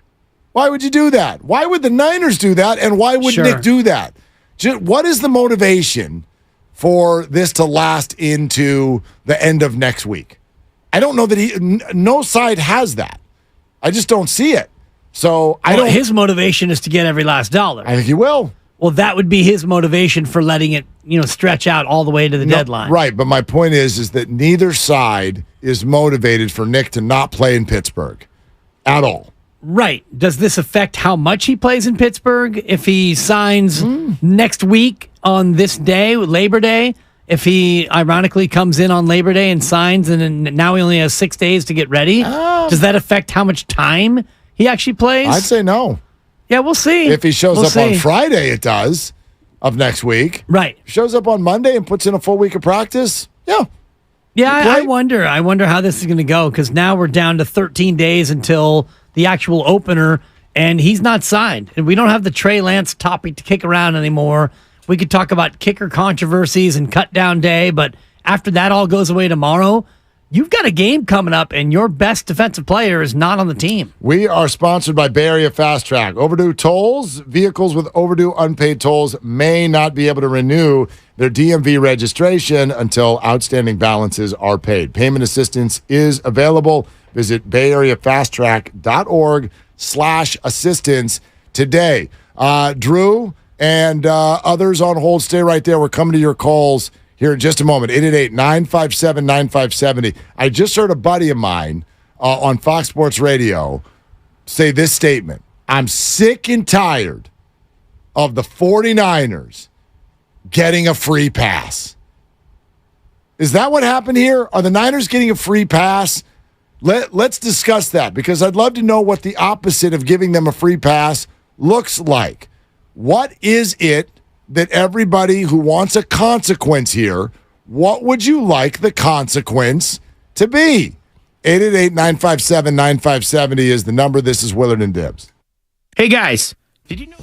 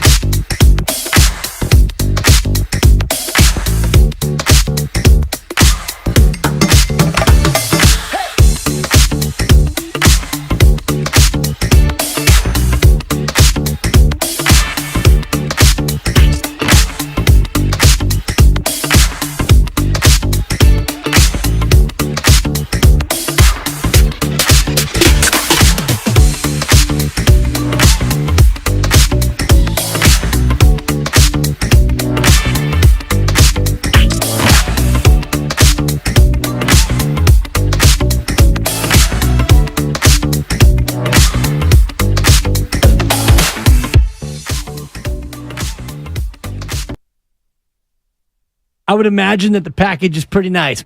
Now, back to Willard and Dibs on 95.7 The Game. All right, this Monster Monday is brought to you by First 5 California. To learn 4 things you can do to overcome toxic stress, go to first5california.com, and that's what I believe this entire scenario, this entire offseason has been for the 49ers. Toxic stress. That's all it is. Like, have we slipped and fallen now into a scenario where like something has been created that could actually affect the 49ers season? No. No. Okay, let's go back to Warriors now. Yeah, that was different. It was. That was player punching player. No doubt. That's real. Okay. If I could borrow from Kalena Azubuike, that's real. That's real. You punch me in the face and you weren't punished and I'm still mad at you, and that affected the way Jordan Poole played, and it should have affected the way he played, in my opinion. I give him a gigantic pass for that, like one of those huge hall passes you get when you're allowed to leave class and use the restroom in the middle of fourth period. Tired of these free passes that you're handing out. Jordan Poole gets a huge free pass, which pass is the one thing that he didn't do enough of, but nice. I'll be here all week at the summit tomorrow out in San Ramon. But I don't believe that this toxic situation will affect the way that they play, because this to me was more about the fans and the media. I don't think that in the locker room guys are saying, man, God, I really wish that Trey was QB2. I don't know if I can go out and do my job because I'm so broken up over the fact that Sam Darnold is going to be QB2 if Brock gets hurt and Trey's not. That to me is nonsense. I think it was the other way around. I mean, when Kyle Shanahan says that it was readily evident to everybody involved that Sam Darnold had won the QB2 job, or even more so, those who are questioning whether or not Brock Purdy should be the unquestioned QB1. I don't think there are any questions about that in the locker room. I think the guys feel like they lost their friend. You know what I mean? I think on a personal level, they're bummed about this. Although, if he's your friend, you want him to go get a shot. And that shot didn't exist here. So, no, I'm with you. I don't think this causes any issue there. That's not even what I mean. I do wonder how long these questions remain. That's what I wonder. And I get it. 49ers are winning games this year. I don't think these questions will happen at all. But if they're not winning games, or if there's a quarterback injury, or if Trey finds his way to the field in Dallas, or any of these things happen, I absolutely believe this is not over. I don't think this is over. This is absolutely one of the guys who we will continue to watch and see where this goes from here. We will continue to watch it. I don't think that in the locker room come Pittsburgh in 13 days that it will be on anyone's mind in terms of pro football players going out and doing pro football things. Even the only time that it might creep into someone's mind is if you get down to QB3 and it's Brandon Allen, and Brandon Allen maybe doesn't do as well as you think that Trey would have. I think at that point, it might be a factor. And maybe even if Sam Darnold comes in as the backup, if something happens to Brock, then if Sam Darnold doesn't do as well as you think, then maybe inside the locker room it might become a thing. But outside of that, I think exactly what you talked about, which is this is pro football, and they might miss the guy. And you heard Brock Purdy talk about Trey Lance and how good it was to be his teammate and how much it meant to him and all the rest of that. Once you get beyond today and into this week and then into next week and you fly to Pittsburgh, these guys won't even be thinking at all about Trey Lance. Clarence Hill Jr. of the Fort Worth Star-Telegram is going to join us in about 25 minutes to further discuss this trade. Drew in Sunnyvale is next up on Willard and Dibs. Hey, Drew, thanks for calling. What's up?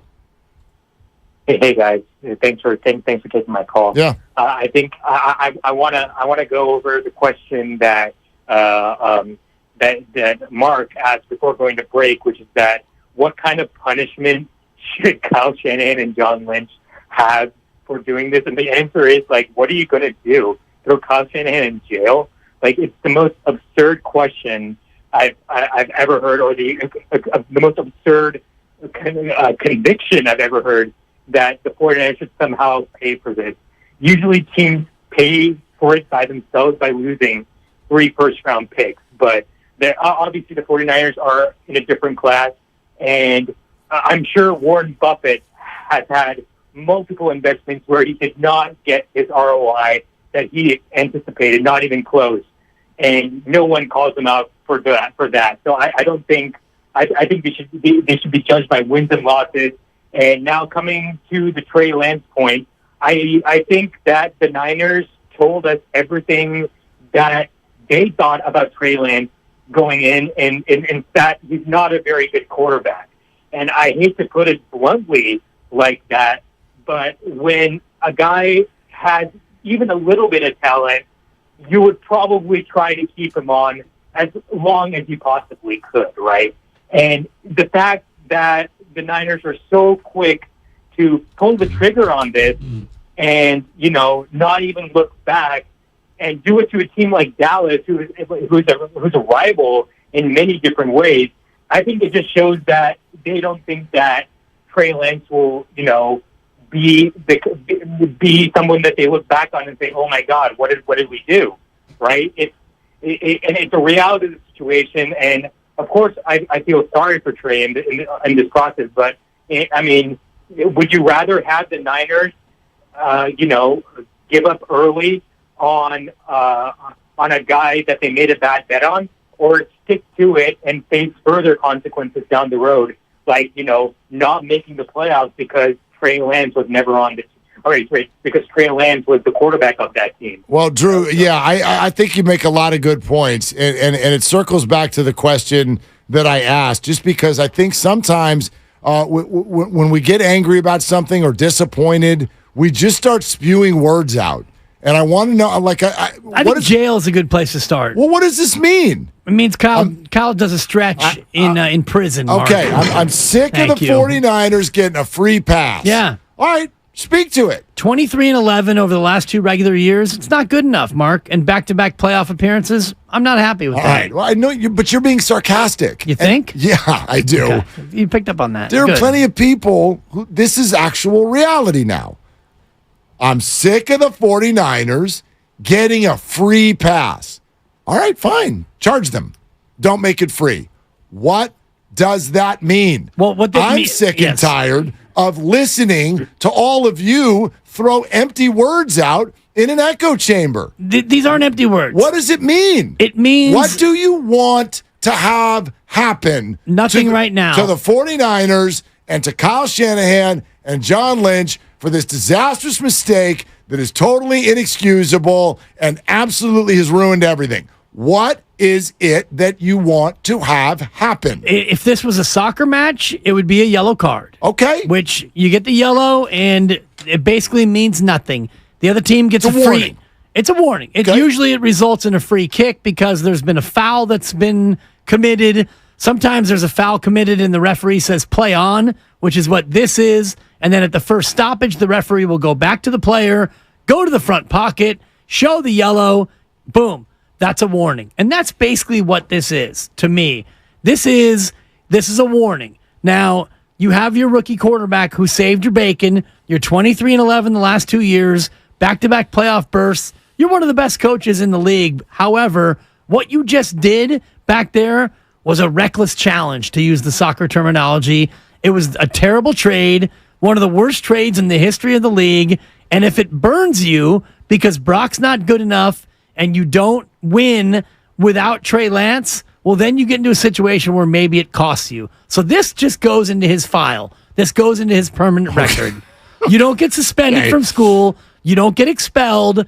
You have to go see the principal, and the principal says, "Do you know what you've done?" And he says, "Well, yeah, I mean, I threw a rock and stuff, and I broke the window, and I shouldn't have done it, and I took a chance, and we took a chance, and he gave him an opportunity and stuff, and it didn't work out." And yes, he understands what he's done. This goes in his file, and we move on. That's what this is. I rarely do this, but there's a commenter on YouTube, and I'm literally going to request that this person call in.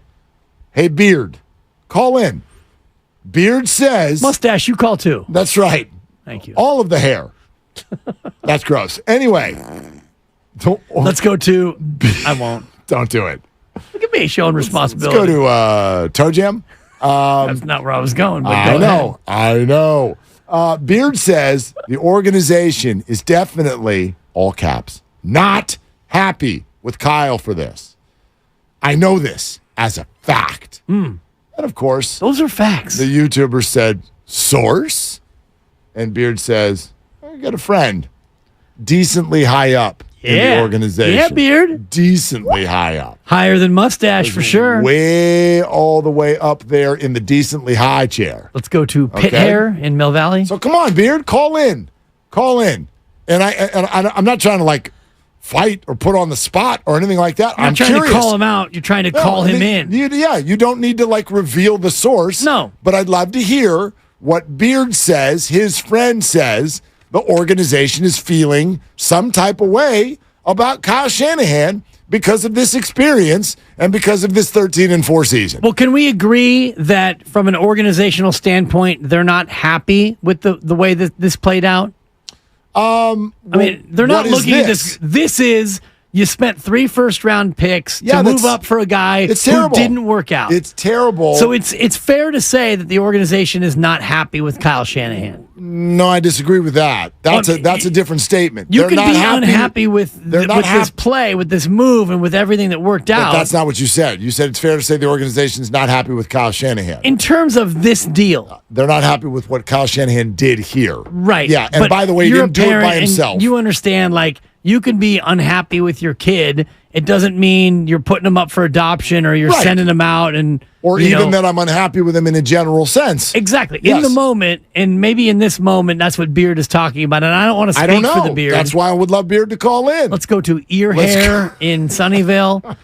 You worked hard to come up with a different spot No, I had like of 5. hair. I mean, why don't you I'm just trying say, to head north. Let's go to eyebrow. Eyebrow in Los Gatos. Eyebrow's boring. I like to live on the edge. Nah, let's go to, You fall off the edge too often. Yeah, but that's part of the fun. That's why Kyle and I are simpatico. Yeah, exactly. That's why we're kindred spirits. Listen, of course, no one's going to try to replicate this. But I personally would doubt highly that the organization is, quote unquote, unhappy with Kyle Shanahan. Maybe they're unhappy with the way this all went down. There might be some discord, some discomfort. Sure. But how can you sit here today as the 49er organization? How can you have a quarterback who's making $870,000? You're among the favorites to win the Super Bowl. How can you be mad at your coach? Well, you could be mad at him for 24 hours. Okay. I mean, and okay. I don't want to read too much into what Beard said, but I think the notion is somewhat accurate in terms of your employee did something that you are not happy with, and you're not happy with that employee, and then the next day goes by or 2 days goes by, and you realize you still love the employee because Kyle Shanahan's a great coach. He's a great play caller. You've won 23 of 34 games in the regular year, back-to-back playoff teams, and you're poised to do even more this year. You can be mad at him on Friday, and come Monday, everything is both hunky and dory. My dude, I have no doubt that somebody threw their tennis trophies off the wall inside the offices. Jed York played tennis? Somebody does, right? Doesn't that seem like something he would do? Rich people playing tennis? I feel like you're profiling rich people. I am. Somebody threw their polo trophy across the room. Marge, where are my tennis trophies? Totally. Yeah, somebody threw something across the room here. Yes. This is high-level stuff. And it was like unprecedented in terms of the way it went. And by no stretch does the 49ers having a good team mean that you can just forget your process and act like it didn't happen. You don't want to better yourself. You don't want to not fall into the same trap again. All of that is completely fair. I guess where I stop is the people who have reached a general sense of discord with regard to the Niners and Kyle Shanahan. Like you've reached the conclusion that he's just a big old flippin' idiot. He's just a complete moron running amok. I like moron. Moron running amok in Santa Clara, driving an organization into the ground. Is that your current perception of the 49ers? See, I don't think so. And I won't speak for Beard, but I don't think that again, was it a fireable offense to do what he did to trade up for Trey Lance and then get rid of Trey Lance for a fourth? Yes, except for the fact that you've won 23 of 34. Everything is contextual. Normally because of what that usually leads to. Exactly. Yes. But you know what? But It hasn't led to anything. You know what it's led to? The fact that you're able to probably sign Bosa and maybe keep Ayuk because you have now more cap room. And if Trey Lance goes on to be the sauce, and if Brock Purdy turns out to not be as good as what we all thought that he was in 8 games, then they're in trouble. Then now we have a different conversation about how mad the organization is. Also from the YouTube feed, lacrosse and racquetball are being offered as trophies that may have been thrown across the room. I think those are fair. I like your use of polo. Thank you. The boys who came in town for the fantasy draft over the weekend did a VRBO deal up in the wine country. There was croquet in the backyard. There you go. I had never done that before. And Really fun. fun. I don't think I ever will again, actually. Oh, croquet's awesome.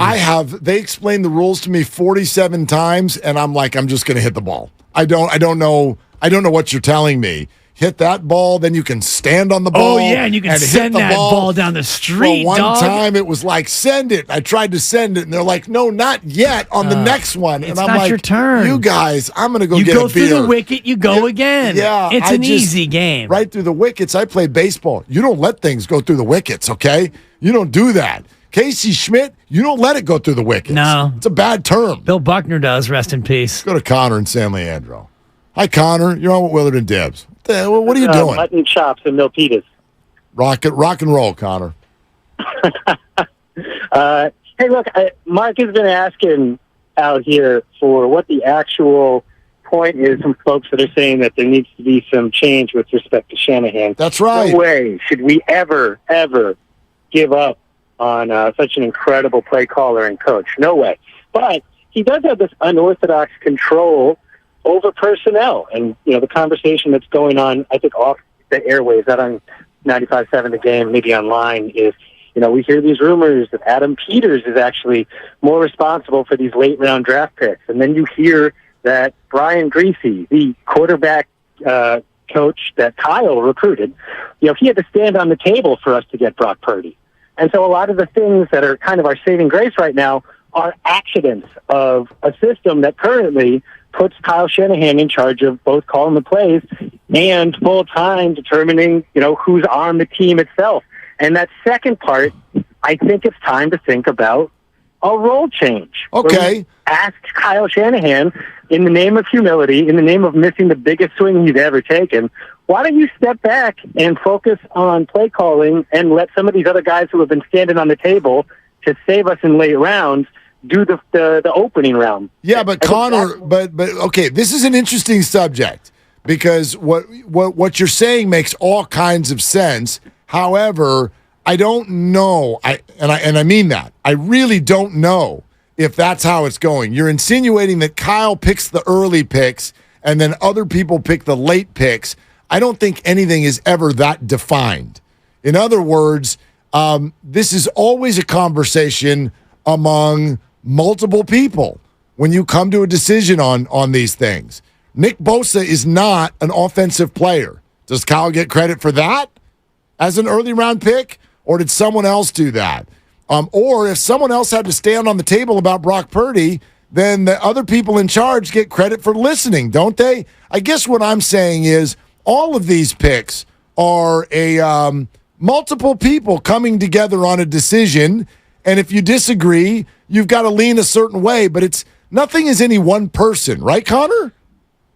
Well, I would actually say that during some of these press conferences, when you got the entire Niners press corps aligned, the questions that you and I still have after this really great exchange, I wish they were asking these with a little bit more urgency. What exactly is the nature of your control over personnel? And that's when we say that the Niners get a pass, because Kyle doesn't have to face these questions. We're all going to say it's an unanswered question and he gets the benefit of the doubt. Maybe it's time to start asking more pointed questions about exactly this point. Well, I think that's very fair. Connor, thanks. It's a really good call. But I'd also say this. Just because you ask the question doesn't mean you're going to get the answer that you want. Kyle Shanahan and John Lynch were asked on Thursday, what's the future of Trey Lance? And they looked at everybody and said, we really expect him to be on this team, and we want him to be on the team. And then they went to bed and woke up, and he's a Cowboy. So if I asked Kyle Shanahan that right now, and we went out to practice today, hey, Kyle, tell me how this works. Who drafts?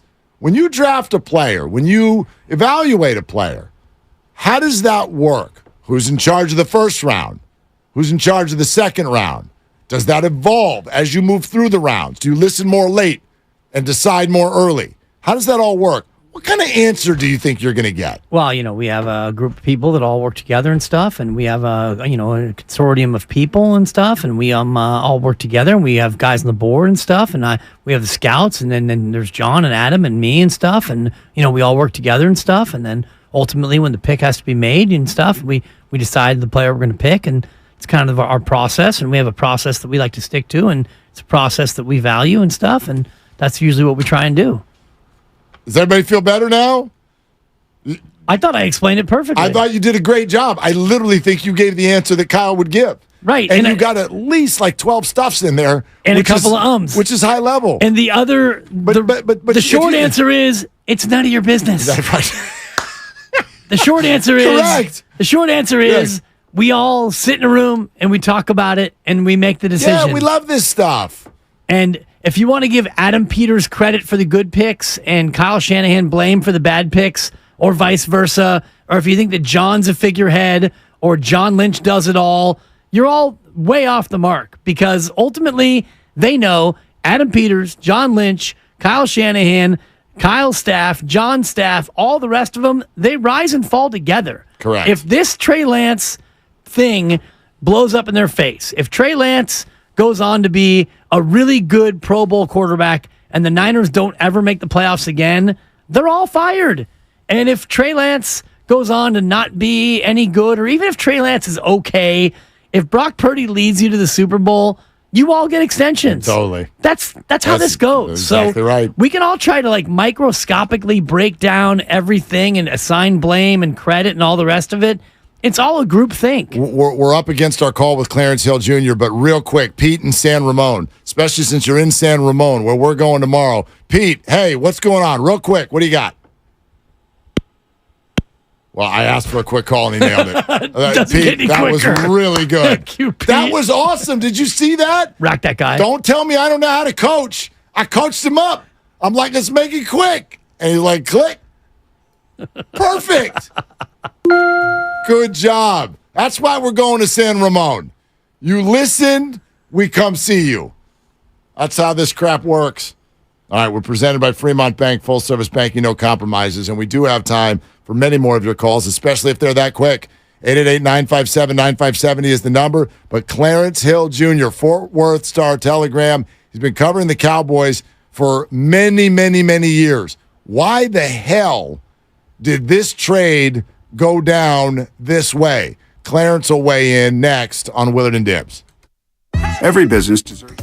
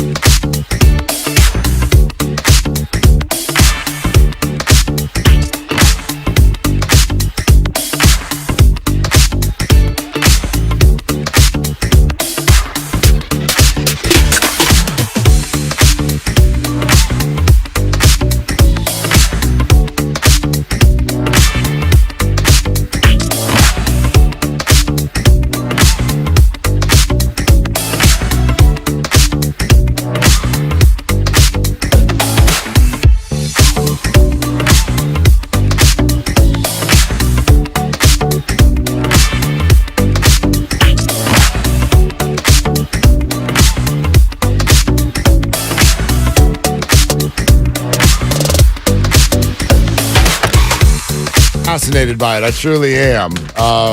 Look, the Trey Lance thing is still being processed by everybody here. But I told you this, Dibs. Among the things that went through my head over the weekend, the more I thought about it, is why Dallas? And I have my theory, and Dak Prescott did not look very happy about this trade, and I do think a message is being sent there. But I also think it's not a great result for Trey. I think there are other places that could have been better, might have been able to offer a better path to the field for Trey Lance. Let's find out what Clarence Hill Jr.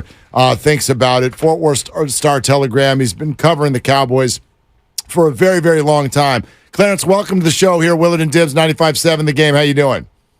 What's up, fellas? How you doing? Yeah, we're doing great, man. Why Dallas? Why did the Cowboys do this? Because it's a low investment on a guy that you can develop. They've been looking for a developmental quarterback. They've been open about that, and giving up a fourth-round pick get a chance to look at a guy who was considered a first-round talent. I think the Cowboys actually had a second-round grade on him, not a first-round grade, even though the 49ers gave up 3 first-round picks to get him and moved up to number 3. They didn't really have him first-round grade, but they thought it was an intriguing prospect, and here's a chance to go get a look at an intriguing prospect as the number 3 quarterback for a low price. What's the thinking about Dak Prescott long-term? Is this a little bit of a shot across Dak's bow in terms of him getting some extra comp in the building? No, not at all. I mean, I understand the narrative and the perception, but you guys are in San Francisco, right? Yeah. Okay, so you've seen Trey Lance play, right? Yep. Oh, yeah.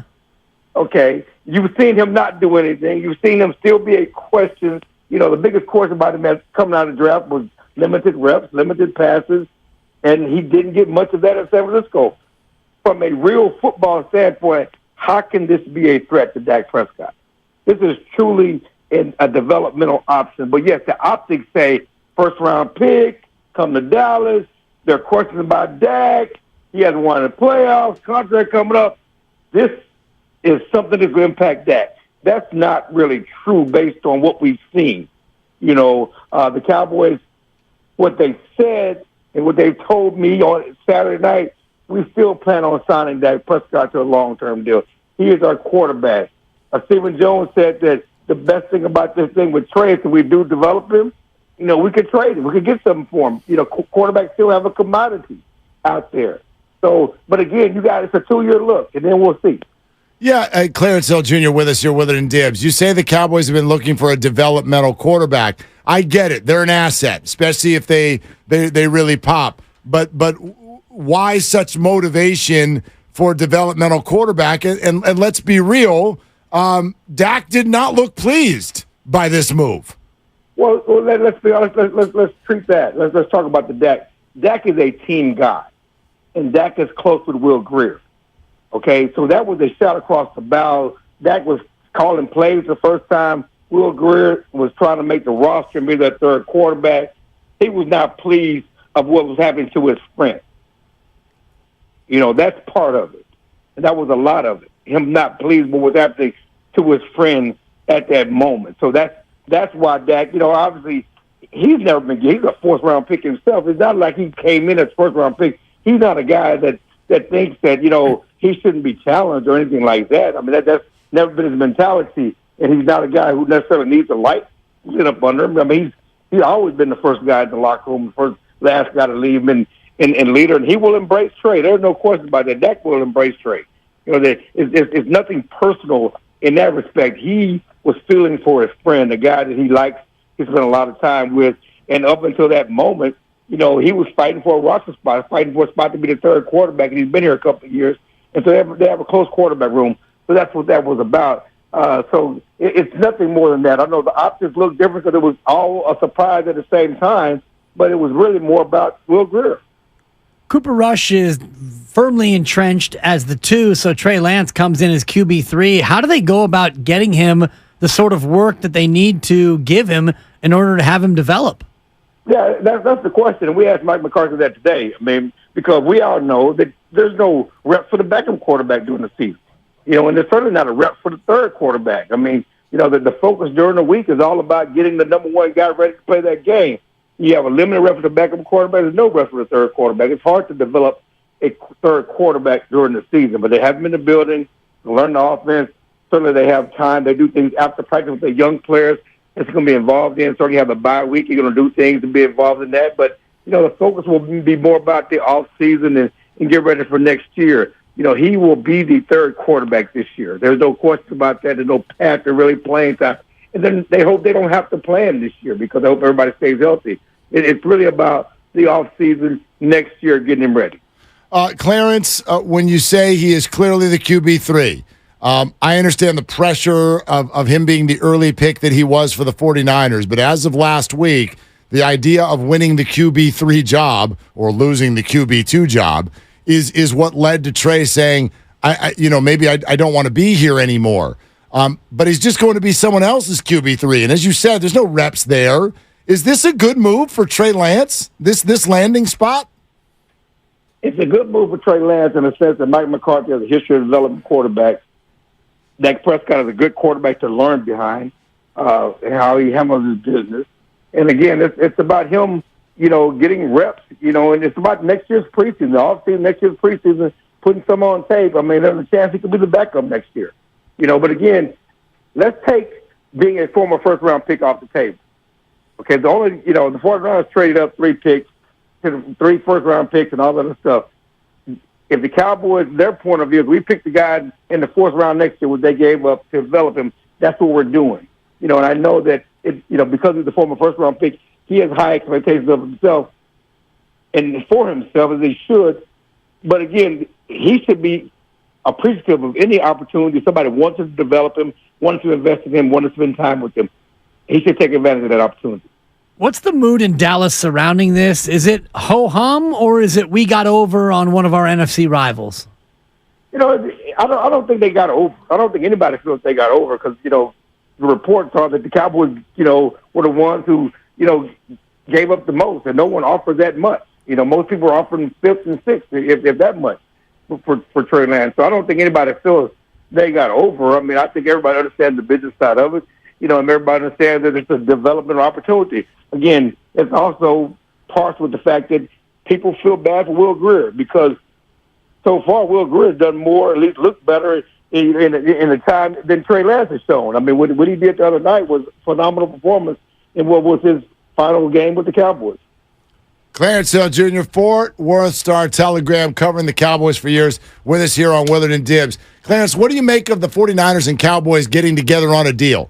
Because to me, when we usually see someone move on from a player, they like to send them to the other conference. They like to keep them out of their division. And my goodness, they like to keep them away from their rivals. So what does that mean to you that these two teams got together on a deal? Maybe it means that the 49ers don't think much of Trey Lance. I mean, clearly, the Cowboys like the move, and the fact that the 49ers were dealing with the Cowboys, they don't think much of the Cowboys being a threat, or they don't think much of Trey Lance giving them any intel or being somebody's going to come back to bite him years down the road. So that's what comes to mind to me. Clarence, me too. Great stuff, man. Thanks for coming on. We appreciate you. All right, guys. Thank you. All right, Clarence Hill Jr., Fort Worth Star-Telegram. I thought that was a good ending point because I can't help but have that as maybe the final takeaway in terms of why Dallas, unless no other team was offering any pick, which we don't know for fact, but it sounds like Kyle said that other teams were offering something, maybe a 5th or a 6th or whatever it was, but Dallas had the best offer. But if you really thought that Trey Lance was an imminent threat, you wouldn't trade him to Dallas. I mean, the Mets are potentially preparing to trade Pete Alonso in the offseason. You think they're going to send him to the Braves? Philly? You think they're going to send him to the Phillies? I doubt it. Not even the Yankees. Me too. Now the Braves already have a first baseman, but you know what I'm saying? I get your point. Yeah. Nor would they send him to the Yankees, even though they're not their rival. It's the in-house inner city rival. Oh, I mean the maybe the better and more applicable example is when the Patriots traded Jimmy Garoppolo. And the reports are, I don't know how many of y'all remember this, when he came to the 49ers, and maybe it's one of two reasons, maybe both of them factored in.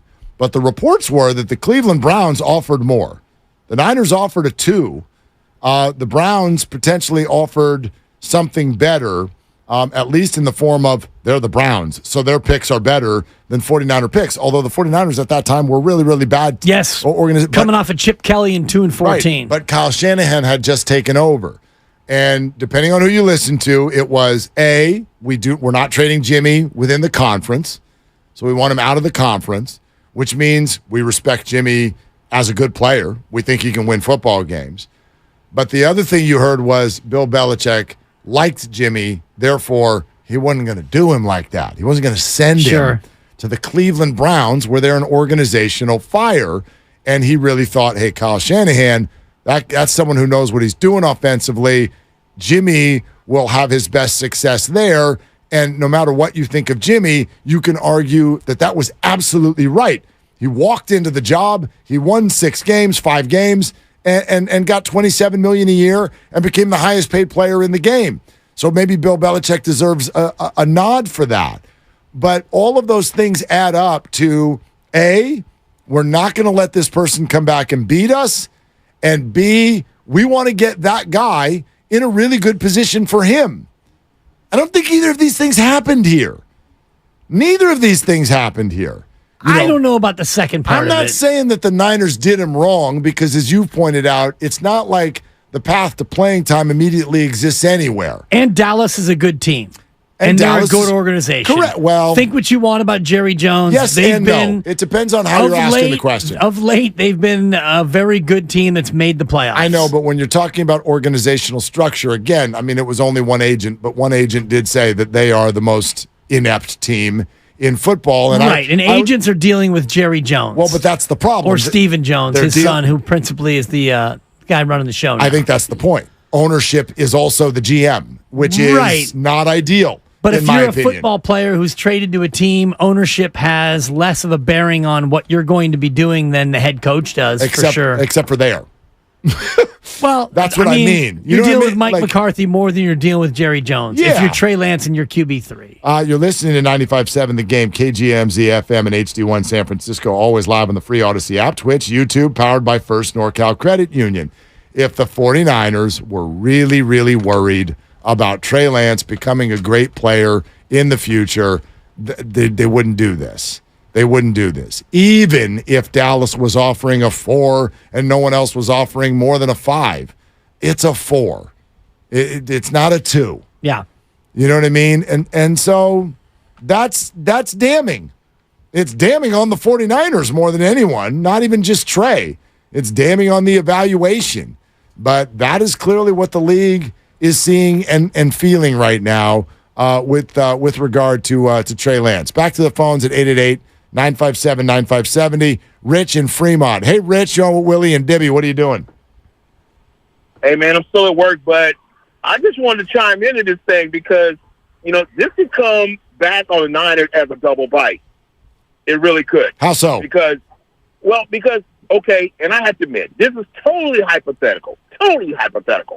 But just say if you got Brock Purdy and he does 10 games and he gets hurt, okay? Then you got Sam Darnold.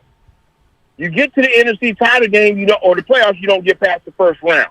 Okay. Okay. You got Dallas with Dak Prescott. Prescott's 30 years old. He does a year and a half, he gets hurt, and he can't play.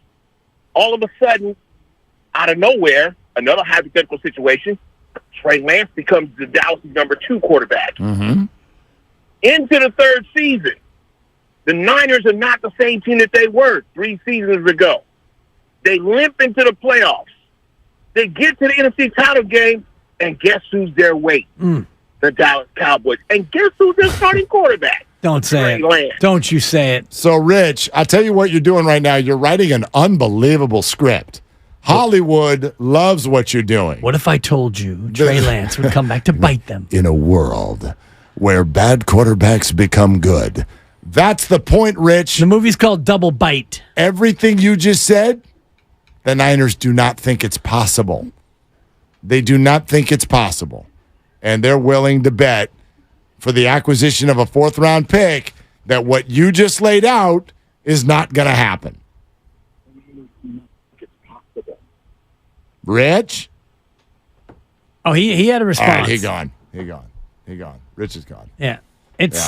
They don't think, they're not worried about that. Well, if you think about how this could possibly play out, and I'm sure they went through every possible scenario with Trey Lance. So they get to the point where Kyle realizes that he's QB3 and you have a choice to make. Either you keep him or you cut him or you trade him. And so you go through all three scenarios. Best case, worst case. Well, the best case of keeping him is he eventually becomes great and you're able to trade him for 3 first-round picks down the road, and it's a wash. Worst case scenario, you keep him, and he's disgruntled, and he never does anything, and no one ever wants to trade for him, and you eventually cut him.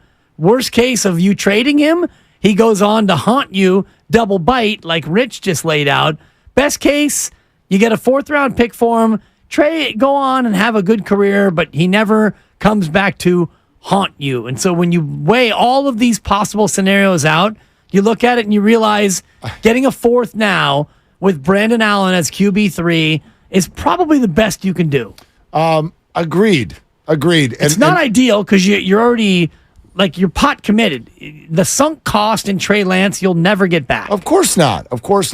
I just think that we hear a lot of this, and I get it. Brock Purdy was a wild story, so maybe our minds are in the space of storybook sort of situations. I know our minds are also in the space of every quarterback gets hurt all the time. Like we hear QB3, and here in San Francisco, we're like, well, yeah, that guy's playing week 10.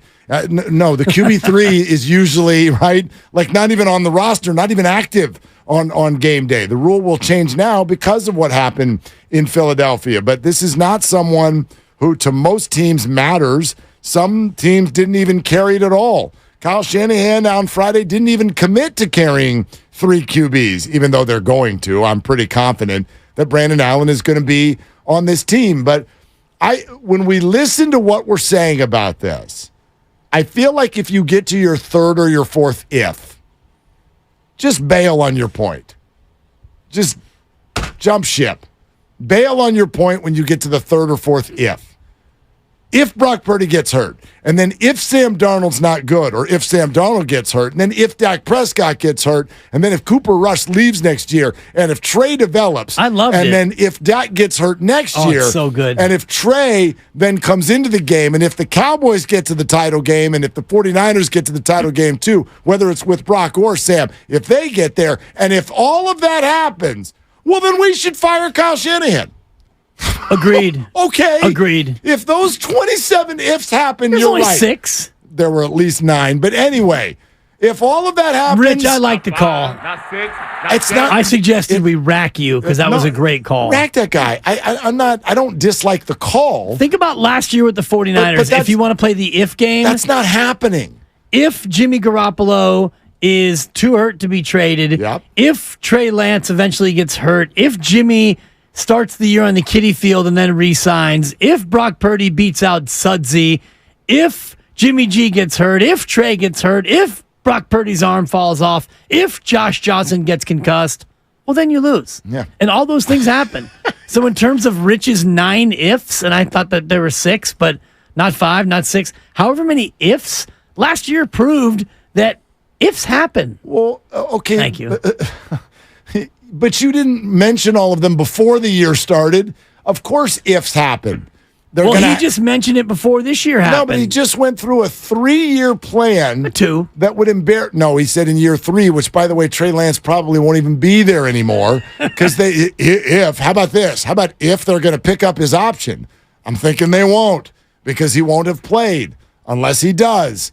All right? But the 49ers are not worried about that, is what they're telling you. And yeah, sure, ifs happen, but they don't happen every year, not that many of them. And then think about the scenario we even talked about. Our storybook brain goes to, well, what if the Cowboys and Niners, whether it's this year or next year, and there's injuries, and somehow the Niners play the Cowboys in the playoffs, in the NFC title game, and Trey Lance is there. You're missing the part about Kyle Shanahan taking the 49ers to the NFC title game yet again. Yet again. But if he loses, If he loses to the Cowboys and Trey Lance, then he'll not only be drawn, he'll be quartered. Kyle deserves to be on shaky Thank ground. you, BPA. I miss you, kid. Kyle deserves Brian to be in Palo on shaky Alto. ground. Kyle doesn't get it. If all that happens, if Trey Lance beats the Niners in the NFC Championship game, then you're going to have to call Rich and send him a bouquet. I do. FTD. I do a whole show with my pants on my head. Nobody wants that. I didn't say I wouldn't have another pair on my bottom. Good point. Yeah, Good point. But I Look at want you. one pair of pants on my head. No, honestly, like even the conversation you and I were having Friday before the trade went down. Man. We were talking about. I was on a roll. If Brock Purdy gets hurt, and then if Sam Darnold comes in and he's good, but then he's not good, and then Brandon Allen comes in and he's not good. I had and Trey as the 3 until about 4:30. That's right. If Trey Lance then comes in, then he's got an avenue to play. Yeah. And if everything is good, like how many you can't operate that way in August. Well, you have to operate that way if you're the Niners. And I should have used the word when, but you don't like when I use when. I don't because there's no way to plan for what many of you are suggesting. I can't argue that 49er quarterbacks have gotten hurt a lot recently. But I also don't think you can argue that a football team should go into the season planning for QB 3 and 4 to play by midseason. You can't do. There's no way to operate that way. If that was the case, then forget backup linebackers. Just carry 6 QBs. The way so many of you are talking. They'll carry 3, and they'll add a 4th to be the practice squad QB. If there's an emergency. That QB had better stay loose. You better stay loose, kid. No, see. Here's what I'm comfortable with, and sure, here we go. If this were to happen, there would have to be some sort of inside investigation, expose on what is causing all of these injuries. If the Niners lose 3 QBs again this year, I'll be the one that's the first to say it. Okay, there's maybe a process issue here, which I won't say now. You still can't plan for it. Even if that happens, here's what else I'll say. Season's over and I'm okay with it. You can't get to QB 3 and 4 and win. Oh, you did last year. Unless you're the Niners. Right. Nobody else can. So you have to plan for it. And it's not so much planning for it, it's preparing for it. There's a difference. Absolutely. And I'm with you there. You need to be prepared for it. Not and they plan are. for it. Yes, They're prepared for it. But not plan for it. Do you have, did you ever put canned goods in the backyard? Absolutely. All right. You're prepared, but you're not planning for an earthquake. No. But I have an earthquake kit. I have a go bag packed in case it happens. Sweet mom, Ellen Willard, I always tease her about this. You can't leave at 1 in the afternoon for the game that starts at 7 at night when you live 15 minutes away. Oh, but there could be a car accident. Could be. And there could be traffic. Maybe she wants to get her tailgate on. There's parking and then the walk. Mom, we're going to be in our seats at 1:45. The game starts at 7. You can be prepared. Maybe she wants to get the hibachi going. You don't plan Maybe she wants for to this. have 4 or 5 and then get into a fist fight in the parking lot. There's a lot you could do pregame, Mark. If they let you in. Not if you show up 8 hours before. We're sponsored by Cars.com. There could be traffic. There could be things that happen. All right. 888-957-9570 is the number. And guess what? The Red and Gold Summit is tomorrow. We're going out to Fieldwork Brewing Company in San Ramon. Barry from Fieldwork Brewing Company in San Ramon is going to hop on the show with us next.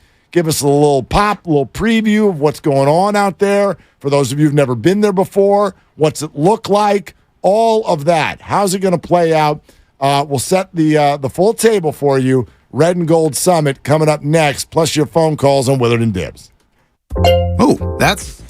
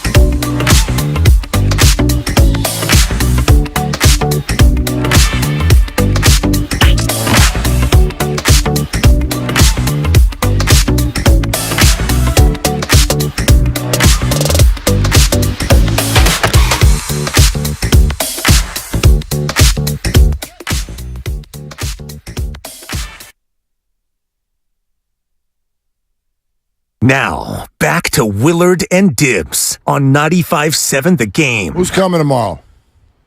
Who's coming? Oh, I'm there. I know you're coming. I'm in. It's a contractual obligation sensation. That's a buck. And I've been trying to encourage all of our friends on YouTube, your various Austins in San Jose, your Never Go Full Jeffs. I'm hoping for the usual regs like, Rockin' New Era and Ernie Chavez and maybe the mayor, Otis Bird. And Beard. Yeah, Beard who never called in but is still commenting right now. Beard who apparently does not have a phone, only a laptop. Everybody get on out there. I don't know if I'm supposed to say this on the air. Lovely Christie's coming.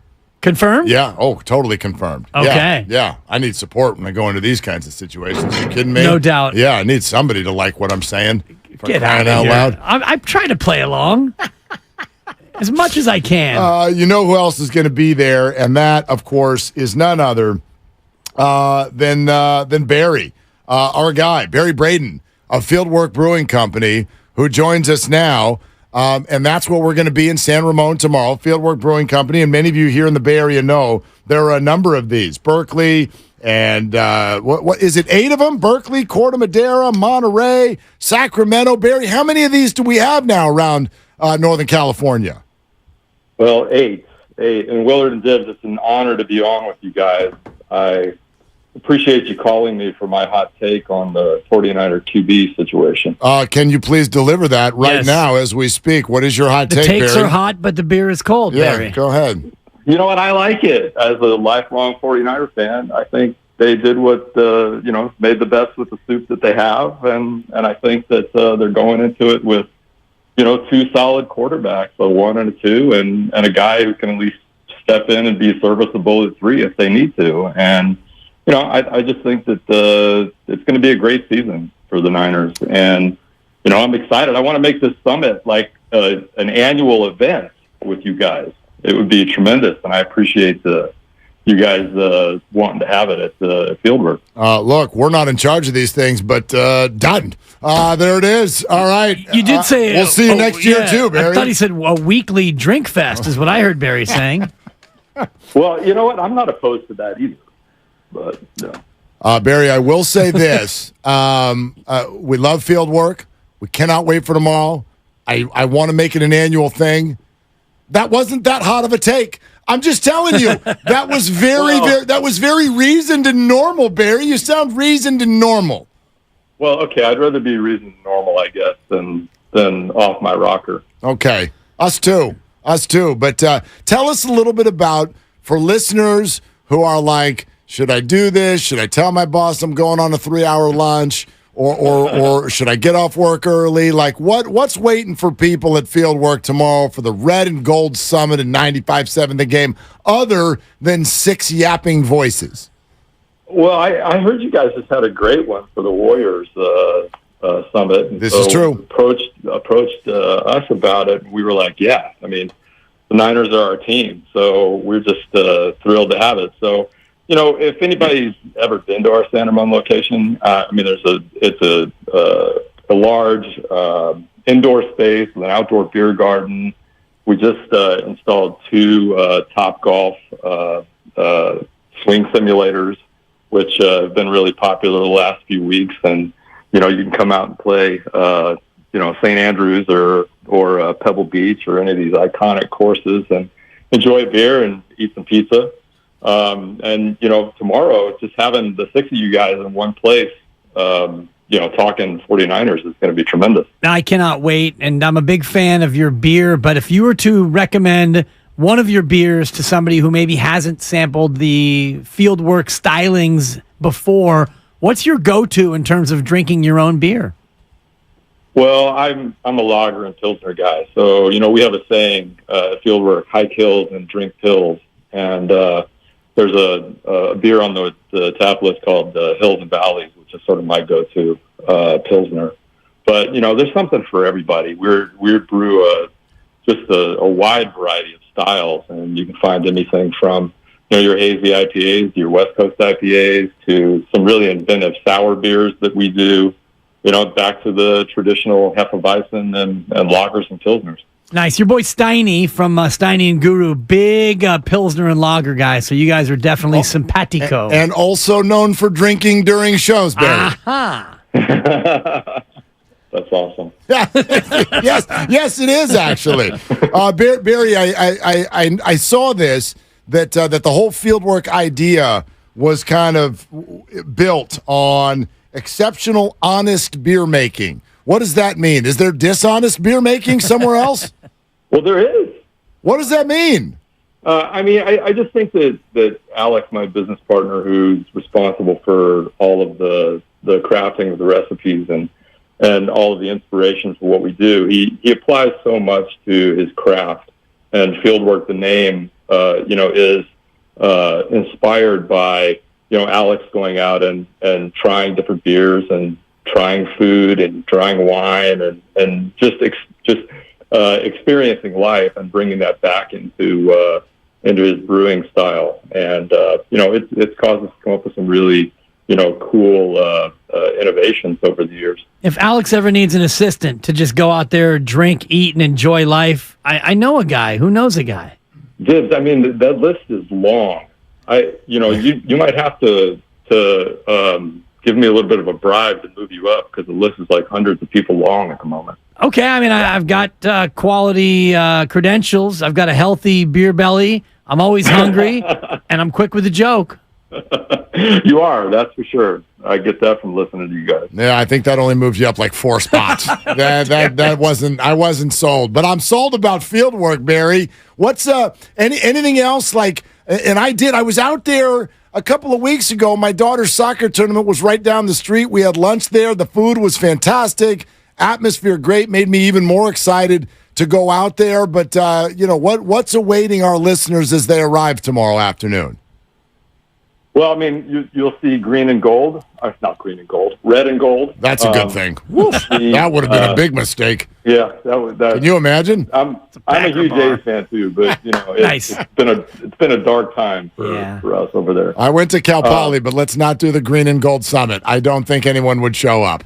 No, I don't think so either. All right, so, faux pas. Well, I saw you guys are giving away a really cool Debo Samuel jersey. Really cool. Which, hey, our YouTube and Twitch, our video audience, I'll start working out and pull it over here in a second because it's really heavy because it's beautiful. Oh, Grandy, are you going to come in here and do it? Grandy will bring it over right now. But you're right, Barry. It's fantastic. And then again, don't sell yourself short. Are you going to be there tomorrow? Do listeners get to come hear your hot takes? Well, I gave the only one I have at the moment, but I'll be there roaming around. Look forward to seeing you guys. Awesome. All right. Are you giving away any tickets or anything? We are giving away a Debo Samuel signed jersey. Sure. And we are giving away knowledge for free. Well, I hope everybody comes down and has some, enjoys a pint or two and listens to you guys muse on about the 49er QB situation and everything that awaits hopefully a really great season. I'm really stoked for the first game. No doubt. Get it going. By the way, Barry, if there's one 49er thing you want to hear about that's not quarterback related, what would it be? Wow. I guess I don't. I don't have the cornerback situation all worked out in my mind. Oh wow! So you'd like maybe a deep dive on the world of Charvarius Ward or something like that? Yeah. Who's on the other side? Well, through the year, there are candidates. We've got candidates. Diamador Lenore and Ambry Thomas, and there's people. There's people who are trying. Who's going to win that battle? Stay tuned. Yeah, I'm not going to ruin the whole 5 o'clock hour tomorrow, come on, Barry. Like that's you know what I mean? Like this is what we're going to be breaking down. That's awesome. All right. Hey, awesome. Barry, you sound like a great guy. Yeah, I can't wait to shake your hand tomorrow. Thank you so much for having us. It means the world.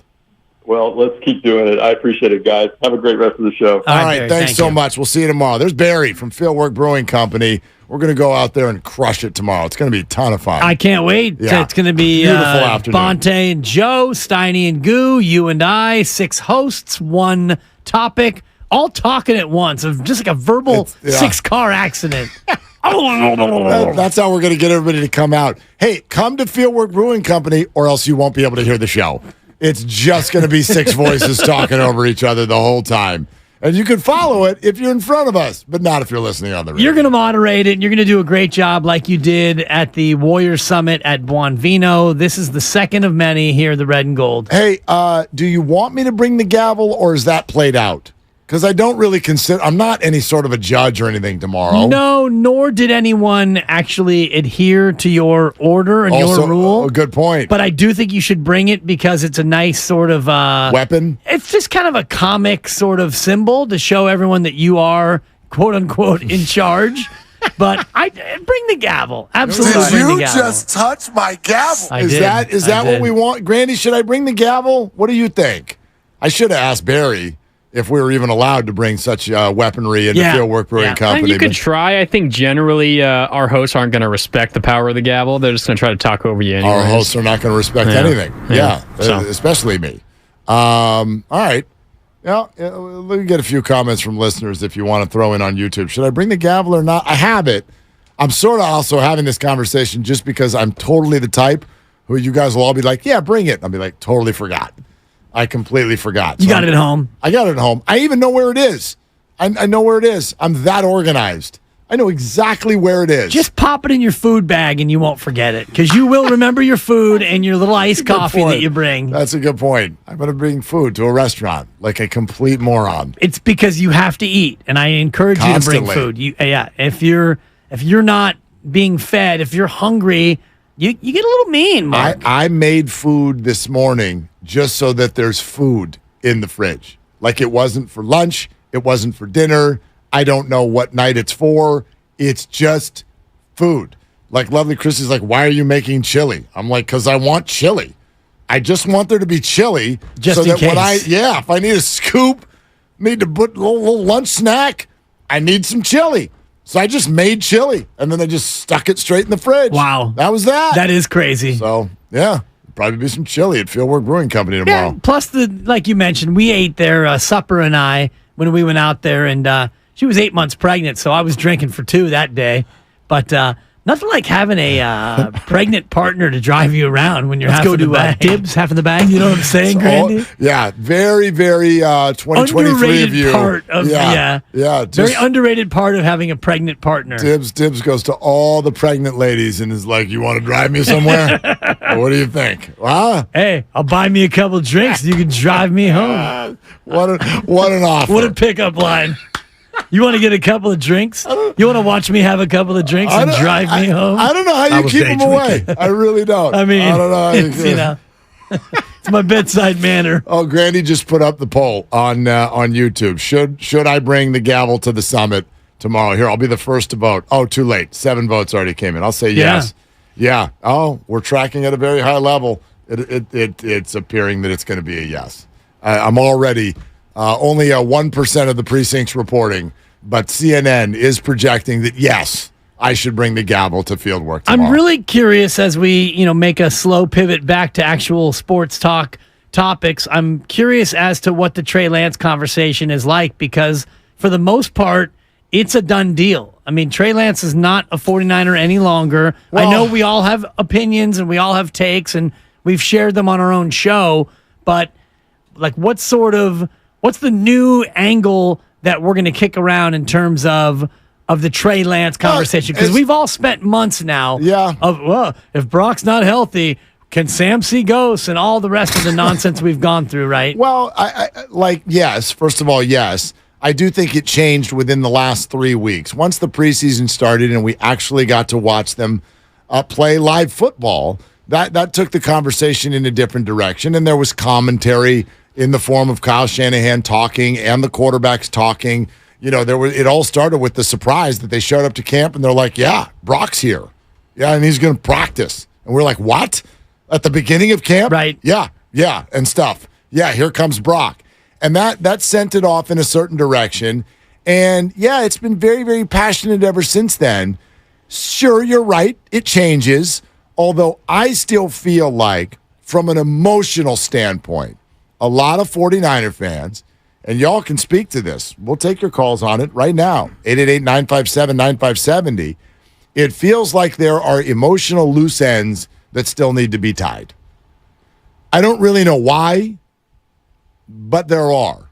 You can feel it. You can see it. It comes usually in the form of Kyle needs to be accountable.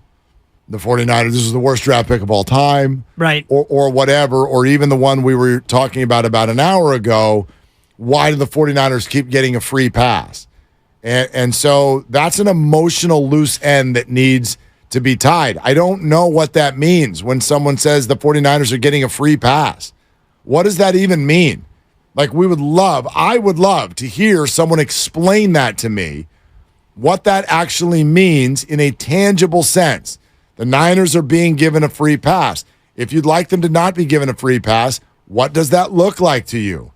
I really hope no one is suggesting that Kyle Shanahan should be fired. But I do wonder if there's some people out there that are like, I'll never look at Kyle the same again. I'll never view him the same. I bet that's true for some fans. I do think that this puts a certain amount of extra pressure on Brock Purdy in light of what you're talking about in terms of Kyle Shanahan. That's because Kyle Shanahan has now anointed Brock Purdy more so than ever before as the quarterback of the future. Now, by the future, I mean the next 2 years, at which time Brock Purdy will either get a contract extension and he'll sign on to be the real quarterback of the future, or they're going to make a move at that point. I don't think that Kirk Cousins is in play at the end of this year unless something goes terribly, terribly wrong with Brock Purdy, physically or otherwise. So by getting rid of Trey Lance, by trading for a 4th-round pick and getting Trey Lance off the roster, to me, that puts more eggs in the Brock Purdy basket, because now if Brock Purdy doesn't progress, if he doesn't succeed, if he doesn't do as well as, Kyle thinks and the fans think, then what? Because if Sam Darnold is going to stay here next year, he's going to get a big raise. And Kyle already said he wants a quarterback on a rookie deal. And he's got that in Brock Purdy, provided Brock Purdy still is good. Well, Sam, I have no idea. I mean, if Sam is still QB2, he's not going to command a huge raise. Like, those numbers don't get that high unless you're going to be QB1. Right. And I certainly doubt that scenario. We'll see how the season plays out. I don't think you're wrong. However, I wonder if that would have been the case anyway. In other words, whether Trey's here or not, they have selected Brock Purdy as QB1. And as you've stated last week, I know many people feel this way, quote, it better work. Like, if you're going to, that is a very bold stroke. We drafted somebody number 3 overall, and then the next year we drafted somebody with the last pick in the draft, and we watched them, and we're picking the guy with the last pick in the draft. That's a bold stroke. Now, we've got evidence that makes it understandable to people, because you're like, well, yeah, that's the decision all of us would make. The guy went 7-0 versus someone else who's played very little football, and when he does, looks inconsistent at best. But I think that those kinds of statements are already baked in. They're already baked in. Like, we're even seeing it right now. Here's my favorite for the day, Beard, who still won't call, but man, Beard is doing a whole lot of commenting on YouTube, says the pressure is on Kyle, and he's okay with that. I would submit to you that's never not true. This is the National Football League. The pressure's on every head coach. Bill Belichick does not walk into a stadium on Sunday and go, see what happens. Like, why do you think coaches look like they do? Age like they do? They're like presidents. You see what Obama looked like after 8 years versus what he looked like when he started? It ages the hell out of you. Grandpa Joe looks 106 right now. I think he is. But anyway, I set thank you. I'm glad I finally whacked one. But this is a very stressful, round-the-clock industry. But Kyle's pressure, the pressurometer, got ratcheted up by this move. Did it? I do think so. And this is where I agree with Beard. I guess, Brock Purdy starts anyway. Correct, but if he stays, at least you haven't given up on him, and you haven't admitted in the way that he admitted it that this is a mistake. And he used the word failure. And I know that Tim Kawakami, he asked a great question. Kyle should have given him that's a great question, but he asked him about the failure. That's a great question. And Tim, Kyle wouldn't say that Trey's a failure because he didn't want to put that label on him, but then he went on to say that he failed Trey Lance. So by trading Trey and admitting to that, that is where the pressure, in my opinion, gets ratcheted up. Because if you would have kept him as QB3, at least you could say, well, we haven't given up on Trey yet and stuff, and we still feel like, he might be the guy and all the rest of the nonsense. I mean, I agree with everything you're saying. I just wonder how much that is omnipresent right now anyway. Let's take Bochy in Texas right now. They're losing almost every day. 9-10. And the Mariners have won almost every day. And the Rangers were running away with that division, and suddenly it's not even September and they've fallen out of first place. Do you think Bruce Bochy is losing sleep? Do you think he feels stress over what's happening with the Rangers? A little bit. I would argue yes. I'm stressed. He's less stressed than Gabe Kapler is. I mean, Bochy's a made man. He's going to the Hall of Fame. Right, but I don't think on the day, that's my point. I don't think on the day-to-day that they look at it that way. Bill Belichick, really wants to win every Sunday. He does not walk in and we're fine. I'm going to the Hall. We're on to the Hall of Fame. That's just not the way these people are baked. That's not the way this industry is baked. All of these industries, professional sports. Why did Gabe Kapler, approach Danny? Why did he approach the reporter that way a week and a half ago? Because he's stressed. He's snapped. They crack. I don't think anybody in professional sports shows up to their job on a week-to-week basis and goes, you know what? There's no pressure here. It's okay, whichever way it goes. That's there. That's there upon arrival. Everybody knows that this can turn and people can want you fired within 1 year if things don't go well. So I'm not saying you're wrong. I just don't think that's really all that new for Kyle Shanahan. It's not, but I just think that this move puts more pressure on him because now fans and other people are looking at it and saying what I said last week, which is it better work, and Brock Purdy had better be as good as you think that he is, or else you spent 3 first-round picks to move up for a guy that you didn't use, and you traded him for a 4th, and you could have had Micah Parsons, and you could have had these other players, and you didn't win the Super Bowl. So I think by bringing closure to the Trey Lance era, it does heap on another scoop of pressure onto Kyle Shanahan. I mean, if you really want to talk pressure, because, of course, you're talking about someone who's never going to have to worry about money, and we all agree, if the 49ers would like to move on from Kyle Shanahan, how many days does it take for him to get another job? Probably 29. I'll take the under. I threw out a number. I thought you were going to say, how many coaches out there could you hire that would be better, as good as, if not better than Kyle? That's the other question. That number is probably as small as how many days it takes for him to get a job. No doubt. I can't tell you how many comments, how many tweets, how many calls. Fire Shanahan. How many of those calls have ever suggested who they should hire? Lincoln Riley. None. Lincoln Riley's the name right now. That's great. We're presented by Fremont Bank, full service banking, no compromises. Grandpa Daddy, Ian, and those of you who are about to get on hold, we're coming to you next. 888-957-9570. We're still talking Shanahan and Lance and Purdy and the 49ers as we get ready for the Red and Gold Summit tomorrow at Fieldwork Brewing Company in San Ramon. This is Willard and Dibbs. The Expendables.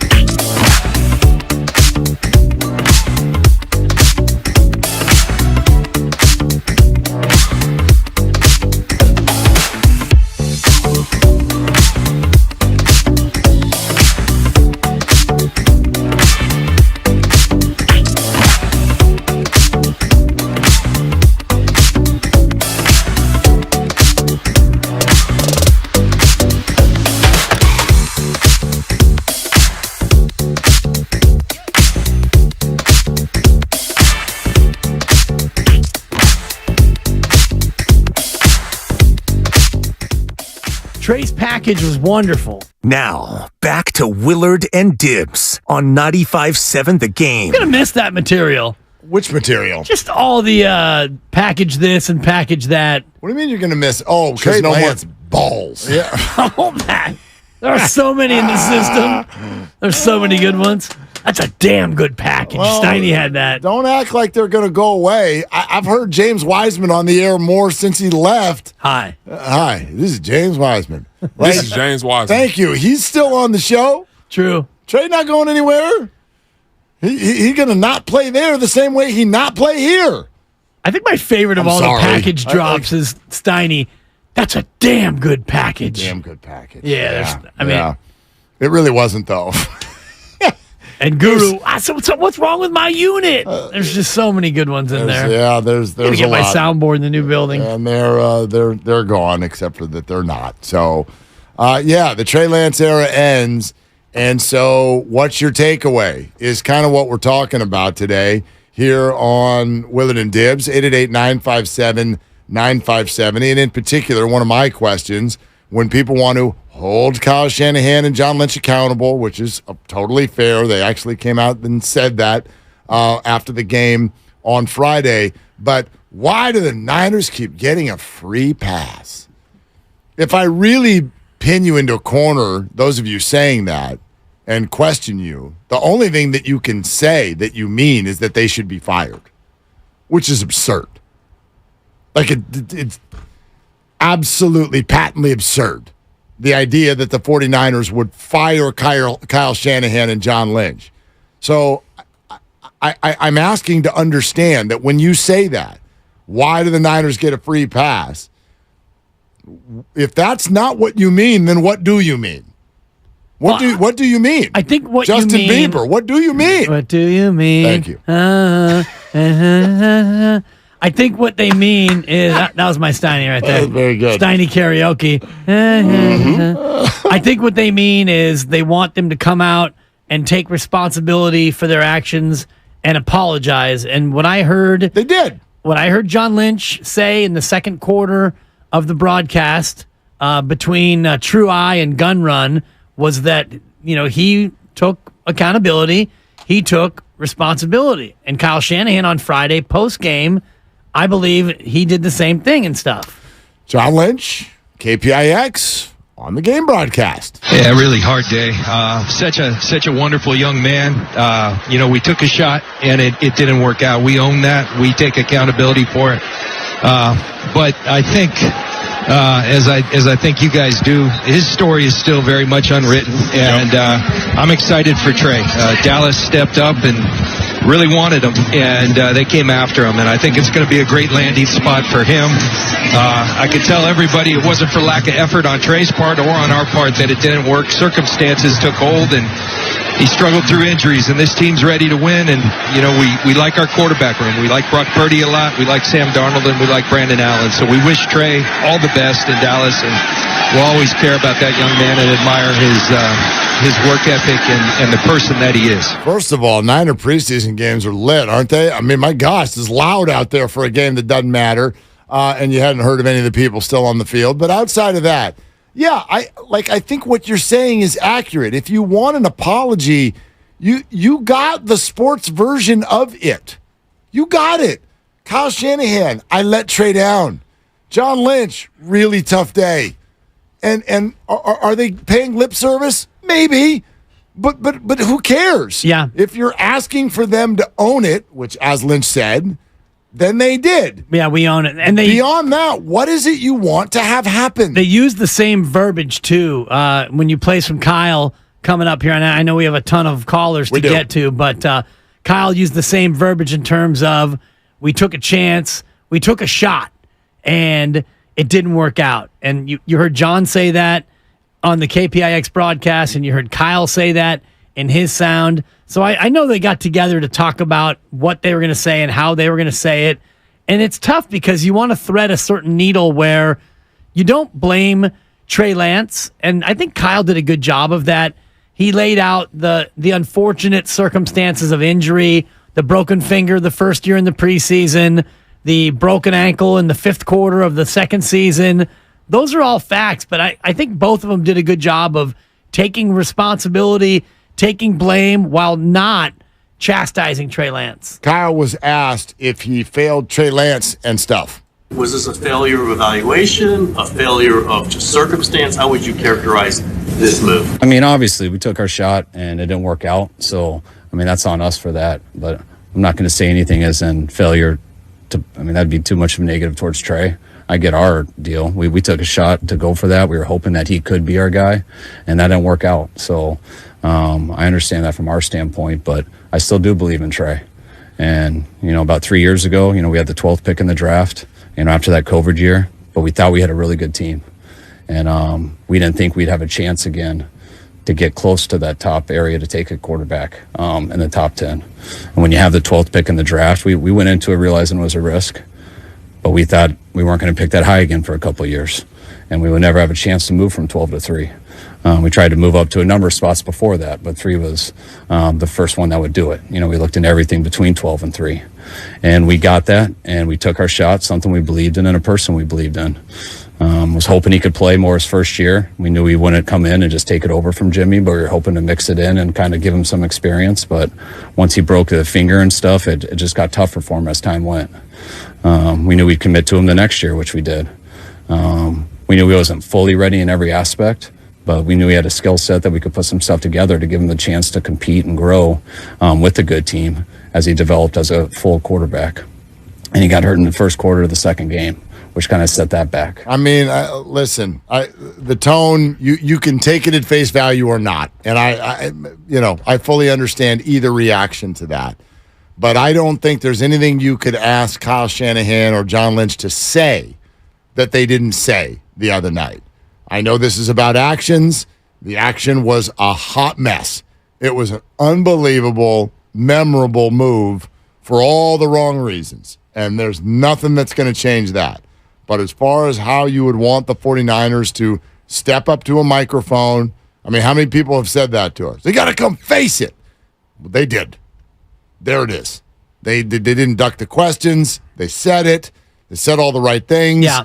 I don't know what else people want to have happen next. And he gave an explanation as to why he didn't speak to reporters. Apparently, he had a scheduled radio interview that and stuff. Yeah, it didn't get aired because of some baseball game and stuff. And so he thought that reporters would have gotten word that way. I don't know if you take him at face value for that or not, but that was his thinking, his rationale. So Fred was kind of thrown to the wolves accidentally when the information otherwise would have been out and stuff, but it wasn't. So I listened to him and John Lynch, and I hear two guys who, look, these are smart guys, and I think that they're both aware that they made a mistake. And it's a job where you're going to make mistakes. And I like what Kyle said in his answer that you just played about them having a chance to move up from 12 to 3. You don't normally have that opportunity. Right. And by the way, the 2 picks that they gave, so they trade their number 12 to get up to number 3 and 2 future firsts, which were number 29 and number 29. So it's not like they traded number 12, number 6, and number 4 in subsequent years. They were first-round picks at the end of the first round. Yes, number 12 hurts, and you could have gotten Micah Parsons, and you did give up first-round capital. I get that, but that was part of the calculus that they went into.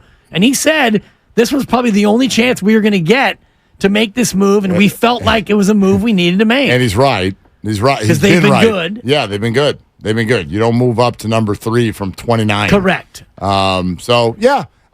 Again, I think this is often the case with a lot of these people we talk about. And I know how it sounds sometimes when I say this.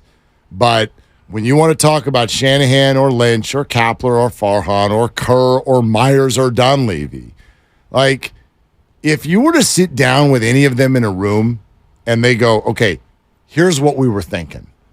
Now, I know that one didn't work. This one did. That one didn't. This one did. A lot of times it doesn't work. But if they were to sit down with you, even if you're talking about a pitching change that Gabe makes, so here's what I was thinking. If you sat with them and they're like, this is what we were trying to do, you'd be like, oh, well, that makes sense. I don't think that any of these people did just like wild swings of idiotic behavior.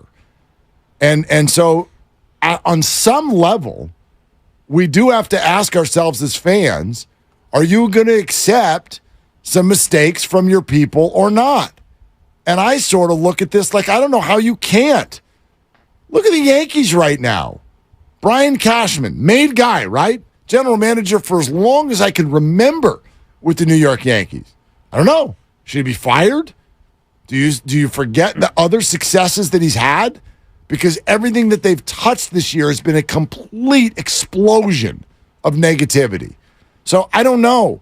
It's not defend them at every turn. It's not that. This was a terrible, terrible mistake. But to take that and ignore all of the good that they've achieved after taking over for a team that truly was a dumpster fire, to ignore all of that and focus only on this and the fact that they were 13-4 last year and suggest that moves should be made at that position, I don't know. That's wild to me. It's absolutely wild. It feels to me like a golfer who makes a triple bogey on a hole and just decides to walk off the course. Even though, you're 5 under for the tournament and you're probably 2 shots off the lead, but you just had the lead and now you made a triple bogey and it's like, I better pack it in because I made a massive, massive mistake and put up a crooked number. And that's what this is. It's a massive mistake, but you have a good team. And Kyle said that in the cut. He said, I felt like we had a good team and I still feel like we have a really good team. And so when you make that mistake, yeah, it hurts, but you realize that you wake up on Monday morning and you still have a really good team. Exactly. Yeah, you're listening to 95.7 The Game. KGMZ FM and HD1 San Francisco, always live on the free Odyssey app. Twitch and YouTube powered by First NorCal Credit Union. Let's go to the phones. Okay, Grandpa Daddy in Hayward. What are you doing? Thanks for calling.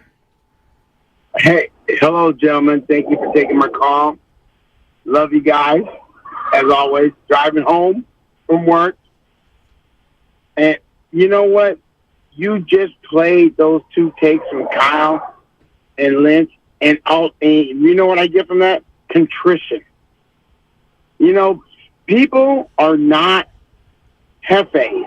There's a lot of people that don't own their own company. They go to work every day, and all they can do is criticize the boss. Hey, I own the company. I get it, man. You make some calls, they don't work. The majority of the time, they do. And that's what you do, man. They don't know the pressure on people that have to make that big call. And they owned up to it. I give them credit, and I have nothing bad to say about Lynch and Kyle Shanahan. They're doing the JOB, and it's hard to do that job that they do, guys. And you know that. You guys say it all the time, man. I mean, what's your take on that? How can people criticize somebody that works and trying to do the right thing? Trey Lance, they did the best thing for him. He wanted to go, and they gave it to him. Well, here's how the cadence usually works. Grandpa Daddy, hopefully we see you tomorrow in San Ramon. He said he'd be there, rain or shine. Spoiler alert, leave the jacket at home, pretty kid. sure it's not going to rain. Yeah. But Grandpa Daddy, thanks. Here's what I think is the habit that we've all fallen into. If you're a coach and you hitch your wagon to a top 5 quarterback, what that usually means is you're a bad team, you pick a quarterback, you go through the process. The process takes at least 2, maybe 3 years. Turns out the player's a bust, and now you're about to go into year 4, and the organization's like, we've stunk for 3 years. You put all of our resources into that guy. He's not good. We're making a change. Okay? Chicago Bears, Mitch Trubisky. We're trading up. We're getting Mitch Trubisky in a draft that housed Mahomes and Watson. We want Mitch Trubisky. We go through 3 years. Man. That ain't it. Trubisky goes to the Bills. Was that Nagy, the head coach? And gone. Yeah. Right? And now we're going to do Justin Fields. And if Justin Fields does not take steps, he's taken some. If he does not take more within the next year, maybe 2, I would say this team needs to be markedly improved, like a 500 team at least this year. They're sniffing 500, right? 7-10 is 8-9. I think they're going to be interesting, but we'll see. Yeah. But the point is if steps are not being made toward that being the correct move, even though he wasn't a top 5 guy. Still, the point remains, you're a bad team. You go through a cycle with a QB, new coaching staff. The difference here, we've all acknowledged. In fact, many people have talked about how it was an unlucky stroke for Trey Lance. He got picked by a good team. And he got hurt twice. He got hurt twice. But the good team thing matters here because when people are talking about Shanahan's job, I feel it's just out of habit. You picked a top 5 QB and it didn't work. Fired. Yep. No. He's the 6th longest tenured coach in the NFL right that now. rule doesn't work in this case because you're in the midst of going to the playoffs every year. They're good. Here are the coaches who have been around longer than Shanahan. Ooh, let me see if I can guess. How many did you say? There are 1, 2, 3, 4, 5 longer, and then he's tied for 6th with 2 other guys. Okay, so there are, 5 more tenured coaches in the National Football League. Okay, and you're talking about obviously with one team. Correct. With one team. All right, so a couple of obvious ones. Belichick and Tomlin. Since 2000 and 2007, respectively. Okay, Belichick and Tomlin. 6 Super Bowls for the first guy, 1 for the second. Pete Carroll. Pete Carroll is 2010, the 4th longest tenure, and he's got a Super Bowl. There's a guy hired in 2008 and a guy hired in 2013. You said there's 2. There's 2 more. Harbaugh. John Harbaugh. Hired in 2008. He's got a Super Bowl. And you said the other one was hired when? 2013. 2013. I'm running the gamut here, and I feel like the answer would be I think is it Andy Reid? With the Super Bowl. Yeah, okay. Look at you. Yeah. So there's a theme there. Out of bed. Very well done. Thanks. Now there's 2 guys with whom he's tied, and this is where it becomes more topical as to what we're saying. So I mentioned Belichick, he's got 6. Tomlin's got 1. Harbaugh 1. Carroll 1. Andy's got 2. Okay? They're all longer tenure than Kyle Shanahan. There are 2 other guys with whom he's tied, one of whom has a Super Bowl, Sean McVay. The other one, Sean McDermott in Buffalo. See, I would have guessed Vrabel. Vrabel is right behind in 2018. He doesn't have a Super Bowl either. Correct. Then you get to 2019, Zach Taylor to find the first head coach with a losing record. He was 2019. So he's only been around for, this will be his 5th season, I think. This will be, 19, 20, 21, 20, 23. 5th season. The point is, if you look at the guys in Kyle Shanahan's number 5, thank you, neighborhood, right? Right. You've got McDermott, 62 and 35. Yeah, real close. But he's never even made it to... Not made it to the Super Bowl. I don't think they've made it to the conference championship, have they? I don't think so, but it feels like they have because when they play the Chiefs, it feels like the conference championship. 5 playoff berths, and he's 4 and 5 in the offs. McVay, Super Bowl 7 and 3 in the playoffs. He's got a winning record. Kyle's 52 and 46, 3 playoff berths, and obviously 1 trip to the Super Bowl. So if you're going to get into this conversation, you have to look at his colleagues of McDermott, McVay, Vrabel, and then I guess Zach Taylor would be the next closest one. And none of these guys are under any hot seat. No hot seat at all. Bills made the conference championship, the end of the 2020 season. Oh, they did. Okay. That was that lost weird, to Kansas City. Yeah, weird, forgettable year. But the one thing about this is McDermott's got his quarterback. McVay doesn't, but he's got a Super Bowl. No, I mean, McVay.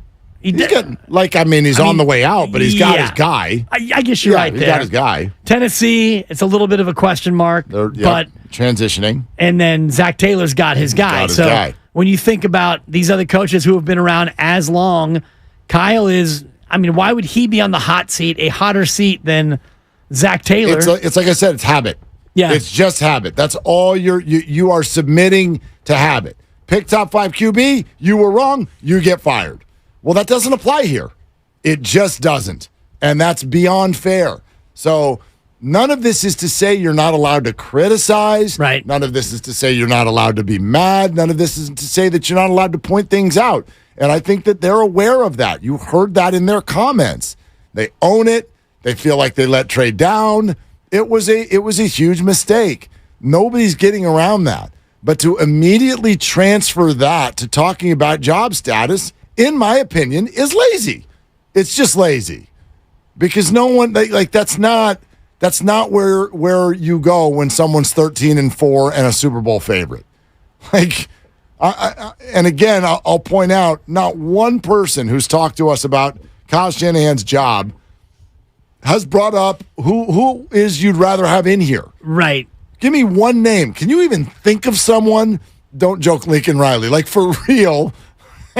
I mean, Lucas is not in, but for real, is there a name that even mildly interests you other than Kyle Shanahan to coach the 49ers? I mean, I could throw names out, but they'd either be jokes, guesses, or names to just piss you off. Okay, like for real, anyone. Eric Bieniemy. Okay, all right. I mean, Kellen Moore. I mean, I can just randomize. The answer is there's no one. None. There's no one. Dan Campbell. The fighting Campbells. Get some kneecaps going up in here. Bite each other. Be awesome. I think the interesting thing in this conversation, like if I said Matt LaFleur, hot seat or not seat for Matt LaFleur, he's probably on a hotter seat than he should be, considering he's 47-19 as a coach since they've been there.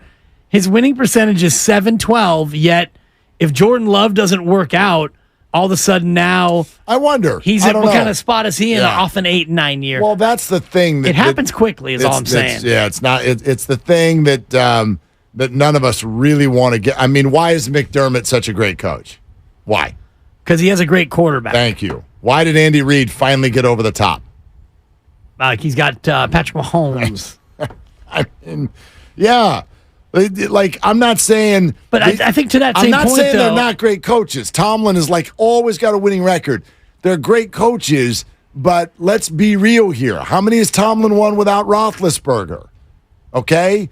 Belichick, how many has he won without Brady? Yeah, 0-0, I think, are the answers to that. That's correct. Well, that, I think, goes to the fire Kyle Shanahan camp, though, because if Brock Purdy isn't the guy, then that's...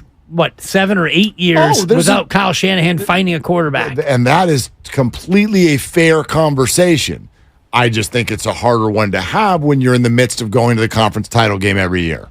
Yeah, it's premature right now, for sure. Sure. For sure. Ian in San Pablo. Hey, Ian, you're on with Willard and Dibbs. What you doing? Hey, doing well. Just watching my little girl after her daycare. Nice. I was trying to answer how are people feeling about Kyle Shanahan? I don't think about getting fired, but at least, getting punished somehow. And so going back through the audio of Kyle today or yesterday on the press conference, going from the feeling of that draft pick, so excited about Trey, and then Kyle announcing him as a starter. And in press conferences, he can be flexible with the truth, more so or less so everyone has to in those press conferences. And, sometimes saying Trey looks good. So, the punishment of missing that draft pick usually is that you have a hole at quarterback or you're spending a lot at that quarterback, and they had this great move to Mulligan with Purdy. But, from your feelings, it's hard to account for that gap. And there's this punishment that never happened that you usually see. But also, of course, Kyle has the team looking great. So just kind of that feeling that you get there is what I wanted to try to articulate. Even though I'm really happy with the move, I was surprised they got a 4th-round draft pick for him. And we made Cap available for Bosa, which is hopefully going to get the signature soon. Yeah, I mean, Ian, it sounds to me like you're simply talking about disappointment, and that's fair. I mean, when the Niners are going up to number 3 in the draft, they're never there. They've been good. So this was all kinds of excitement. And that's completely fair. It's funny, though, when he used the word punishment, I thought that, I don't, is he supposed to go do up-downs? I was thinking push-ups. What? And that's not Gassers. What he meant. But it started Run down a lap, that as you would like to say. Big lap, go. Oh, my gosh. Me and my high school friends, there's still a PTSD when I say that. That was our basketball coach junior year. What was the big lap? San Mateo High School is a big, huge city block out there in Delaware. Gotcha. In San Mateo, and you had to round it wasn't head out to the street, but you had to round the majority of the entire school, and it was usually punitive. We did not do Big Lap Go because no one was doing anything wrong. Sure. Big Lap Go was somebody went the wrong direction on the weave. Big Lap Go. And it was oh, we're crying out. You trade 3 first-round picks to trade up for a guy you can't play. It's big lap go. Big lap go, yeah. So we could go to practice this week and be like, Kyle, big lap go. And he could run around the entire complex if y'all want. I'm thinking Tasman to Great America Parkway, swing a left all the way around every roller coaster and double back. And then get on the roller coaster until you puke. Big yak go. Thank you. Then you can come back and coach the team and we'll move you. on. Okay? Burns, Burns in the city. Hi, Burns. What you doing? Not much, guys. Headed home from work, and I had to call into my favorite show, Lizards with Kids. I love it. That's love a new it. one. Yeah, Wizards with Kids. Lizards with Kids. Is it lizards or wizards? Lizards. Lizards. Okay. I liked wizards, but you're right. We do look like lizards. We've had a lot of sun. Yeah. I did Wizards with ad-libs some time ago. Oh, I do remember you now, Burns. Yes, All right, yes. Burnsy. Very well played. Hey, Mr. Burns. Are you coming to see us tomorrow or no? What's your deal? Man, I got work. I work in the city. I'm a public school teacher. I teach at Lincoln. Well, give the kids a day off Nice. I wish. Field trip. Yeah, right? I love it. Stinking Lincoln. Show the kids how they can make money by not working for the rest of their lives. Come have them watch radio broadcasters scream at each other. I'd much rather point to the Niners and be like, you know what? Everyone makes mistakes. Yeah, man. Amen. But anyways, yeah, my take. At first, it felt shady because we didn't really get the whole backstory behind Lynch and Shanahan. But then when we heard them talk, I was like, okay, I forgive you. Even though we all had this emotional attachment to Trey. But my whole thing is, it's what, $6 million that we get from moving off Trey? Yes, that's correct. Right. So I don't know if that needs to go for Bosa because I feel like they already had the money ready for Bosa. So would that go to Ayuk next year or possibly because Gold's still out there, right? Let's get Robbie back. I think we need that money. So I'm curious to see and hear what y'all think the money to go to in the future. Well, Burns, thank you so much. First of all, it's not a lot of money. This year, it's a little bit less than $1 million. It's like $900K. Yeah, so I don't know exactly. I don't have it off the top of my head what their cap situation was prior to the trade. I think they had about $6 million. Yeah, they didn't have a lot, but it wasn't nothing. Would it be enough to go get Robbie Gold? I don't know what's going to go on with the kicker situation. Is Moody going to be ready? Are they going to do something? That is one of the fascinating aspects of tomorrow. 1 p.m. is cut down time, and the roster needs to be set right before we do the Red and Gold Summit. So we're going to have those answers for you tomorrow. Robbie and Moody miss kicks. The wrong team, I think. Very good. Yeah, I'm trying to work on that. Very good. Bosa makes 17.9 right now. That number's already under the cap. That's already booked, for this year. So if you wanted to give him $24 million, you would need $7 million under the cap. And I think they have about that much with the Trey Lance deal. But Bosa's contract will go up next year. So the $6 million savings that you're going to get from Trey Lance, that money might go to Nick Bosa. But as you've said before, you're not super worried about next year's cap. You have to be cap compliant by Tuesday at 1 o'clock. So even if Nick Bosa's not signed, you have to have room to where when you do sign him and you want to give him a little raise for this year, you have that room. Yeah, I mean, and as far as Brandon Ayuk, if he has the year that we're sort of expecting him to have, let's say, because it's the Niner offense, I don't think anybody's going for 1,600 yards. But if he goes for 1,000, 1,100 yards, really good, solid season. We know where the wide receiver market is because there was so much talk about it last year with Debo, A.J. Brown, Tyreek Hill, all of those moves that were made. Christian Kirk setting that market at $18 million, which is what sort of made it drunk and sent it through the roof. I don't know what Brandon would command on the open market, but it's north of $20 million a year. So this 6 that they got, that's nice. It's helpful. I don't think it's necessarily going to make or break Nick Bosa or Brandon Ayuk, though, because we're talking about big money deals. So $6 million spread over 2 years is not really, I don't know, to me, I'm not a capologist, but it doesn't feel like it would even be a blip when it comes to Bosa and Ayuk. Right, I think. A kicker, maybe. Maybe. Yeah, Ayuk is penciled in for 14.1 next year, 5th-year option. Right, and then this would be an extension for the year after that. Yes, and I think, would it go to the year after the 5th-year option if they pick up his 5th-year option, or can they rip up the 5th-year option? Pretty sure that they already picked that up, right? Right, but I wasn't sure if you then sign him to an extension if it kicks in after the 5th-year option or not. I mean, we could David Lombardi ourselves all the way to 6 o'clock. It's probably not that interesting. Yeah. I do know this. If Brandon Ayuk has the year this year that he had last year, I think you're right in terms of his contract neighborhood, $20 million. He's under contract for next season. $14 million. Yes, Brandon Ayuk is, but could he be in the Bosa situation where he's sitting there going, I'm not showing up till you hook me up with an extension? Right, with some more guaranteed. Sure. And that's kind of what Debo did. Debo is in that same boat as far as, wanting that guaranteed money. But this is the kind of problem that you don't hate if you're the 49ers because that means you're good. Right. And this is what Kyle said, when you draft players, it might have been John when he was talking, but when you draft guys and they play their way into second contracts, that's a good thing. That's kind of what you want. That's exactly right. I mean, I hope we're having all kinds of uncomfortable financial conversations about Brandon Ayuk next year. I hope it doesn't lead to him not being on the team. That's possible. They did it with DeForest, but they haven't done it with any of their other drafted players who've really earned that second contract.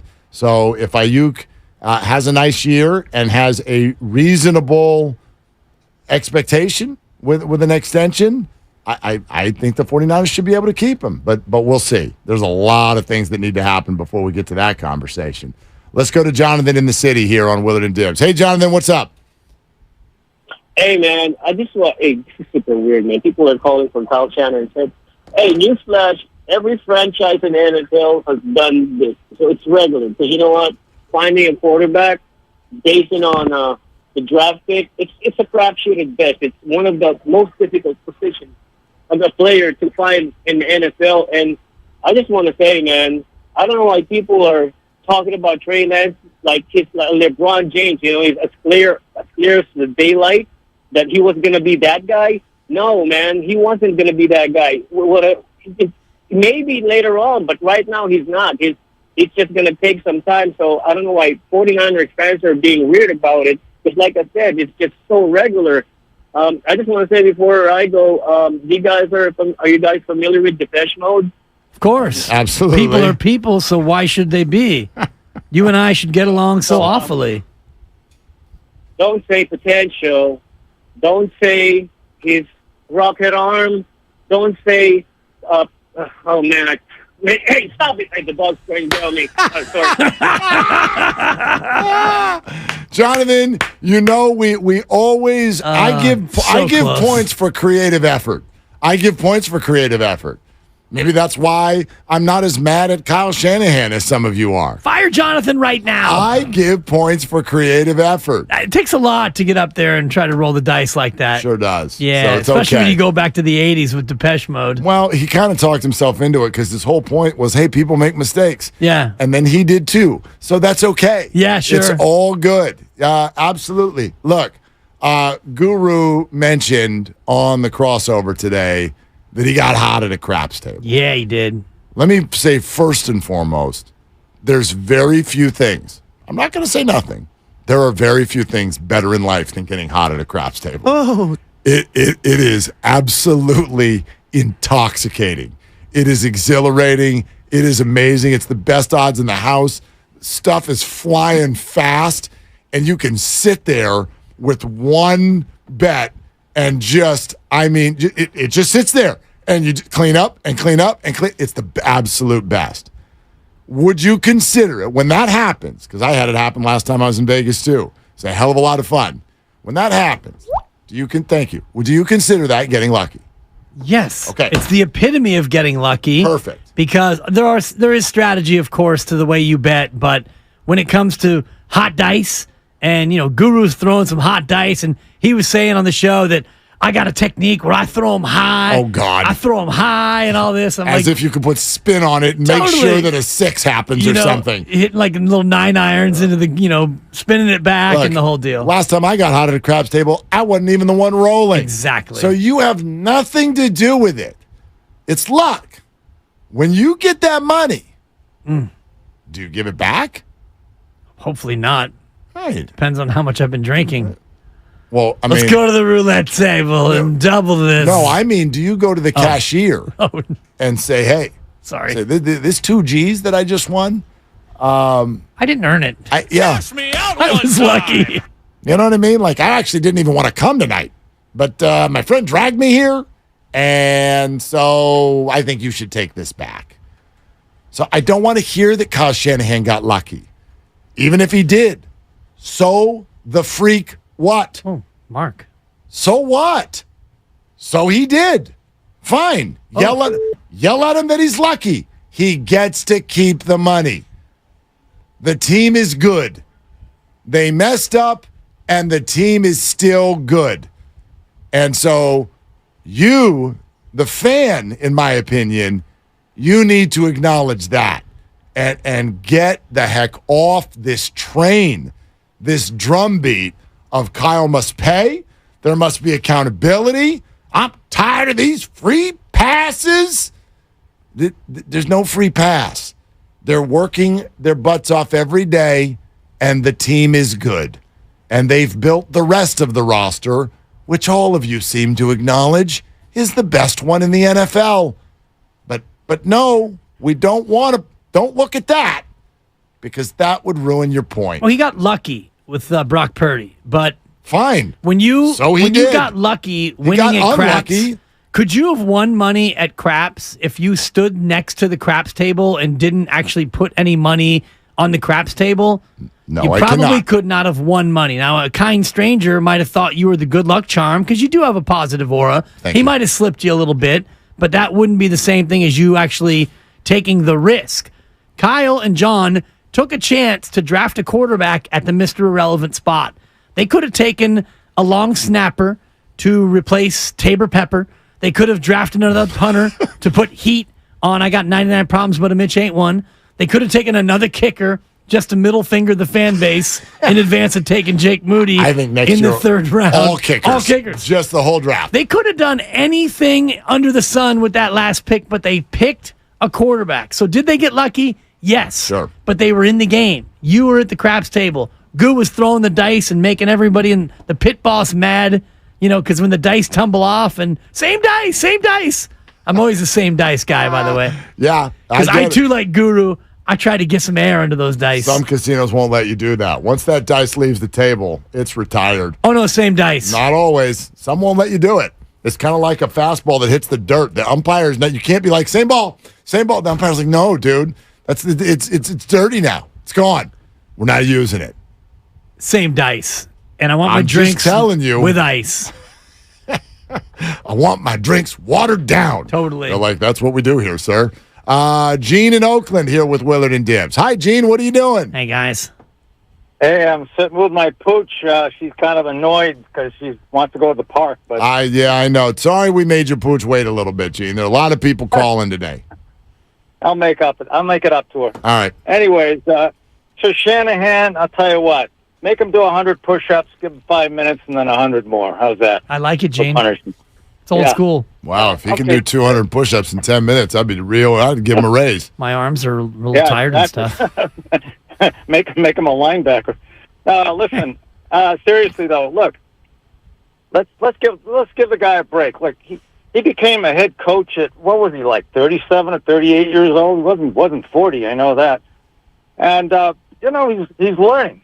He's getting better. He's acknowledging his mistakes, as he just did. And the interview alone was a hell of a lot better than what we used to hear 2 or 3 or 4 years ago. So, I mean, look at his daddy. His daddy was a failure with the Raiders. Of course, he got lucky and got Elway and won a couple of Super Bowls. Belichick, another great coach. I think he's the greatest coach of all time. But he was a disaster in Cleveland until he had Mr. Brady. So, but anyways, I just feel as long as the guy is getting better, learning from his mistakes, all right, and he's taken us to these, camp conference championships and the Super Bowl. He gets a little bit better. We get a little bit luckier, and I think we're going to win that Super Bowl with this dude. So don't call for his head. He's the best chance we got coach-wise to get there, I think. Gene, thanks. I agree. He was 38 with that. when he got the gig. 38. Yeah, he's 43 now. Yeah. He's 43 years old. And Belichick, by the way, not a disaster in Cleveland. 36-44 with a playoff berth. And it's not great, but it's not a disaster. Not a disaster. Not for Cleveland. Not for, you want to compare that to like current head coaches who have coached around 80 games. And by the way, another person who, like, I've never heard this. I've never heard in Bill Belichick's time overseeing a dynasty. How often have you heard, lucky piece of junk? Yeah. Good thing Drew Bledsoe got hurt. We never even would have seen that guy. And that's true.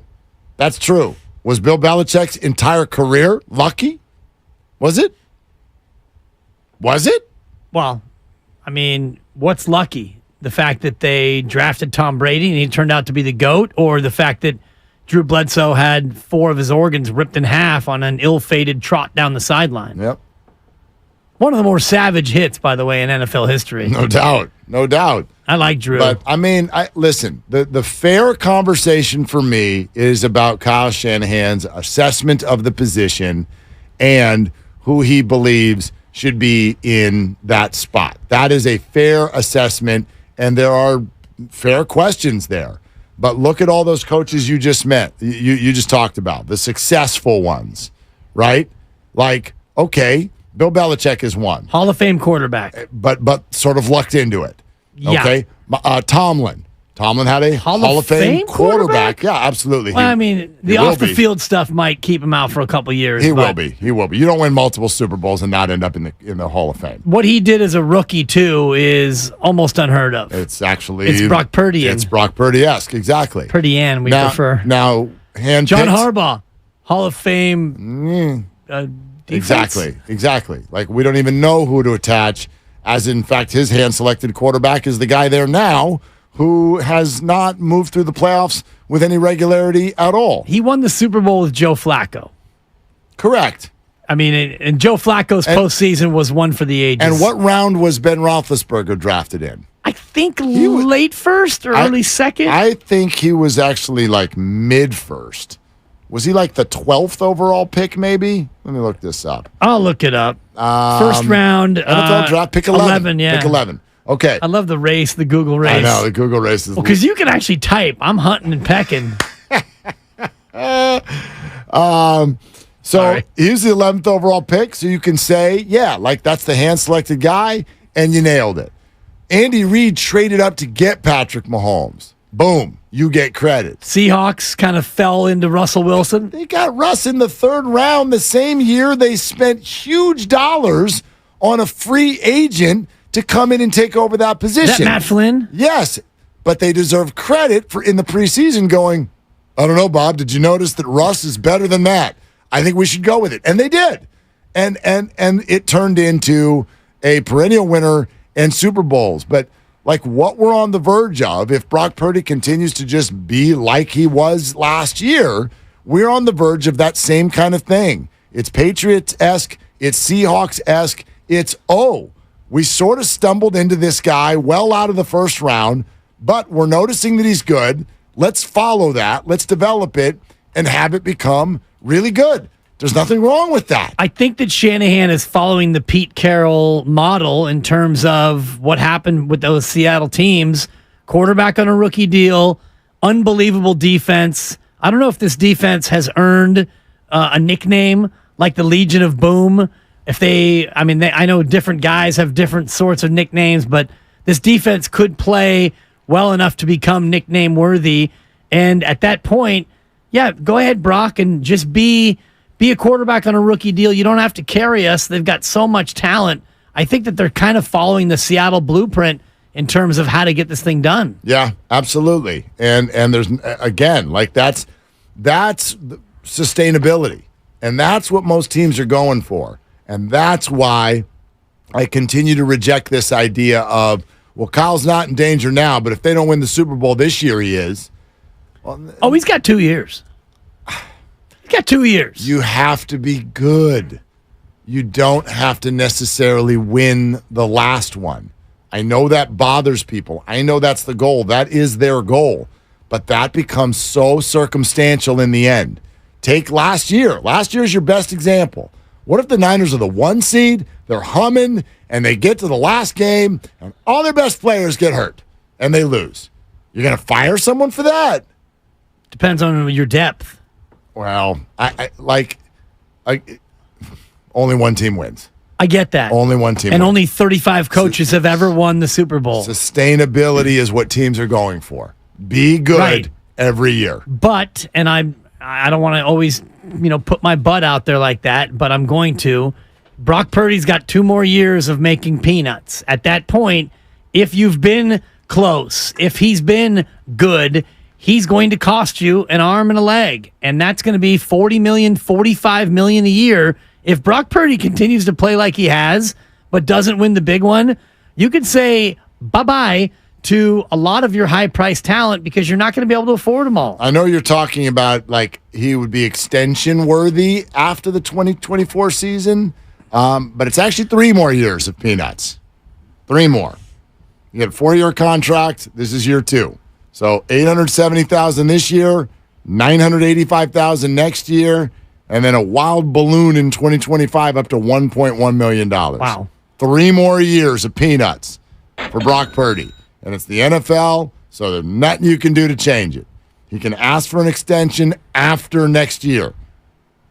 And when I say next year, I mean next year, not this year. He can't even talk extension for 2 more seasons. It's a shame. Not for the 49ers, it's not. Seriously. Let's go to JC in San Jose. Hi, JC. What's up? What's going on, guys? Long time listener here. Thanks, man. So pretty much, I'm just laughing at this point about the situation. Every network analyst makes fun of us because of our package deal. 3 first-round draft picks, whatever. But if I'm not mistaken, out of the last 3 out of the 4 years, we've been in NFC championships. Okay, so those first-round draft picks that we would have had, they would have been late first-round draft picks anyways. And from what I've seen and from what everybody talks about, you want to be in that 1st to the 10th pick range because that's where most of the majority of the best talent is. And, not to make fun of my own 49ers, but we've also missed in the first round as well. Solomon Thomas, the Reuben Fosters, the McGlincheys, etc. So I get we gave up 3 first-round draft picks, but, those draft picks that Miami used, they picked up, Tyreek Hill, they picked up Jalen Waddle. But where has that team gone? I don't think they've even made a conference championship. So for everyone to, make fun of us for what we gave up, in reality, we didn't give up that much because the success we had, definitely overshadows, the picks we gave up. Yeah, JC, it's not that you're wrong, but let's not undersell what they gave up. They gave up an absolute truckload of assets. And, to say Miami's had Tyreek Hill and Jalen Waddle and where have they gone? Well, that's the 1 year.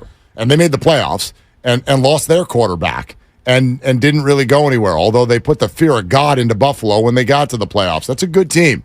And McDaniel's a really good coach, and that's an interesting football team going forward. I don't think you can undersell the assets in this conversation. I just look at it this way. You got to break it into 2 totally different pieces of cake, okay? Over here is your approach, your draft, your decisions, all the things that you do that are in the planning sense. If you want to have a conversation about that, about their process, about their planning, about their selections, I think there's a very fair conversation to be had on that piece of cake with regard to whether they're doing things right. Here's the other piece of cake. The games. Football games. Did you win? Did you lose? Yeah. Are you good? Do you win divisions? Do you win playoff games? That piece of cake, don't touch it. Don't touch it. They're good. They're good right now. They're doing fine. They're a very good football team. And I think the other piece of cake, as you call it, is better than people want to admit because we think about, and the caller was, great at headlining the big first-round Busterinos. But every time you mention Solomon Thomas and, you want to go through and talk about Trey Sermon in the third, which nobody ever mentions, and all the rest of the picks that haven't worked out, Reuben Foster, who was a hot mess from day one. You also have to look at the late round winners, Deebo Samuel in the second, and all the rest of the great finds. If you want to have this full conversation, if you want to look back at all the draft picks in the Shanahan era, there have been more hits than misses, but we focus too much, and maybe it's the media's fault or it's just what fans are used to doing. It's easier to focus on first-round misses than it is fifth and sixth round hits. Well, of course, and there have been some first-round hits as well. Like, I even get bothered. I saw this on the YouTube chat earlier today. Well, he doesn't get credit for Bosa because that was a slam dunk. Everybody knew that. Nuh-uh. I remember getting into full-blown arguments over Bosa versus Quinnen Williams. I thought they should have taken Quinnen Williams. I mean, I had that debate repeatedly for months leading up to that draft.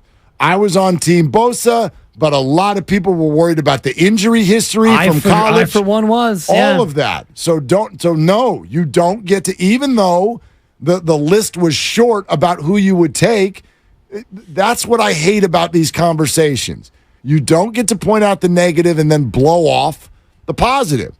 I wonder what their batting average actually is. Like, it'd be fun to go through each round and what are the analytics of a hit in a given round. Like, for instance, a seventh round hit like Brock Purdy, like, what is the batting average normally for seventh rounders? How many of them turn into players? Well, and I wonder what qualifies as a hit, because I'm looking at Adrian Colbert, seventh rounder in 2017. He played 41 games, seventh rounder. Richie James played 57 games. He was like wide receiver 4 or 5. He made the team. I think if you're a seventh rounder and you make the team, that's a hit. Tim Harris, a sixth rounder, he played only 3 games. That's a miss. And Jawan Jennings, seventh rounder. That's a hit. So, that's a for sure hit. We'd have to determine what's a hit and what's a miss, but his percentage is higher than you think. If you get a nickname out of the seventh round, then come on. I mean, that's huge. This Monster Monday is brought to you by First 5 California. To learn 4 things you can do to overcome toxic stress, go to first5california.com. And we're sponsored by Chilton Auto Body, and we'll get to more of your calls coming up on Willard and Dibs. That's awesome. Have you been in a car accident?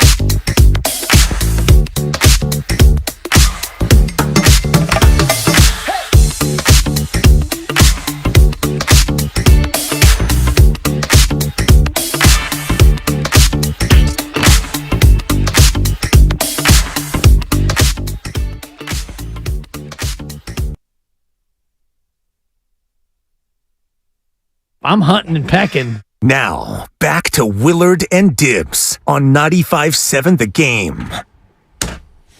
99. Not 99 problems and a Mitch ain't one. I was wondering where you're going. 99 years old. This show, being that it uses the game show music from The Price is Right as often as it does. Thank you very much, Grandy. It's a great transition. I feel like we should offer a rest in peace to the great Bob Barker, age 99, passing away over the weekend. Yeah, 99 and a hook. 99, 8 months and 14 days even. Staying home from school will never be the same again. 10 o'clock. I know that he hasn't been On doing Channel it for a 5. while. But exactly right. Exactly right. It was when The Price is Right ended that's when I would start to have regret that I talked my parents into letting me stay home. Because at 11 o'clock, Mom would come in to put on All My Children. Oh, she'd be home. And I was out of bullets. I'm like, what do I do now? You're taking over the TV. This stinks. I'm bored. There's nothing to do here. And you can't go out and play because you already faked it like you're sick. Exactly. You Can't go cooked up outside. some fever. Mom, I'm not feeling great. I don't think I can make it. I don't think I can answer the bell. Luckily, I had a household where both parents worked. So when I would pull the old sick day, first of all, there was no sick days. My father missed one day of work in like 44 years. He was one of those guys. Good Lord. Broke his foot, finished the day, missed the next day only because he couldn't get a later doctor's appointment. He was mad. But I was down for the sick day. And Price is Right, baby. Oh, Price is Right. And you was the kids highlight. have no idea. You have no clue. There was no cable. There was no DVR. I'm not going to binge a show. You watched what was on. We were not going to get sick and then Netflix and chill. We were not able to do that. I love the young people. Thank you very much. So We had Channel 12, Channel 44, and like Petticoat Junction Channel and 44. Brady Bunch and Maybe a Gilligan's Maybe Island if you were reload. lucky. Yeah, something. But anyway, Barker, man. I would not only say rest in peace, but one more time, please, everybody, have your pets spayed or neutered. Okay? That's from us to you. Sure. Out there in Radio Land. All right. Thank you very much, Grandy. Yeah. This is totally random and off the 49ers subject, but did anybody else have on their bingo card Tyro Estrada being the clubhouse voice for the San Francisco Giants? Did anybody see this story over the weekend? So the Giants lose the first two games of the series to the Atlanta Braves, mainly because, the Braves are better. And so before last night's Sunday Night Baseball, who calls a players only? None other than Tyro Estrada. Tyro comes out, calls the players only, whips everybody into shape. Then a bunch of players come out and say, yeah, Tyro, he called a players only meeting, and we'd like to let you know that voice holds a lot of weight around here. Wow. When he talks, we listen. He's the E.F. Hutton of this team. And everybody had the same reaction. They were like, huh? Tyro Estrada is the voice of the clubhouse? Who knew? I had no idea. Who knew? Yeah. Who knew? And he's doing post-game interviews with a translator. I'm sure he can, I'm sure he can communicate with his teammates on a little bit of a different level. But the whole thing was fascinating to me because I had never heard that. I've never, him being the guy that teammates go to, especially because he's still a pretty young player. The whole thing was crazy to me. And then the Giants went out and scored a month's worth of runs. Which was what, 8? 8? That's I was like, wow. Yeah. This guy's incredible. So who knew? Yeah, and Tyro Estrada. I wonder what you could say. I mean, basically what needs to be said could be said by anybody, which is, guys, we need to start hitting the baseball with the bat. Hit the ball. Hit the ball. Yeah. When the other guy on that little mounded place throws it, we need to put our bat and have the bat hit the ball. End of team meeting. End of players only meeting. I mean, Tyro hasn't been around that long, but as I was walking my way through it, hearing you say that, who else would you go to? Jock is a veteran, but he's a fun-loving guy with dyed hair. Yeah. Casey Schmidt, Elliot Ramos, and Patrick Bailey, and Luis Matos. Your veterans, Yaz has been hurt. Conforto has been hurt. Haniger has been hurt. Crawford has been hurt. J.D. Davis.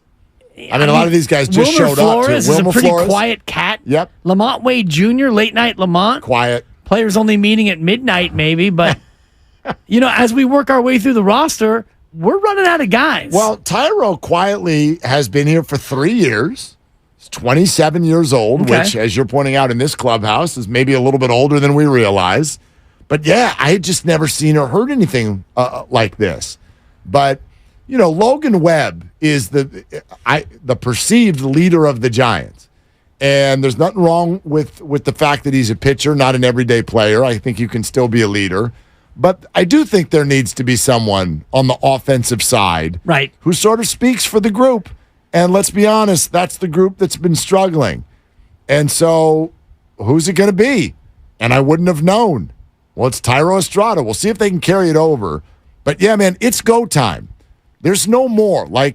It's already bad enough that they've played the way they have for a long period of time. It is somewhat of an excuse to say, look, murderer's row on the schedule. True, you still need to win some of them, and they didn't. What was it now, 8 straight series or 7 straight series? Whatever it is, it's too many. They just win the last game of every series. Yeah. So Phillies and Braves and Rays and Rangers. Yeah, that one, the 2-game series with the A's. So, no, there's no Angels. There's no excuse. However, you get to now and you go, look, it's put up or shut up. Because the schedule doesn't get easy, but it definitely softens. It softens. It's not as hard. The schedule will go 3 with the Reds, 4 in San Diego, 4 at the Cubs. Then you get a homestand where you really need to make hay. 6-game homestand starting on September 8th, 3 with the Rockies, 3 with the Guardians. Then you go to Coors Field for 4, to Arizona for 2. You better make hay before that's all done. And that's September 20th. If they are not in playoff position by then, they're in massive trouble because 7 of their final 10 games are against the Los Angeles Dodgers. And they don't lose, Mark. They don't lose games, and they're not going to be motivated to let the Giants just kind of cakewalk their way into the playoffs. They're like Alabama football in September. They don't lose. Correct. I mean, what's their record since the break? It's like 23-3 or something. It's insane. The Doyer, let me see what the schedule is here for the Dodgers. I mean, you don't have to be exact. That was ballparking. And I know at one point they were 18-2. Second half, yeah, July 14th. They're a little wonky out of the gate, but they've lost 1, 2, 3, 4, 5, 6, 7, 8, 9, 10, 11 games since the break. In basically 6 weeks. But they've won 28. There you go. 28-11. I guess I was thinking about since the trade deadline, which would have been August 1st. So in August, they're probably... August 1st, they've lost 1, 2, 3, 4 games. In August. It's a long month, too. It's not one of those... Over. It's not one of those months that mails it in. No. This is a real month. No, they won their 60th game on August 1st. They were 60-45. They're now 80-49. That's 20-4. 21. Well, and they won that night. 21-4. It's not bad, Mark. 21. It's not bad. Not bad. Yeah. It's good work if you can get it. If you can get it. Yeah. Yeah. So that it's go time. Ellie De La Cruz is in town. Kyle Harrison is on the mound, and it is flipping go time, man. So you got to do this. You got to do this right now. All right, Red and Gold Summit, okay? I cannot wait. So if you're still with us on YouTube, this Deebo Samuel jersey that you see behind me, you can only see a part of it, but you get the idea. Framed